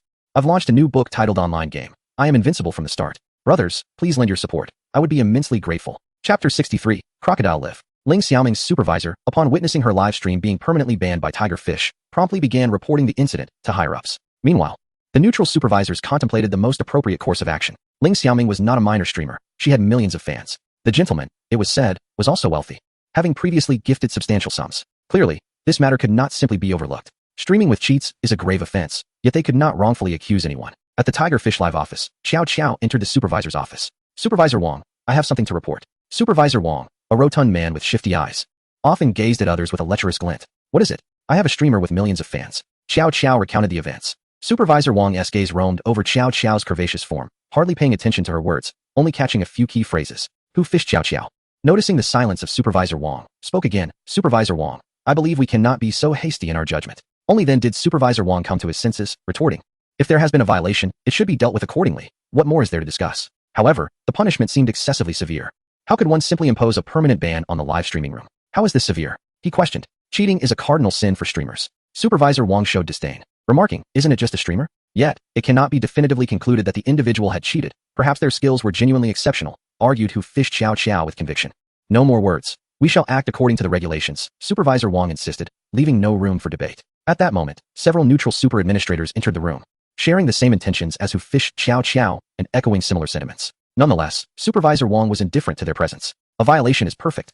We need not pay their salaries or return the gifts received. What a boon. As for how much of that money would find its way into his own pocket, that remained uncertain. Growing impatient, Supervisor Wang slammed the table and bellowed, we must adhere to the rules. If every streamer behaved this way, how could we possibly manage?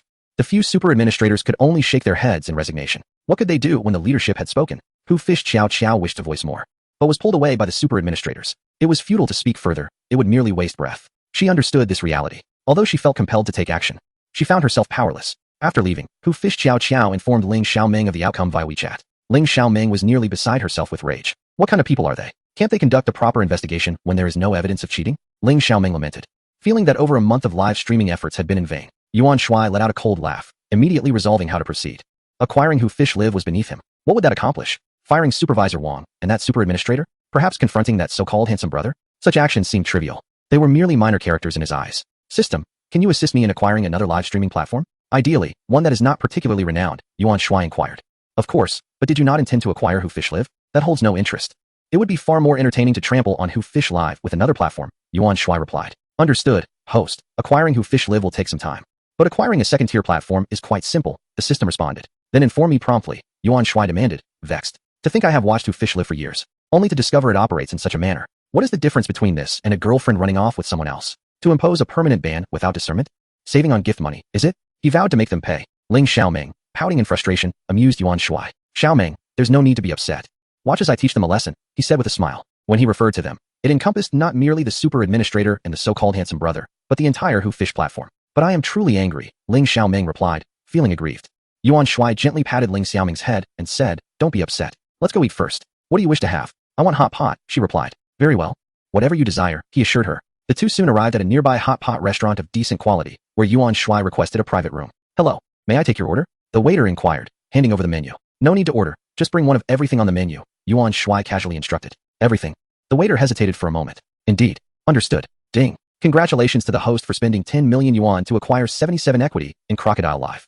At that moment, a system notification chimed in. Crocodile Live? I haven't heard of it before. It seems rather obscure. 10 million for a majority stake. And it's likely a forced purchase, possibly even at double the price. Fascinating. Using a little-known live streaming platform valued at nearly 10 million to challenge a 100 billion valuation platform. Just then, Yuan Shuai's phone rang. It was an unfamiliar number. "Hello, may I speak with Mr. Yuan?" "This is he," Yuan Shuai replied coolly. "Greetings, Mr. Yuan. I am Wan Xiang, the CEO of Crocodile Live and formerly its primary shareholder. Now the second. How may I assist you?" So, he is the person in charge of Crocodile Live, which happens to be a company based in C-City. The system is indeed considerate. It understands me well. Yuan Shuai promptly instructed Wan Xiang to come to this hot pot restaurant. He then called Shui Wan, who was still occupied with matters regarding legendary meat industry, and sent Shui Bingcheng in his stead. Established for less than a year, Crocodile Live had remained relatively lukewarm in its performance. Wan Xiang, a man in his 30s, bore an unremarkable appearance, the kind that would easily blend into a crowd. "What is the status of Crocodile Live servers?" Yuan Shuai inquired of Wan Xiang. "Mr. Yuan, the servers for Crocodile Live are top tier," Wan Xiang responded confidently. "Are you certain?" "If the servers fail." "Mr. Yuan, I initially aimed to elevate Crocodile Live to a first-class platform," Wan Xiang admitted awkwardly. Yuan Shuai nodded and turned to Shui Bingcheng, saying, "Bingcheng, instruct all our artists to start live streaming on the Crocodile platform. Additionally, promote it across all channels. I want Crocodile Live to gain prominence in the shortest possible time. Do you understand?" "Understood," Shui Bingcheng affirmed. "Wan Xiang, your task is to collaborate with Bingcheng and recruit broadcasters from Tigerfish Live with competitive salaries. Our target is Tigerfish Live," Yuan Shuai instructed further. "Understood." The two immediately set to work. Before long, advertisements featuring various stars live streaming on the Crocodile platform began to appear across major websites and channels. "P.S. I have released a new book titled, Online Game. I am invincible from the start. I would greatly appreciate your support." Chapter 64. I will take you down. Not only are there advertisements disseminated through various channels, but also the Weibo accounts of all artists under Tianyu Media. Furthermore, the discussions and retweets proliferate across celebrity forums, fan clubs, and groups, creating a buzz that reaches the entire entertainment industry within a mere afternoon. The news of over 100 artists from Tianyu Media planning to live stream on the Crocodile platform spread like wildfire. Other celebrities who maintain friendly relations with these artists joined in the excitement, not only retweeting, but also announcing their intentions to broadcast on Crocodile as well. The entire world seemed to erupt in fervor, and in just one afternoon, Crocodile live streaming surged into the national spotlight, transforming from an obscure platform to a trending keyword. Many streamers from Tigerfish were lured by the lucrative offers from Crocodile, eagerly contemplating their potential switch. They dismissed any reservations about Crocodile being a fledgling platform. Its rapid rise and the influx of celebrities made it hard to believe it could be a scam. Streamers whose contracts had just expired swiftly made the leap, while those without contracts wasted no time in switching allegiances, leaving Tigerfish powerless to intervene. Some streamers nearing the end of their contracts began to slacken their efforts, biding their time until they could transition to Crocodile. Additionally, Wan Xiang instructed certain individuals within the company to discreetly approach prominent streamers from Tigerfish, enticing them to switch. With the breach of contract penalties to be covered by Crocodile, discussions erupted across various platforms, including live stream rooms, forums, and message boards, where insiders began to leak information. Allegedly, Tigerfish had offended a wealthy patron who was accused of using scripts while playing League of Legends. This affluent individual vowed to establish a new live streaming platform to undermine Tigerfish. The identities of those leaking the information were all too apparent. The audacity of this wealthy patron to confront Tigerfish was astounding. How could someone of such means gather so many celebrities to his cause? It seemed implausible that Tigerfish, a premier platform, could be easily toppled. While some expressed admiration, others remained skeptical. Nevertheless, the initial impact was undeniable. Tigerfish had already felt significant repercussions, and the fallout was likely to affect other live streaming platforms, leading to a loss of viewers across the board. President Tian Bai of Tigerfish was furious, striking the face of manager Wang with a resounding slap, berating him fiercely. "How could you be so foolish? You think you can just shut down a streamer with 1 million fans at will? You dare provoke a patron who showers 100 super rockets? You should pack your things and leave." Manager Wang's plump face bore the imprint of the slap, leaving him frozen in shock. How could this happen? They possessed such formidable power. Regret washed over him, and he felt the sting of tears. Why hadn't he heeded the warnings from the senior managers and conducted a thorough investigation? He berated himself bitterly, tears streaming down his round face. With a furious kick, Tian Bai struck manager Wang in the abdomen, unleashing a torrent of curses. Wang could only pack his belongings and leave in disgrace. Simultaneously, the moderator of the Feng Ling Xiaoming livestream was promptly dismissed, and the channel of the Suave Gentleman was permanently banned. Tian Bai realized he had provoked formidable adversaries, as such swift and decisive actions unfolded in a mere afternoon. Clearly, these were not ordinary individuals. They were not easily trifled with. Through various connections, Tian Bai managed to obtain the contact information of Wan Xiang, the president of the Crocodile livestream. However, Yuan Xiang stated that he was merely an employee. After much pleading from Tianbai, Yuan Xiang consulted Yuan Shuai and, upon receiving his approval, relayed the contact details to Tianbai. Without delay, Tianbai called Yuan Shuai. Mr. Yuan, I implore you to show mercy and spare Tiger Fish livestream, Tianbai earnestly requested. Yuan Shuai replied coolly. I have yet to settle my grievances with my friend. Mr. Yuan, I have already dismissed Manager Wang and the moderator. And the suave gentleman's channel has also been shut down. Tianbai hastily expressed his sincerity. Those dismissed in this industry would likely find no further employment, as no one wished to invite trouble upon themselves. As for the suave gentleman, no platform would dare to offer him a stage in the future. But was that truly sufficient? What a jest. After investing so much effort and utilizing countless resources, could it simply be brushed aside? Yuan Shuai scoffed. Tianbai understood that matters could not conclude so easily. Mr. Yuan, I am willing to cover those expenses. How about a compensation of 10 million? 10 million? Do you think I have never encountered wealth before? What a joke. That amount does not even cover the costs, Yuan Shuai retorted. What sum do you propose? Perhaps you could provide a detailed list of expenses. Tianbai, now somewhat irritated, raised his voice, asserting his stature as the president of a publicly listed company. Yuan Shuai chuckled, viewing him as foolish. You really expect me to provide you with a list? Just wait, and I will ensure your downfall. Indeed. One's character is often mirrored in their employees. Yuan Shuai abruptly ended the call. Moments later, Tianbai attempted to reach out again, only to find himself blocked. At 8 in the evening, Crocodile livestream experienced an explosive surge in popularity. The star effect proved to be quite significant. Many, even those who were not fans of the celebrity, flocked to join the excitement. Artists under Tian Yu Media showcased their myriad talents, resulting in an electrifying program. Numerous stars attended to show their support, showering gifts upon the platform. Unsurprisingly, affluent patrons were also in attendance. Other livestream platforms suffered severe viewer attrition. Both existing and newly joined hosts on Crocodile livestream basked in the newfound acclaim. As the saying goes, when a wall falls, everyone pushes. Negative news surrounding Tiger Fish livestream began to surface, leading to a plummet in its stock price, an exodus of personnel, and a loss of audience. However, these were merely preliminary developments. A premier platform would not collapse so swiftly. Yet, it was only a matter of time. Yuan Shuai merely needed to issue the command. Yuan Shuai, immersed in a day of gaming, paid little heed to other matters. Ling Xiaoming transformed into a live streamer for Crocodile broadcast since noon. Yet it was Yuan Shuai who dominated the gameplay. In the peak of the canyon, he vanquished all challengers, be they technical streamers or professional players. Ling Xiaoming's account boasted a series of victories, elevating her from Diamond 2 to Diamond I, and ultimately to the esteemed rank of Grandmaster. The entire canyon erupted in excitement.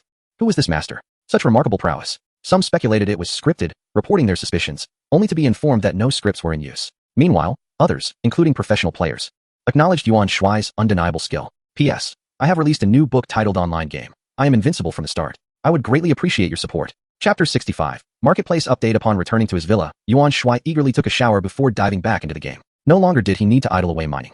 Nevertheless, the mining profits remained substantial. By afternoon, Yuan Shuai's bank account received a transfer of 56 million, courtesy of Zhao Wanqing. It was time to explore the map. Yuan Shuai embarked on a journey, encountering a plethora of monsters along the way. However, none of these creatures were of a caliber he deemed worthy of his attention.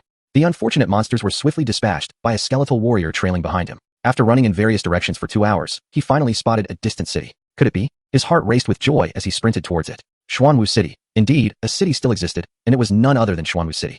Yuan Shuai mused that his intuition had proven correct. The guards appeared as foolish as ever. Having encountered them previously, he chose to disregard them. Upon entering the city, disappointment washed over him. Not a soul was in sight, save for a lone transporter. The solitude was palpable. Yuan Shuai examined the transporter, discovering that it offered teleportation options identical to those available at White Tiger City, with the addition of an enticing new option, the zombie dungeon. How was it that this dungeon could only be accessed from Xuanwu City? He felt a pang of regret for the missed opportunity to gain trillions in experience had he discovered this city sooner. Time was of the essence. It was already 11 o'clock at night. He needed to tackle this dungeon without delay. Yuan Shuai promptly selected the teleportation option. A flash of white light enveloped him, and he soon found himself at the entrance of a cave. Without a second thought, he ventured inside. The cave was dimly lit, its walls adorned with everlasting oil lamps. A zombie appeared a short distance ahead. Ordinary zombie LV30. Yuan Shuai wasted no time and used his insight skill on the zombie. Ding. You have used insight on the ordinary zombie. The ordinary zombie possesses the following attributes. Level 30, health 20,000, attack 500, defense 100. These stats are no longer trivial, and it is evident that the monsters within the dungeon are indeed more formidable. Additionally, time is of the essence. Yuan Shuai must take matters into his own hands. Little skeleton, advance. Yuan Shuai commanded. The skeletal warrior immediately charged forth, delivering 2 swift strikes to vanquish the foe. Ding. Experience gained 20,000. Ding. Soft sister currency acquired 200,000. Ding. Congratulations. Host level has risen to 40, earning 3 attribute points. Ding. The skeletal warrior has gained experience 20,000. Level increased to LV28. Ding. Congratulations. Host level has risen to 40. The shop has been updated. Ding. Congratulations. Host level has risen to 40. The summoning technique can now call a second skeleton. A flurry of system notifications ensued, leaving Yuan Shuai momentarily bewildered. How did they all occur at once? He needed to process this information. First and foremost, the experience points from the zombie dungeon were remarkably high, alongside an unexpected bounty of 200,000 soft sister currency from a mere minor monster. Moreover, the shop had been updated. What new items awaited? Upon perusing the shop, he discovered several new offerings. Enhancement stones, 100 star coins, usable for equipment enhancement. Refinement stones, 500 star coins, usable for refining equipment and enhancing its level. Star upgrade stones, 200 star coins, usable for enhancing equipment quality. Skill upgrade stones, 1000 star coins, usable for advancing skill levels. Goodness. They all require star coins. While enhancement is beneficial, where does one procure star coins? They are exceedingly precious. Yuan Shuai gazed at his remaining 412 star coins. Feeling a sense of urgency, he needed to earn more star coins. After contemplation, he pondered which stone to purchase first. The skill upgrade stone seemed paramount. One could only wonder if the damage would indeed double upon enhancement. There was another item he had overlooked in his excitement over the stones. City return scroll, 1 star coin. Upon use, returns the user to the last city entered. Finally, a delightful item. This scroll would save a considerable amount of time on travel, and at just 1 star coin, it was quite worthwhile. Without further deliberation, time was of the essence. He would continue to grind through the dungeon. Additionally, he could summon another skeleton. With a focused thought, a new skeleton materialized. Indeed, he could summon another. Previously, he had brought the last one back to his side to avoid it getting lost. Not that it could get lost, but to protect it from being overwhelmed by enemies. Upon examining the newly summoned skeleton, Yuan Shuai noted its distinct appearance. It wielded a staff. Skeletal Mage LV1, he mused. So, this one was a magic-based skeleton. How intriguing. The magical realm is dominated by ranged attacks. Consequently, while close combat warriors hold the line, the ranged attackers unleash their fury. Yuan Shuai, liberated from the shadow of lacking star coins, felt a surge of joy. Let the battle commence. My little skeletons, charge forth. Ahead lay an ordinary zombie. Before the skeletal champion could engage, the skeletal mage had already raised its staff, and in the next heartbeat, a bolt of lightning struck the ordinary zombie. A damage of 1589 was inflicted. Alas, its level was still too low, and it had yet to evolve. The skeletal champion closed in, delivering 2 swift strikes. Damage dealt, 15125 and 15236. You have gained 20,000 experience points. You have acquired 200,000 soft sister coins. The skeletal champion has gained 20,000 experience points. The skeletal mage has gained 20,000 experience points, leveling up to LV8. With a single monster, the skeletal mage ascended to level 8. Another creature appeared ahead, albeit with a different appearance. The lightning zombie LV31. You have cast insight on the lightning zombie. Lightning zombie, level 31, health, 25,000, attack, 600, defense, 150. It seemed to be a ranged zombie. The skeletal champion rushed forward but was struck by a bolt of lightning before reaching the lightning zombie. What a disappointment. Unable to even breach my defenses. Merely a trivial loss of health. You have gained 25,000 experience points. You have acquired 250,000 soft sister coins. The skeletal champion has gained 25,000 experience points. The skeletal mage has gained 25,000 experience points, leveling up to LV10 and beginning its evolution, requiring 1 minute. Reaching level 10 already. The skeletal mage has successfully evolved into a skeletal sorcerer. Skeletal sorcerer, level 10, health, 10,000, attack, 7,500, defense, 2,000. P.S. I have launched a new book titled Online Game. I am invincible from the start. I would be immensely grateful for your support. Chapter 66. The Delightful Zombie Dungeon. This dungeon differs from the skeletal dungeon. The skeletal dungeon comprises 3 layers, each hosting different monsters. Whereas the zombie dungeon consists of only 1 layer, yet contains 3 varieties of monsters. Raging Zombie LV32. This type of zombie boasts considerable speed, but alas, remains rather ineffective. You have cast insight on the Raging Zombie. Raging Zombie, level 32, health, 30,000, attack, 700, defense, 200. The skeletal sorcerer unleashed a lightning strike. Damage dealt, 7123 and 7115, with the skeletal champion delivering the finishing blow. You have gained 30,000 experience points. You have acquired 300,000 soft sister coins. The skeletal champion has gained 30,000 experience points, leveling up to LV30 and commencing its evolution, requiring 1 minute. The skeletal sorcerer has gained 30,000 experience points, leveling up to LV11. As the skeletal warrior reaches level 30, it undergoes a subsequent evolution. With a notification, the transformation is successful, resulting in the emergence of the skeletal lord. The skeletal lord? Quite impressive. Its form has undergone certain changes, exhibiting a faint semblance of flesh, yet upon closer inspection, it appears to be non-existent. The weapon has also transformed, the blade now emanating a gentle glow, and a thin layer of armor has materialized upon its body. This armor is not comprehensive, resembling more of a vest and shorts, creating an odd appearance. With a notification, I utilize the insight skill on the skeletal lord. Skeletal lord, level 30, health 30,000, attack 30,000, defense 10,000. Goodness, such attack and defense stats feel invincible. Yet, why does it seem as though I am the subordinate while the skeletal creature is the master? I mustn't think that way. Aren't bodyguards typically more formidable than their employers? I am the master, they are the subordinates. Continuing onward, to expedite progress, Yuan Shuai charges directly into the throng of monsters. After all, Those feeble zombies cannot harm the skeletons. As for myself, I needn't worry. I possess the art of invisibility, rendering me unseen by those zombies. Alas, why am I so upright? A touch of cunning could allow me to use my invisibility to behold many delightful sights. This approach indeed proves to be much more efficient. The two skeletons hardly take a moment's respite. Yuan Shuai's experience point surge, now having ascended to level 41. The skeletal lord has reached level 31, while the skeletal mage is at level 18, poised for evolution. Before long, we arrive at the innermost cavern, where a boss materializes before us. Zombie King, boss, LV 40. With a notification, I use the insight skill on the Zombie King. Zombie King, level 40, health 200, 000, attack 1, 500, defense 500. Wow, this boss possesses quite formidable attributes. Engaging it in a one-on-one confrontation would certainly require considerable effort. However, for the skeletal lord, it is merely a trivial matter. The two skeletons unleash a relentless assault on the Zombie King, who foolishly wanders back and forth between them. Occasionally, it attempts an attack. Yet even the skeletal lord's defense remains unscathed. Notification, gained 400, 000 experience points. Level increased to 42, gained 3 attribute points. Notification, acquired 4, 000 soft sister coins, gained 1 enhancement stone, 1 refining stone, and 1 star stone. Notification, the skeletal lord gained 400, 000 experience points. Level increased to 32. Notification, the skeletal mage gained 400, 000 experience points. Level increased to LV 20, commencing evolution, requiring 1 minute. My word, this boss is generous. The experience points are remarkably high, and the soft sister coins amount to a staggering 4 million. Defeating a single boss is felt akin to winning a grand lottery. Moreover, it has dropped 3 stones. Apparently, not only has the shop been updated, but bosses can also yield enhancement stones. This is much more agreeable. Otherwise, acquiring star coins would prove exceedingly arduous. The skeletal mage has swiftly reached level 20. How exhilarating it is to have a formidable ally. Ding. The skeletal mage has successfully evolved into a skeletal warlock. Yuan Shuai exited the dungeon and promptly re-entered. Time waits for no one, and midnight was fast approaching. Please select the dungeon difficulty, normal difficulty, or hard difficulty. He opted for hard difficulty without hesitation. This time, Yuan Shuai wasted no time, dashing straight into the horde of monsters. Despite his urgency, he was unable to accomplish his goal. Just as he caught sight of the boss, the Zombie King, he was automatically teleported out. Midnight had struck. He lamented the loss of a dungeon attempt, vowing to complete the dungeon more promptly in the future. Although he failed to defeat the boss, he did manage to level up, and his soft sister currency was certainly not lacking. In fact, he had over 10 million.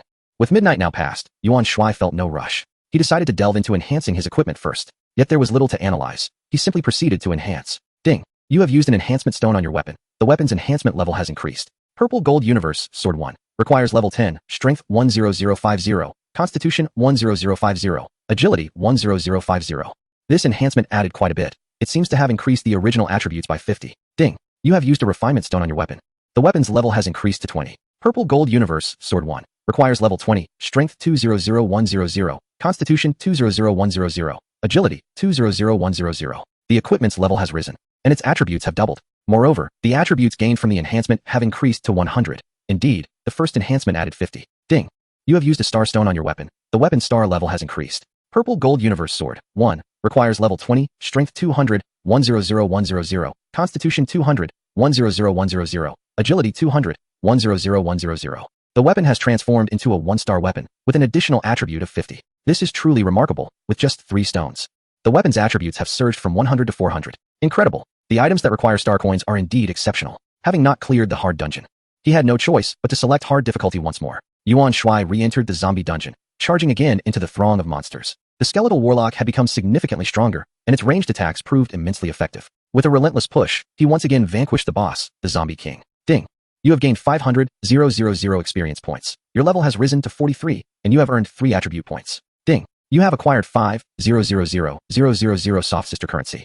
Receive the skill Thunderstorm, Enhancement Stone X1, Skill Upgrade Stone X1, and Star Stone X1. Ding. The skeletal warlord has gained 500,000 experience points. Its level has risen to 33. Ding. The skeletal warlock has gained 500,000 experience points. Its level has risen to LV 23.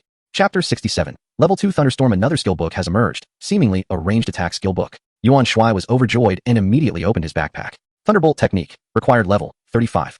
Summons multiple bolts of lightning to strike the target and all entities within 4 adjacent positions. Astonishingly, it is not only a ranged attack, but also a skill that affects multiple targets. Yuan Shuai immediately opts to learn it. With a resounding crash, Yuan Shuai unleashed the Thunderbolt Technique upon the open ground, and nearly 10 bolts of lightning descended instantaneously, illuminating the cave. This skill is truly formidable. With it, the pace of monster extermination will undoubtedly accelerate. Furthermore, 3 stones have emerged. This time, they are skill upgrade stones, replacing the refining stones. Yuan Shuai promptly chooses to utilize them.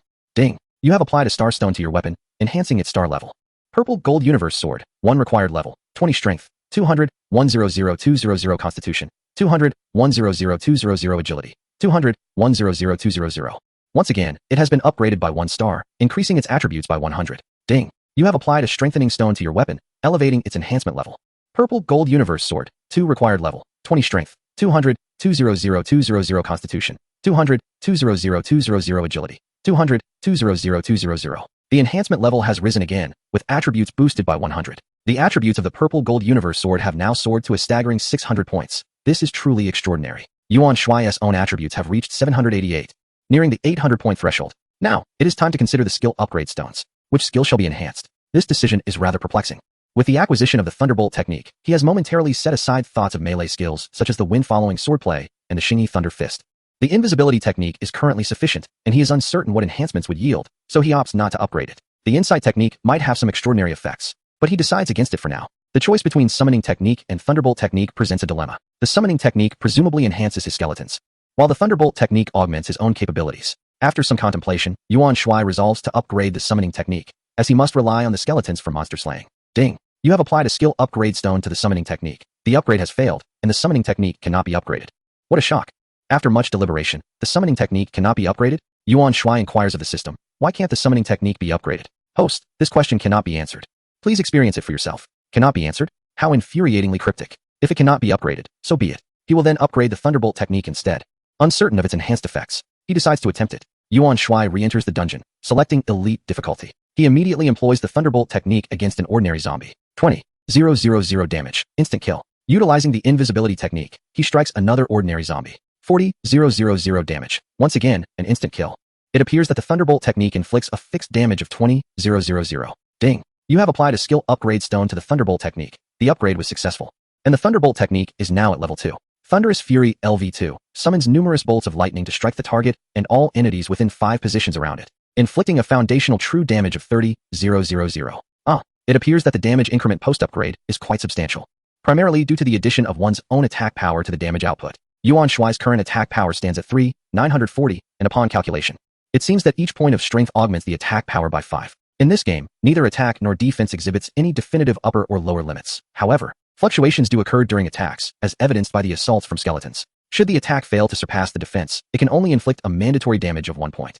With the acquisition of Thunderous Fury, dungeon runs have become significantly swifter. In a state of invisibility, a single cast of Thunderous Fury can yield nearly 68,000 damage. All minor foes are dispatched in an instant. Yuan Shuai boldly refrains from employing invisibility to lure enemies, confident that the minor creatures cannot harm him. Moreover, with healing spells at his disposal, there is no concern of falling in battle. He adeptly gathers the monsters, then utilizes invisibility alongside Thunderous Fury, thus greatly enhancing efficiency. Before long, this elite dungeon was completed. Yuan Shuai ascended to level 44, while the Skeleton Battle King reached level 34, and the Skeleton Mage attained level 25. The boss dropped enhancement stones and refinement stones. Yuan Shuai subsequently reinforced his weapon. Purple Gold Universe Sword requires level 30, strength 300, constitution 300, agility 300. With the addition of 3 stones, the weapon's 3 attributes doubled in value. How exhilarating. Yuan Shuai's attributes surged to 1,388. The speed of this attribute enhancement is astonishing, as he gained an impressive 100 points upon entering the game. If only star coins were available, his attributes would effortlessly exceed 10,000. However, that is a consideration for another time, as star coins are not easily acquired. Yuan Shuai purchased a return scroll and returned to Xuanwu City. He then teleported to the skeleton dungeon and completed 2 runs. Initially, he had anticipated the dungeon would yield stones, yet that was not the case. Instead, he obtained 2 quest scrolls. This is quite favorable, as the more quest scrolls one possesses, the better. Thus, if a task proves insurmountable, he can simply proceed to the next. Yuan Shuai bought another return scroll, returned to Xuanwu City, and ventured outside the city in search of a suitable location. Ideally, if his laziness did not strike, he would grind monsters for experience. If it did, he would resort to idling. After a considerable period of searching, he failed to find an appropriate spot. Overcome by lethargy, he settled into a 45-level map to begin idling. This map is rather decent, with a plentiful number of monsters. Furthermore, the Skeleton Mage boasts a broad attack range, yielding commendable efficiency. Invisibility engaged, he began idling. The system chimed. Ding. Congratulations, host. You have received a Geely Staryu vehicle. What on earth? Yuan Shuai was momentarily taken aback. The prospect of signing in and discovering such an incredibly affordable vehicle is almost unbelievable. System, are you jesting with me? Is it truly possible to acquire such a car through mere sign-in? Do you expect me to flaunt this vehicle? Host. This car surpasses all others in the world in terms of cost. What? Do you think I am an automotive novice? This car is merely worth around 200,000, isn't it? Ding! Due to the host acquiring an exceptionally powerful model to prevent any unfortunate incidents, we are bestowing upon the host divine driving skills. What on earth? Are you implying that the Jili Xingyue is so powerful that you fear I might crash it due to my lack of skill, hence gifting me extraordinary driving abilities? However, these divine driving skills are indeed impressive. System, what distinguishes this vehicle from the rest? This is a modified version, equipped with a V24 engine, and the entire chassis is constructed from advanced V alloy, which is not only bulletproof. Chapter 68, Visitors from the Shun Family. Yuan Shuai was taken aback, his mind racing with keywords: extremely powerful, exceptional performance, bulletproof, crash resistant. If what the system said is true, it is indeed astonishing. But how much does this have to do with the Jili Xingyue? Could the system be deceiving him? Such trivial matters clearly could not be a deception. Am I to maintain a low profile, or is it a matter of showmanship? Yuan Shuai immediately leapt from his bed, clad only in shorts, and rushed towards the garage. Such an impressive vehicle deserves immediate inspection. How could he possibly sleep? Upon entering the garage, he was indeed greeted by the sight of an additional car. At first glance, it appeared utterly unremarkable, revealing no extraordinary features. It was simply an ordinary vehicle. Yuan Shuai retrieved the key from his bag, opened the door, and took a seat inside. Although the lighting was not as bright as during the day, the opulence of the interior was unmistakable. Indeed, it was a hidden treasure. Yuan Shuai used the remote to open the garage door and drove the car out. Generally, vehicles offer more than 3 driving modes. This one, however, featured only 2, a standard mode and a racing mode, quite simple and straightforward. As Yuan Shuai switched to racing mode, the roar of the Jili Xingyue's engine transformed into that of a supercar. The power was utterly overwhelming. Yuan Shuai realized that if he were to rely on his previous driving skills, he could indeed find himself in peril. Of course, peril does not equate to injury for him. With his current strength, physique, and reflexes, injury was an impossibility. In this lifetime, it would never occur.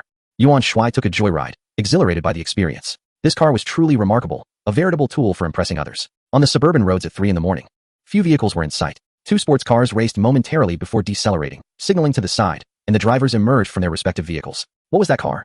Did you catch a glimpse? One asked the other. It was too fast. I didn't see the emblem, but it was definitely an SUV, came the reply. Goodness. I too only saw it was an SUV, and the exhaust was even spewing flames. Unbeknownst to me, the identity of the individual modifying the SUV remains a mystery, and we cannot even glimpse its tail lights. My goodness, that vehicle is truly impressive. Indeed, the 2 sports cars are unable to catch sight of the tail lights of that SUV. The 2 men silently lit a cigarette, exhaling sighs of resignation. In the morning, Yuan Shuai utilized a refrigerated truck to transport a load of meat to Legend Meat Industry, while also familiarizing himself with the establishment. Legend Meat Industry resembles a mere shell company. Due to time constraints, no renovations were undertaken.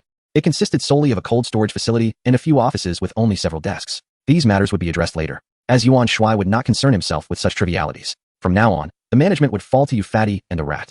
Yuan Shuai's primary objective was to promote the company within the so-called upper echelons of society. Naturally, this would not involve distributing flyers or business cards. Rather, he aimed for those individuals to seek him out. As he contemplated this, his phone rang. It was an unfamiliar number, and Yuan Shuai initially assumed it was that fool Tian Bai. However, it was not. Someone was interested in purchasing jewelry. Thus, an opportunity to promote Legend Meat Industry had presented itself. Although Yuan Shuai did not recognize the caller, he introduced himself as Shun Chini from the Shun family, the organizers of the previous raw stone auction. Yuan Shuai had sensed that the Shun family was not to be underestimated. Even that arrogant Tang Haoran refrained from causing a scene in their presence. It was evident that the Shun family was far more complex than it appeared. On the surface, the wealthiest family in Sea City appeared to be the Tang family, even outshining Zhao Guanyao. However, that was merely a facade. Akin to many prominent families that do not grace the Forbes billionaires list, the Shin family fit this description as well. Nonetheless, Yuan Shuai held no particular reverence for them. So what? It made no difference who came. He promptly invited the caller to Legend Meat Industry. In less than 20 minutes, a young man in his 20s, accompanied by several others, rushed to meet Yuan Shuai. Mr. Yuan, please provide me with your account number. I will transfer the funds directly, Shun Chini stated plainly. As for the price, Yuan Shuai had no intention of altering it. It remained at 1 billion for a set. However, noticing Shun Chini's anxious demeanor and his evident distress, he inquired, why the urgency? Wiping the sweat from his brow, Shun Chini replied, to be frank, Mr. Yuan, my grandfather is nearing his end. I kindly ask you to expedite the transaction. Yuan Shuai nodded and provided his bank card details. Nevertheless, he remarked, if your grandfather is indeed in such a condition, this jewelry will not save him. The items in the game merely increase one's limits. They can only alleviate symptoms, not address the root cause. For instance, if your grandfather has 5 health points left, the jewelry may grant him an additional 200. However, if he continues to lose health, he will still be depleting his own reserves. Even with 205 health points, once he drops to 200, he will still succumb. In this regard, the effects of the jewelry are inferior to those of the meat. However, I suspect your grandfather may be unable to consume it, and the effects of that meat are rather gradual. Upon hearing those words, Shin Shani's eyes widened in disbelief, the panic in his gaze becoming increasingly evident. Their family had already found themselves at a loss, with the elder merely awaiting his demise. Word reached them that Lin Hatai, the chairman of Huitai Group, possessed a miraculous piece of jewelry rumored to restore one's physical vitality to that of their youth. Consequently, the Shin family promptly reached out to Lin Hatai. As someone who had navigated the complexities of Sea City for decades, Lin Hitai was aware of certain tales surrounding the Shin family. Though there was no personal rapport, he candidly shared the truth with them. It seemed almost fantastical.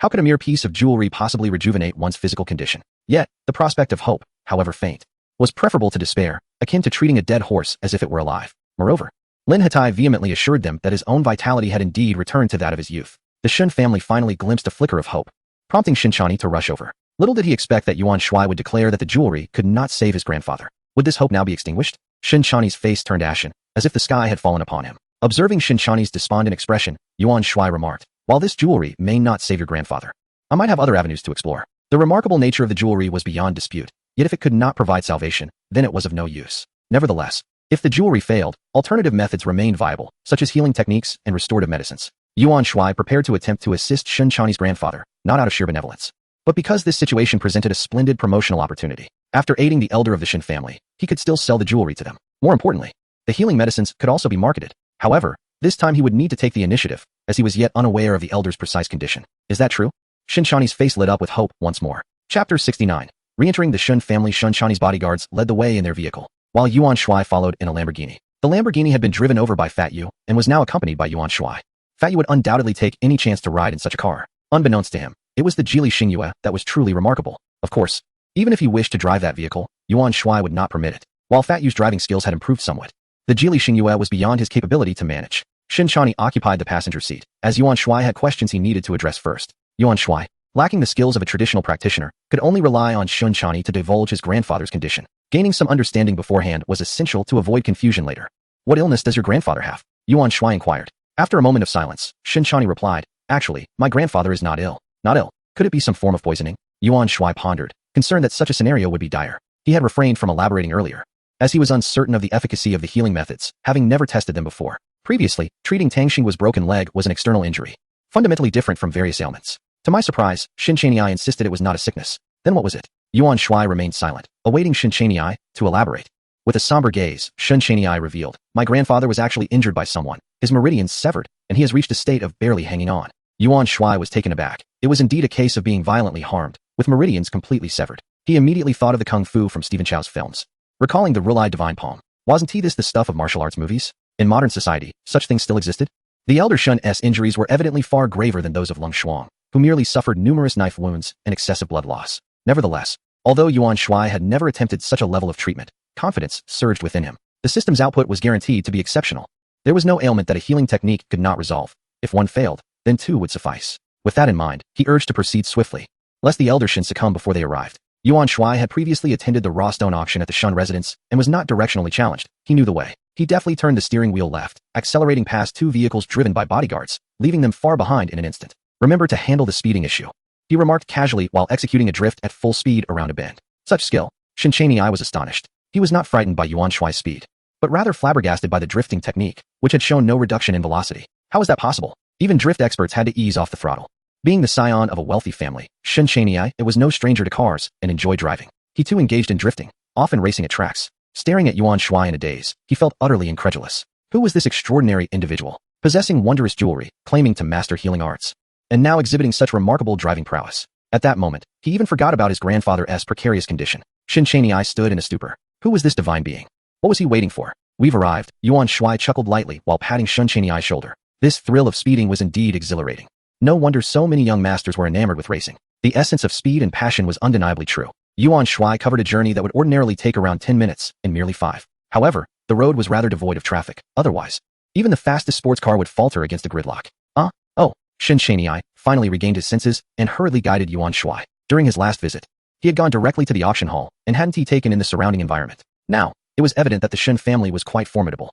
Nearly 10 traditional Chinese villas were scattered amidst lush greenery on the hillside. This entire area belonged to their family. Shinchani led Yuan Shuai into one of the villas. In the living room, a dozen men and women stood or sat, engaged in conversation. "Chinny, have you purchased the jewelry?" As the two entered, a middle-aged man in his 50s promptly approached them with this inquiry. With the man's words, others turned their attention, some stepping forward while others remained seated.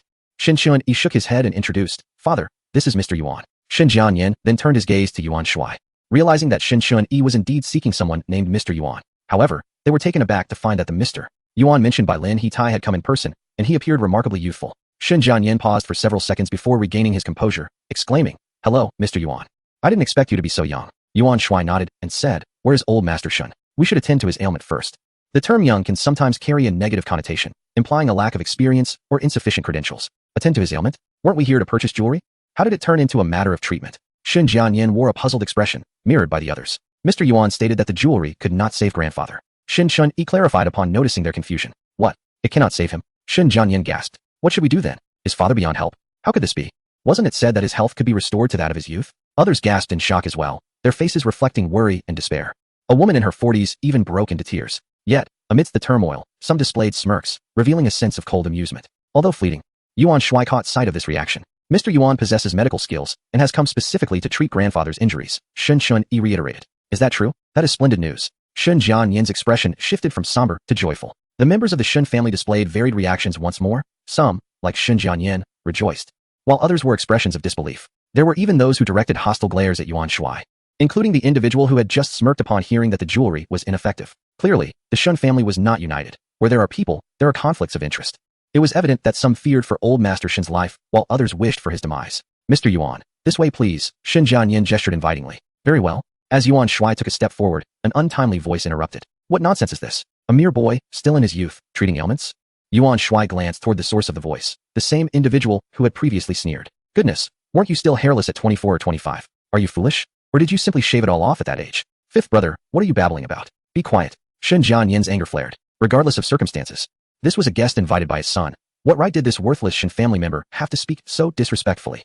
Such rudeness toward a guest was a disgrace to his standing. If word of this spread, what would become of Shun Jianyan's reputation? Shin Jiasen, the youngest brother of Shun Jianyan, is merely in his 30s, a significant age gap compared to his elder brother. Due to his extravagant lifestyle, indulging in revelry, he has fallen out of favor with the elder Mr. Shun. In this family, aside from the patriarch, it is Shun Jianyan whose word holds sway. What? Am I not even allowed to voice my opinion in this household? Shin Jiasen stood up and exclaimed. What time do you think it is? Is this the moment for your antics? Shun Jianyan glared at Shin Jiasen, reprimanding him. Elder brother, when have you ever encountered a mere 20-something lad who possesses the ability to heal? Shin Jiasen's eyes widened in indignation, feigning concern for their father. However, he secretly thought that delaying matters might serve him well. Who is this person? He looks as if he is eagerly wishing for the elder Mr. Shun's demise. Yuan Shuai remarked, uninterested in their bickering. Shin Jiasen's ulterior motives were exposed, inciting his fury. What nonsense are you spouting? How could I wish for my father's death? Yuan Shuai sneered. If you do not wish for the elder Mr. Shin to die, then why impede my efforts to treat him? Unapologetic, he added. Who cares who you are? If I choose not to heal, that is my prerogative. What a joke. As if you possess any medical skills, Shun Jiasen scoffed. Oh, if I lack the ability to heal, then why don't you step forward and take charge? Yuan Shuai glanced at his watch. I wonder how many more minutes the elder Mr. Shun has left. Alas, having such an unfilial son is truly unfortunate. Shin Jiasen was rendered speechless by Yuan Shuai's words. Clearly, Yuan Shuai had thrust him into a precarious position. With so many members of the Shun family present, he was the only one wasting time. Others who doubted Yuan Shuai's medical prowess kept their thoughts to themselves. Shin Jiasen, get out. Shin Jianyan pointed at him, furious. Jiasen, please step outside for a moment, another urged. Yes, uncle, stop causing a ruckus here, another added. Little uncle, please leave. In an instant, Shin Jiasen became the target of collective disdain, with whispers urging him to depart. What do you mean? I am a Shun, and he is merely an outsider. Who knows what his intentions are? Shin Jiasen's eyes narrowed in fury as he shouted. The sheer number of voices requesting his departure, including those of his juniors, further emphasized his diminishing standing within the family. Leave. I refuse to go. Clap, clap, clap. Yuan Shuai applauded 3 times, chuckling. Please, continue. I, the outsider, shall take my leave. Farewell. With that, he strode out. What a fool, Shun Jiasen muttered, as if he had been the one begging for their aid. Immediately, Shin Chini and his son rushed after him. Mr. Yuan, wait. Please, have mercy and save the elder Mr. Shin's life. Do you genuinely believe I can save the elder Mr. Shin? Yuan Shuai halted and turned to face them. Do we believe? To be honest, we are not entirely convinced. But what choice do we have? The elder's condition is dire, hanging by a thread. We must treat him as if he were a living horse, regardless of the outcome. Trying was better than having no hope at all. As the chairman of the Hetai group, Lin Hetai would never indulge in frivolous talk. Mr. Yuan undoubtedly possesses remarkable capabilities. The 2 men nodded vigorously, expressing their belief that Yuan could indeed rescue the elderly patriarch. Yuan nodded in acknowledgement, reached into his pocket, and with a mere thought, produced a vial of healing medicine. This elixir should suffice to save Elder Shun, 100 billion, and if it fails, no payment will be required. You have 5 minutes to decide, Yuan stated nonchalantly while holding the vial aloft. Initially, he had intended to administer the treatment himself, thus conserving a vial of healing medicine. Moreover, he did not plan to charge an exorbitant fee, considering they were potential major clients. However, he had since changed his mind. The price was fixed at 100 billion, not a penny less. 100 billion? Shin Chini exclaimed. The Shin family certainly did not lack funds. For them, 100 billion should be a trivial sum. Yet, as a junior member, Shin Chini had never encountered such an amount. After a brief moment of contemplation, Shin Jian thought to himself, 100 billion is indeed a substantial sum. With the assurance of this young man, it seems he truly possesses the ability to heal the elder. If he can genuinely restore the patriarch's health, what does 100 billion matter? Shunjian promptly inquired, Mr. Yuan, how is this healing medicine to be administered? Yuan handed the vial to Shunjian, stating, simply drink it. Shunjian examined the unassuming porcelain bottle in his hand, nodded, and promptly returned to the villa with Shunchini. Yuan settled into his vehicle and lit a cigarette, unconcerned that the Shun family would default on payment. Such a family still maintained a modicum of credit. Otherwise, they would not have reached their current stature. Should they dare to renege on their word, they would soon regret it. Yuan's wrath was not easily borne. 4 minutes passed before Shunjian and Shunchini approached, their faces alight with joy. Clearly, their spirits were high, and the healing medicine had proven effective. Mr. Yuan, that healing medicine is indeed miraculous, Shunjian exclaimed with a broad smile. Yuan, remaining expressionless in the car, inquired, how is Elder Shun faring now? Shunjian replied, he should be fine, though he remains somewhat weak for the time being. Yuan nodded and promptly handed over a bank card. Since the elder had recovered, it was time for the transaction. Shunjian accepted the card, saying, I also desire that jewelry. If Mr. Yuan is indeed so remarkable, then the jewelry mentioned by Lin Hatai must also be genuine. Such extraordinary items cannot be overlooked. With a thought, Yuan conjured a set of jewelry and handed it to Shunjian, saying, you may try it on. Shunjian looked at the seemingly ordinary silver jewelry, gave it little thought, and slipped the ring onto his finger. In an instant, he felt as though he had returned to his youthful prime, invigorated and filled with strength. This is astonishing. How can such a miraculous item exist? Truly incredible. Without hesitation, Shunjian passed the necklace to Shunchini for him to experience as well. Upon wearing the necklace, Shunchini's face immediately registered a look of disbelief. Mr. Yuan, I desire 5 sets of this jewelry. Is that possible? Shunjian exclaimed with excitement. Without much ado, Yuan Shuai produced 4 additional sets of jewelry and handed them to Shunjian, holding the exquisite pieces. Shunjian's eyes sparkled with delight as he promptly transferred 150 billion soft sister coins to Yuan Shuai. In truth, I am also selling some meat, which possesses the remarkable ability to enhance one's physical constitution. If old Master Shin wishes to fortify his health, it would be beneficial for him to consume it daily. Chapter 71. The Shin family's heritage. Seizing the opportunity, Yuan Shuai discreetly advertised, knowing that Shunjian would undoubtedly be inclined to purchase. Naturally, this was also for the benefit of old Master Shin. Such supplementation was indeed necessary. Mr. Yuan, is there a distinction between consuming that meat and wearing jewelry?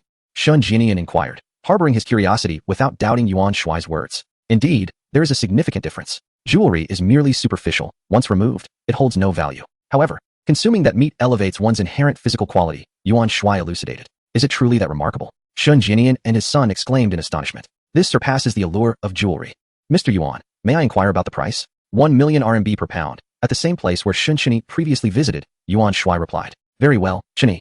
You shall make another trip shortly, Shunjian said with palpable joy. 1 million RMB per pound is inconsequential. An individual cannot consume much in a day. At that moment, an individual rushed over, exclaiming loudly, Uncle, many people are coming down the mountain. Many people? What is happening? Shunjian queried, his brow furrowing in concern.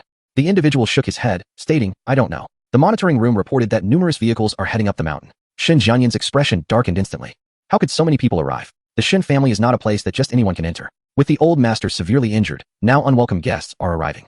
What exactly is going on? This is highly unusual. Gao Yuan, notify the others immediately. This situation is quite bizarre. After a brief moment of contemplation, Shunjian instructed Shun Gao Yuan. Bang! At that moment, a loud crash echoed as the iron gate at the entrance of the Shun residence was forcefully knocked to the ground. Shunjian and the others rushed over, while some guards of the Shin family emerged from the nearest villa. Vehicles drove in one after another, and soon, 50 or 60 individuals disembarked, swiftly surrounding them.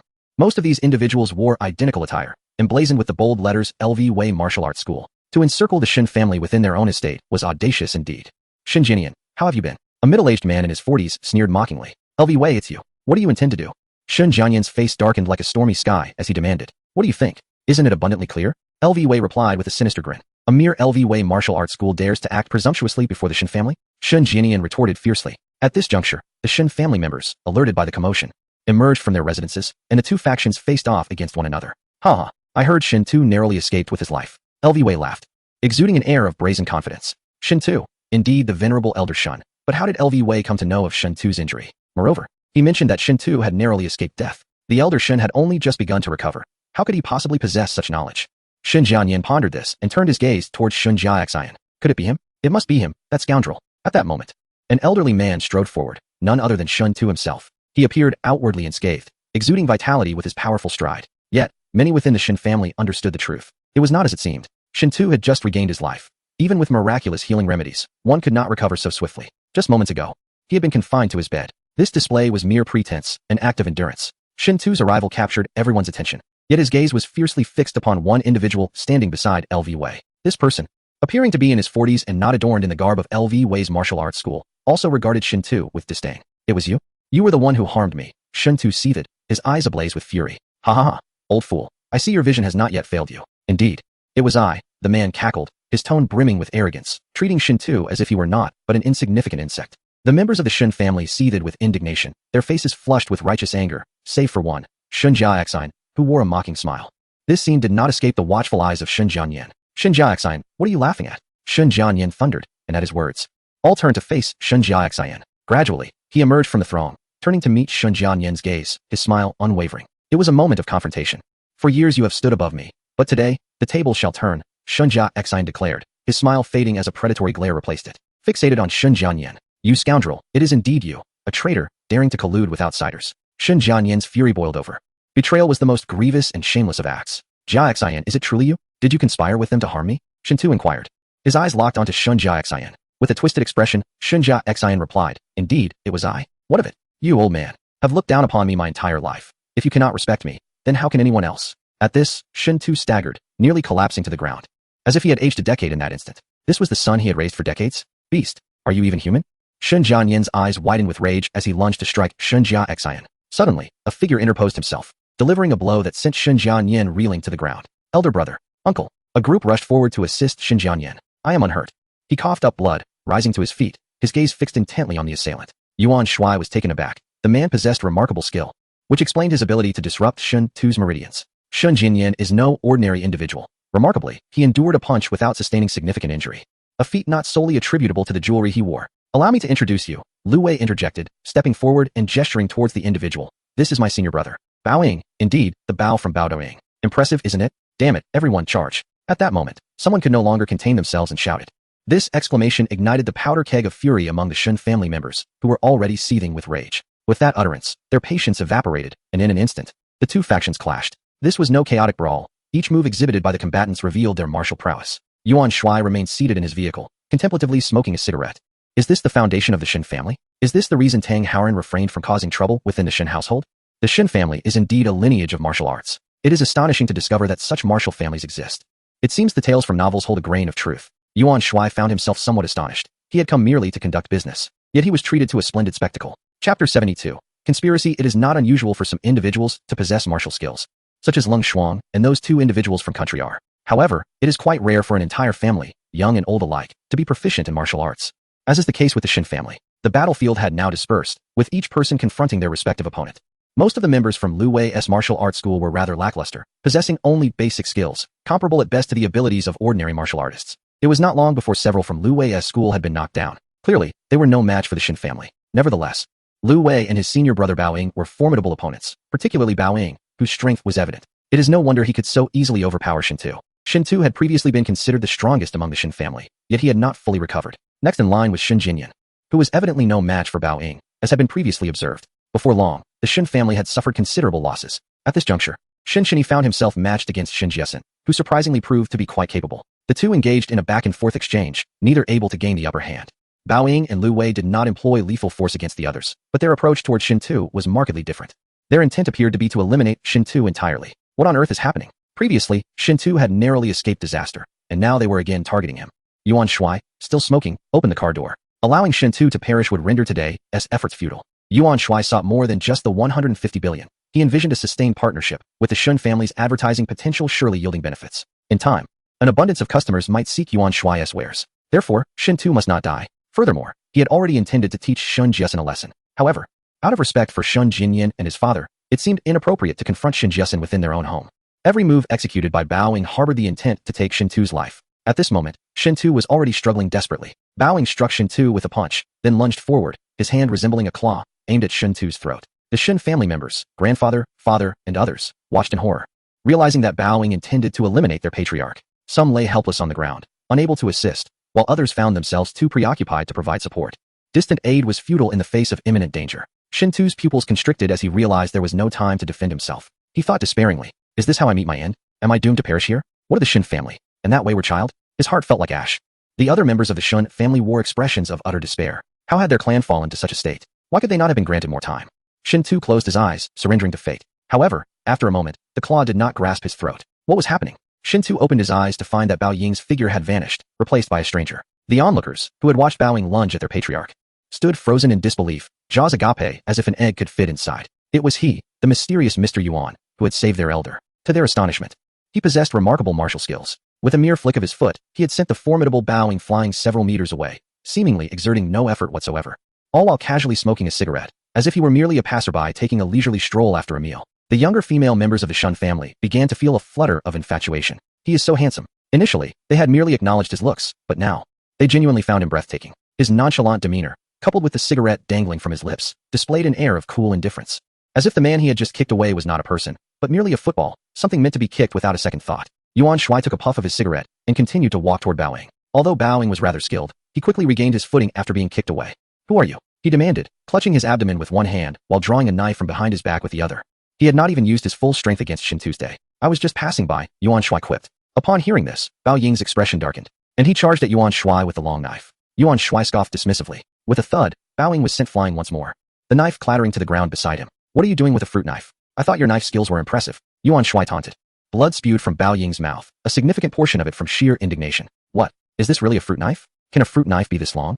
What kind of absurdity is this?" Bao Ying rose again, glaring fiercely at Yuan Shuai. "What do you want? Are you going to pull out a toy gun?" Yuan Shuai mocked once more. With a spurt of blood, Bao Ying could no longer contain himself. "Damn it, a toy gun? Brother, I concede, I cannot compete with you." Bao Ying immediately knelt, raising his hands in surrender. "Is that all it takes to resolve this? How impressive." Bao Ying stands utterly defenseless before Mr. Yuan. "How striking. My heavens, I am utterly captivated. Come here." Yuan Shuai beckoned, and with a force that sent him flying several meters, Bao Ying had no choice but to comply. Crawling towards him obediently. Just moments ago, he had been a braggart, now reduced to crawling like a dog. At this juncture, all action ceased around them. Lu Wei, observing his senior kneeling before a stranger, was taken aback. His only reliance had been his senior, and now what could he do?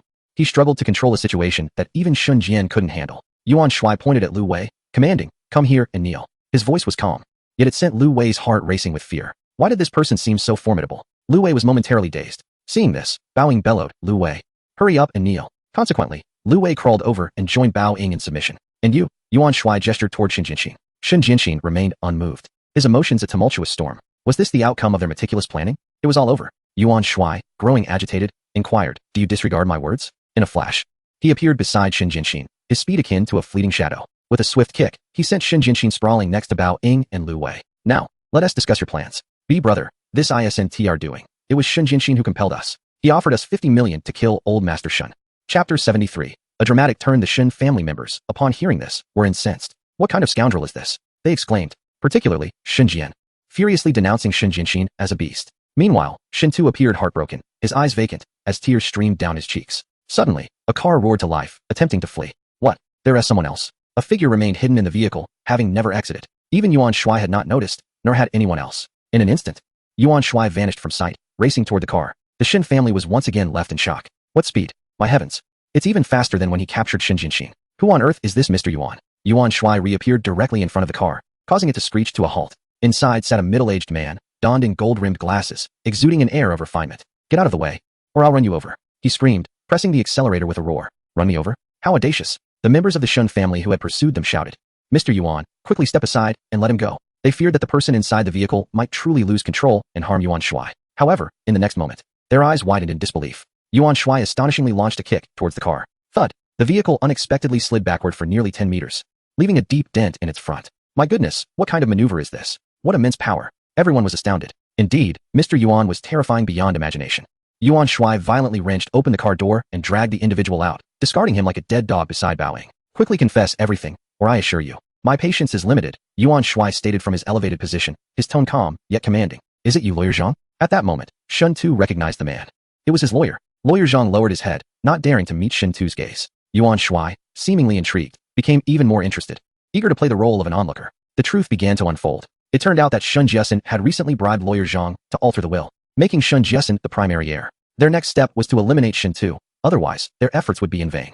There was a chance Shin Tu might whimsically decide to inspect the will or consider favoring a younger relative, prompting a desire for change. That would expose their scheme.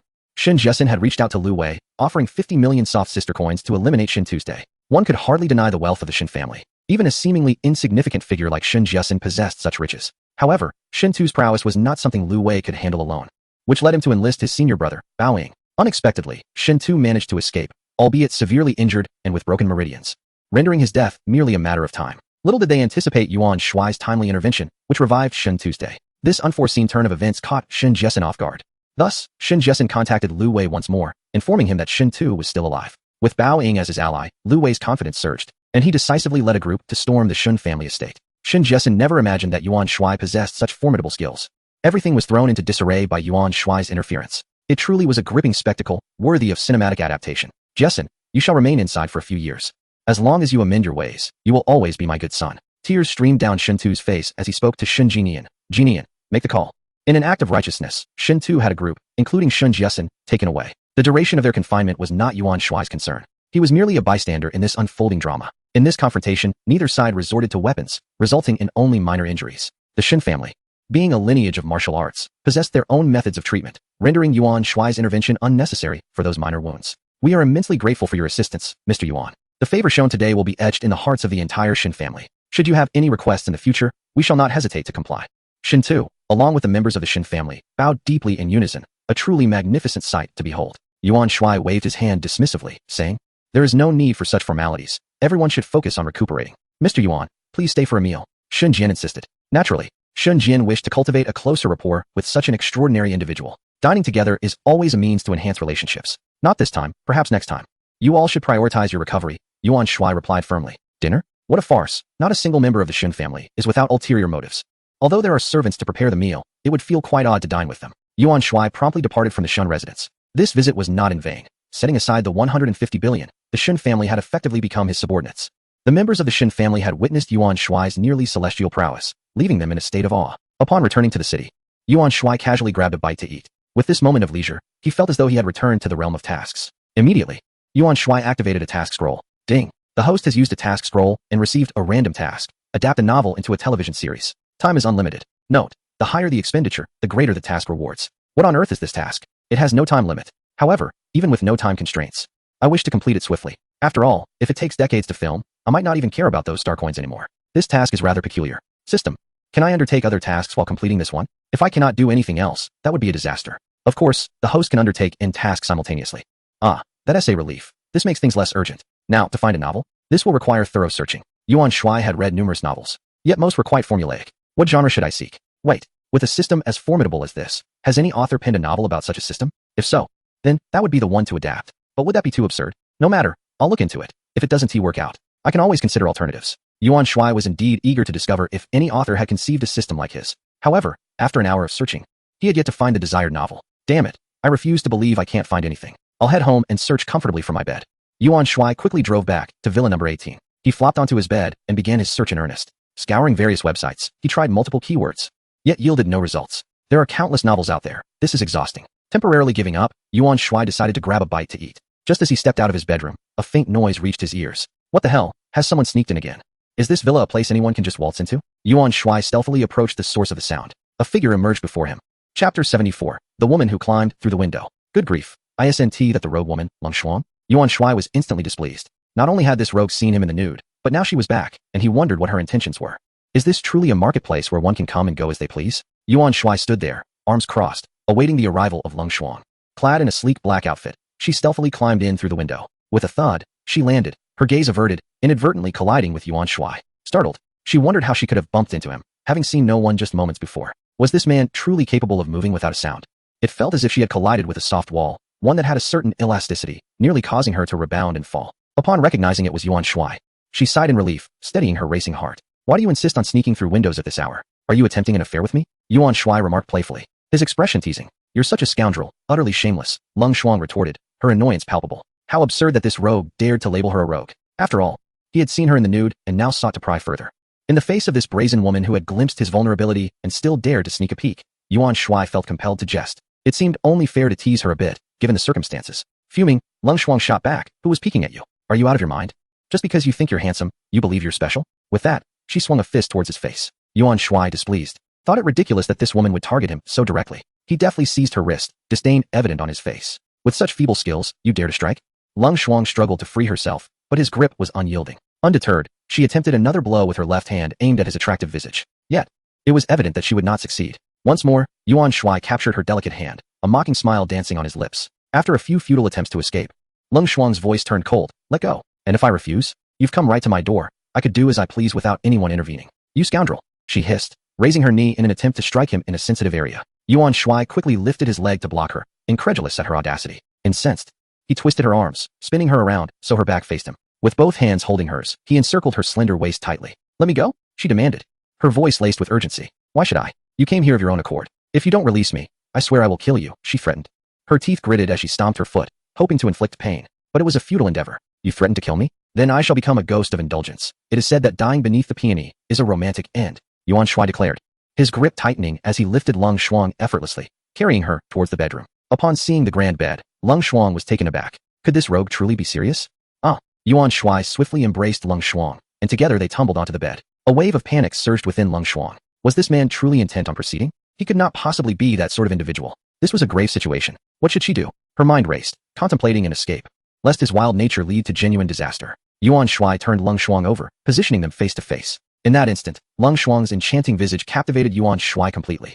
How could he resist? After all, he was a typical man. Forget about restraint. Her luscious red lips seemed to beckon him, whispering, "Come play, dear." It was an invitation he found difficult to decline. Yuan Shuai leaned in, but Lung Shuang, unable to fight back, eventually relented and then deftly turned her head, freeing herself from his grasp. In the blink of an eye, she had reversed their positions. Is this how it goes? She mused. It was rather delightful. However, as Lung Shuang perched atop Yuan Shuai, her hands began to rain playful punches upon him. What a revelation. This cunning vixen was playing tricks. Yet, Yuan Shuai, regaining his composure, realized he had indeed overstepped. He made no attempt to block her, allowing her small fists to pound against his chest. After a brief moment, Lung Shuang, having vented her frustrations, ceased her assault. I apologize. I could not control myself, Yuan Shuai said earnestly, gazing at her. Lung Shuang paused, her eyes glistening with unshed tears, and fled from the bed. Yuan Shuai hurried after her, realizing the gravity of the situation. Fortunately, Lung Shuang had not left. She was seated on the sofa, and upon seeing him approach, she huffed in disdain. Yuan Shuai felt utterly awkward. I'm sorry.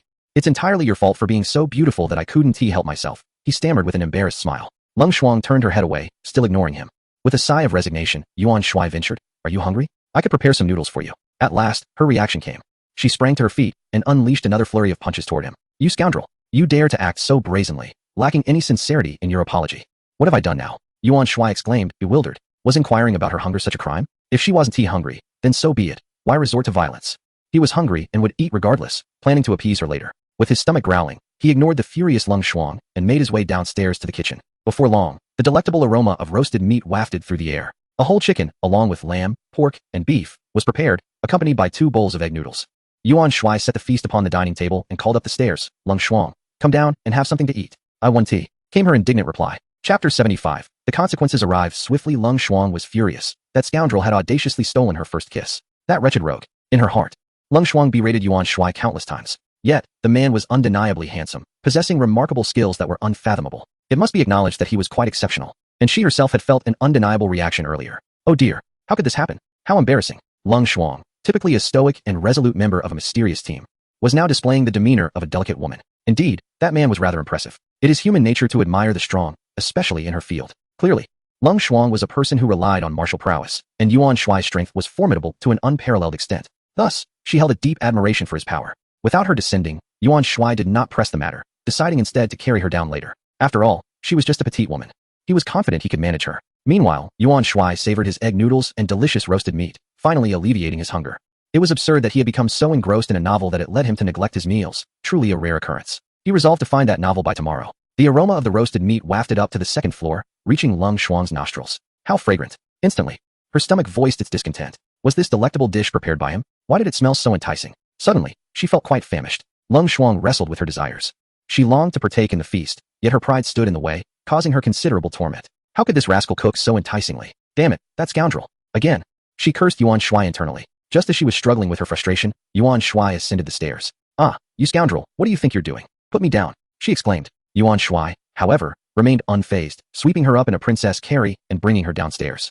Lung Shuang pounded her small fists against his chest in protest, but Yuan Shuai paid no heed, gently placing her on a dining stool. Oh, so he intends to bring me down to eat, she realized. That rascal. She had never been carried like this before. It felt surprisingly pleasant.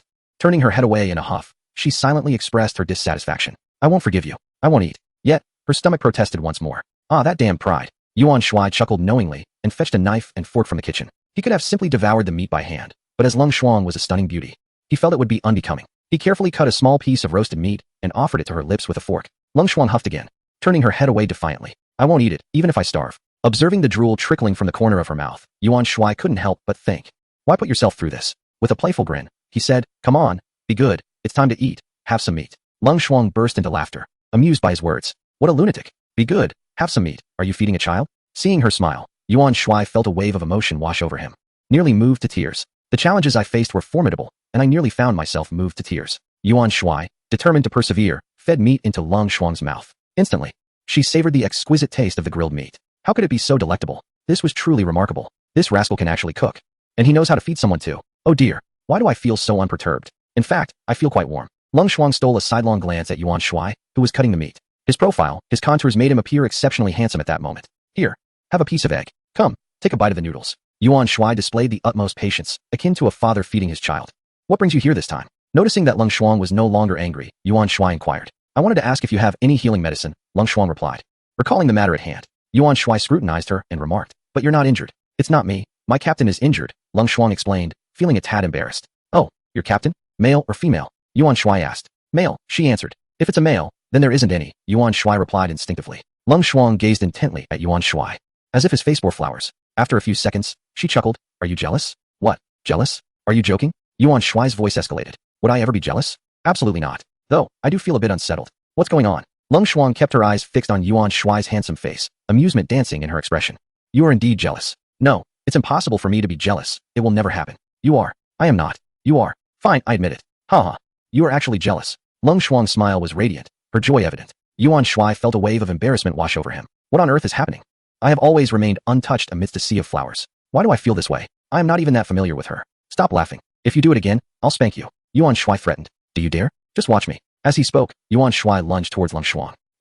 With a thud, they both fell to the ground in a tangle. Retribution had arrived. This time, it was Yuan Shuai who found himself beneath Lung Shuang. Their faces were mere inches apart, and they stared into each other's eyes, time seeming to stand still. After 10 seconds, Lung Shuang leaned in closer. Oh, this is truly divine retribution. It came far too swiftly. How long has it been since this occurred? Soon, Yuan Shuai once more lifted Lung Shuang into his arms.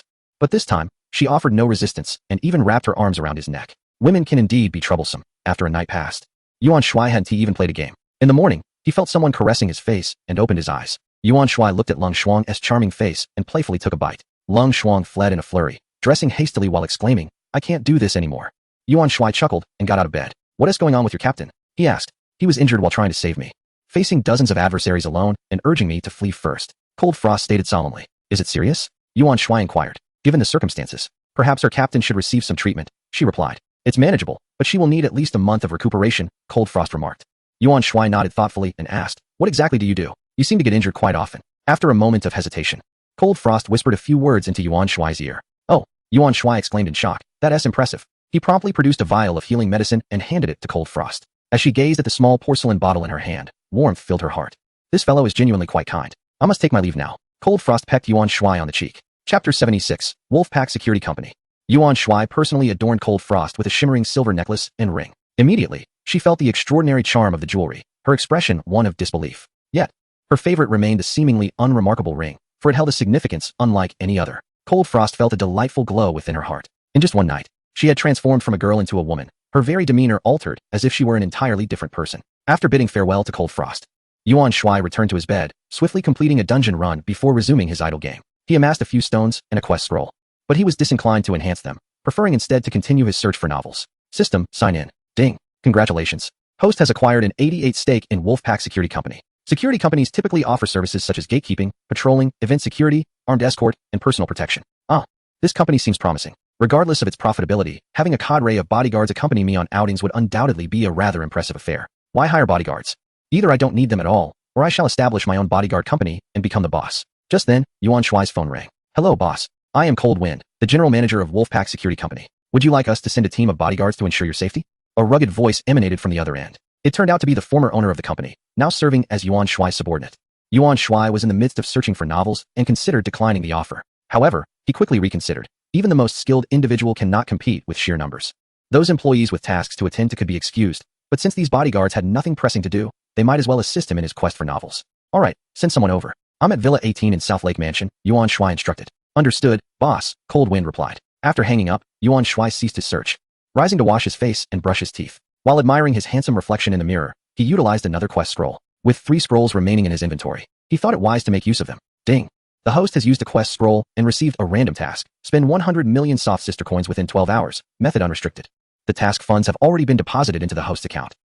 It seems the nature of the tasks has changed significantly. The task at hand seemed remarkably simple. With a generous 12-hour time frame, I could easily purchase a few villas and resolve it in an hour. It was truly devoid of challenge, so I set it aside momentarily.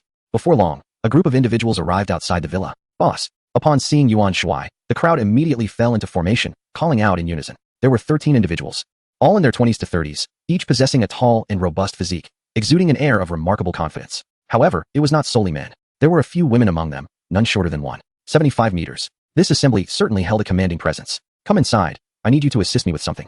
Yuan Shuai instructed as he entered the villa, relieved to have help at last. He articulated his requirements, leaving the group momentarily taken aback. Were they not here to ensure the safety of their boss? Why were they now tasked with this? Despite their thoughts, they understood the necessity of compliance. This was not merely their employer, but the true owner of the company. Immediately, they sprang into action, some wielding smartphones, others retrieving laptops from their vehicles. Their approaches varied significantly. The laptops displayed strings of code that Yuan Shuai could not comprehend. It was indeed the right decision to enlist their help, as within an hour, someone made a discovery. This is a book from Tomato Novel, Yuan Shuai observed, and upon inspection, he noted its remarkable similarity to his own system, with minimal differences. As the most popular novel platform currently, Yuan Shuai was familiar with Tomato Novel. This will do, he decisively concluded. Feel free to disperse, do as you wish. But do not disturb me unless necessary. Yuan Shuai instructed before reclining back onto his bed, preferring to lie rather than sit. He began to delve into the novel titled, Godly Wealthy Game System, starting with a villa. The title was quite lacking in sophistication. The author, Ichen Legend? The name was rather juvenile. As he perused the content, he found the writing mediocre and the plot average, devoid of the pretentiousness and incessant face-slapping typical of many popular works, and the readership was scarce. It appeared to be authored by an obscure, struggling writer, which explained its elusiveness. Nevertheless, as he continued reading, he found himself unexpectedly engrossed. Seeing you struggle like this, I shall lend a hand. Yuan Shuai resolved to reward this Ichen Legend. Since this work had piqued my interest, it deserved to achieve success. Tomato Novel featured a reward system, with the highest gift amounting to merely 888 virtual currency. Furthermore, gifting the top prize would trigger a platform-wide notification, a direct form of advertisement for the book. Coincidentally, I had a spending task to fulfill. However, sending one gift at a time felt excessively tedious. Why couldn't the platform offer a larger gift option? Or at least allow for bulk gifting? Sending 100,000 at once would be far simpler. This was exhausting. Yuan Shuai continued to bestow the highest tier gifts upon Ichen Legend, feeling the fatigue set in. Yuan Shuai descended the stairs, observing that the bodyguards had dispersed, leaving only 2 young women seated on the sofa in the lobby. Where is everyone? Yuan Shuai inquired. Boss, some are on patrol around the premises, and the team leader is supervising the installation of the security system, came the reply. A security system, you say? It's rather pointless. There is nothing of value to steal in this villa. The most I could expect is a rogue woman attempting to pilfer from me, Yuan Shuai mused, reminiscing about the joyous moments spent with Lung Xuan. What are your names? He asked. Boss, I am and boss, I am Quan Quan, they answered in unison. Ah, lovely names. I have a task for you, Yuan Shuai stated, handing them his phone and instructing them to take turns sending gifts to the author Ichen. Known for their work legend, it can be exhausting for one person. It should be much easier if you alternate, he added. Anin and Quan Quan stared blankly for 10 seconds, bewildered by their boss's unexpected request to assist in gifting someone else. Upon checking the balance, their eyes widened in disbelief. So many zeros. How much is this? Anin exclaimed, tapping on the recharge option to review the exchange rate. Oh my goodness. Over 90 million soft sister coins? Are you insane? To deposit such a sum? And to give it all away? This would surely tire us out. They lamented. Good heavens. Our boss is quite the eccentric. Not only does he seek to physically exhaust us, but he also aims to torment us psychologically. In a dilapidated neighborhood on the outskirts of City C, within a modest apartment not exceeding 50 square meters, a disheveled man with unkempt hair and a scruffy beard sat before his computer, his fingers flying across the keyboard. The room was cluttered with empty instant noodle containers and various debris, a testament to its untidy state. Wearing a pair of black-framed glasses, he fixated on the computer screen, diligently crafting his novel. A smile crept across his face as he translated the story unfolding in his mind into words. He then took out a phone worth no more than 800 yuan, expertly opening the Tomato Novel app, a habitual action. Whenever he paused, he felt compelled to check how many readers were engaging with his work and whether there were new comments. Upon opening the app, a red notification displayed 99 in the corner. I wonder which wealthy patron has gifted to another's book this time, he mused enviously. As he continued to dismiss the notifications, he entered his messages. Familiar phrases appeared before him. Handsome gave a gift to Godly Wealth Game System, starting with a villa. Everyone, hurry to claim coins. The message repeated thrice. And he furiously scrolled down, inundated with identical notifications, the sheer number of which was beyond his capacity to count. The individual in question is none other than the legendary Ichen, originally named Yuan Shuai, and colloquially referred to as Old Wang next door. Yuan Shuai stood there, utterly bewildered. What is happening? Is it possible that a wealthy patron is bestowing gifts upon me? He opened his book and gasped in astonishment. The reviews had surged dramatically. They had escalated from just a few dozen to over 100,000. Moreover, the number of readers had soared to over 5 million. Oh my goodness. Wang Xiaoshui felt dizzy from the excitement. Is this my moment of ascendance? Haha. He began to dance with joy, laughing uncontrollably. Wang Xiaoshui accessed the backend to check the monetary gifts. 2,800,000. And it continues to rise. My heavens, how much is that?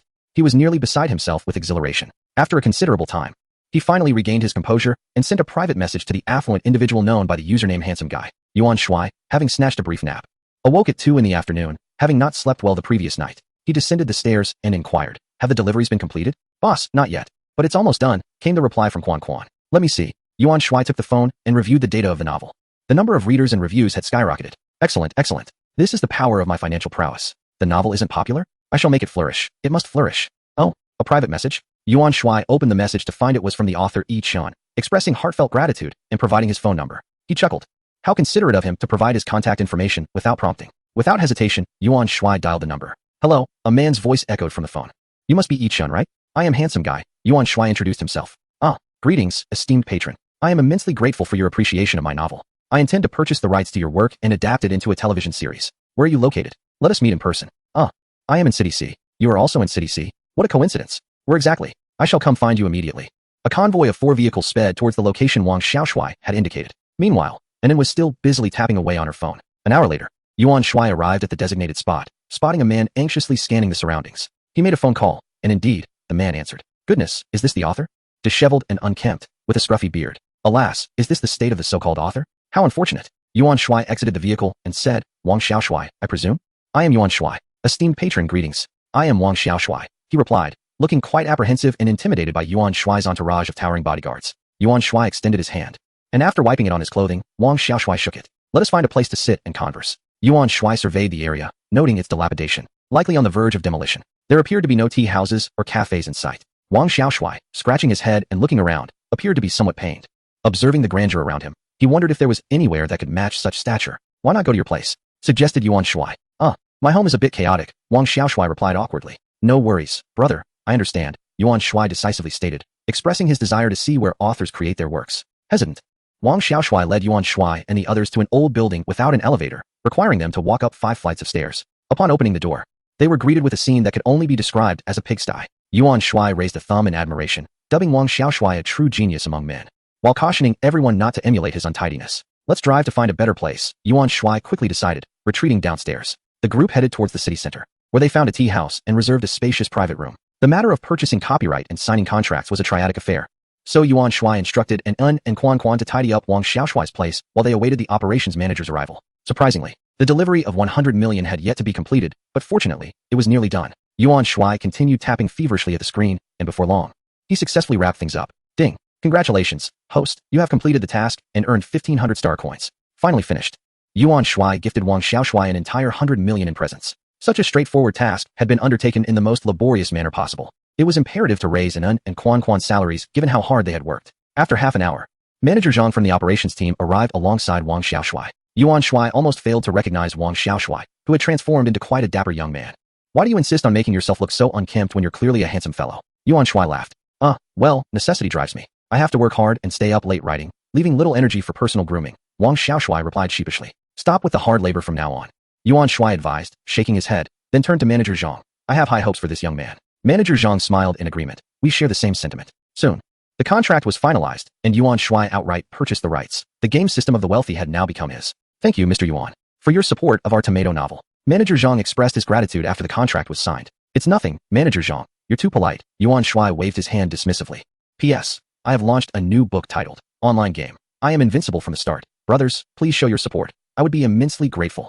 Chapter 78. Rescuing Chun Xiangyi. Yuan Shuai drove his Geely Xingyue at breakneck speed, pursued by 3 vehicles behind him. Moments ago, he received a WeChat message. Help me, office. The message was composed of just a few simple words, sent by Chun Xiangyi. Chun Xiangyi was a good girl who frequently sent messages of concern to Yuan Shuai. He had no desire to complicate her life. Thus he had been responding with indifference. Yet, that foolish girl persistently expressed her affections towards him, both intentionally and unintentionally. Chun Xiangyi was unaware of Yuan Shuai's newfound success, believing him to be just another office worker. After Yuan Shuai was dismissed, she even sought employment opportunities for him, only for him to mention that he had found a job, thus leaving the matter unspoken. Now, she suddenly sent a message that, given Yuan Shuai's understanding of her character, was not the sort of jest she would make. Clearly, something was genuinely amiss, and she had sent the message from her office. The only office they both were familiar with was indeed the one where Chen Xiangyi worked, the very place where Yuan Shuai had been employed for a year. Yuan Shuai felt a surge of anxiety as traffic thickened around him. Such earnest and unmaterialistic girls like Chen Xiangyi were a rarity nowadays and needed protection. A vision of a grotesque figure flashed through Yuan Shuai's mind. Who else could be so brazen as to act inappropriately within the office? That repulsive pig, he thought, trying to justify his actions. Yuan Shuai's gaze turned icy. The screech of tires drew his attention. He had parked his Geely Xingyue by the roadside. Following suit, he heard several more abrupt stops. Yuan Shuai hastily exited the vehicle and dashed towards the office building. The timing coincided with many companies closing for the day, resulting in a crowded elevator. With a glance at the elevator queue, he made his way towards a side door leading to the staircase. Noticing the stairwell was empty, he sprinted upwards. His previous workplace was on the 12th floor, but within a minute, he had reached the office where he had once toiled for a year. The office was devoid of any personnel, and his eyes fixated on a small office within, the very room of his former superior. The same loathsome figure who had dismissed him during his hospitalization. Yuan Shuai pushed against the door, only to find it locked. With no hesitation, he kicked the door, which swung open to reveal a scene that ignited his fury. Indeed, the repugnant figure was cornering Chen Xiangyi, attempting to lay hands on her. Chen Xiangyi was desperately flailing her arms, fighting back against his advances. The sound of the door crashing open halted their actions. Upon seeing Yuan Shuai, Chen Xiangyi rushed towards him, collapsing into his embrace, weeping profusely. "It's all right," Yuan Shuai murmured, gently patting her back in a comforting manner. "Yuan Shuai? You worthless fool. How dare you return to the company?" Zheng Long stammered in disbelief, his disdain evident upon recognizing Yuan Shuai. "You think you can just reappear?" Yuan Shuai's cold laughter broke the tension as he released Chen Xiangyi and began to approach Zheng Long. Panic struck Zheng Long. He recalled that he had sent everyone away under false pretenses. "What do you intend to do? Get out of here!" Zheng Long barked, his bravado faltering. With a swift motion, Yuan Shuai slapped Zheng Long across the face, sending two of his teeth flying amidst a spray of blood. Yuan Shuai, fueled by anger, had exerted just enough force to leave Zheng Long dazed and reeling. "Everything is spinning, it hurts." Zheng Long moaned, clutching his head. With another decisive kick, Yuan Shuai struck Zheng Long in the abdomen, causing the grotesque figure to double over and collapse to the ground. Motionless, the pain rendered him voiceless. How dare he commit such despicable acts in the office? It would be an affront to the nation if he were not dealt with. Fortunately, Yuan Shuai arrived just in time. Had he been any later, the consequences would have been dire. Yuan Shuai returned to Chen Xiangyi's side and gently inquired, "Are you all right?" Chen Xiangyi, relieved by his timely appearance, threw herself into his embrace, clinging to him as if afraid he might disappear. "It's over now," Yuan Shuai reassured her, stroking her hair soothingly. Suddenly, a thought struck Chen Xiangyi, and she released her hold on him, her face filled with concern. "Will you be all right after hitting him?" Yuan Shuai smiled softly. "Don't worry, it's nothing serious. What could possibly happen? Whether in light or shadow, he must be dealt with." That foolish man, emboldened by his audacity, dared to act in such a manner. It was evident that the rotund wretch had used some pretext to keep Chen Xiangyi behind. Sensing the peril, she discreetly messaged her most trusted Yuan Shuai. Soon after, the vile man revealed his true nature, attempting to lay hands on her. Yuan Shuai chose not to pry further, wishing to spare her any additional pain. At that moment, Yuan Shuai's bodyguards burst into the scene. They lacked his swiftness and arrived a bit later. Moreover, Yuan Shuai had not disclosed the purpose or location of their visit. He had rushed out alone upon receiving the message, driving himself. They had to employ some tactics, searching several locations before finding this place. "Boss, what is going on?" inquired the head of the bodyguards, Ouyang Hong. "What is the maximum you can do to a person?" Yuan Shuai whispered to Ouyang Hong. After a moment of silence, Ouyang Hong replied, "Whatever the boss desires, we can handle it. Anything." The implications of that statement were clear, suggesting that eliminating the vile man was an option. What kind of company was this Wolfpack Security? These individuals were truly formidable. Yuan Shuai nodded and said to Chen Xiangyi, "Go kick him a few times to vent your anger." Chen Xiangyi was bewildered by the presence of these people and their reference to Yuan Shuai as boss. Feeling intimidated, she stammered, I can't." Yuan Shuai encouraged her. "I'm here with you. Don't be afraid. Give that wretch a good kick." At that moment, Zheng Long had regained some composure, but, seeing the influx of people, feigned death, praying silently for Yuan Shuai to leave quickly. Little did he know, Yuan Shuai intended to continue punishing him. Unable to maintain his act any longer, Zheng Long pleaded, "No, please don't hit me anymore. Don't stop. Do you think this is the end?" Yuan Shuai retorted, delivering another kick. A sickening crack echoed, and Zheng Long's leg was broken. His anguished cries filled the air. Yuan Shuai paid him no mind and urged Chen Xiangyi, "Kick him harder." Chen Xiangyi cautiously delivered 2 gentle kicks, lacking any real force. To Zheng Long, it felt as though Chen Xiangyi, the embodiment of compassion, had shown him mercy. Either castrate him and disable one hand and one foot, or simply put an end to his life, make it clean.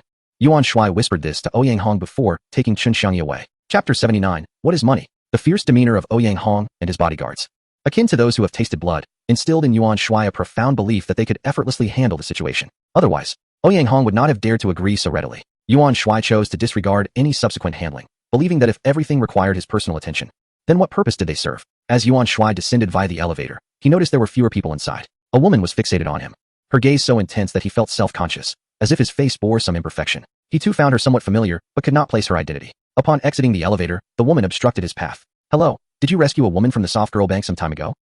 With her words, Yuan Shuai finally recalled. This woman was indeed the one he had saved. Her name seemed to be Murong, which explained her persistent scrutiny. You've mistaken me. I did not save anyone, Yuan Shuai replied, refusing to acknowledge her claim. Such a trivial act was merely a matter of convenience for him. There was no necessity for her to express gratitude or any form of indebtedness. Is that so? Murong Shui appeared perplexed, convinced that he was indeed the one. As she hurried after him, Yuan Shuai had already driven away, leaving her with only the sight of his car's rear. Where do you live? I can take you home, Yuan Shuai said to Qin Xiangyi, who was in the passenger seat. Qin Xiangyi, still somewhat shaken, replied softly, Can I not go home right now? I'm scared to be alone. Indeed, Yuan Shuai was aware that Qin Xiangyi lived alone in a rented apartment. They had exchanged such details over WeChat. She was not a local, having stayed in Sea City after graduation, expressing her fondness for the city. Sea City, known as the entertainment capital of the world, had repeatedly been recognized as one of the happiest cities in China, with many appealing aspects. After some contemplation, Yuan Shuai drove directly towards Nanhu Haoyuan. He had long promised to treat Qin Xiangyi to roasted chicken, and it was time to fulfill that promise. Upon returning to the villa, everyone began to busily engage in their respective tasks. Qin Xiangyi, skilled in cooking, worked alongside Yuan Shuai in the kitchen. Meanwhile, the bodyguards expertly set up a barbecue grill in front of the house, grilling various meats and vegetables. These individuals were undoubtedly adept at survival in the wild. Upon inquiring about an and Quan, Yuan Shuai discovered that they were all veterans of special forces. No wonder they exuded such sharpness. Their leader, Lung Feng, had once been a captain of a small team. After retiring, he founded the Wolfpack Security Company, specializing in their field of expertise. Finally, Qin Xiangyi enjoyed the roasted chicken prepared by Yuan Shuai, feeling particularly elated. The others praised the grilled meats, indulging wholeheartedly, their faces gleaming with satisfaction. Yuan Shuai, upon bringing another woman home, initially experienced a fleeting twinge of guilt. His past relationships had transformed him from the once naive youth he used to be.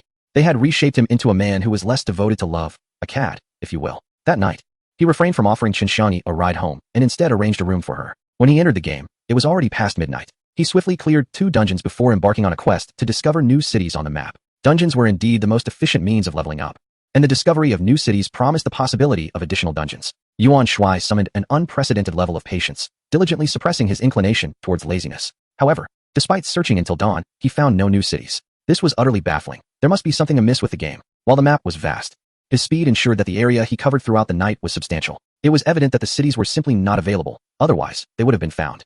The requirements for unlocking them likely pertained to his level. Nevertheless, although he did not locate any cities, he did stumble upon a leveling area. As he traversed a region known as the Fanwind Prairie, he encountered a horde of level 65 monsters, the Bloodwolf of Fanwind. These creatures possessed 120,000 health points and an attack of 6,000, which was not particularly formidable. However, they offered an impressive 30,000 experience points and a lucrative drop of 600,000 soft sister coins. The experience gained was comparable to that from the smaller monsters in the zombie dungeons, and the coin drop exceeded that of the dungeons, with the added advantage that this was an outdoor map where monsters respawned continuously. Yuan Shuai spent the night circling back to the Fanwind Prairie, cloaked in invisibility, engaging in idle play, and checking in. Ding! Congratulations, host, you have received a Koenigsegg 11 vehicle.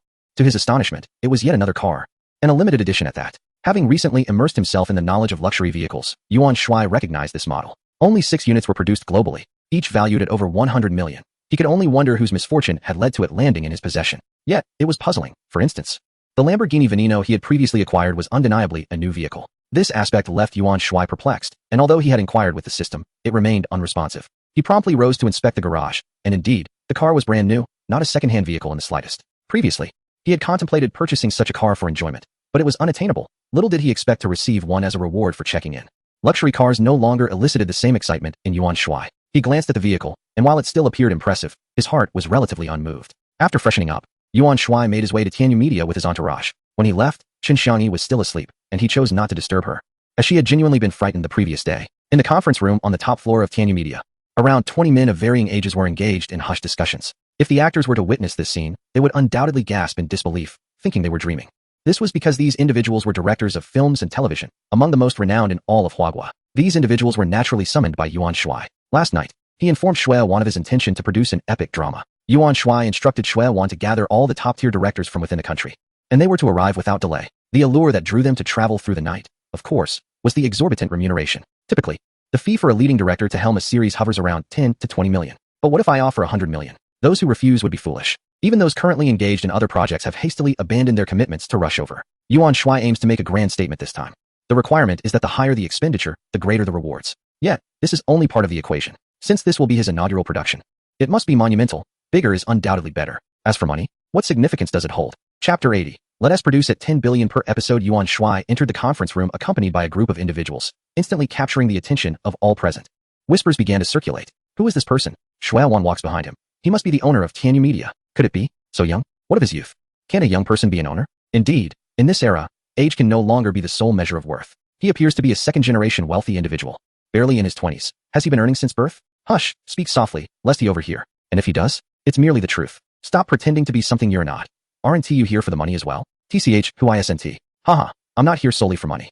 I seek fame. How so? What fame? I share a bond with General Shuai, who shared with me that this series will be the most expensive ever produced. Is that true? Yuan Shuai confidently took his seat at the head of the table, while Shuai was relegated to the side. The bodyguards, 4 in total, positioned themselves behind Yuan Shuai, with 2 guarding the entrance while the others dispersed around the conference room. This scene startled the directors. What on earth is happening? Are they planning something sinister? Oh dear, I'm terrified. I must admit, those bodyguards are indeed intimidating. Ladies and gentlemen, this is Chairman Yuan of Tianyu Media. Now, Chairman Yuan wishes to address you all, Shuai announced, leading the applause. The directors followed suit, albeit some clapped with reluctance. Yuan Shuai glanced around, momentarily indifferent to their demeanor. I'll be direct. I have gathered you here because I intend to produce a television series.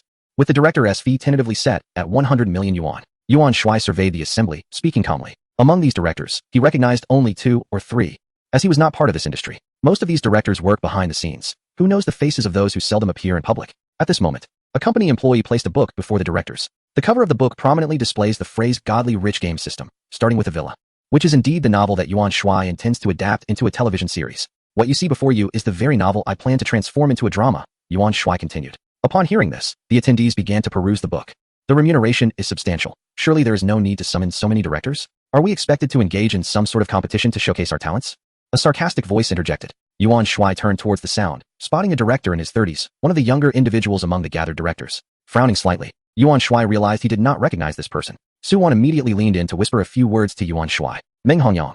He's directed several dramas with decent results. However, Yuan Shuai truly had no familiarity with him. He seldom watched television dramas, preferring films and variety shows instead. What do I know of him? Meng Hongyang's comment resonated with some attendees, leading to a flurry of whispered conversations. Yuan Shuai then announced, this series will boast the highest investment ever seen in television history. The highest ever? How high? Are we talking about domestic or global figures? Meng Hongyang replied nonchalantly.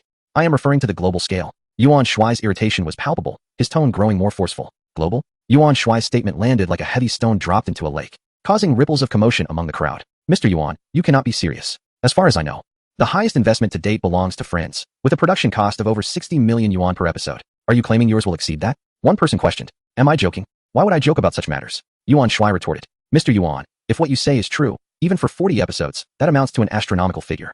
Can you truly secure such investment? Another individual chimed in. Why would I need to seek investment? Yuan Shuai replied with a hint of sarcasm. The presence of so many individuals had its downsides. Their incessant chatter interrupted him, which was quite bothersome. Is it expected that directors will seek investment? No wonder the remuneration is set at 100 million yuan. Perhaps that is the case, but with so many directors present, are we truly expected to engage in a competition? Shouldn't we simply select a director based on our preferences? Gathering so many here is a waste of time. Aren't they afraid of making a fool of themselves? With the largest investment in television history, a few others joined in the discussion.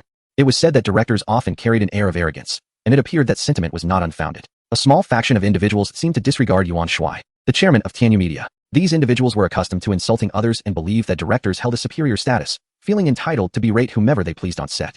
They seemed rather oblivious to their own limitations. Fortunately, the majority remained composed, refraining from speaking and patiently awaiting Yuan Shuai's conclusion. A few merely offered reasonable observations. Yuan Shuai raised his hand, making a gesture, and several bodyguards promptly approached to escort the disruptive individuals away. What are you doing? Let me go?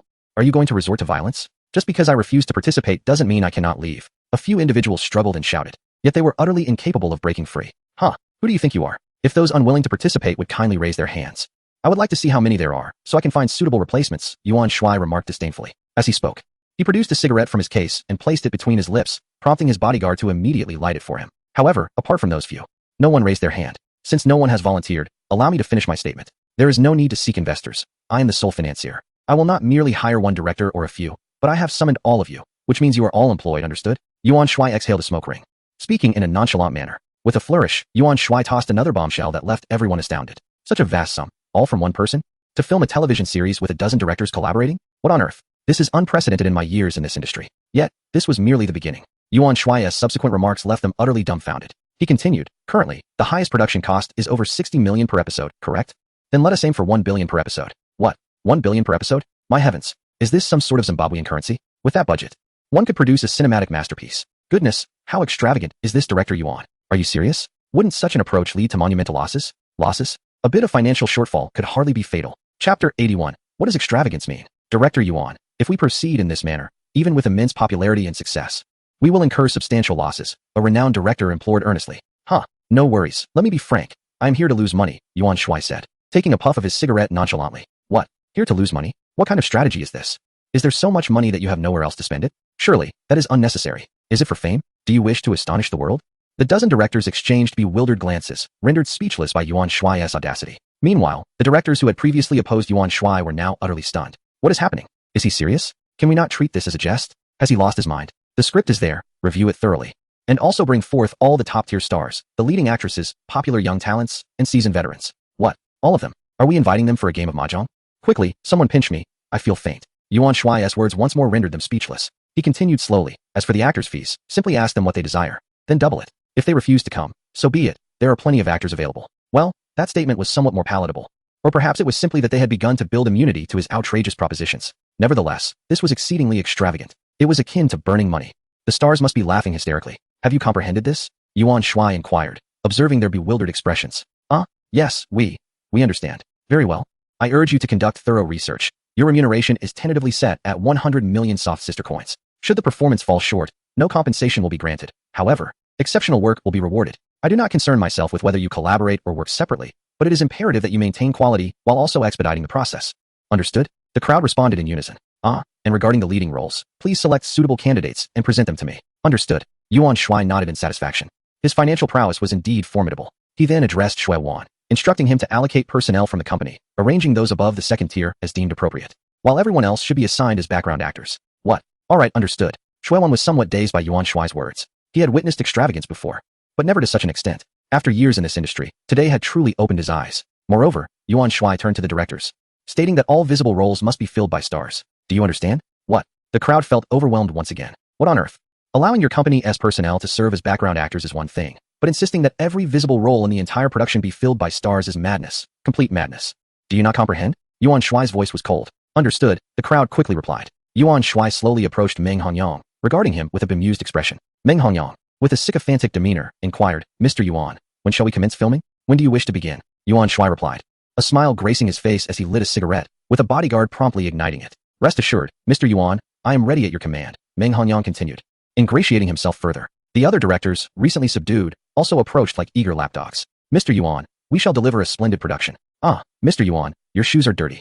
Allow me to clean them. One of them knelt down, using his sleeve to wipe Yuan Shuai's shoes. With a swift kick, Yuan Shuai sent the individual sprawling to the ground. Do you think you are worthy of such a task? And you have forfeited this opportunity.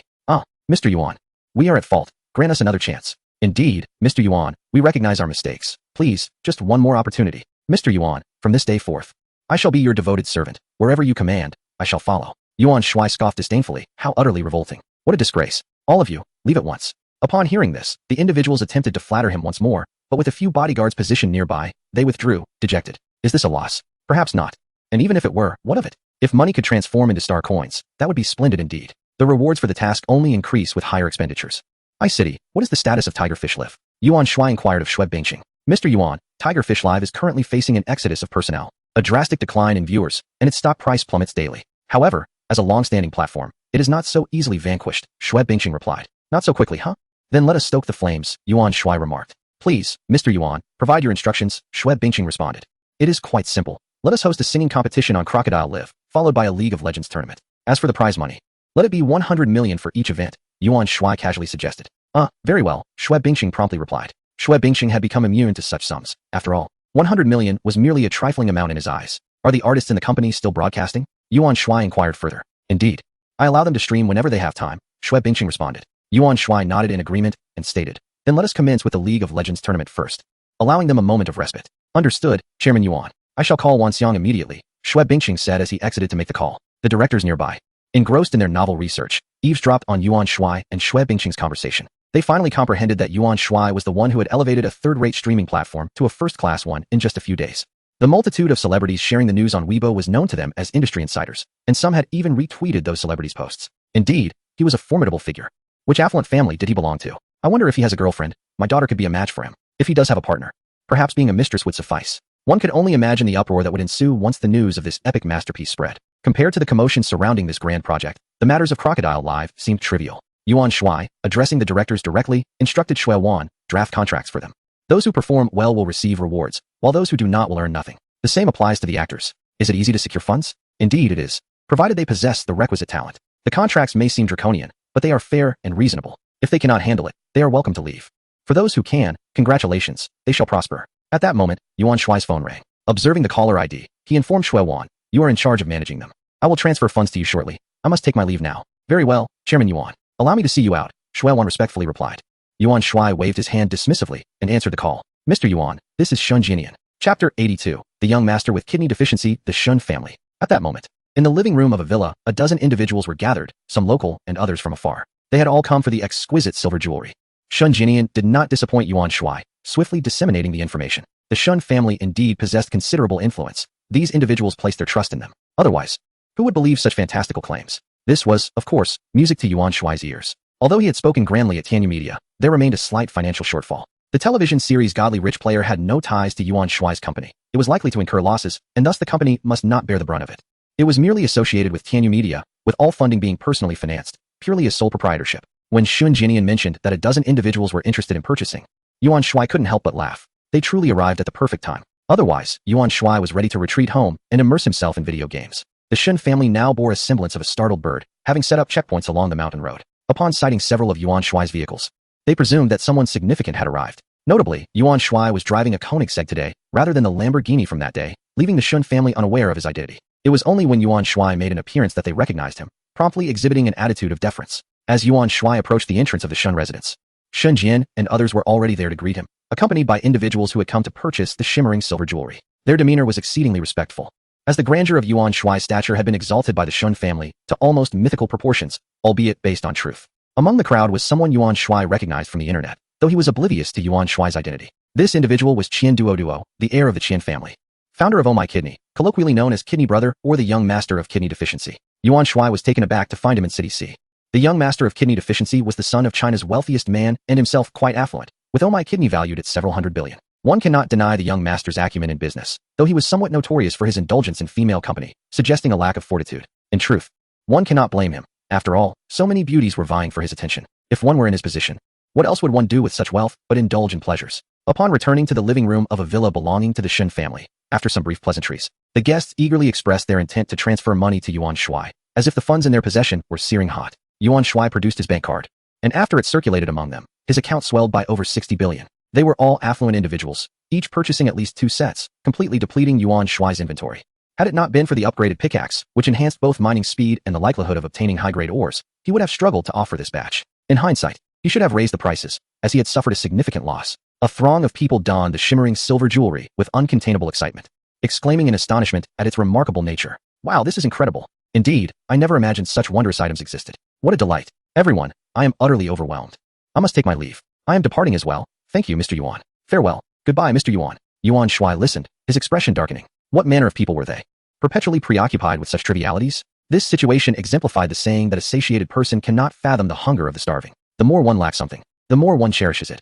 How could he, possessing such strength, comprehend their struggles? Yuan Shuai was tempted to advise them to temper their enthusiasm, for such indulgence only addresses superficial symptoms and not the root of the problem. Should they become overly reliant, they might find, upon removing the jewelry, that their vitality could falter, rendering the shimmering adornments futile, as they would be losing a part of their very essence. If everyone indulged in those meats for a period, the situation would indeed be different. However, when Yuan Shuai himself speaks up, it somewhat diminishes his standing. Shun Jinian, a rather astute individual, promptly addressed those preparing to leave, raising his voice sufficiently to capture their interest. Instantly, others perked up their ears, discreetly noting down the address of the legendary meat industry.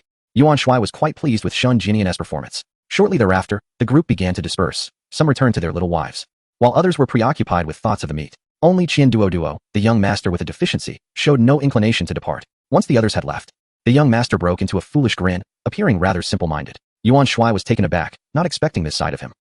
Mr. Yuan, could you possibly assist me?" the young master asked, still grinning. What is it you need help with?" Yuan Shuai inquired. It seemed Shun Jinian had informed him about his medical skills and healing potions. Their relationship appeared to be quite special. Yuan Shuai glanced at Shun Jinian, who wore a look of alarm, seemingly regretting his disclosure. Nevertheless, Yuan Shuai showed no signs of anger. "Heh, it's about that particular matter, you understand," the young master replied. Yuan Shuai did not respond immediately. Instead, he lit a cigarette, regarding him with a bemused expression. It turned out that the young master had only purchased 5 sets of shiny silver jewelry with this notion in mind. Extending his hand, the young master declared, "Mr. Yuan, I am willing to offer 5 billion. I kindly ask for your assistance." To be honest, Yuan Shuai was not entirely certain whether the healing potion would indeed remedy such issues. However, the prospect of earning money was enticing, and even if it failed, he could use the young master as a subject for experimentation. Exhaling a puff of smoke, Yuan Shuai stated seriously, "The healing potion does not provide immediate results. Allow me to assist you personally." Hearing this, the young master was overjoyed, exclaiming, "Thank you, Mr. Yuan." Without hesitation, Yuan Shuai placed his hand on the young master's back, evoking the sensation of a martial arts film where he was about to impart inner energy. In truth, this was precisely what others were thinking, leaving the onlookers utterly dumbfounded. Yuan Shuai discreetly employed a healing technique. Almost immediately, the young master felt an overwhelming sense of relief wash over him. "How exhilarating. This is truly marvelous," he exclaimed, elated. "Mr. Yuan is indeed extraordinary. Where can one find such a remarkable person? I must cling to his coattails. No more moderation for me. Dear sisters, I am back to full strength. I shall be with you shortly." Chapter 83. The Elite Competition Club. Brother Yuan, you are truly like a big brother to me. I am immensely grateful. The young master, a billionaire's son in his 30s, called out to Yuan Shuai without a hint of embarrassment. Yuan Shuai's expression darkened. If he were truly the young master's big brother, wouldn't that mean his looks would have to match the young master's? That simply wouldn't he do. Thank goodness that wasn't the case. The young master possessed an ordinary face. Without his status, he would be utterly unremarkable in a crowd. However, the individual is truly affluent, and thus, even while riding an electric bike down the street, he remains the most radiant star. Brother Shun, having traveled such a distance to City C, your family must be concerned for your well-being. You should hasten back. Yuan Shuai began to urge him to leave. How could this fellow be so familiar so quickly? Yuan Go, you are my esteemed elder brother. How can I, your brother, travel thousands of miles to see you without receiving your hospitality? The son of Shin Su remarked with a look of dissatisfaction. Yuan Shuai was at a loss for words. He had not anticipated this side of the individual. Well, since Shin Su had spoken, it was only fitting to grant him some courtesy. After all, he was a significant client, and there would be ample opportunities to extract his wealth in the future. His interests were well known to all. It would suffice to place him in a club or similar venue. However, Yuan Shuai had never frequented such places, despite his flaws. He refrained from spending money in that manner. He patted Shin Su's shoulder earnestly and said, "Brother Shun, you are truly remarkable." Shin Su smiled with pride, "Of course. My excellence cannot be concealed." This fellow was indeed getting carried away. Yuan Shuai felt an overwhelming urge to silence him. Yuan Shuai turned to ask Shin Xinyu, "Xinyu, do you know which club in City C is the finest?" This inquiry seemed judicious, as Shin Xinyu was the young master of the Shin family. Yuan Shuai's voice did not conceal his intent. Everyone in the living room heard him clearly, all eyes fixed on Shin Xinyu, awaiting his response. Shin Xinyu wore an expression of embarrassment. "Brother, my mother is present. How can you expect me to answer this?" However, he could not decline to respond, since Mr. Yuan had inquired. He dared not remain silent. Thus, Shin Xinyu whispered a few words to Yuan Shuai. The others did not catch his words, but did it truly matter? Anyone could deduce what he had conveyed. Shin Xinyu's mother rubbed her forehead and shook her head. Anin and Quan Quan exchanged disdainful glances. Yuan Shuai shot a glance at An and Quan Quan, wondering what their expressions meant. After all, Shin Xinyu had no girlfriend. What was the issue? Yuan Shuai raised his voice. "So, the Grand Elite Competition Club, is it? A place for sports and firearms. Excellent. Just what our brother Shin enjoys." The group immediately set off towards the Grand Elite Club. No, the Grand Elite Competition Club. The Grand Elite Competition Club, the finest of its kind in City C, is nestled in the picturesque Wangshan district, boasting splendid scenery and fresh air. The buildings are modest in height, the tallest reaching only 7 stories, yet they are exquisitely adorned.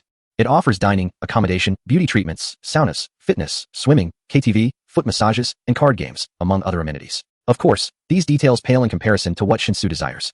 Here, the service is impeccable, and the abundance of beautiful women makes it an ideal venue for sports and firearms. At this establishment, whether greeting guests or serving, every woman possesses a beauty and physique rating above 85. The quality is exceedingly high, with many hailing from prestigious universities. As long as one possesses sufficient funds, one can select any individual they fancy, spending tens of thousands for a delightful evening. Naturally, it is essential that the choice is mutual. Coercion is not permissible. Shin Xinyu could not escape. He was pulled in by Yuan Shuai. With great familiarity, he guided Yuan Shuai and the young master with kidney issues into the prestigious club.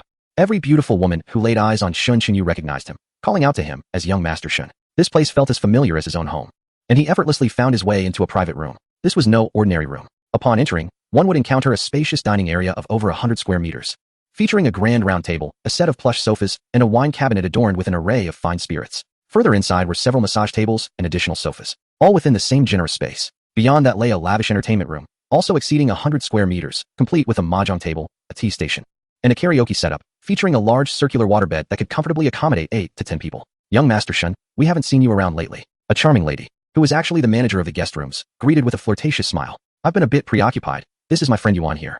And you should be familiar with our esteemed guest." Shin Xinyu replied. "Of course, I know him. It's young Master Shun with kidney issues. Who doesn't know him?" She responded, clearly aware of his reputation. That's good to hear. Please ensure my two esteemed guests are well taken care of, understood? Shen Qinyu instructed. Understood. Soon.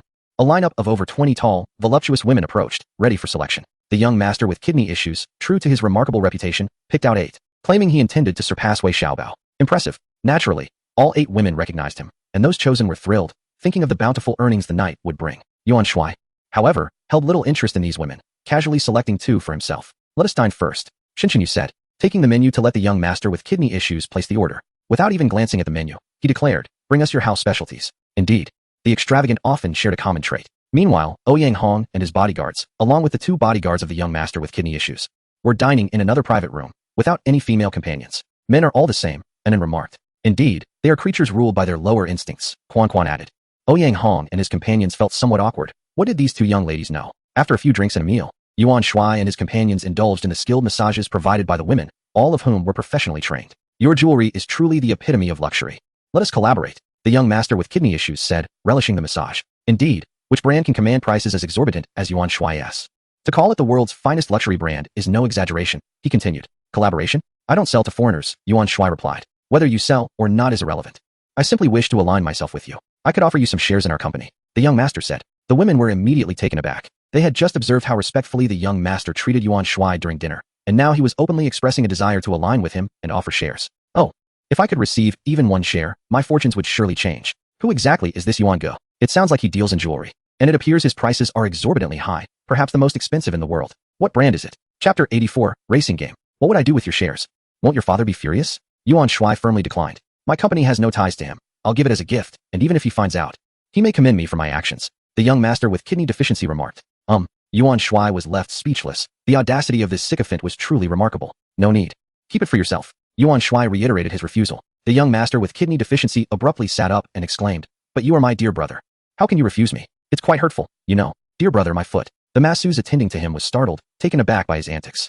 Yuan Shuai sighed in exasperation. How many shares do you hold now? Upon hearing a glimmer of hope, the young master with kidney deficiency smiled brightly. I own 51 shares, and there are 29 under my family's name. In truth, they all belong to me. I'll give you those 29. Yuan Shuai shook his head. Do you think that is too much? Wouldn't it be better to keep it for yourself? Brother, do you truly look down upon me? The young master feigned dissatisfaction. Yuan Shuai was at a loss for words, astounded that he would be displeased at such a rejection. You are truly a brother. A brother of kidney deficiency. Do as you please. Yuan Shuai was weary of further discussion. The young master with kidney deficiency chuckled lewdly at his words. Then it's settled. I shall occupy this room while you head elsewhere, as I have some private matters to attend to. It was still daylight. Yet this fool could no longer contain himself. Yuan Shuai and Shen Qinyu exchanged glances, shaking their heads with amusement as they exited. They were keen to observe whether it was the bowl or the ground that held greater prowess. The 2 switched rooms, but engaged in no other activities. 4 women prepared tea nearby while Yuan Shuai and Shen Qinyu indulged in casual conversation. Yuan Ge, would you be interested in visiting the racetrack? Shen Qinyu suddenly inquired. The racetrack? Naturally, it is the sanctuary for racing enthusiasts. Yuan Shuai had never been, but every man secretly yearns for the experience. Indeed, with your exceptional skills, let us take a few laps, Shen Qinyu suggested. Passionate about racing and skilled in car modifications, Shen Qinyu recognized Yuan Shuai's talent and sought his guidance. Very well, let us indulge in this pastime. Yuan Shuai was genuinely intrigued. Having acquired divine driving skills, how could he resist the temptation? Thus, they promptly abandoned the young master with kidney deficiency and set off. At the Laodao River Racetrack, an F3 standard facility, the track spans 24 kilometers, featuring 14 bends and a maximum straight distance of 390 meters, with a width of 10 to 15 meters and a top speed of up to 250 kilometers per hour. In the past, wealthy second-generation heirs would find secluded spots to race. However, regulations have tightened in recent years. Now, racetracks have become their playground, where they often gather for exhilarating races. This is an intensely thrilling, yet financially draining pursuit. Upon their arrival, a race was already underway, and the grandstand was quite populated. In a private race, a few affluent youngsters engage in a thrilling competition. Yuan Shuai, observing from the stands, is soon captivated by the unfolding events. The McLaren P1 speeds ahead, leaving the other vehicles far behind. With his current expertise, Yuan Shuai easily identifies the driver of the McLaren P1 as a skilled individual. In fact, given the racetrack's maximum speed, the other cars are not significantly slower. Their disparity lies in technique. Unexpectedly, Yuan Shuai spots a familiar face. Tang Haoran, that fool, is also in attendance. Upon disembarking from the McLaren P1, the driver embraces Tang Haoran, indicating their acquaintance. At that moment, Shen Qinyu approaches after settling the fees and remarks to the McLaren P1 driver, Qiu Wenbo, renowned as the king of cars in Jiangnan. He is indeed formidable. Tang Haoran casually turns his head and locks eyes with Yuan Shuai. The memory of how Yuan Shuai had outsmarted him at the previous gemstone auction resurfaces, igniting a flash of animosity within Tang Haoran. He exchanges a few words with Qiu Wenbo, who promptly glances in Yuan Shuai's direction.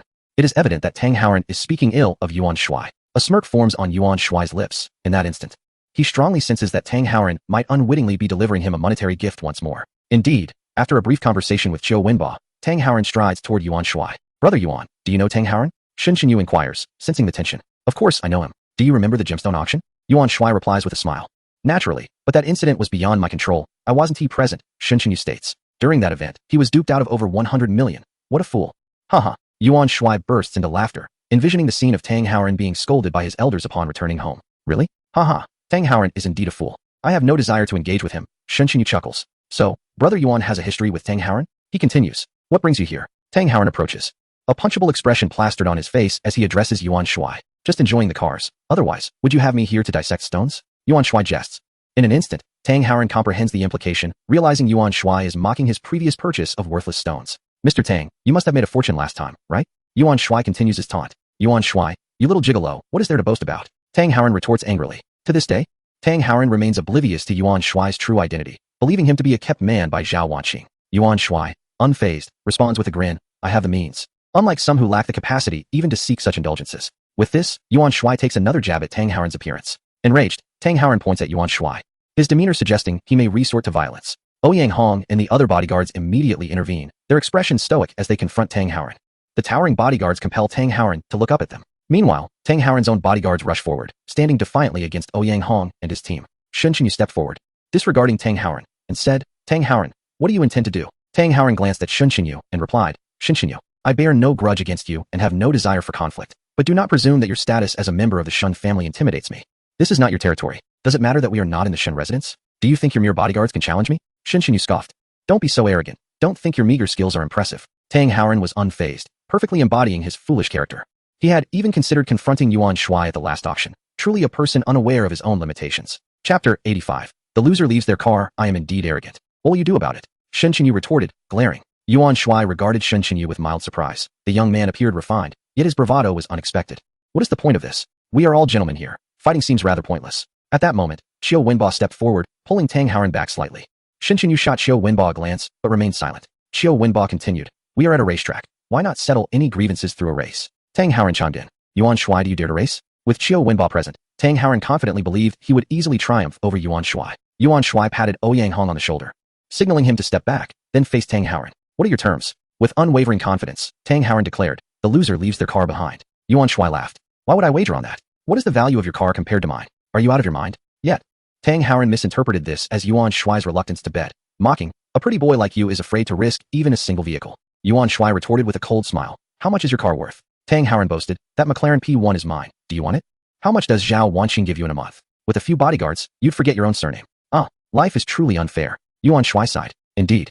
It is unfair. I am the scion of the Tang family, wealthy and influential, driving luxury cars, while you are merely a kept man. Tang Haoren grinned smugly. Yuan Shuai chuckled lightly. Oh, what I meant is that you are so unattractive, with a mind full of nonsense, an IQ that leaves much to be desired. Truly a fool. As he spoke, Yuan Shuai produced a car key, raising it high. The key resembled a shield, with the Koenigsegg emblem on the back and the word one on the front. Tang Haoren and Chiu Wenba immediately recognized it, their faces reflecting disbelief. You. How could you possibly own that car? Zhao Wanqing doesn't even have one. It is unobtainable. That is why I call you a fool. Yuan Shuai's expression shifted abruptly as he addressed Tang Haoren. What? Are you not a fool? If you wish to bet, bring forth your stakes. I am ready to accept any challenge, just afraid you cannot afford to lose. Yuan Shuai eagerly anticipated the wager, dismissing Chiu Wenba as formidable. In his eyes, he was nothing but trash. But you must present an equivalent stake. Otherwise, am I to play with thin air? At that moment, Chiu Wenba produced a car key and remarked, with this addition, it should suffice, right? The convertible version's price is quite similar to yours. The key he brandished was for a Bugatti, a clear indication that he felt victory was assured, his eyes gleaming at the sight of Yuan Shuai's Koenigsegg key. Yuan Shuai chuckled, that sounds splendid, let us four partake together. Winning merely the Bugatti Veyron would not suffice, even though Tang Haoren's car was rather inexpensive. Triumphing over him would be immensely satisfying. Observing Yuan Shuai's enthusiasm, Shen Chani also retrieved his car key, stating, La Ferrari. Shen Chani's vehicle was a modified Ferrari La Ferrari. They were, in a sense, taking advantage of the situation, and it seemed generous to let them enjoy a little benefit, especially since Yuan Shuai had his eyes set on that Bugatti Veyron. Tang Haoren and Chiu Wenba exchanged glances, a smirk of triumph appearing on their faces. However, they were oblivious to the fact that Yuan Shuai and Shen Chani were also amused. Each of these four cars was a formidable contender on the racetrack. Tang Haoren eagerly engaged in conversation with the racecourse manager. Soon, all four donned fireproof racing suits and helmets, and their cars roared onto the track. The spectators in the stands erupted into a frenzy, cheering and whistling. This race promised to be exhilarating, showcasing an array of supercars. Indeed, the Koenigsegg 1. The convertible Bugatti Veyron, the Ferrari LaFerrari, and the McLaren P1. Oh my, what a spectacle. Wow, brother, you truly possess remarkable knowledge. It's evident you recognize these cars. Of course, there's no vehicle I cannot identify. Brother, what about that car over there? Which one? That one, over there. Goodness, isn't that an electric scooter? How could I possibly know that? TCH, didn't you just claim there were no cars you couldn't recognize? Do you think that car will win? Naturally. It will be the Bugatti Veyron. Why is that? Because the driver of that car is the king of cars from Jiangnan, Qiu Wenba. Ah, so it's Qiu Wenba, the king of cars? Who is he? As the race commenced, the 4 supercars roared to life, launching forward like arrows released from a bow. The rules dictated 10 laps. With the first to cross the finish line declared the winner, intentional collisions were strictly prohibited, with penalties for any accidents incurred. Yuan Shuai's Koenigsegg and Qiu Wenba's Bugatti enjoyed an advantageous start. Yuan Shuai pressed the accelerator to the floor. When else would he accelerate if not on a straightaway? Even in a sharp turn, he would not slow down. The track's maximum speed limit was a mere 250 km/h, which was trivial. If you can see my tail, consider yourself skilled, Yuan Shuai scoffed. Experiencing this racetrack for the first time filled Yuan Shuai with excitement. He was fully engaged. After all, this was a gamble worth over 100 million. While money was of little consequence, the car held a modicum of importance. Ultimately, what mattered most was face.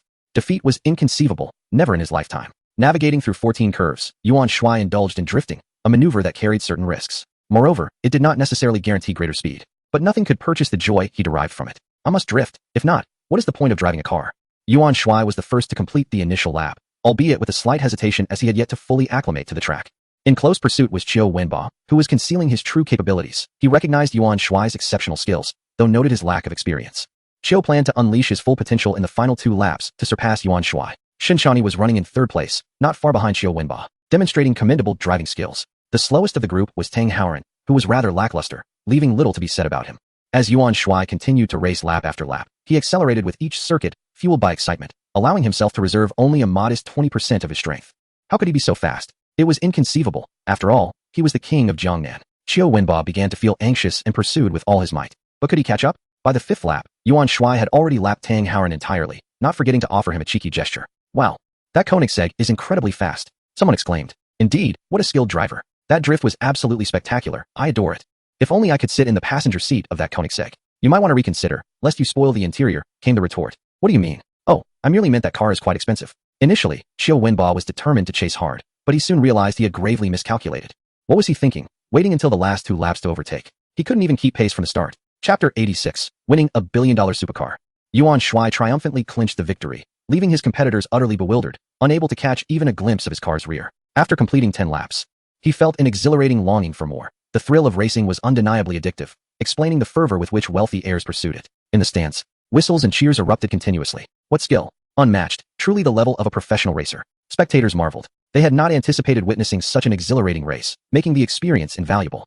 To drive such an exquisite vehicle with such prowess, I am utterly enamored. Wow, he has removed his helmet. My goodness, he is so handsome. Isn't he just stunning?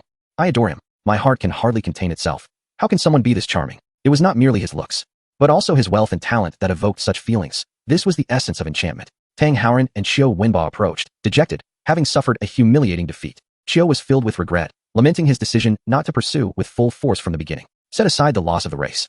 How could he maintain the reputation of the king of Jiangnan after such a performance? Tang Hauran, having failed to complete the laps, felt utterly embarrassed, having been lapped by Yuan Shuai 3 times. As Yuan Shuai and Shinshani radiated joy and satisfaction, reveling in the beauty of life, Yuan Shuai beckoned to Tang Hauran and Qiu Wenba, who begrudgingly relinquished the keys to their vehicles. In a matter of minutes, a car valued at over $1 billion was secured. You should be able to handle the transfer of ownership without much trouble, right? Yuan Shuai jested. Tang Hauran nodded, his expression one of dismay. Such trivial matters still require a formal process. It is utterly shameful for the Tang family. Tang Hauran felt utterly humiliated. For this was not merely the loss of a vehicle. He had been bested by Yuan Shuai, a person he held in contempt yet could not outmaneuver. And this occurred in front of a multitude. His dignity was entirely obliterated. He had lost face to an embarrassing degree. As Tang Hauran turned to leave, Qiu Wenba remained rooted in place, staring intently at Yuan Shuai. Shall we arrange another match? Qiu Wenba asked Yuan Shuai with an impassive expression. Yuan Shuai scoffed. You may as well disclose what you intend to wager. I have no time for trivial stakes. Rest assured, the stakes will be significantly higher than this time. However, I propose a change of venue to the Zhushi International Racetrack, Qiu Wenba replied. Very well, as long as you can afford to lose, Yuan Shuai said indifferently. With that, Tang Hauran and his companion left in utter dejection. What makes the Zhushi International Racetrack so special? Yuan Shuai inquired of Shinchinyu. Zhushi is adjacent to Sea City, requiring less than an hour to reach, so competing there is hardly a significant endeavor. Yet, I cannot fathom why Qiu Wenba insists on a different location. Shen Xinyu began to elaborate. The Zhushi International Racetrack boasts the only international circuit in central China, being the first in the nation to feature an oval-shaped track. With the maximum incline and drop, it accommodates various motorsport formats, hosting all international level 2 and below automobile and motorcycle events, as well as all domestic tier competitions. The track measures 3.77 kilometers, running counterclockwise, with 14 turns, 9 left and 5 right, featuring a longest straight of 645 meters, achieving speeds of up to 272.25 kilometers h, with a lap time of 1 minute and 27.18 seconds. But what is so peculiar about it? What is Chiu Wenba scheming? Shen Xinyu pondered aloud. There is also an off-road track, he suddenly added. Oh, an off-road track? That is a completely different style of racing, Yuan Shuai remarked. Shen Xinyu nodded, non-committal. But so what? At most, it is simply my personal preference. I shall decide whether to race based on my mood at the time. At that moment, Yuan Shuai's phone rang. It was the kid with kidney deficiency calling. Ah, your fighting spirit is commendable, Yuan Shuai answered with a chuckle. 2 hours have nearly passed. And you are just now calling? Well, I must thank my dear brother for that. The kid with kidney deficiency replied boastfully, not forgetting to flatter. Where have you been? You didn't even inform me. What is there to inform? With so many lovely ladies awaiting you, when would you have time? We are at the racetrack, Yuan Shuai answered. Are you kidding me? You went racing without inviting me. Are you even my brother? The kid with kidney deficiency exclaimed, raising his voice. Do you not know in your heart whether I am your brother or not? You really are quite foolish, Yuan Shuai said, losing interest in the conversation and promptly hanging up the phone. No sooner had he ended the call than it rang again. Assuming it was the kid with kidney deficiency once more, Yuan Shuai answered without looking. Speak your piece or let it out. What is this? Are you annoyed with me? A woman's voice emerged from the telephone, causing Yuan Shuai to startle momentarily. It was none other than Yao Shu, who was incredibly persistent. Over the past few days, she had been bombarding him with harassing calls, incessantly extolling the beauty of her niece and insisting he meet her. Each time, Yuan Shuai would respond with vague affirmations before hastily ending the call, never truly listening to her entreaties. Had it not been for her kindness as a landlord over the past year, he would have long since blocked her number. Oh, it's you, Sister Shu. I thought it was someone else. What brings you to call? Yuan Shuai said, his expression reflecting the weight of his predicament. This woman was indeed a formidable challenge. Little Yuan, you cannot brush me off this time. My niece has specifically returned to Sea City to meet you. She is currently at the Yuehe restaurant, and you must go see her. Yao Shu insisted. Well, it seems I cannot evade this any longer. I shall go and meet her to resolve this inconvenience, Yuan Shuai replied with resignation. Precisely. She is in room 5. Hurry, don't keep her waiting too long, Yao Shu said, her satisfaction evident. Thus, he made his way to Yuehe restaurant, which he had visited once before, not far from his current location. Yuan Shuai removed his fireproof competition suit, drenched in sweat from having worn it outside, leaving him unkempt and wrinkled. No matter, I'll just go as I am. Let her find me lacking and be on her way, he thought. Chenyi, I have some matters to attend to. I'm leaving. Yuan Shuai informed Shin before departing. The bodyguards drove his Bugatti and McLaren P1, and they swiftly arrived at Yuehe restaurant. Yuan Shuai instructed his bodyguards to wait outside and ascended to the second floor, arriving at room 5. Upon opening the door, he was taken aback. The woman inside was equally stunned. He could hardly fathom that it was her. What a remarkable coincidence. Chapter 87. A blind date with an ex-girlfriend. Yuan Shuai let out a wry smile, astonished at the prospect of seeing her again. The woman's name was Ez, his former girlfriend. After parting ways with Bai Mengjie, Ez had fervently pursued him, and he had succumbed to her charms without much resistance. Ez hailed from a privileged background, a quintessential campus belle, spoiled and accustomed to getting her way, with a domineering personality and a quick temper. However, as their relationship progressed, Yuan Shuai soon realized she looked down upon him, and indeed, upon all those of modest means. The root of the disdain lay in that very word, poor. Ez did not require Yuan Shuai for financial support. In fact, she often gifted him extravagant presents and insisted on paying for their outings. It was evident she had genuine affection for him. Yet Yuan Shuai understood that they were fundamentally incompatible. When Ez's family became aware of his existence, their relationship came to a definitive end.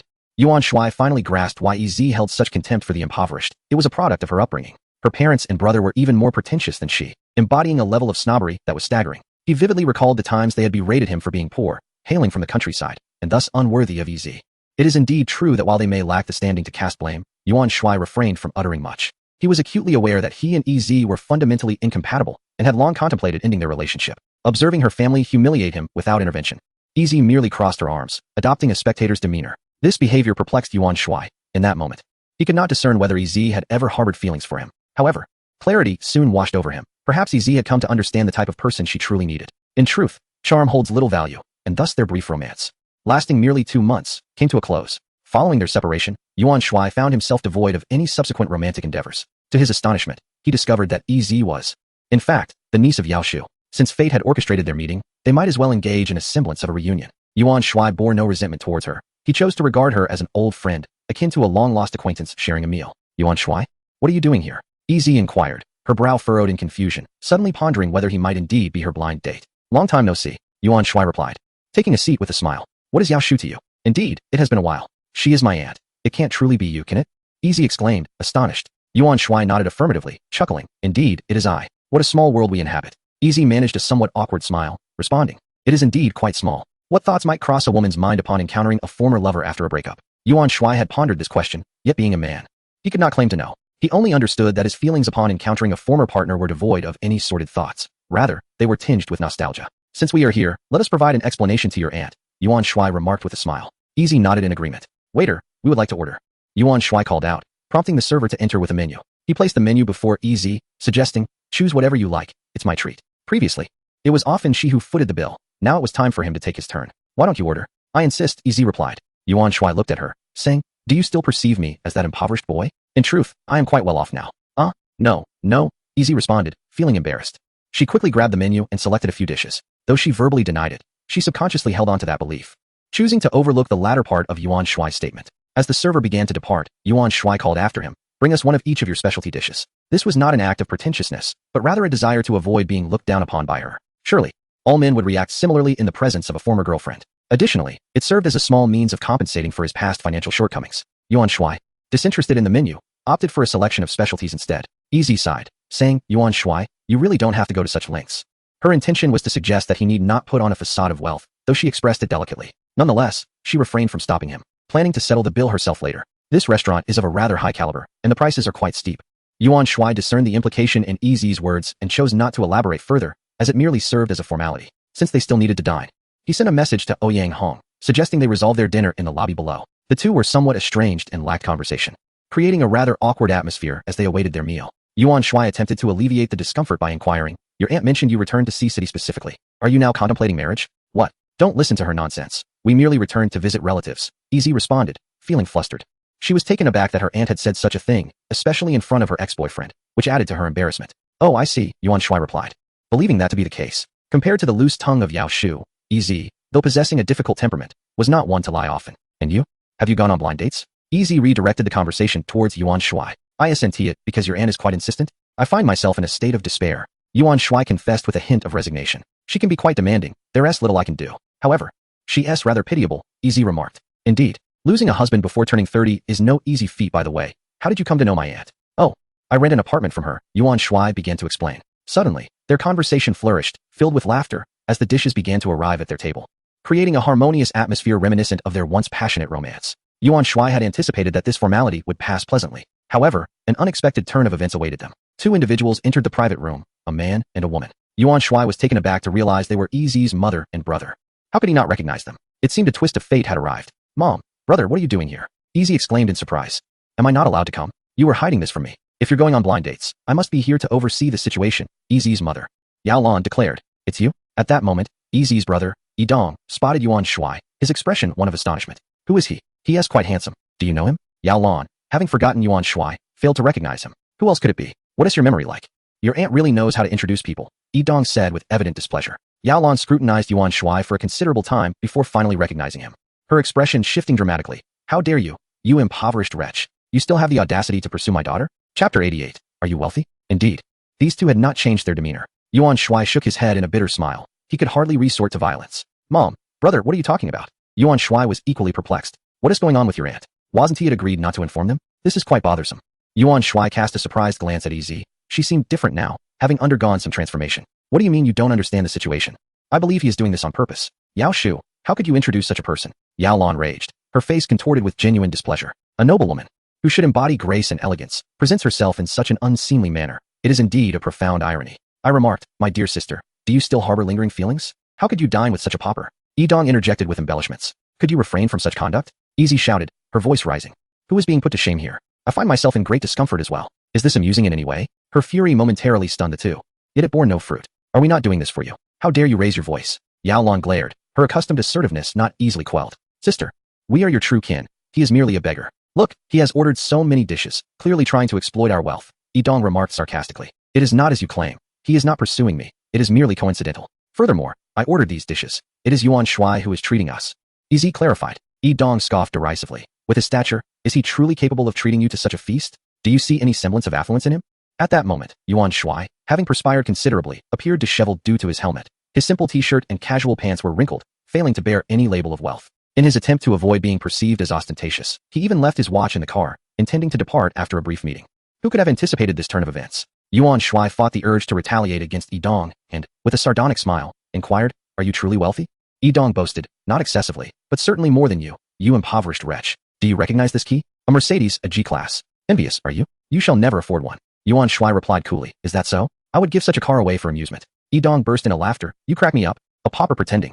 Claiming to gift away a G-Class. How utterly absurd." Yet, Yi Dong's expression turned icy as he scrutinized Yuan Shuai. "Do you even own a G-Class? Have you ever driven a Mercedes?" "No," Yuan Shuai stated flatly, a simple truth. "Where do you work?" Yi Dong pressed. "I am unemployed," Yuan Shuai replied with nonchalance.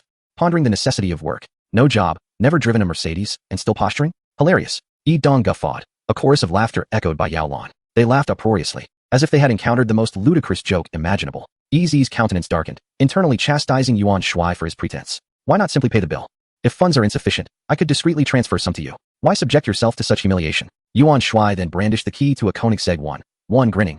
"If I possess this, why would I drive a Mercedes?" Yi Dong glanced at the key with disdain. "Is that a cheap lighter from an online store? How much did it cost? Does it ignite swiftly?" He erupted in laughter once more. Yao Lan exclaimed, "You impoverished wretch, cease your incessant pursuit of my dear Z. Perhaps take a moment to reflect upon your own worth." Yuan Shuai shook his head, deeming them both utterly foolish. As he contemplated retrieving a few million from his game inventory to silence them, the door swung open once more. A slightly portly man entered, promptly taking a seat. After sipping from a beverage, he remarked, "Damn, I finally found you. It feels as though I've traversed a great distance, exhausted from the endeavor." This individual could only be the renowned Shinkanzi. How had he arrived here, and who had divulged this location to him? Instantaneously, everyone was taken aback. Qian Duo, known as the son of the affluent Qian family, was indeed a figure of considerable repute, recognized by most. Yet why was he here? Who had he been conversing with moments ago? Could it be possible that this impoverished fool had any acquaintance with Qian Duo? Unthinkable. Yi Dong, momentarily stunned, gazed at Shinkanzi with obsequious admiration. "Shungu, greetings." "Oh." Shinkanzi instantly adopted an aloof demeanor, disinclined to engage with Yi Dong. Yi Dong pressed on, "Shungu, what brings you here?" Shinkanzi cast a sidelong glance at Yi Dong, remaining silent, before addressing Yuan Shuai. "Brother, where is that racetrack? Take me there for some fun." Boom. As soon as Shinkanzi's words fell, Yao Lan, Yi Dong, and Ez felt their heads spinning. He was addressing Yuan Shuai, and furthermore, referring to him as brother. Who was Shinkanzi, after all? The son of the wealthiest family, with a company valued at hundreds of billions. How could he possibly know Yuan Shuai, let alone appear to be on such amicable terms? This was bewildering. How could a figure of Shinkanzi's stature associate with an impoverished individual? What had we just said? Had we ridiculed Yuan Shuai for his lack of wealth? Oh, how embarrassing. "Can you even drive fast?" "Let's not make fools of ourselves," Yuan Shuai replied. "Of course, I can. How could I, the illustrious Shingu, not excel in racing?" Shinkanzi retorted. "Very well, let us indulge for a while." It was clear that with Shinkanzi's arrival, there was no longer a need to unleash a few million in cash upon them. Yuan Shuai, eager to leave, rose and made his way outside. Shinkanzi followed suit, stating, "That's fine, but I have no car here. Let me take your Koenigsegg for a spin." Yuan Shuai tossed the car keys to Shinkanzi and turned to Ez, saying, "Ez, I'm heading out. Farewell." With that, Yuan Shuai exited alongside Shinkanzi. Ouyang Hong and the bodyguards, upon seeing Yuan Shuai descend, promptly stood and followed. Yuan Shuai settled the bill for the private room and the entourage before stepping outside. He entered the Bugatti Veyron, an automobile he had yet to experience. He was eager to see how it performed. Yi Dong and the others were left utterly astounded. He truly possessed immense wealth. The Koenigsegg was indeed real, not a mere illusion. Yao Lan felt as though she might lose her sanity. Yuan Shuai was, in fact, a tycoon. How could she have insulted him as a pauper? Urging him to reflect on his own worth. Overwhelmed with embarrassment, she felt the urge to weep. Yi Dong rushed to the window, peering down at the scene below, with Yao Lan and Ez following suit. Upon witnessing Yuan Shuai and the young master of kidney deficiency accompanied by a cadre of bodyguards, they entered several luxurious vehicles. Chapter 89. The thrill of emotion. Yi Dong recalled his earlier jest about being wealthier than Yuan Shuai, a notion that now seemed utterly ludicrous. He had once mocked Yuan Shuai for not having driven a Mercedes-Benz G-Class, only to realize that Yuan Shuai's apparent indifference stemmed from a place of superiority. Now, it was not merely a Koenigsegg. There were also a convertible Bugatti Veyron and a McLaren P1, with even the bodyguards driving Range Rovers. It was maddening to think of how affluent he had become. It seemed the young master of kidney deficiency was now closely aligned with him. Indeed, "I am rather wealthy now." Ez recalled a previous remark made by Yuan Shuai while ordering food. He hadn't been lying. He was genuinely affluent. And not in an ordinary sense. What had caused such a transformation? What experiences had he undergone? Or had he always concealed his true self? "Xiaozi, I think Yuan Shuai is quite wonderful. You have his contact information, don't you?" Yao Lan said with a grin, her face lighting up. "Little sister, please reach out to Yuan Shuai later and join him for an outing tonight." Yi Dong ingratiated. "I cannot bring myself to," Ez retorted, taking her bag and leaving in indignation. Yuan Shuai took the young master of kidney deficiency to the racetrack for a few laps. The audacity of that fellow to claim he could race was laughable. His skills were woefully inadequate, leaving no room for critique. The young master of kidney deficiency seemed entirely dependent on Yuan Shuai, even expressing a desire to accompany him home, a level of shamelessness Yi Dong had never encountered before. Yuan Shuai unceremoniously deposited him at a 5-star hotel before returning to his villa at South Lake number 18. Yuan Shuai, you're back. Have you eaten? As soon as he entered, Qin Xiangyi greeted him with a beaming smile, reminiscent of a devoted wife awaiting her husband's return from work. We have all eaten. Yuan Shuai replied with a smile. Oh, you've eaten already? Upon hearing this, Qin Xiangyi's expression dimmed instantly. Yuan Shuai noticed and glanced at the dining table, which held several dishes. However, I had my meal quite early, so I find myself hungry again, he gently reassured her. This foolish girl had prepared a feast, waiting for him to return. Truth be told, Yuan Shuai was deeply touched. Aside from his mother, no woman had ever shown him such kindness. Qin Xiangyi's face brightened at his words. Really? Then come quickly to eat. I will serve you, she exclaimed, scampering off to the kitchen. Soon, she returned with a bowl of rice, propping her chin on her hands as she watched him eat. Why are you staring at me? Have you eaten? Yuan Shuai inquired.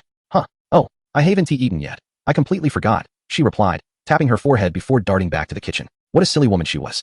A bit foolish, yet undeniably charming. It was already 8 o'clock, and she had yet to eat, still waiting for Yuan Shuai's return, and now had forgotten to tend to her own needs. This was the essence of that heart-fluttering sensation. In that moment, Yuan Shuai felt an overwhelming urge to care for her for a lifetime. They served each other dishes, resembling a young couple in a harmonious domestic scene. Qin Xiangyi's cooking was exquisite. Despite having already dined, Yuan Shuai indulged in a generous bowl. After dinner, Qin Xiangyi promptly washed the dishes. The house was spotless, a true testament to her qualities as an exemplary woman, embodying the ideal of a devoted wife and mother. The television blared a melodramatic tearjerker, while Qin Xiangyi perused job-seeking applications on her phone. Frankly, Yuan Shuai wished to keep her by his side. However, she might need to acquire further knowledge to serve as a personal secretary. Alternatively, a position as a caretaker could also be appealing, with a salary that would undoubtedly be generous, and the work would be relatively light. The dilemma lay in Yuan Shuai's desire not to entangle her further. Spending every day together would surely lead her deeper into a predicament. It was a perplexing situation.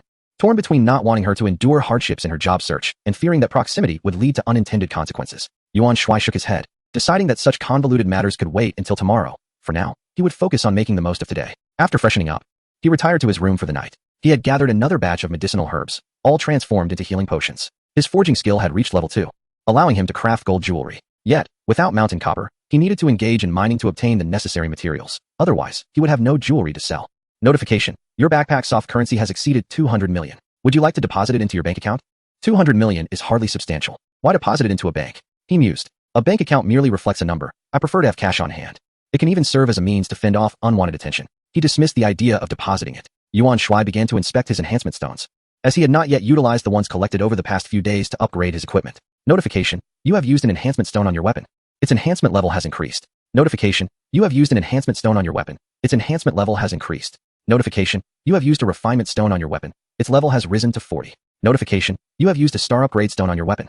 Its star rating has increased to 4 stars. Notification: you have used a star upgrade stone on your weapon. Its star rating has increased to 5 stars.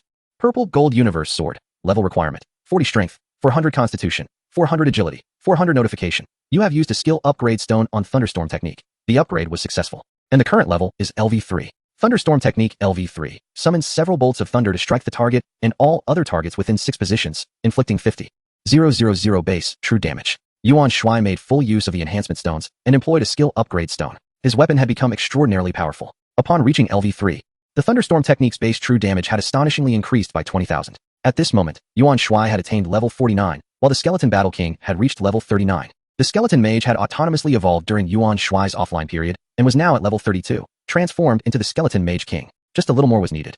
And it was not yet midnight. Yuan Shuai began to attract monsters, gathering them together before employing his invisibility skill alongside the LV3 Thunderstorm technique. In an instant, he annihilated over 10 Blood Wolf beasts. Watching his experience points surge dramatically, Yuan Shuai led the Blood Red Wind Wolves into repeated skirmishes, annihilating them time and again. Beep. Congratulations to the host for leveling up to level 50, earning 3 attribute points. Beep. The Skeleton Battle Lord has gained 30,000 experience points, elevating to LV40, and is set to evolve, requiring 1 minute. Beep. The evolution of the Skeleton Battle Lord was successful. It has transformed into the Skeleton Battle King. Beep. You have utilized the Insight skill on the Skeleton Battle King. Skeleton Battle King. Level 40. Health 60,000. Attack 60,000. Defense 20,000. The little skeleton had transformed into a formidable figure, its attributes reaching astonishing heights. Yuan Shuai continued to attract enemies for mass slaughter.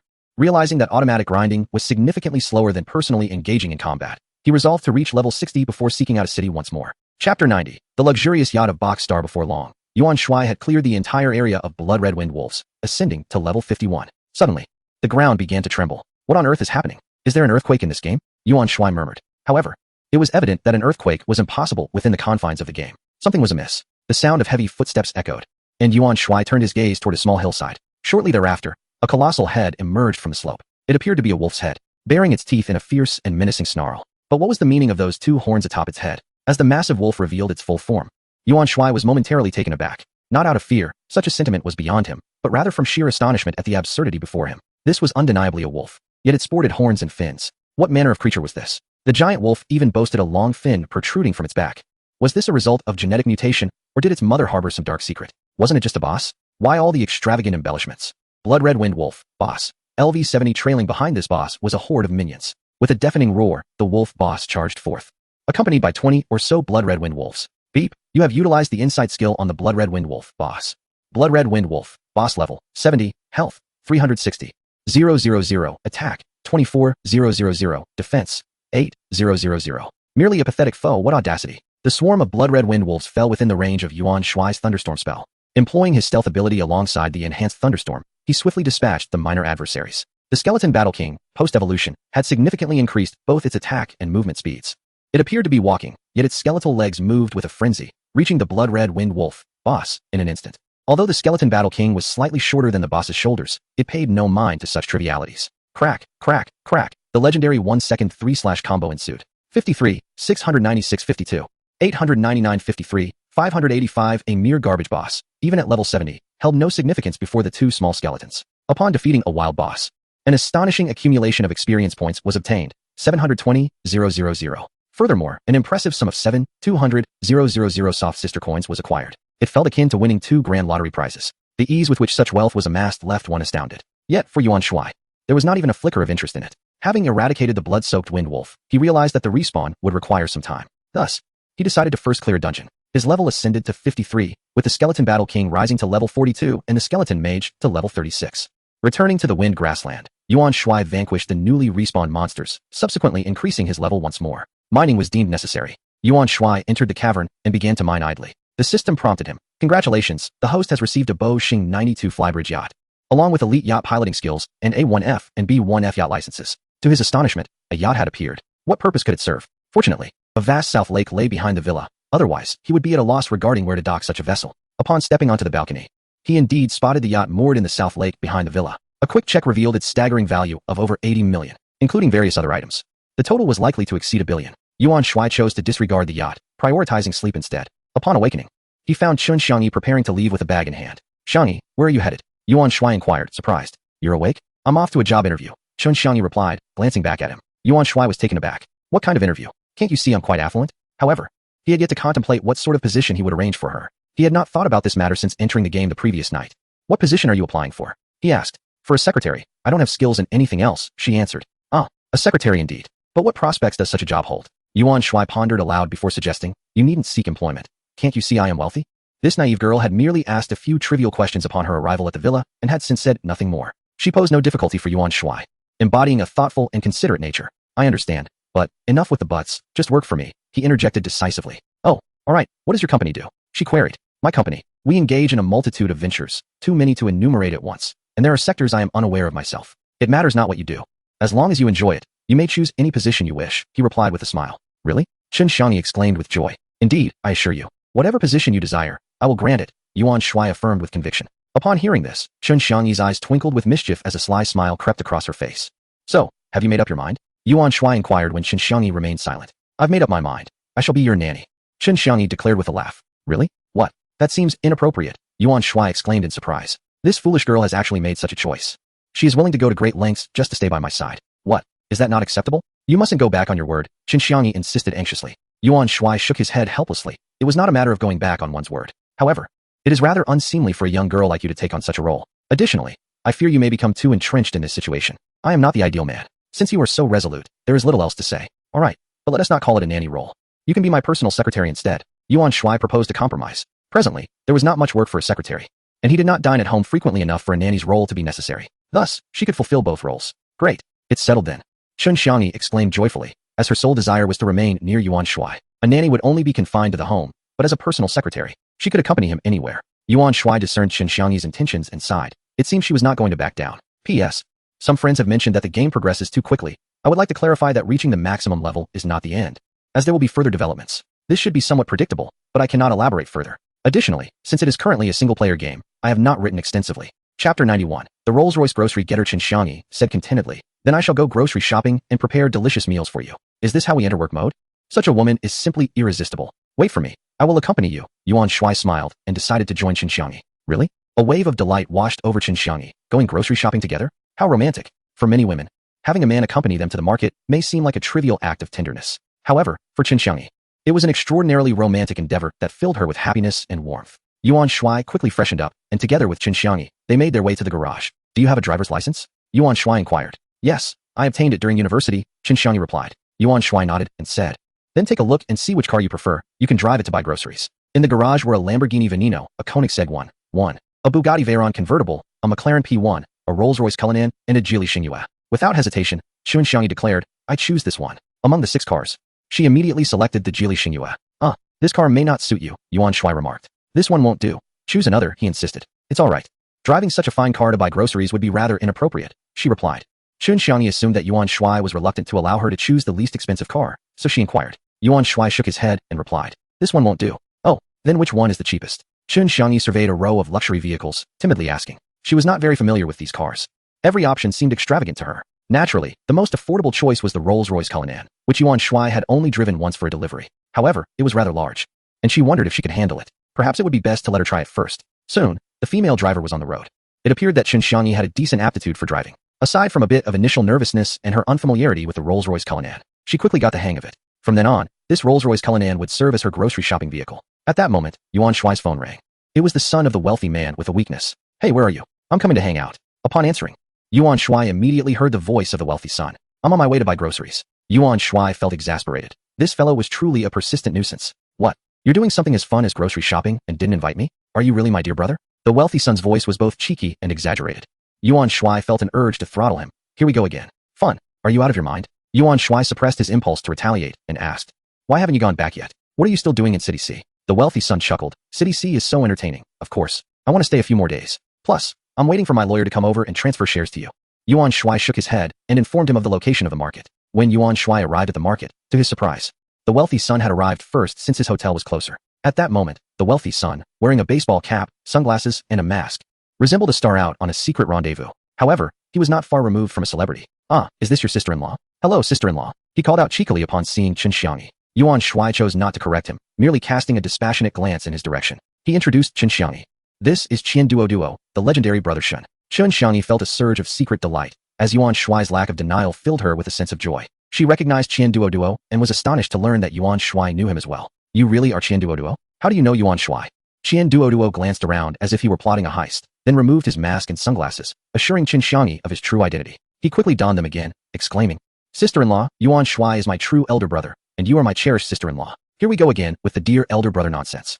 But Qin Xiangyi found it quite endearing to hear. Hello. I didn't expect you to be so amusing in real life. The wealthy son had struck the right chord, leaving a favorable impression on Qin Xiangyi. The three of them began to explore the market, and it seemed as though the wealthy son had never visited such a place before. His face lit with curiosity. He continuously exclaimed, asking about this vegetable and that one. He is so funny. Qin Xiangyi whispered to Yuan Shuai. He's a bit of a fool. Yuan Shuai whispered into Qin Xiangyi's ear, prompting her to giggle uncontrollably. What are you two discussing? Are you conspiring behind my back? Surely, you wouldn't be speaking ill of me? The young master with kidney deficiency expressed his dissatisfaction upon witnessing Yuan Shuai and Qin Xiangyi engaged in this intimate exchange. We aren't discussing anything of the sort, Qin Xiangyi replied. The young master felt as if he had mistakenly stumbled into a scene where he was nothing more than a glaring light bulb. Alas, in a trio, there must always be one lonely soul, he exclaimed with a hint of envy. His words elicited a hearty laugh from Qin Xiangyi. The young master lingered at Yuan Shuai's residence for lunch, singing praises of Qin Xiangyi's culinary skills. Brother, is this meat the kind that Uncle Shin mentioned? Qian Duo inquired. Yuan Shuai nodded, maintaining his aloof demeanor. Wow, it's delicious. And it's beneficial for health as well. Truly a treasure. Qian Duo immediately dispatched someone to procure more. In the afternoon, Qian Duo's lawyer arrived, accompanied by Shin Chinin and his father, Qian Jingye. Old man, what brings you here? Qian Duo asked, taken aback.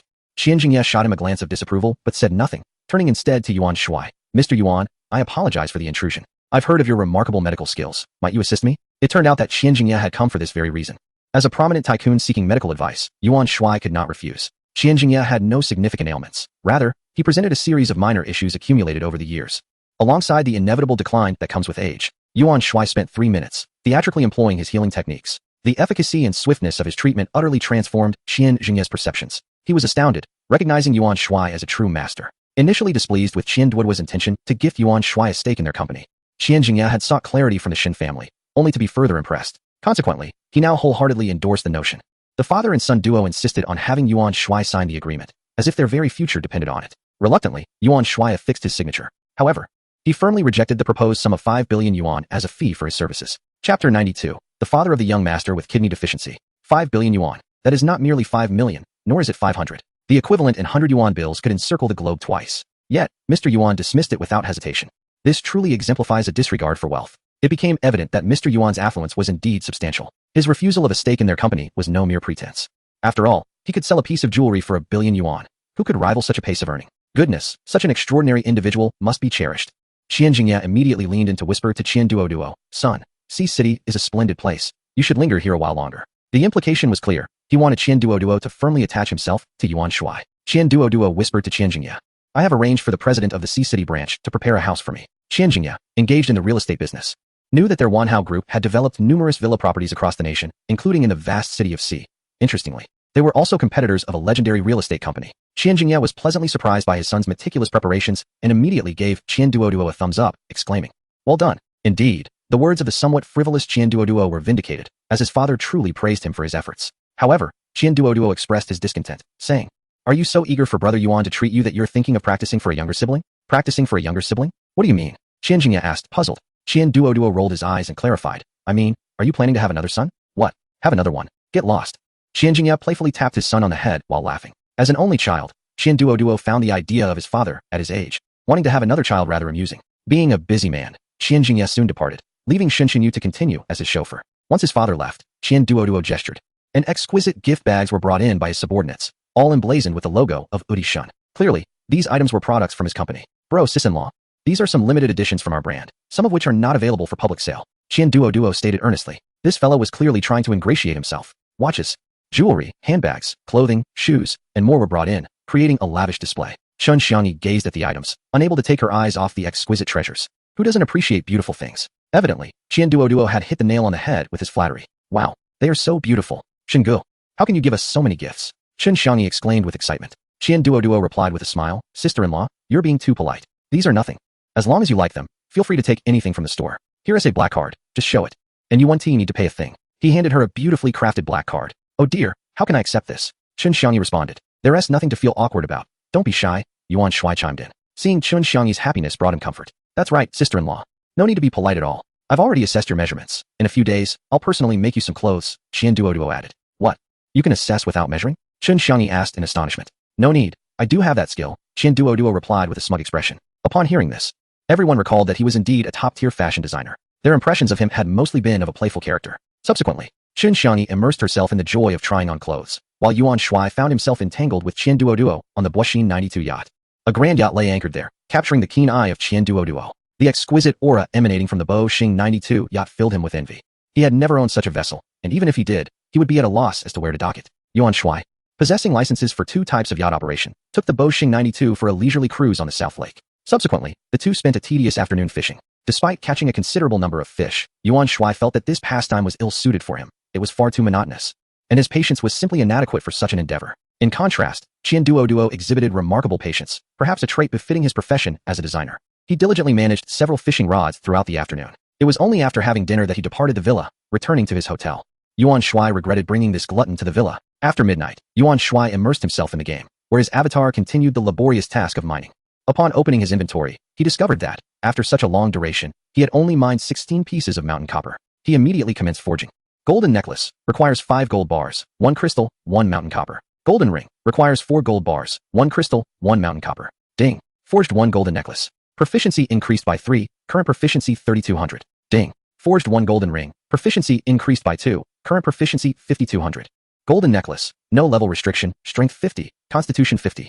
Agility 50. Golden ring, no level restriction, strength 50, constitution 50, agility 50. The attributes of the golden jewelry were quite impressive, significantly surpassing those of the bright silver adornments.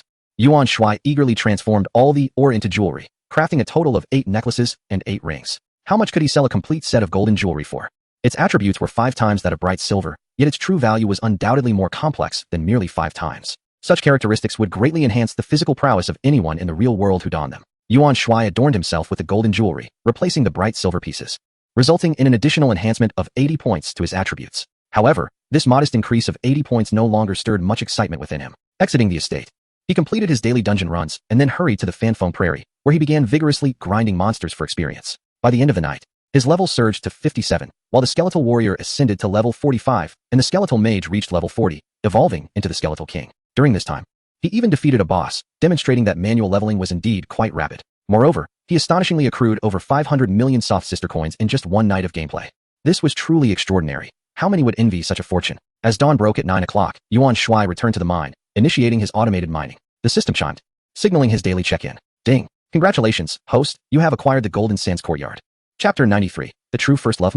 Something seems amiss. What does it mean to acquire the Golden Sands Courtyard? Shouldn't one be entitled to acquire a villa in the Jinsha Yuyuan community? What is the situation with this check-in system? In response to the host, it is conveyed that the entire Jinsha Yuyuan community has been directly acquired. What? Goodness. Is it truly so extravagant? Yuan Shuai picked up his phone and began to search for Jinsha Yuyuan. It turned out to be a newly constructed enclave of exclusive villas, fully completed, and only just commenced sales today. Upon discovering the developer, Yuan Shuai felt a wave of frustration. The developer of Jinsha Yuyuan was none other than Legendary Real Estate Company Limited. Was this check-in merely transferring ownership from one hand to another? Moreover, didn't the sales commence today? Could it be that no units were sold? There must have been prior sales. Such a scenario is utterly implausible. Yuan Shuai promptly voiced his confusion. After a thorough explanation from the system, he finally grasped the situation. The entirety of Jinsha Yuyuan had simply been purchased.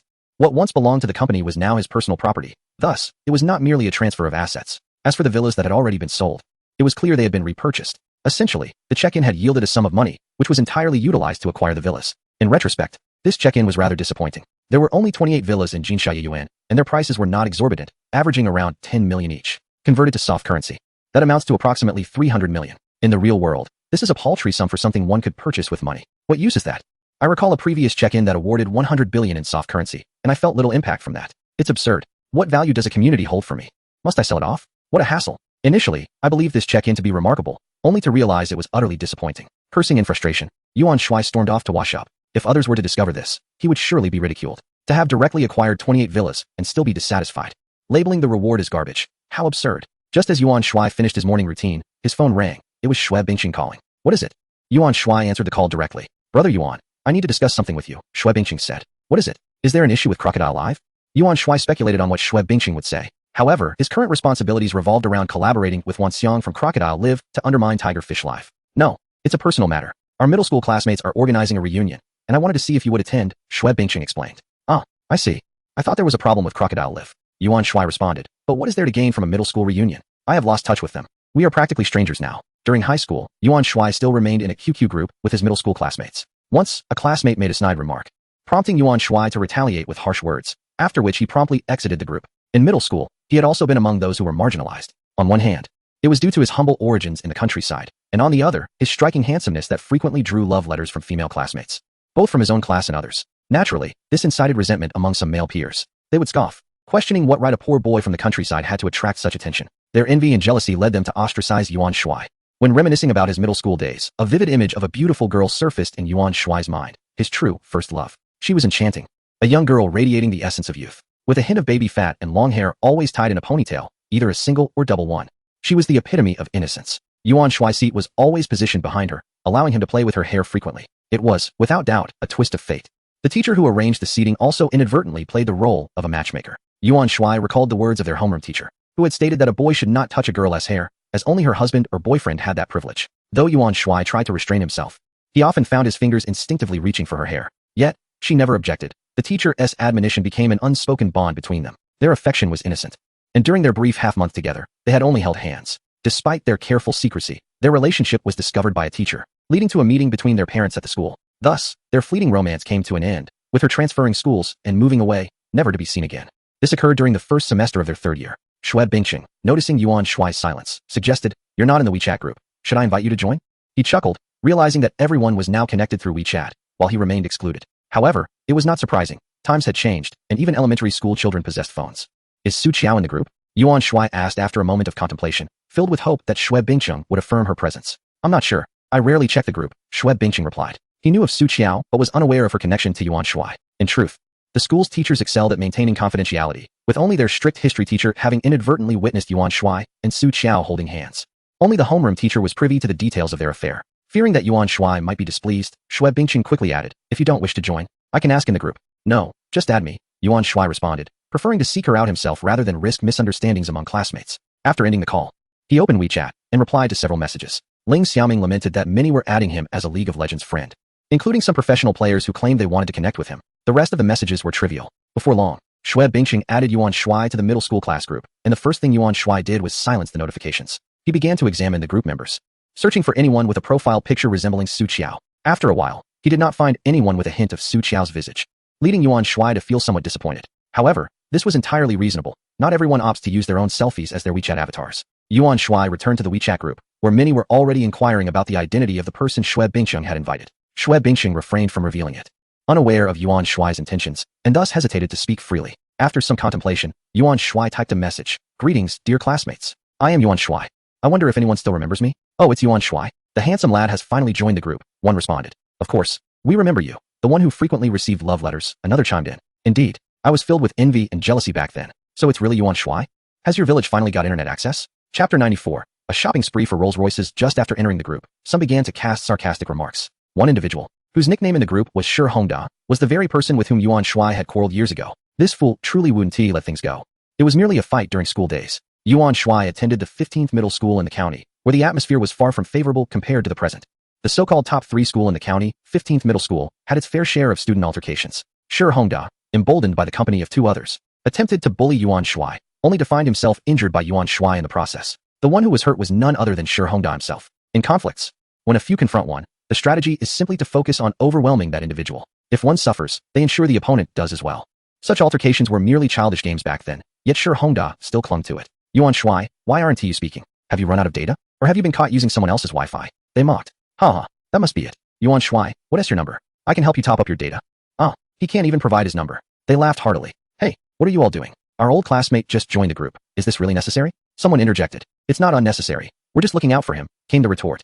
Yuan Shuai observed Shi Hongda and Li Yong bantering back and forth and chose to remain silent. Shui Bingqing, hesitant to disclose Yuan Shuai's identity, could not help but chime in, urging them to tone it down. However, it seemed Shui Bingqing lacked authority in the group, as those classmates were evidently unaware of his status. If they had known, they would not have dared to ridicule Yuan Shuai so openly. Considering Yuan Shuai was brought into the group by Shui Bingqing himself. "Brother Yuan, shall I confront them?" Shui Bingqing messaged. "No need to bother with them." "How long has this group been established?" Yuan Shuai inquired. "Not long, less than 3 months, Shui Bingqing replied. "Understood. You needn't concern yourself with them." After sending this message, Yuan Shuai put away his phone and went to have breakfast with Qin Xiangyi. They were merely 2 foolish jesters. As Yuan Shuai's primary aim in joining the group was still to locate Su Qiao, Yuan Shuai has now made his presence known in the group. If Su Qiao is indeed in the group and wishes to reconnect with Yuan Shuai, she will naturally reach out to him. If she remains silent in the group, it can only be concluded that they have become complete strangers. However, the likelihood of Su Qiao being in the group is slim, as she transferred schools during her 3rd year of junior high. Nevertheless, Yuan Shuai clings to a glimmer of hope, pondering that perhaps Su Qiao is still in contact with a close classmate. In a certain KTV in City C, a girl is practicing her singing alone in a small private room, performing with both song and dance. At that moment, her phone lights up and vibrates on the table. She glances at it, mutes the accompaniment, and answers the call. "Xiao Qiao, aren't you coming to the class reunion?" The voice of her old schoolmate and friend, Lu Li, comes through the line. "I can't make it. I have a competition tonight," Su Qiao replies. "I know you wouldn't go even if you didn't have a competition. Otherwise, you wouldn't have ignored the group," Lu Li retorts. "That's not true. I really have a competition. If I get in, there's hope." Su Qiao insists. "All right, you go for it. Next time, I will definitely cheer for you in person," Lu Li replies. After a brief silence, Su Qiao inquires. "Has Yuan Shuai still not joined the group?" "I don't know. I'll check the group later. Do you like him or something? Why do you keep asking about him?" Lu Li's teasing tone comes through. "No, he owes me 2 yuan from before. Anyway, I need to get back to practicing." Su Qiao says as she abruptly hangs up and tosses her phone onto the sofa. She fails to notice that her phone battery has dwindled to just 1. This KTV operates 24 hours, and Su Qiao has only just managed to find it. With her competition approaching in the afternoon, she is diligently preparing. After finishing the call with Su Qiao, Lu Li opens WeChat. In the group for class 62 of the 15 middle school, there are over 100 new messages. Lu Li scans through them slowly, and soon she spots a few words she was hoping to see. Yuan Shuai has indeed joined the group.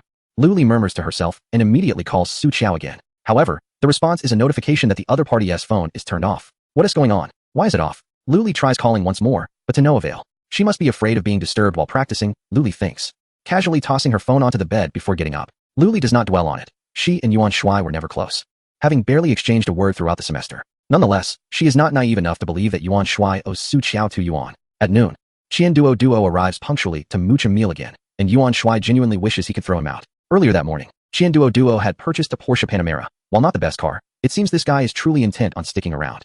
Yuan Shuai is also contemplating buying a car, as the wedding of his friend Hao Zi has finally been set. The wedding car must be extravagant and impressive. Hao Zi is no longer the same person. In recent days, the account of the legendary meat industry company has swelled by over 800 million yuan. Yuan Shuai bestowed upon both Rat and Fatty Yu a generous share of 20, which resulted in a substantial sum reaching their hands. He then made his way to the Rolls-Royce dealership, intent on acquiring 30 magnificent Rolls-Royce Phantoms. Upon entering with such a grand entourage, the sales staff were nearly paralyzed with shock, initially fearing a disturbance. However, upon recognizing the affluence, they quickly realized that a wealthy patron had graced their presence. While they did not know Yuan Shuai, they were familiar with the ostentatious Duo, who was met with enthusiasm surpassing that of a long-lost father's reunion. With water being served in abundance, the dealership manager was nearly strained from smiling so broadly, as he had never encountered a super-rich individual of Duo's caliber in person. Duo, however, remained aloof, presenting a cool demeanor that starkly contrasted with his more jovial private self. Yuan Shuai boldly announced his desire for 30 Rolls-Royce Phantoms, leaving the manager nearly slack-jawed in disbelief. Such luxury automobiles were not readily available in such quantities, and acquiring them from other locations posed significant challenges. Yuan Shuai urged the manager to expedite the transfer of vehicles from surrounding provinces. Upon learning that it was Yuan Shuai's brother who was to wed, Duo declared that 30 vehicles would be insufficient and promptly made calls to arrange for additional cars. Ultimately, Yuan Shuai placed an order for 20 Phantoms, 20 Wraiths, and 20 Ghosts. Was he truly attempting to purchase every Rolls-Royce in sight? P.S. I have been a bit worn out these days. I suffered from a severe headache last night and could not sleep, hence my late rise today. My apologies. Chapter 95. I intend to impress. Duo assured that he would assist in procuring more vehicles, ensuring that all would be Rolls-Royces. Yuan Shuai swiped over 500 million in soft currency, paying in full and exerting pressure on the dealership to expedite the process. The employees at the Rolls-Royce dealership were left utterly astounded. They initially thought Duo was the pinnacle of wealth, only to discover that he was merely a companion in this venture. Yet, this individual had placed an astounding order for 60 vehicles, 60 Rolls-Royces, not simply 60 common scooters. Moreover, he paid the entire sum in one go, swiping over 500 million without a flicker of an eye, as if purchasing a mere cabbage, exuding an air of nonchalance.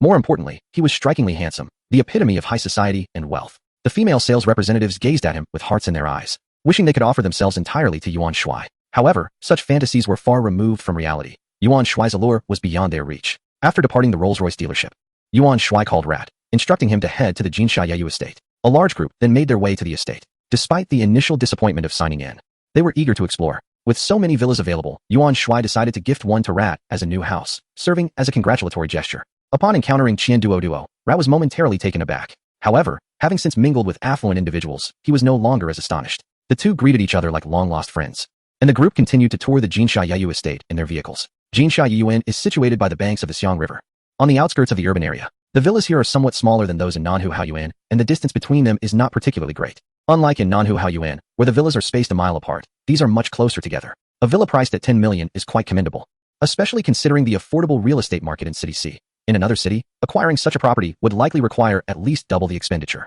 Choose any villa you fancy, and it shall become your new home, Yuan Shuai remarked with a smile. Goodness, is this entire villa community yours? Hao Zi was astonished by Yuan Shuai's affluence, though he had grown somewhat accustomed to it. Yuan Shuai nodded in affirmation. Select one, and you can furnish it as you please. If the decor does not suit your taste, simply renovate it. The differences among these villas are minimal, primarily a matter of location. Hao Zi selected Villa number 7, which is close to the Xiang River. Yuan Shuai rummaged through his backpack, retrieved the key to Villa number 7, and tossed it to Hao Zi. At that moment, an announcement from Crocodile Live streamed across the platform, declaring the organization of a League of Legends tournament. Players ranked Diamond 2 and above were invited to register, form teams independently, and sign up online with identification. They could also include a substitute player, allowing for a total of 51 participants. The total prize pool amounted to 100 million soft sister coins, with the champion team receiving 60 million, the runners-up 30 million, and the third-place team 10 million.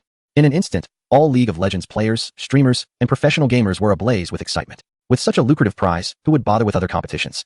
Everyone was eager to join in, beginning to form their teams. Some players on the cusp of Diamond 2 frantically sought to climb the ranks, while those languishing in Bronze and Silver lamented their lack of skill. How frustrating. If only time could rewind, I would surely reach Diamond 2. Meanwhile, professional players conferred with their coaches about participating in the tournament. The coach, unsure of how to proceed, admitted he had never encountered such an extravagant competition before and expressed a desire to participate himself. Isn't it possible to bring along a substitute?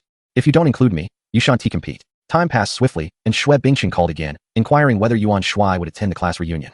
Shuai Bingxing was no fool. He understood that Yuan Shuai's specific interest in Su Qiao was not without reason. What could a man possibly want from a female classmate after so many years? Su Qiao had not reached out to Yuan Shuai, causing him a degree of disappointment, though it was not entirely unexpected. Initially, Yuan Shuai had no intention of attending, but was persuaded by Shuai Bingxing. Perhaps she will be there? Perhaps some classmates are in contact with her? Given this opportunity to see her, why not go? As for why the classmates from Xinxian were gathering in City C, it was quite simple. Many of them were employed in City C, which is also in close proximity to Xinxian. Even if they were not in the city, visiting would be quite easy. Yuan Shuai deliberately donned an exceedingly ordinary white t-shirt paired with blue jeans, driving his Geely Xingyue towards the designated Feihong Hotel. His intention was to avoid creating a sense of distance between himself and his classmates. The disparity between the rich and the poor indeed constitutes a profound chasm in human relations. Do not dismiss this as mere disbelief. It is simply a matter of fact. Of course, there exists a more significant motive behind this gathering. Should Su Qiao decide to attend, Yuan Shuai is equally curious to discover what sort of person she has become after all these years. People inevitably change over time. And if Su Qiao has transformed into someone he detests, then this endeavor would cease to hold any merit. Yuan Shuai and Xue Bingqing did not proceed directly to the Feihong Hotel. Instead, they first convened nearby. Dressed similarly, Xue Bingqing drove a Toyota Corolla. The Feihong Hotel, a 4-star establishment, offers a comprehensive array of dining, lodging, and leisure activities. Its pricing is quite reasonable, attracting classmates who typically engage in small businesses in City C. Thus, the expenses of such a gathering are trivial. However, it was rumored that Lu Si was footing the bill, and he, along with Shi Hongda and Li Yang, were the very trio who had once fought with Yuan Shuai, arriving somewhat tardily. Yuan Shuai and Xue Bingqing found that around 10 individuals had already gathered in the designated private room. "Oh, Yuan Shuai, you've actually come," exclaimed Shi Hongda, who had previously boasted in their group chat about ensuring Yuan Shuai's attendance at the reunion. It was evident that his intentions were far from benign. He was pleasantly surprised that Yuan Shuai had indeed shown up. Yuan Shuai chose to ignore Shi Hongda, casting a glance around the room, but failing to spot the familiar silhouette he sought. Truth be told, after so many years apart, the changes in his classmates were substantial, yet he could still recognize them. Everyone had made a concerted effort to dress up, while Yuan Shuai and Xue Bingqing appeared rather casual. One female classmate even cradled a child of about 2 years old, at the age of 24 or 25. It was quite normal for a woman to be married with children. "Long time no see, dear classmates," Yuan Shuai greeted with a smile, disregarding Shi Hongda. "Hello, old friends." Several classmates waved back, welcoming him warmly. Shi Hongda, somewhat irked, opened his mouth to speak, but was promptly silenced by Lu Si. "Yuan Shuai, it has been ages." Lu Si beamed, as if they had once shared a close bond, extending his right hand in greeting. In this era, class reunions often serve as showcases of pretense. It's either about flaunting oneself or seeking out lost loves. Yuan Shuai's intent was to reconnect with his first love, while Lu Si aimed to display his ostentation. "Everyone, pay attention. I intend to make a grand impression." Chapter 96. I rarely smile, unless I cannot help it. Lu Si was not a fool like Shi Hongda. He understood that their youthful animosities were trivial and lacked any deep-seated hatred. A reunion, after all, is merely an occasion for pretense. What else would compel you to gather? At that moment, although Lu Si was reaching out to shake Yuan Shuai's hand, he subtly flaunted a dazzling gold watch on his wrist, nearly blinding one of the male classmates nearby. The gleaming Rolex on his wrist unmistakably signaled its exorbitant value. Yuan Shuai smiled faintly, opting not to elaborate further as he shook Lu Si's hand. "Lu Si, that watch is quite extravagant. What brand is it?" inquired the envious male classmate. Lu Si chuckled.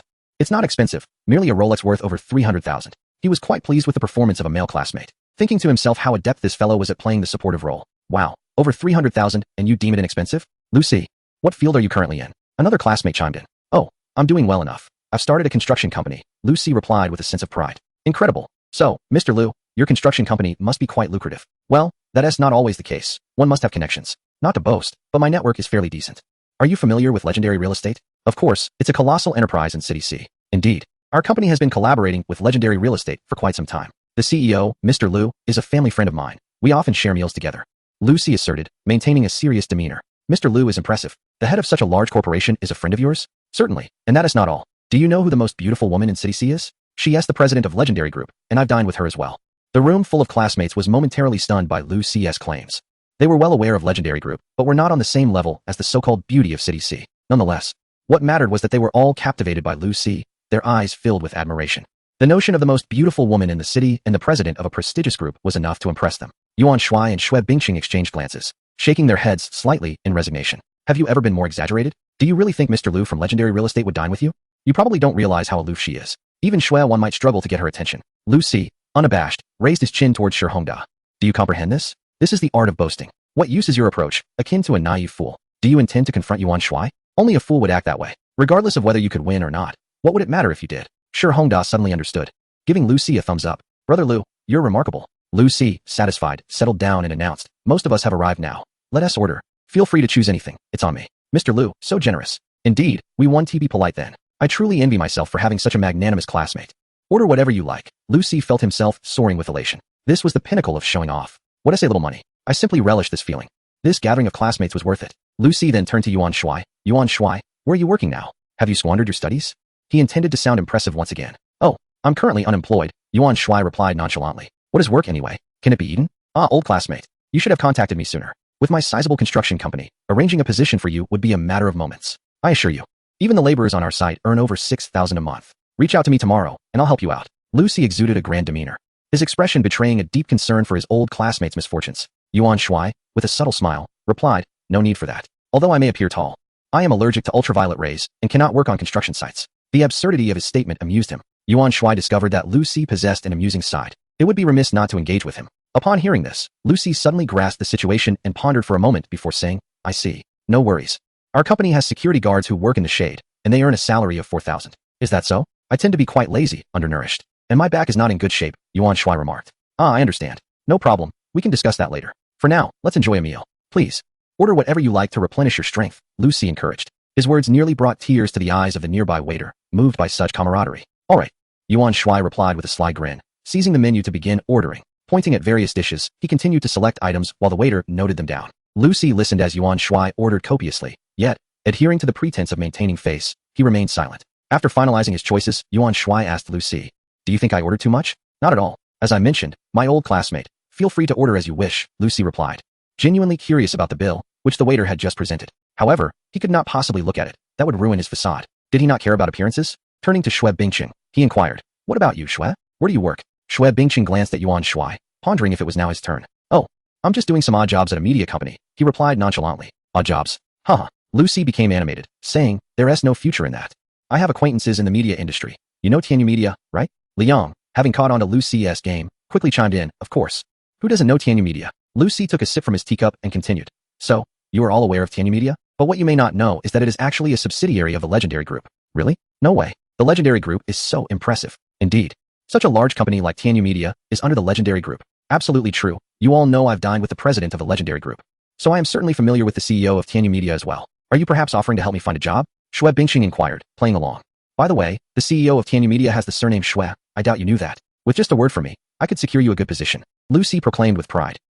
Mr. Shuai, classmate Shuai? Something feels off here. Shuai Bingqing felt speechless, wanting to exclaim. Don't you realize he is my father?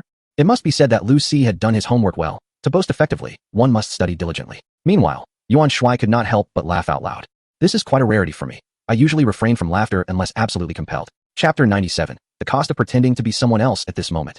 Tianyu Media was conducting auditions for female group members, narrowing down from 112 to 56 contestants. The formal recording had not yet commenced. Those advancing to the top 56 would proceed, while the others would face elimination. Following this, the official recording would begin, ultimately selecting 7 members to debut as a girl group. Su Qiao, holding her phone which had powered off due to a dead battery, finally managed to borrow a compatible charger. After waiting for 2 minutes, the phone powered on. She immediately opened WeChat to find several messages from Lu Li. What happened? Why is your phone off? Yuan Shuai has joined the group. Oh my gosh, you're still off. I'm at a class reunion. You need to give it your all. Xiao Qiao, Yuan Shuai is at the reunion too. He seems to be getting more handsome. With a thud, Su Qiao's phone slipped from her grasp and fell to the ground, but she made no move to retrieve it. She was momentarily stunned. Had he really shown up? Was he attending the reunion? After 10 seconds of daze, she swiftly picked up her phone and scrolled through Lu Li's chat history. Feihong Hotel, she murmured. Then opened the map, realizing it was quite far. Su Qiao unplugged her phone, placed the charger aside, and dashed out. Hey, contestant number 3, where are you going? It's almost your turn to perform. Yet, Su Qiao paid no heed and continued her sprint. On the road, she hailed a taxi. This impulsive decision meant she would be eliminated, directly counted as a forfeit. Yet, she was utterly unconcerned. As she settled into the taxi, Yuan Shuai's visage floated in her mind. Though it had been a long time, it remained vivid. Su Qiao was exhilarated. After all these years, she was finally going to see him again. However, she pondered how he had changed, if he was still the same person she cherished in her heart. I'm on my way. Su Qiao sent a message to Lu Li, wishing she could send a video to sneak a glimpse of Yuan Shuai's current appearance. Unfortunately, her phone, having charged for only 3 minutes, died once more. At Feihong Hotel, Lucy was once again showered with praise from classmates, nearly losing his bearings in the flattery. The table was laden with an abundance of dishes and 2 bottles of wine costing over 10,000 each, seemingly not yet fully served. Most of the orders had been placed by Yuan Shuai, who favored the expensive rather than the appropriate. Lucy felt a pang of regret, but had to endure it. Having put on a facade, he could not afford to backtrack now. Lu Li happened to be seated directly across from Yuan Shuai, discreetly snapping a couple of photos to send to Su Qiao, who was oblivious to it all. Mr. Lu, did you order too much food? Yuan Shuai provocatively inquired. No, not at all. Lucy felt as though he had been stabbed by Yuan Shuai's words. Yet he had to suppress his reaction. That's good, Mr. Lu. Is the wine to your liking? Yuan Shuai continued. Yes, it's good. Lucy felt as if he had taken 1,000 hits, nearly spitting blood in frustration. In truth, Lucy merely owned a small construction company in the 1990s. He would have been nothing more than a contractor. The notion that a legendary real estate firm needed to collaborate with him was absolutely ludicrous. Legendary Real Estate boasts its own construction company, merely tossing a few bones for others to gnaw on. Lu, if the drink is good, indulge a bit more. Shui Bingsheng began to encourage him to drink. Ah, very well, I shall down it. You all drink at your leisure. Lu Si drained his glass, reasoning that such expensive liquor deserved to be savored. After 3 glasses, Lu Si began to feel elated. Let me tell you, I've dined with the chairman of the legendary group. You wouldn't believe how young he is, just over 30. Lu Si loosened 2 buttons of his shirt, revealing a large gold chain, and continued to boast. Yet, it was true that he had indeed dined with the chairman of the legendary group. Although he was boasting now, it would not remain mere bravado in the future. Over 30? Who the hell are you talking about? I'm barely in my 20s. As for the former chairman, Zhao Guangyao, he was certainly much older than 30. After nearly an hour of dining, it was Lu Si's turn to settle the bill. Lu Si felt as if he had bitten into a bitter melon, unable to voice his distress. Damn it, over 80,000 spent. You lot are too ruthless. Lu Si felt his heart bleed. The cost of maintaining his facade was exorbitant. Yet, he had no choice but to swallow his discontent. I must continue this charade. Dear classmates, let us continue to revel. I have already reserved a karaoke room. Lu Si, with tears in his eyes from settling the bill, felt rejuvenated and resumed his boasting. Fortunately, karaoke would not cost much. Yuan Shuai, having taken advantage of Lu Si, felt quite pleased. Though the person he wished to see had not yet arrived, Lu Li, on the other hand, had not uttered a word to Yuan Shuai, feeling a bit shy. How could she approach such a handsome young man? Where's that girl Qiao? She said she would come over, but hasn't he arrived yet? It's quite vexing. A group of them surged towards the KTV on the 6th floor, each one fully immersed in the excitement, bursting into song as they entered the private room. Yuan Shuai and Shui Bingsheng sauntered leisurely at the back when a striking figure appeared ahead. Both Yuan Shuai and Shui Bingsheng were taken aback. How could Zhao Wanqing be here? Zhao Wanqing had just exited the restroom and was equally surprised to see Yuan Shuai, thinking how fortuitous their meeting was. Yuan Shuai observed Zhao Wanqing, his brow furrowing. She appeared to be tipsy, her cheeks flushed. Shui Bingsheng, ever perceptive, entered the private room first. What brings you here? Yuan Shuai inquired, his frown deepening. For some reason, seeing Zhao Wanqing in her slightly inebriated state unsettled him. It's a class reunion. Zhao Wanqing replied. Oh, you two are attending a class reunion? What a coincidence. Yuan Shuai could not help but tease. Why shouldn't I come? You're the chairman. Yet here you are too, Zhao Wanqing playfully retorted. After speaking, she stumbled slightly, prompting Yuan Shuai to quickly steady her. If you can't handle your drinks, you shouldn't indulge. Where's your bodyguard? Yuan Shuai's frown deepened. Who brings a bodyguard to a class reunion? That's absurd. Zhao Wanqing replied, visibly displeased. Yuan Shuai felt a twinge of anger. Was this woman out of her mind? Did she not realize the chaos she could unleash? He had the urge to firmly spank her. At that moment, another tall figure appeared behind him. Su Qiao had finally arrived. The second-floor private room was now only occupied by waitstaff clearing the tables. After inquiring, Su Qiao promptly ascended to the 6th floor, only to be met with a heart-wrenching scene. She spotted Yuan Shuai, but he was embracing another woman, a strikingly beautiful one at that. Zhao Wanqing also noticed Su Qiao, her gaze fixated, pondering who this person was, why she was staring so intently, and why her eyes were red. Yuan Shuai sensed something amiss and turned around. It was her. In chapter 98, the times have changed. Yuan Shuai's heart leaped with joy. Su Qiao had indeed come, making his efforts worthwhile. Releasing Zhao Wanqing, he approached Su Qiao, his heart racing with excitement. Su Qiao was no longer the naive girl he once knew. She had shed her baby fat and blossomed into a more beautiful and taller version of herself. Her signature ponytail remained unchanged. Coincidentally, she was clad in a white t-shirt and blue skinny jeans, resembling a couple's outfit. Su Qiao. Yuan Shuai gazed intently at her, instinctively reaching out to touch her face. However, Su Qiao stepped back, evading his hand. That small retreat pierced Yuan Shuai's heart like a sharp dagger. As time had passed, the world had irrevocably changed. Yuan Shuai managed an awkward smile, saying, Su Qiao, it's been a long time. Su Qiao steadied herself and replied, it has indeed been a while. After their exchange, their eyes remained locked on each other's faces, ensnared in silence. Unbeknownst to them, a door from another private room had been left ajar, allowing a melodious song to waft through the air. How I long to see you, to witness your recent changes. No longer reminiscing about the past, just exchanging pleasantries, merely to say, long time no see. The singer's voice was enchanting, perfectly suited to the moment. As if it were a scene from a drama accompanied by background music, time felt suspended as both struggled to articulate the myriad thoughts swirling in their minds. Yet not a single word escaped their lips. Zhao Wanqing, observing this poignant tableau, felt a pang in her heart, the effects of the alcohol dissipating. With a cold huff, she indignantly returned to her own private room. The sound of her heels clacking against the floor shattered the atmosphere, causing Su Qiao to regain her composure and lower her gaze. Yuan Shuai, feeling uneasy, rubbed his nose and glanced at the private room Zhao Wanqing had entered. How have you been all these years? Yuan Shuai took a deep breath and inquired. I've been well, and you? Su Qiao responded. I'm also doing fine. He replied, and once more, silence enveloped them. They refrained from delving into the past, merely exchanging superficialities. Such a conversation hardly qualified as small talk. Had they truly become strangers? The Su Qiao he had longed for, with just a simple gesture of resistance, made him realize that he no longer possessed the right to touch her hair. Yuan Shuai had imagined their reunion, envisioning embracing her once again. However, that was merely a beautiful illusion. Su Qiao, having forsaken the competition, hurriedly took a taxi and arrived to find Yuan Shuai embracing another woman. A pang of heartache pierced through her her fingers white-knuckled with tension. She had often fantasized about a reunion with Yuan Shuai, yet never envisioned it would unfold in such a manner. The accursed private room door remained ajar, and as the final notes of Yi Sin-chan's long time no see faded, another melody, 10 years, resonated through the air. 10 years later, we are but friends, still able to greet one another, yet that tenderness is forever lost, leaving no reason to embrace. Ultimately, lovers inevitably become friends. Since our embrace cannot linger, why not savor the moment while tears flow? Was this truly the conclusion of first love? Yuan Shuai felt a lump in his throat. Though it hadn't been a decade, it was approaching that mark.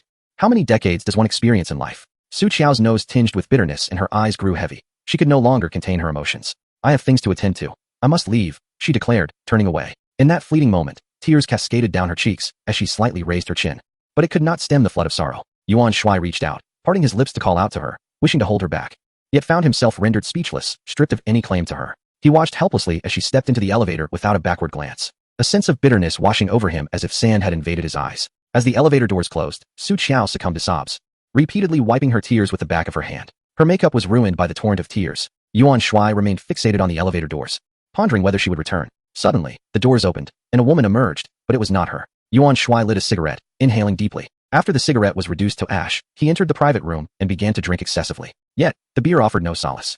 He ordered 4 bottles of Remy Martin, Louis XIII, directly indulging from the bottle. Lu Si, witnessing this, felt a twitch in his mouth. This charade could no longer be sustained. He was treating me like a fool, ordering 2 more bottles of wine that cost over 10,000 each and drinking straight from the bottle. Lucy exchanged glances with Shi Hongda, who instantly understood the implication. Yuan Shuai, do you have no shame? Ordering recklessly just because Lu Gu is treating? Shi Hongda had long desired to embarrass Yuan Shuai, with a signal given. He felt no hesitation. However, he was treading on dangerous ground, for Yuan Shuai's mood was far from pleasant. Get lost. Yuan Shuai shot a cold glance at Shi Hongda, the word escaping his lips with venom. Shi Hongda was instantly intimidated by Yuan Shuai's fierce gaze. Why was his stare so terrifying? It was truly daunting. Yet, with so many eyes upon them, how could he save face? Summoning his courage, Shi Hongda approached Yuan Shuai with a false bravado. You. Shui Bingqing shoved Shi Hongda aside, pointing at him with an icy demeanor. I will cover the bill. You had best step aside. Shui Bingqing, considering their shared history as classmates, sought to rescue Shi Hongda, for otherwise, he would surely be kicked to a state of helplessness by Yuan Shuai. Shi Hongda could not comprehend the good intentions of Shui Bingqing and felt compelled to utter some harsh words. At that moment, a cacophony of quarrels and shrieks erupted from outside. Yuan Shuai and Shui Bingqing were both taken aback, as the sound was eerily familiar. Yuan Shuai dashed outside, only to find a throng of individuals surrounding Zhao Wanqing and her companions, engaged in a tumultuous scuffle. The crowd was adorned with tattoos and flashy gold chains, embodying the quintessential image of street toughs. Yuan Shuai, already in a foul mood, thought to himself that they were courting disaster. With a swift motion, he approached and delivered a resounding slap to one man, sending him sprawling to the ground, stars dancing in his vision. Following that, he landed a powerful kick to another's abdomen. A mere handful of ruffians were no match for Yuan Shuai, and he dispatched them with ease, leaving a pile of groaning bodies on the ground, each clutching various parts of their anatomy in agony. Lu Si and the others, who had followed him out, stood with their mouths agape, a mixture of terror and relief on their faces. Could he truly be that formidable? In an instant, he had taken down a dozen thugs. What kind of strength was this? Shi Hongda was drenched in cold sweat, nearly frightened to the point of losing control. Had Shui Bingqing not intervened, what fate would he have met? It dawned on him that Shui Bingqing had saved his life, and a profound sense of gratitude filled his gaze. What transpired? Yuan Shuai inquired, wrapping an arm around the inebriated Zhao Wanqing as he addressed her classmates. They were evidently her friends, attempting to fend off the ruffians and protect her from being taken away. One frightened woman spoke hesitantly, her fears still palpable. With her words, Yuan Shuai began to piece together the situation. What good could these so-called toughs possibly be? Had they truly never faced consequences before? Chapter 99, Young Lady. You are playing with fire. Yuan Shuai nodded, saying, you all should leave. I will take care of her. What? You know her? No, we cannot entrust her to you. They stammered. Zhao Wanqing's friends appeared to be decent individuals, having bravely defended her from the intimidating thugs. Even though Yuan Shuai had just saved them, they were still reluctant to hand Zhao Wanqing over to him. Who could say if this was all an act? Yuan Shuai held no resentment towards them. He gently patted Zhao Wanqing's flushed cheek. Zhao Wanqing, dazed, opened her eyes and looked at Yuan Shuai, exclaiming, Yuan Shuai, you scoundrel. You are always surrounded by so many women. Yuan Shuai felt a twinge of embarrassment, but replied to her friends, I am a friend of Zhao Wanqing. With a scoff, Zhao Wanqing retorted, Yuan Shuai, who is friends with you? You're such a cad. Yuan Shuai, his expression darkened, pondered the meaning behind her words, tempted to administer a playful smack to her backside. Nonetheless, Zhao Wanqing's classmates seemed to accept that he was indeed her friend. The fallen thugs appeared genuinely incapacitated, signaling that this was no charade, and they ceased their objections. I trust you have settled their tab. Yuan Shuai remarked to Shui Bingqing before he took Zhao Wanqing in his arms and departed. Lu Si's eyes widened in astonishment. He had truly done his homework. The president of the legendary group is Zhao Wanqing. Although they have never shared a meal together, he recognizes her appearance. Yuan Shuai actually carried Zhao Wanqing away? Who is he really? Clearly, Zhao Wanqing is familiar with him as well. Meanwhile, the others are oblivious to Zhao Wanqing's identity, only knowing that Yuan Shuai has departed with a woman of ethereal beauty. After a long moment, the crowd regained their composure. Lucy exhaled deeply and advised Shi Hongda and Liang, never provoke Yuan Shuai. Of course, given his formidable prowess, I wouldn't dare to challenge him. Shi Hongda stammered, still in shock. Not only is his martial skill extraordinary, but his background is also remarkable. That woman is none other than the president of the legendary group. Lucy's expression turned grave as he spoke. What? The crowd was astounded. She is indeed the most beautiful woman in City C, the president of the legendary group? Truly stunning, like a celestial being. Upon seeing her, even those celebrities pale in comparison. To think such a magnificent beauty was taken away by Yuan Shuai. Who is Yuan Shuai truly? His classmates were utterly shocked, struggling to find peace in their minds. They recalled that Xue Bingsheng had a close relationship with Yuan Shuai and wished to inquire about his true identity. However, Xue Bingsheng had already departed. The hotel staff had called the police, and shortly thereafter, they escorted away the group of ruffians who were wailing on the ground. Yuan Shuai was left with Zhao Wanqing, uncertain of their destination. Home. Chen Xiangyi would surely feel jealous again. Yet, he had no idea where Zhao Wanqing resided. Yuan Shuai, already in a foul mood, became increasingly restless. The car drove further away, arriving at a riverside embankment on the outskirts. Yuan Shuai lowered the window and lit a cigarette. Damn it, Zhao Wanqing muttered, her head lowered, seemingly lost in a dream. This woman was still cursing in her sleep. Yuan Shuai turned to look at her. She was clad in a white dress, marking the first time he had seen her in attire other than professional wear. Her skin was like jade, her beauty exquisite. Flawless from every angle. She was astonishingly beautiful. Concerned that her sleeping position might be uncomfortable, Yuan Shuai leaned over to recline her seat. Suddenly, a pair of delicate arms wrapped around his neck. Yuan Shuai froze, captivated by her breathtaking visage, a surge of desire igniting within him. Miss, you are playing with fire, he warned. However, his warning fell on deaf ears as Zhao Wanqing tightened her embrace. In an instant, his lips brushed against her cheek. Who could withstand such a temptation? Yuan Shuai attempted to resist further, but Zhao Wanqing held on tightly. Don't go, Zhao Wanqing murmured again, accurately capturing Yuan Shuai's lips. In that moment, Yuan Shuai felt a buzzing in his head. The effects of the liquor began to take hold. He was already in a state of agitation, seeking an outlet for his frustrations. You've ignited quite the blaze. After a considerable time, the two, having exercised, found their inebriation dissipating.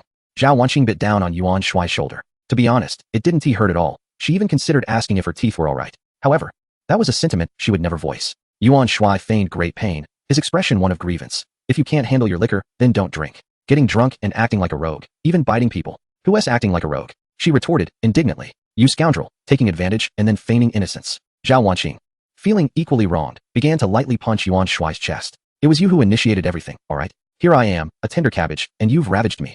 What did you say, you rascal? Zhao Wanqing thought about how she wished she could strike him down. Did he have no shame left? Never mind. You're not allowed to drink anymore. Do you think I want to drink? It's all because of you, you wretched scoundrel, flirting with women everywhere. Oh, so you're jealous. Is that why you're drowning your sorrows? Yuan Shuai's lips curled into a smirk. Who is jealous? What right do I have? I'm not anyone to you. Zhao Wanqing replied self-deprecatingly. Didn't you say I was your boyfriend? Yuan Shuai referred to that time when he had acted as her shield. That was a lie. I took it seriously, he said, gazing intently at her, before pulling her into a tight embrace. Let go of me. Zhao Wanqing struggled a bit, but Yuan Shuai showed no intention of releasing her. Not letting go, not ever. Are you serious? Zhao Wanqing ceased her resistance. Of course I am. Looking into Yuan Shuai's earnest expression, she paused for a moment and slowly leaned her head against his chest. Thus, the two remained quietly embraced for a while. Who was that woman? Zhao Wanqing recalled Su Qiao and inquired. Yuan Shuai hesitated before replying. She was a classmate from middle school. Zhao Wanqing straightened up, saying, a middle school classmate? Your first love, perhaps? Yuan Shuai did not deny it, stating, things have changed. We're not even friends anymore. Though his expression remained unchanged. Zhao Wanqing could hear the regret in his words. After pondering, she remarked, while I wish to be selfish, I must tell you, from a woman's intuition, she still harbors feelings for you. Is that so? Yuan Shuai shrugged it off. Let me take you home. Are you trying to discard me after using me? I'm not going back, Zhao Wanqing said, hands on her hips, playfully scolding him. I never expected the usually aloof Zhao Wanqing would have such a side. Yuan Shuai smirked, flipping Zhao Wanqing beneath him and laughing. Not going back, huh? That is perfect. You scoundrel. You rogue. The two spent the night in the car. When dawn broke, Yuan Shuai took Zhao Wanqing back. Do you want to come in for a moment? Zhao Wanqing asked, looking at him. Not going in. I'd rather not face your father awkwardly, Yuan Shuai replied. Zhao Wanqing smiled. What is the matter? Are you, the unappealing son-in-law, afraid to meet your future father-in-law? You're right. I've slept with his precious daughter, and I do feel a bit guilty. What if he comes at me with a kitchen knife? I wouldn't know how to defend myself. Zhao Wanqing gazed at Yuan Shuai's sheepish demeanor, her smile blossoming even more radiantly. To her surprise, this audacious fellow, unafraid of anything, was actually apprehensive about meeting his future father-in-law. Humph. Little rascal, at least my efforts last night were not in vain. My father doesn't live here? Zhao Wanqing whispered conspiratorially into Yuan Shuai's ear before alighting from the car, her smile as bright as the sun as she made her way toward the villa. Oh, this woman was toying with me? Yuan Shuai mused. Just wait, I shall settle the score with you tonight. Don't go to work today, he called after Zhao Wanqing's retreating figure. Are you going to support me if I don't work? Zhao Wanqing turned around, her voice ringing out. TSK, TSK. She's pulling that trick again, Yuan Shuai chuckled. All right, I shall support you for a lifetime. I wouldn't want you to. Zhao Wanqing retorted with a playful grimace before bouncing away. However, after just a couple of hops, she winced in pain, limping awkwardly. Yuan Shuai shook his head with a smile, marveling at this rare glimpse of a youthful side of Zhao Wanqing. It filled him with a comforting sensation, a feeling he hadn't experienced in quite some time. After making 2 phone calls, he drove to Tianyu Media. One call was to Wang Xiaoshuai, the other to Ouyang Hong. His visit to Tianyu Media was to finalize the selection of lead roles. A decision that required Wang Xiaoshuai's insights since he was the author of the novel and undoubtedly had a clear vision of who would be suitable for each character. Upon arriving at the base of Tianyu Media, just as he was about to enter the parking lot, a car zipped in front of him. Bang! The fiery red Audi R8 collided with the rear side of his Geely Xingyue. How frustrating to be rear-ended right in front of his own domain.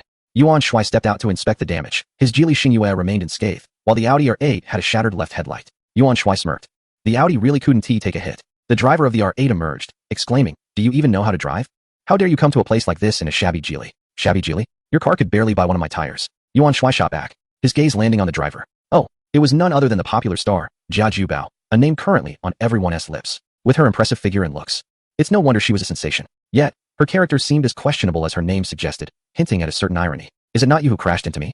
Yuan Shuai thought, incredulous at being accused of driving incompetently while being mocked for his choice of vehicle. How absurd. Yuan Shuai lit a cigarette and leaned against his Geely car, eager to ascertain the true character of this Jia Jubao. Upon glancing at the front of the vehicle, Jia Jubao's heart sank, his expression darkening further. You wretched pauper, you've even shattered my headlights. Do you have any idea what kind of car this is? It's an Audi. An Audi R8. Do you understand the exorbitant cost of Audi headlights? Can you afford to pay for them? Jia Jubao strode over to Yuan Shuai, launching into a tirade. Indeed, Audi headlights are quite expensive. It is said that there are only 2 categories of headlights, Audi headlights and all others. Audi is renowned as the headlight factory, which is quite impressive. There are numerous legends surrounding Audi headlights.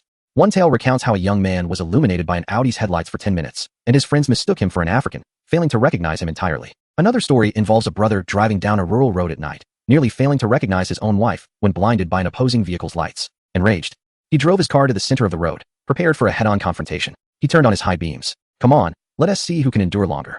10 seconds later, the car across the way also activated its high beams. To his astonishment, he realized they had merely been using low beams before. Was that brightness even legal? It felt more like a searchlight. The brother capitulated and quickly yielded the right of way, only to discover the car's emblem. It was a grand Audi. Not worth the trouble, he thought. The security guard, drenched in sweat, found himself in a dilemma. This was a situation he could not afford to confront. He contemplated assisting his employer, but then decided that perhaps it was best to let the stars deal with their own drama. Just as he was about to speak, Yuan Shuai waved him off, instructing him to disregard the matter. Taking a drag from his cigarette, he exhaled toward Jia Jubao's face and calmly asked, "Did I crash into you?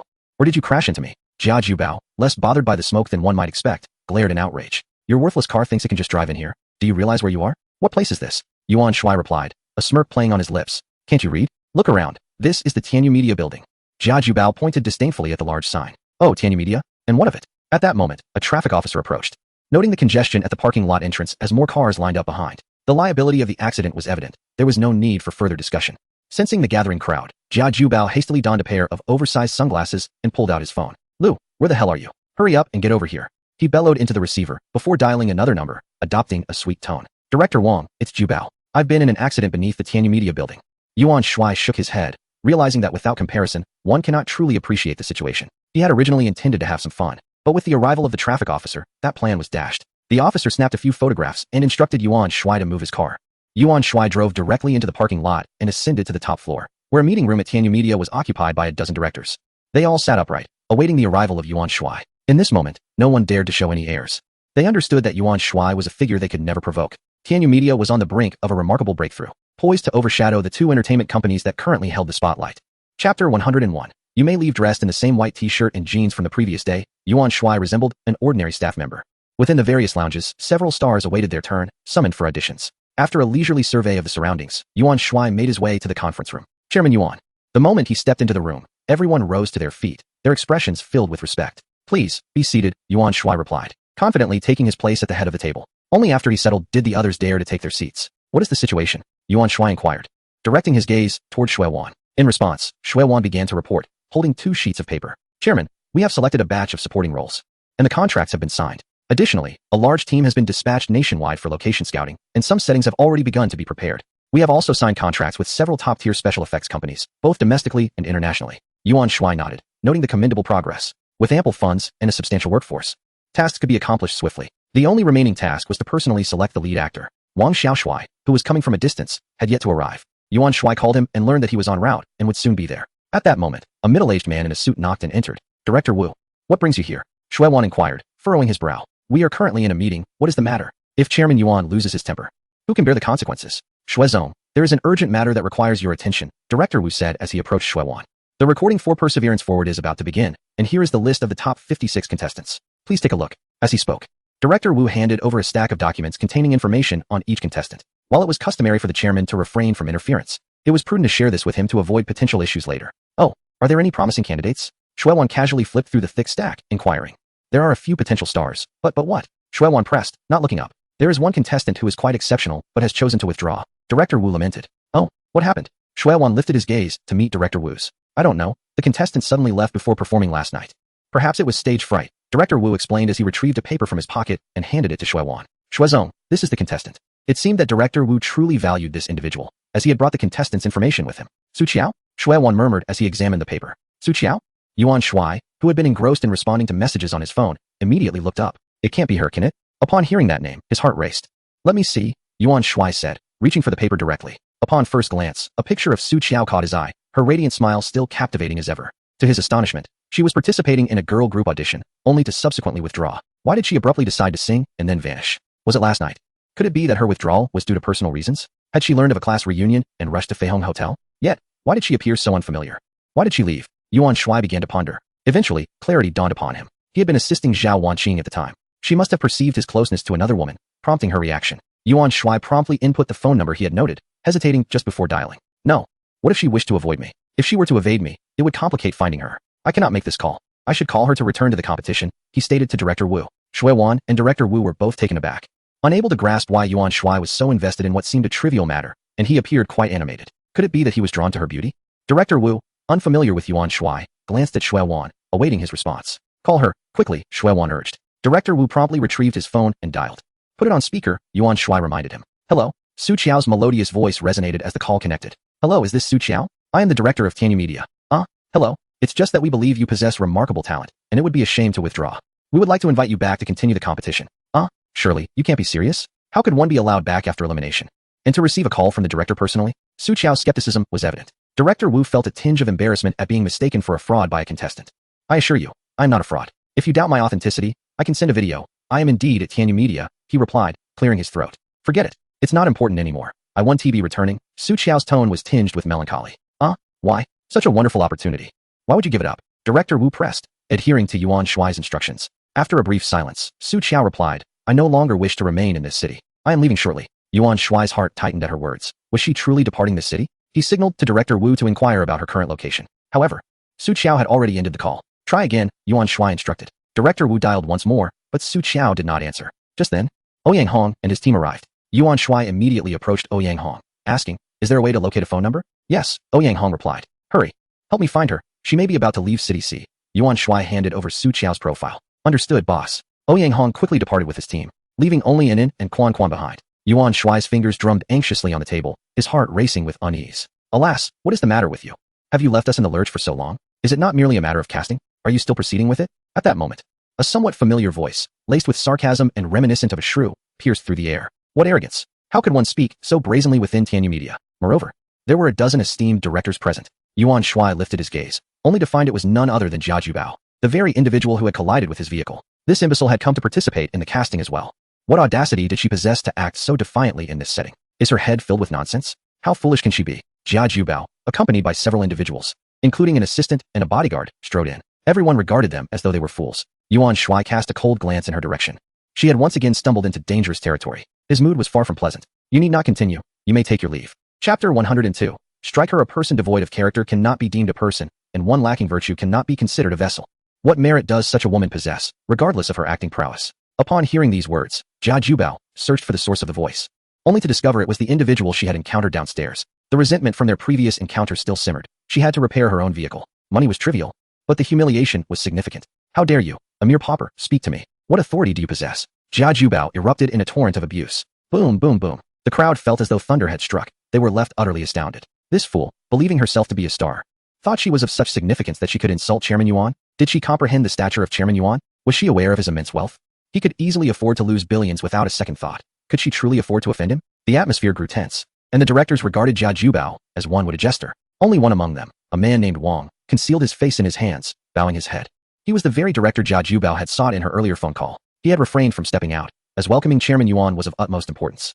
Jia Jubao sensed a shift in the atmosphere and, upon closer inspection, realized the presence of numerous directors, all of whom were leading figures in the industry. What was this situation? Why were their gazes directed at her so peculiarly? Yuan Shuai glanced at Director Wang, a smirk playing upon his lips as he addressed Jia Jubao. Strike her. Anun and Quan, upon hearing this command, strode purposefully towards Jia Jubao. She retreated hastily, with two bodyguards positioning themselves in front of her. Bang, bang. In an instant, those two bodyguards were felled to the ground.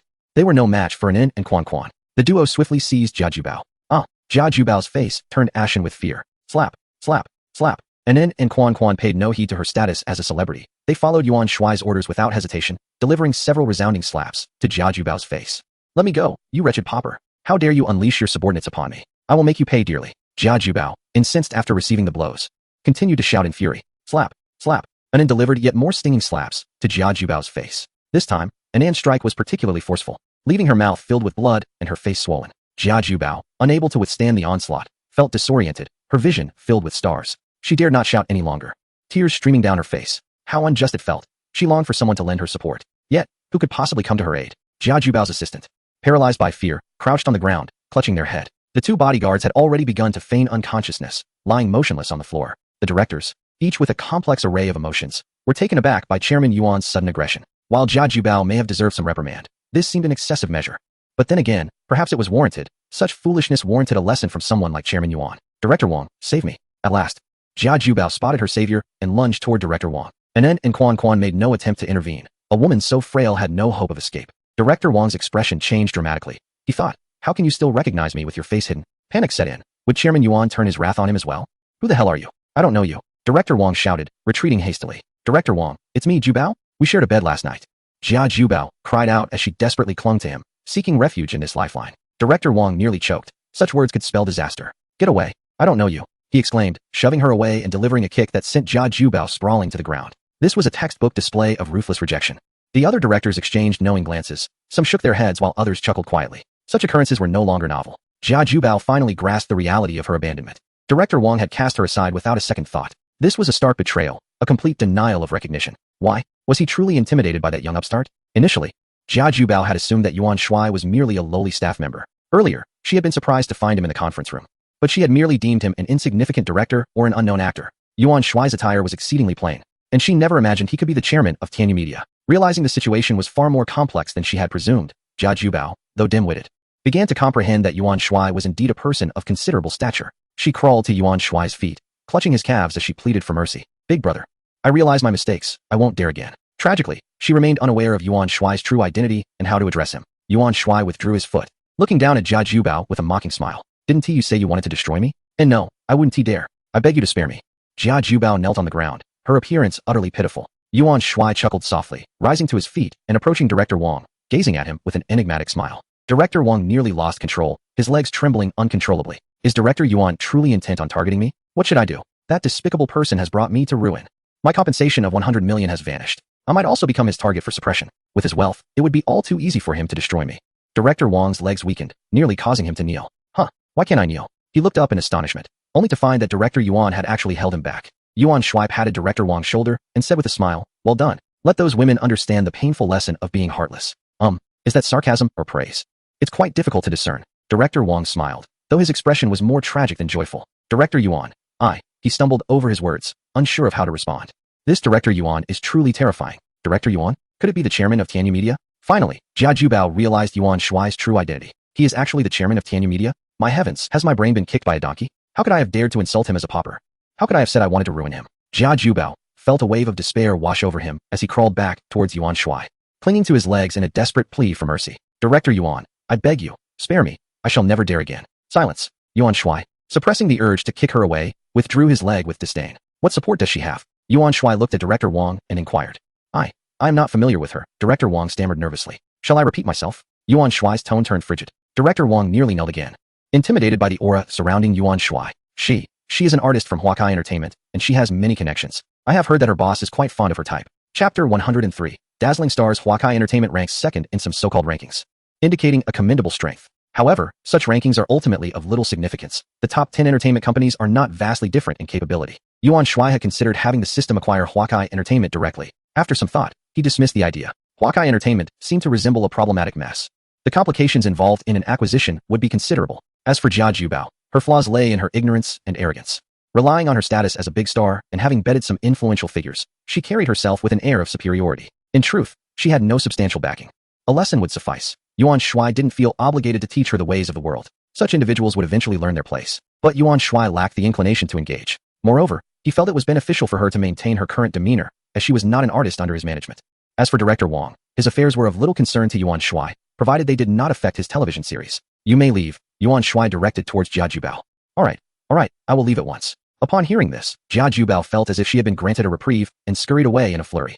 The two bodyguards also ceased their pretense of being incapacitated, and the assistant revived as well, hastily following suit. Are there any of you who have invited artists from Huakai Entertainment? Yuan Shuai resumed his seat and surveyed the gathered directors. At his inquiry, several directors immediately lowered their heads. It is evident that there are also artists under the auspices of Huakai Entertainment. Whoever called them and should let them leave.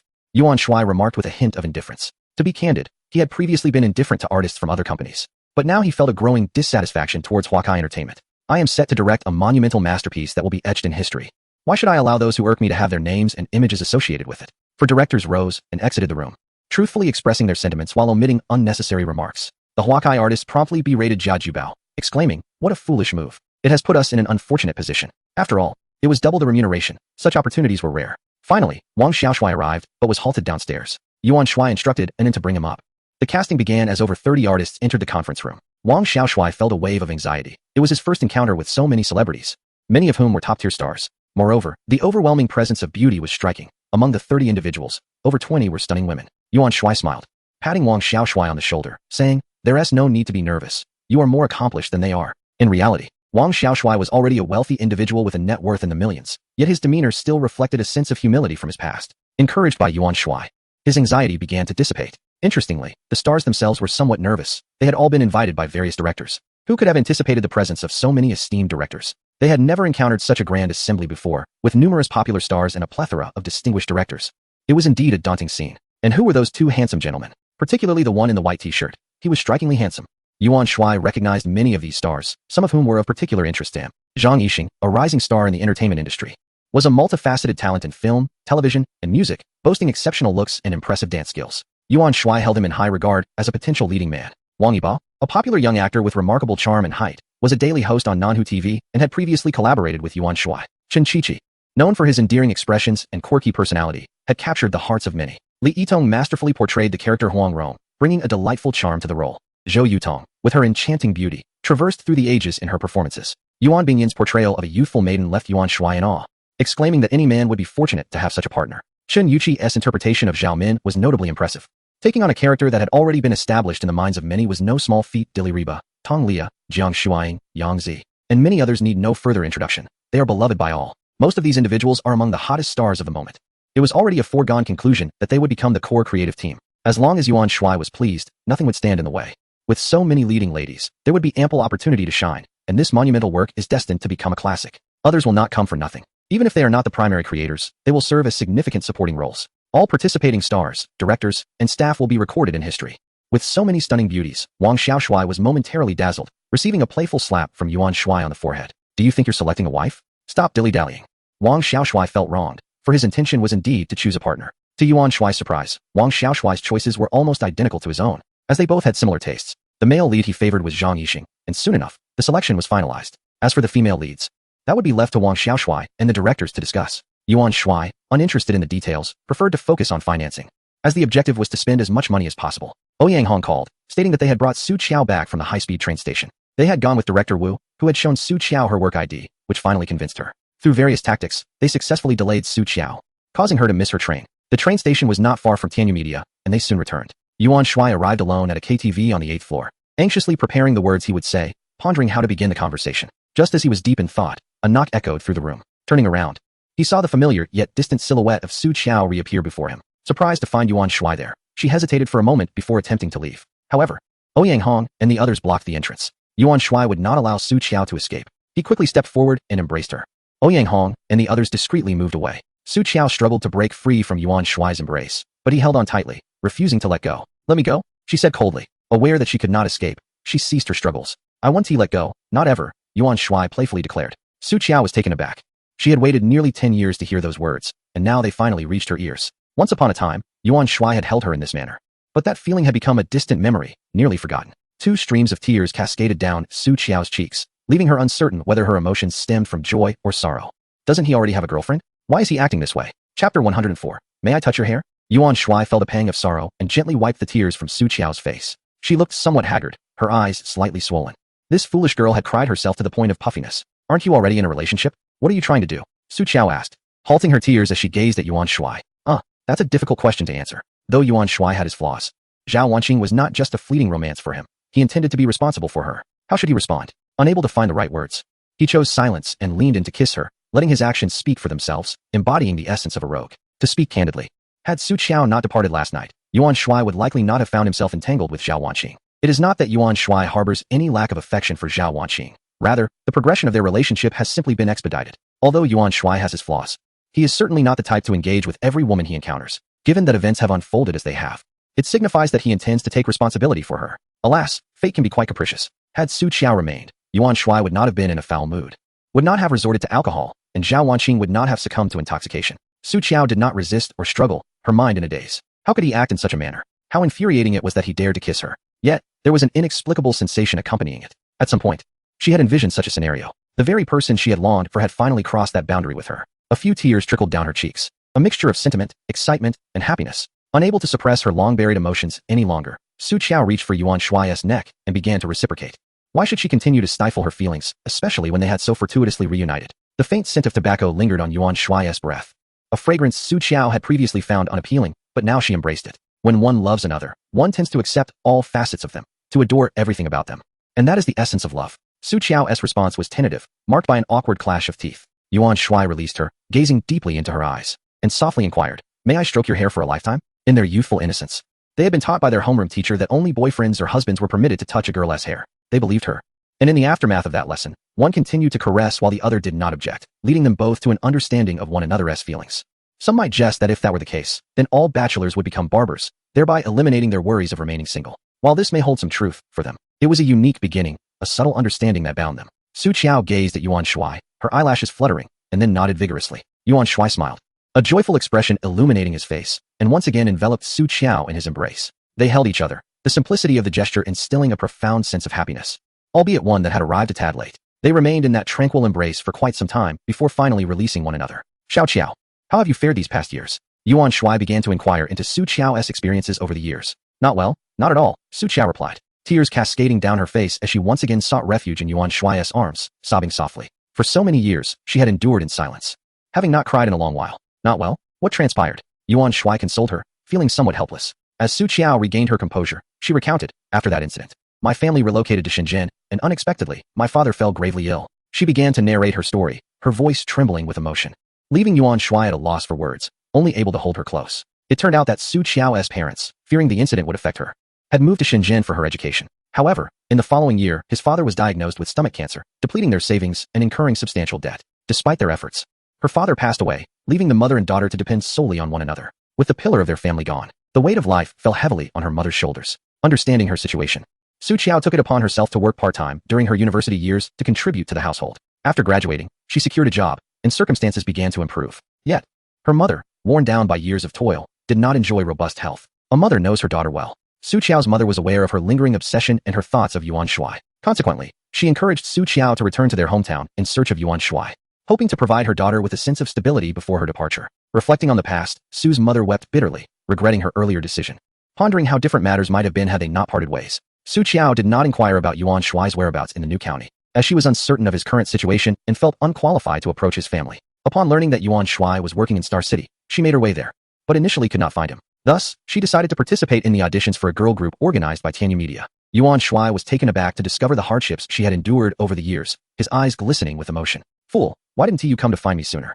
He gently caressed Su Qiao's hair. I knew your family was not well off. I couldn't bear to add to your burdens," Su Qiao replied. "Dear child, I will ensure you suffer no more," Yuan Shuai said, gazing affectionately at her. "All right." Su Qiao finally smiled, tears mingling with her laughter as she nodded vigorously.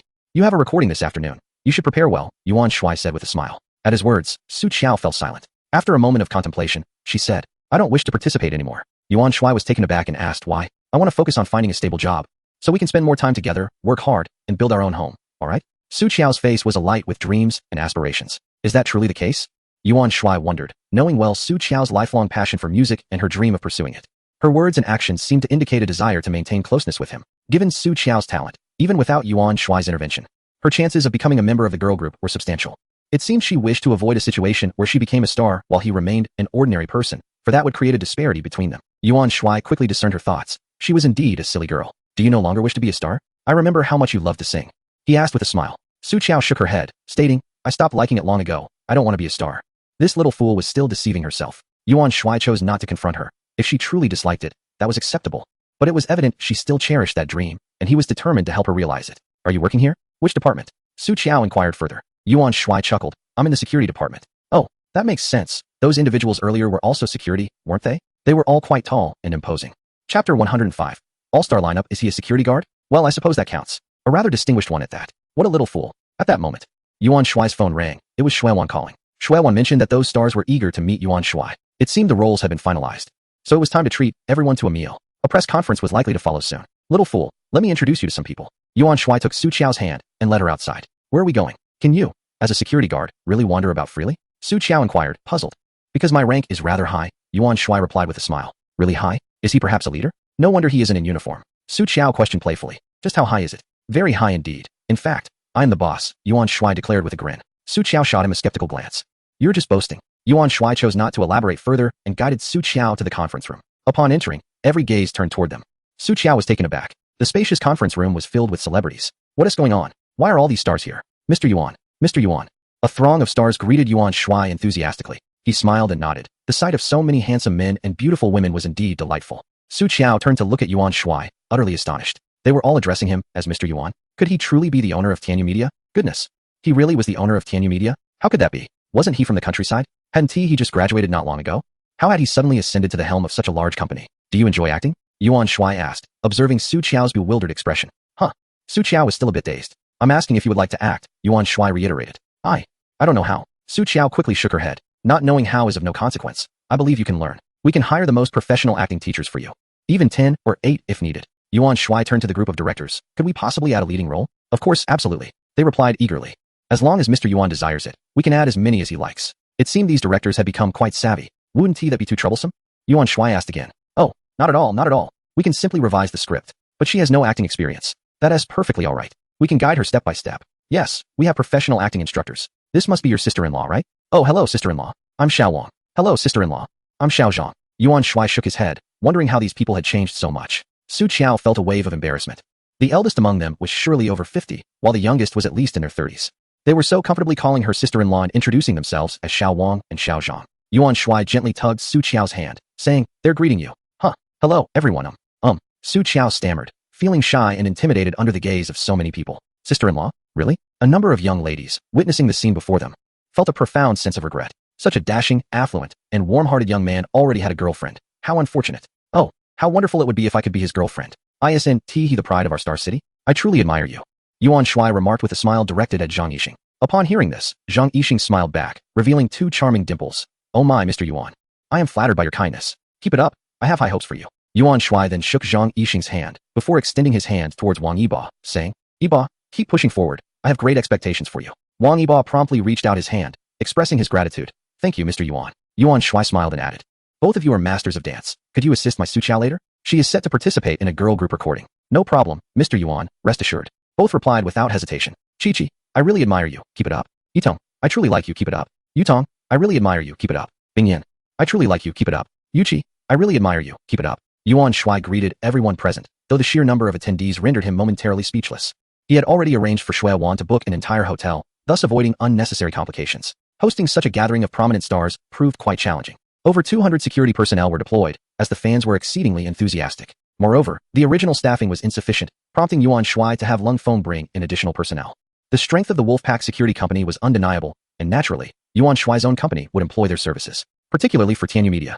Securing the Wolfpack was a significant contract. Several major stars even expressed interest in hiring bodyguards from the Wolfpack. Tianyu Media officially announced on Weibo their plans to shoot the God of Wealth with an all-star cast. The announcement was elaborately crafted, tagging all key creative personnel, as well as the 4 kings and 4 queens who were to play pivotal supporting roles. Had it not been for their age, Yuan Shuai would undoubtedly have cast them as leads. They were not easily swayed by increased remuneration. It was the grandeur of this monumental project that drew them in. The entire entertainment industry was abuzz with excitement. Some insiders applauded, while others expressed skepticism. How could there be so many stars, especially such big names? The 4 kings and 4 queens? It seemed utterly implausible. They were convinced that Tianyu Media's official account had been hacked, as comments beneath the post reflected disbelief. However, they were soon proven wrong. The key creative personnel began to comment, expressing their honor and joy at joining the God of Wealth production team. It was indeed true. Those who had doubted were left in disarray. A television series could actually invite such a plethora of major stars. Yet, the truth was undeniable, and belief became inevitable. Subsequently, some speculated that the inclusion of the 4 kings and 4 queens was merely a publicity stunt, likely to be limited to guest appearances. However, they were soon met with a swift and unexpected backlash. The 4 heavenly kings and 4 heavenly queens promptly announced their participation in a significant role in the production of God of Wealth, expressing their honor in joining the esteemed cast. Consequently, the entire entertainment industry erupted in a frenzy, akin to the detonation of a nuclear bomb. Everyone was abuzz with speculation about the illustrious ensemble. My heavens, what a star-studded lineup, replete with so many renowned figures. How enviable. Meanwhile, the stars from Hawaii Entertainment wore expressions of dismay, for they had all been potential candidates for the list. It was all the fault of that fool Jia Jubao, a true nuisance. Jia Jubao, in turn, lamented his poor decision-making, having squandered a golden opportunity. It was infuriating, enough to make one's chest feel constricted. Chapter 106. Shocking the world. Some astute individuals noticed a name on the creative roster, Su Qiao. Who is this person? Their minds were immediately flooded with questions. How could such a name appear among so many illustrious stars? Moreover, it was prominently placed. Although Tianyu Media officially stated that the rankings were not in any particular order, it only fueled their curiosity. They began searching for the name Su Qiao online, yet found no trace of such a celebrity. Who could this individual be? A benefactor, perhaps? You guessed correctly. It was indeed a benefactor. But so what? It wasn't until a week later that the true identity of Su Qiao was revealed. A week later, Sisters Who Strive Forward aired on Manhwa satellite TV, featuring a member named Su Qiao. Instantly, people recalled the Su Qiao from the cast list of God of Wealth. Could it be the same person? Most believed it to be her. Given the close ties between Manhwa satellite TV and Tianyu Media, it was hard to imagine otherwise. In no time, speculation about the background of this beauty ran rampant. Her connections must be extraordinary. She had already achieved such acclaim before her official debut. Nevertheless, Su Qiao was indeed remarkable. Not only was she stunning, but she also possessed a beautiful singing voice and exceptional dancing skills. After just one episode of Sisters Who Strive Forward, Su Qiao garnered a multitude of fans. Of course, this was merely the beginning. Tianyu Media's official announcement on Weibo was far from over. They later added another post, this time revealing the investment amount, tagging all the directors.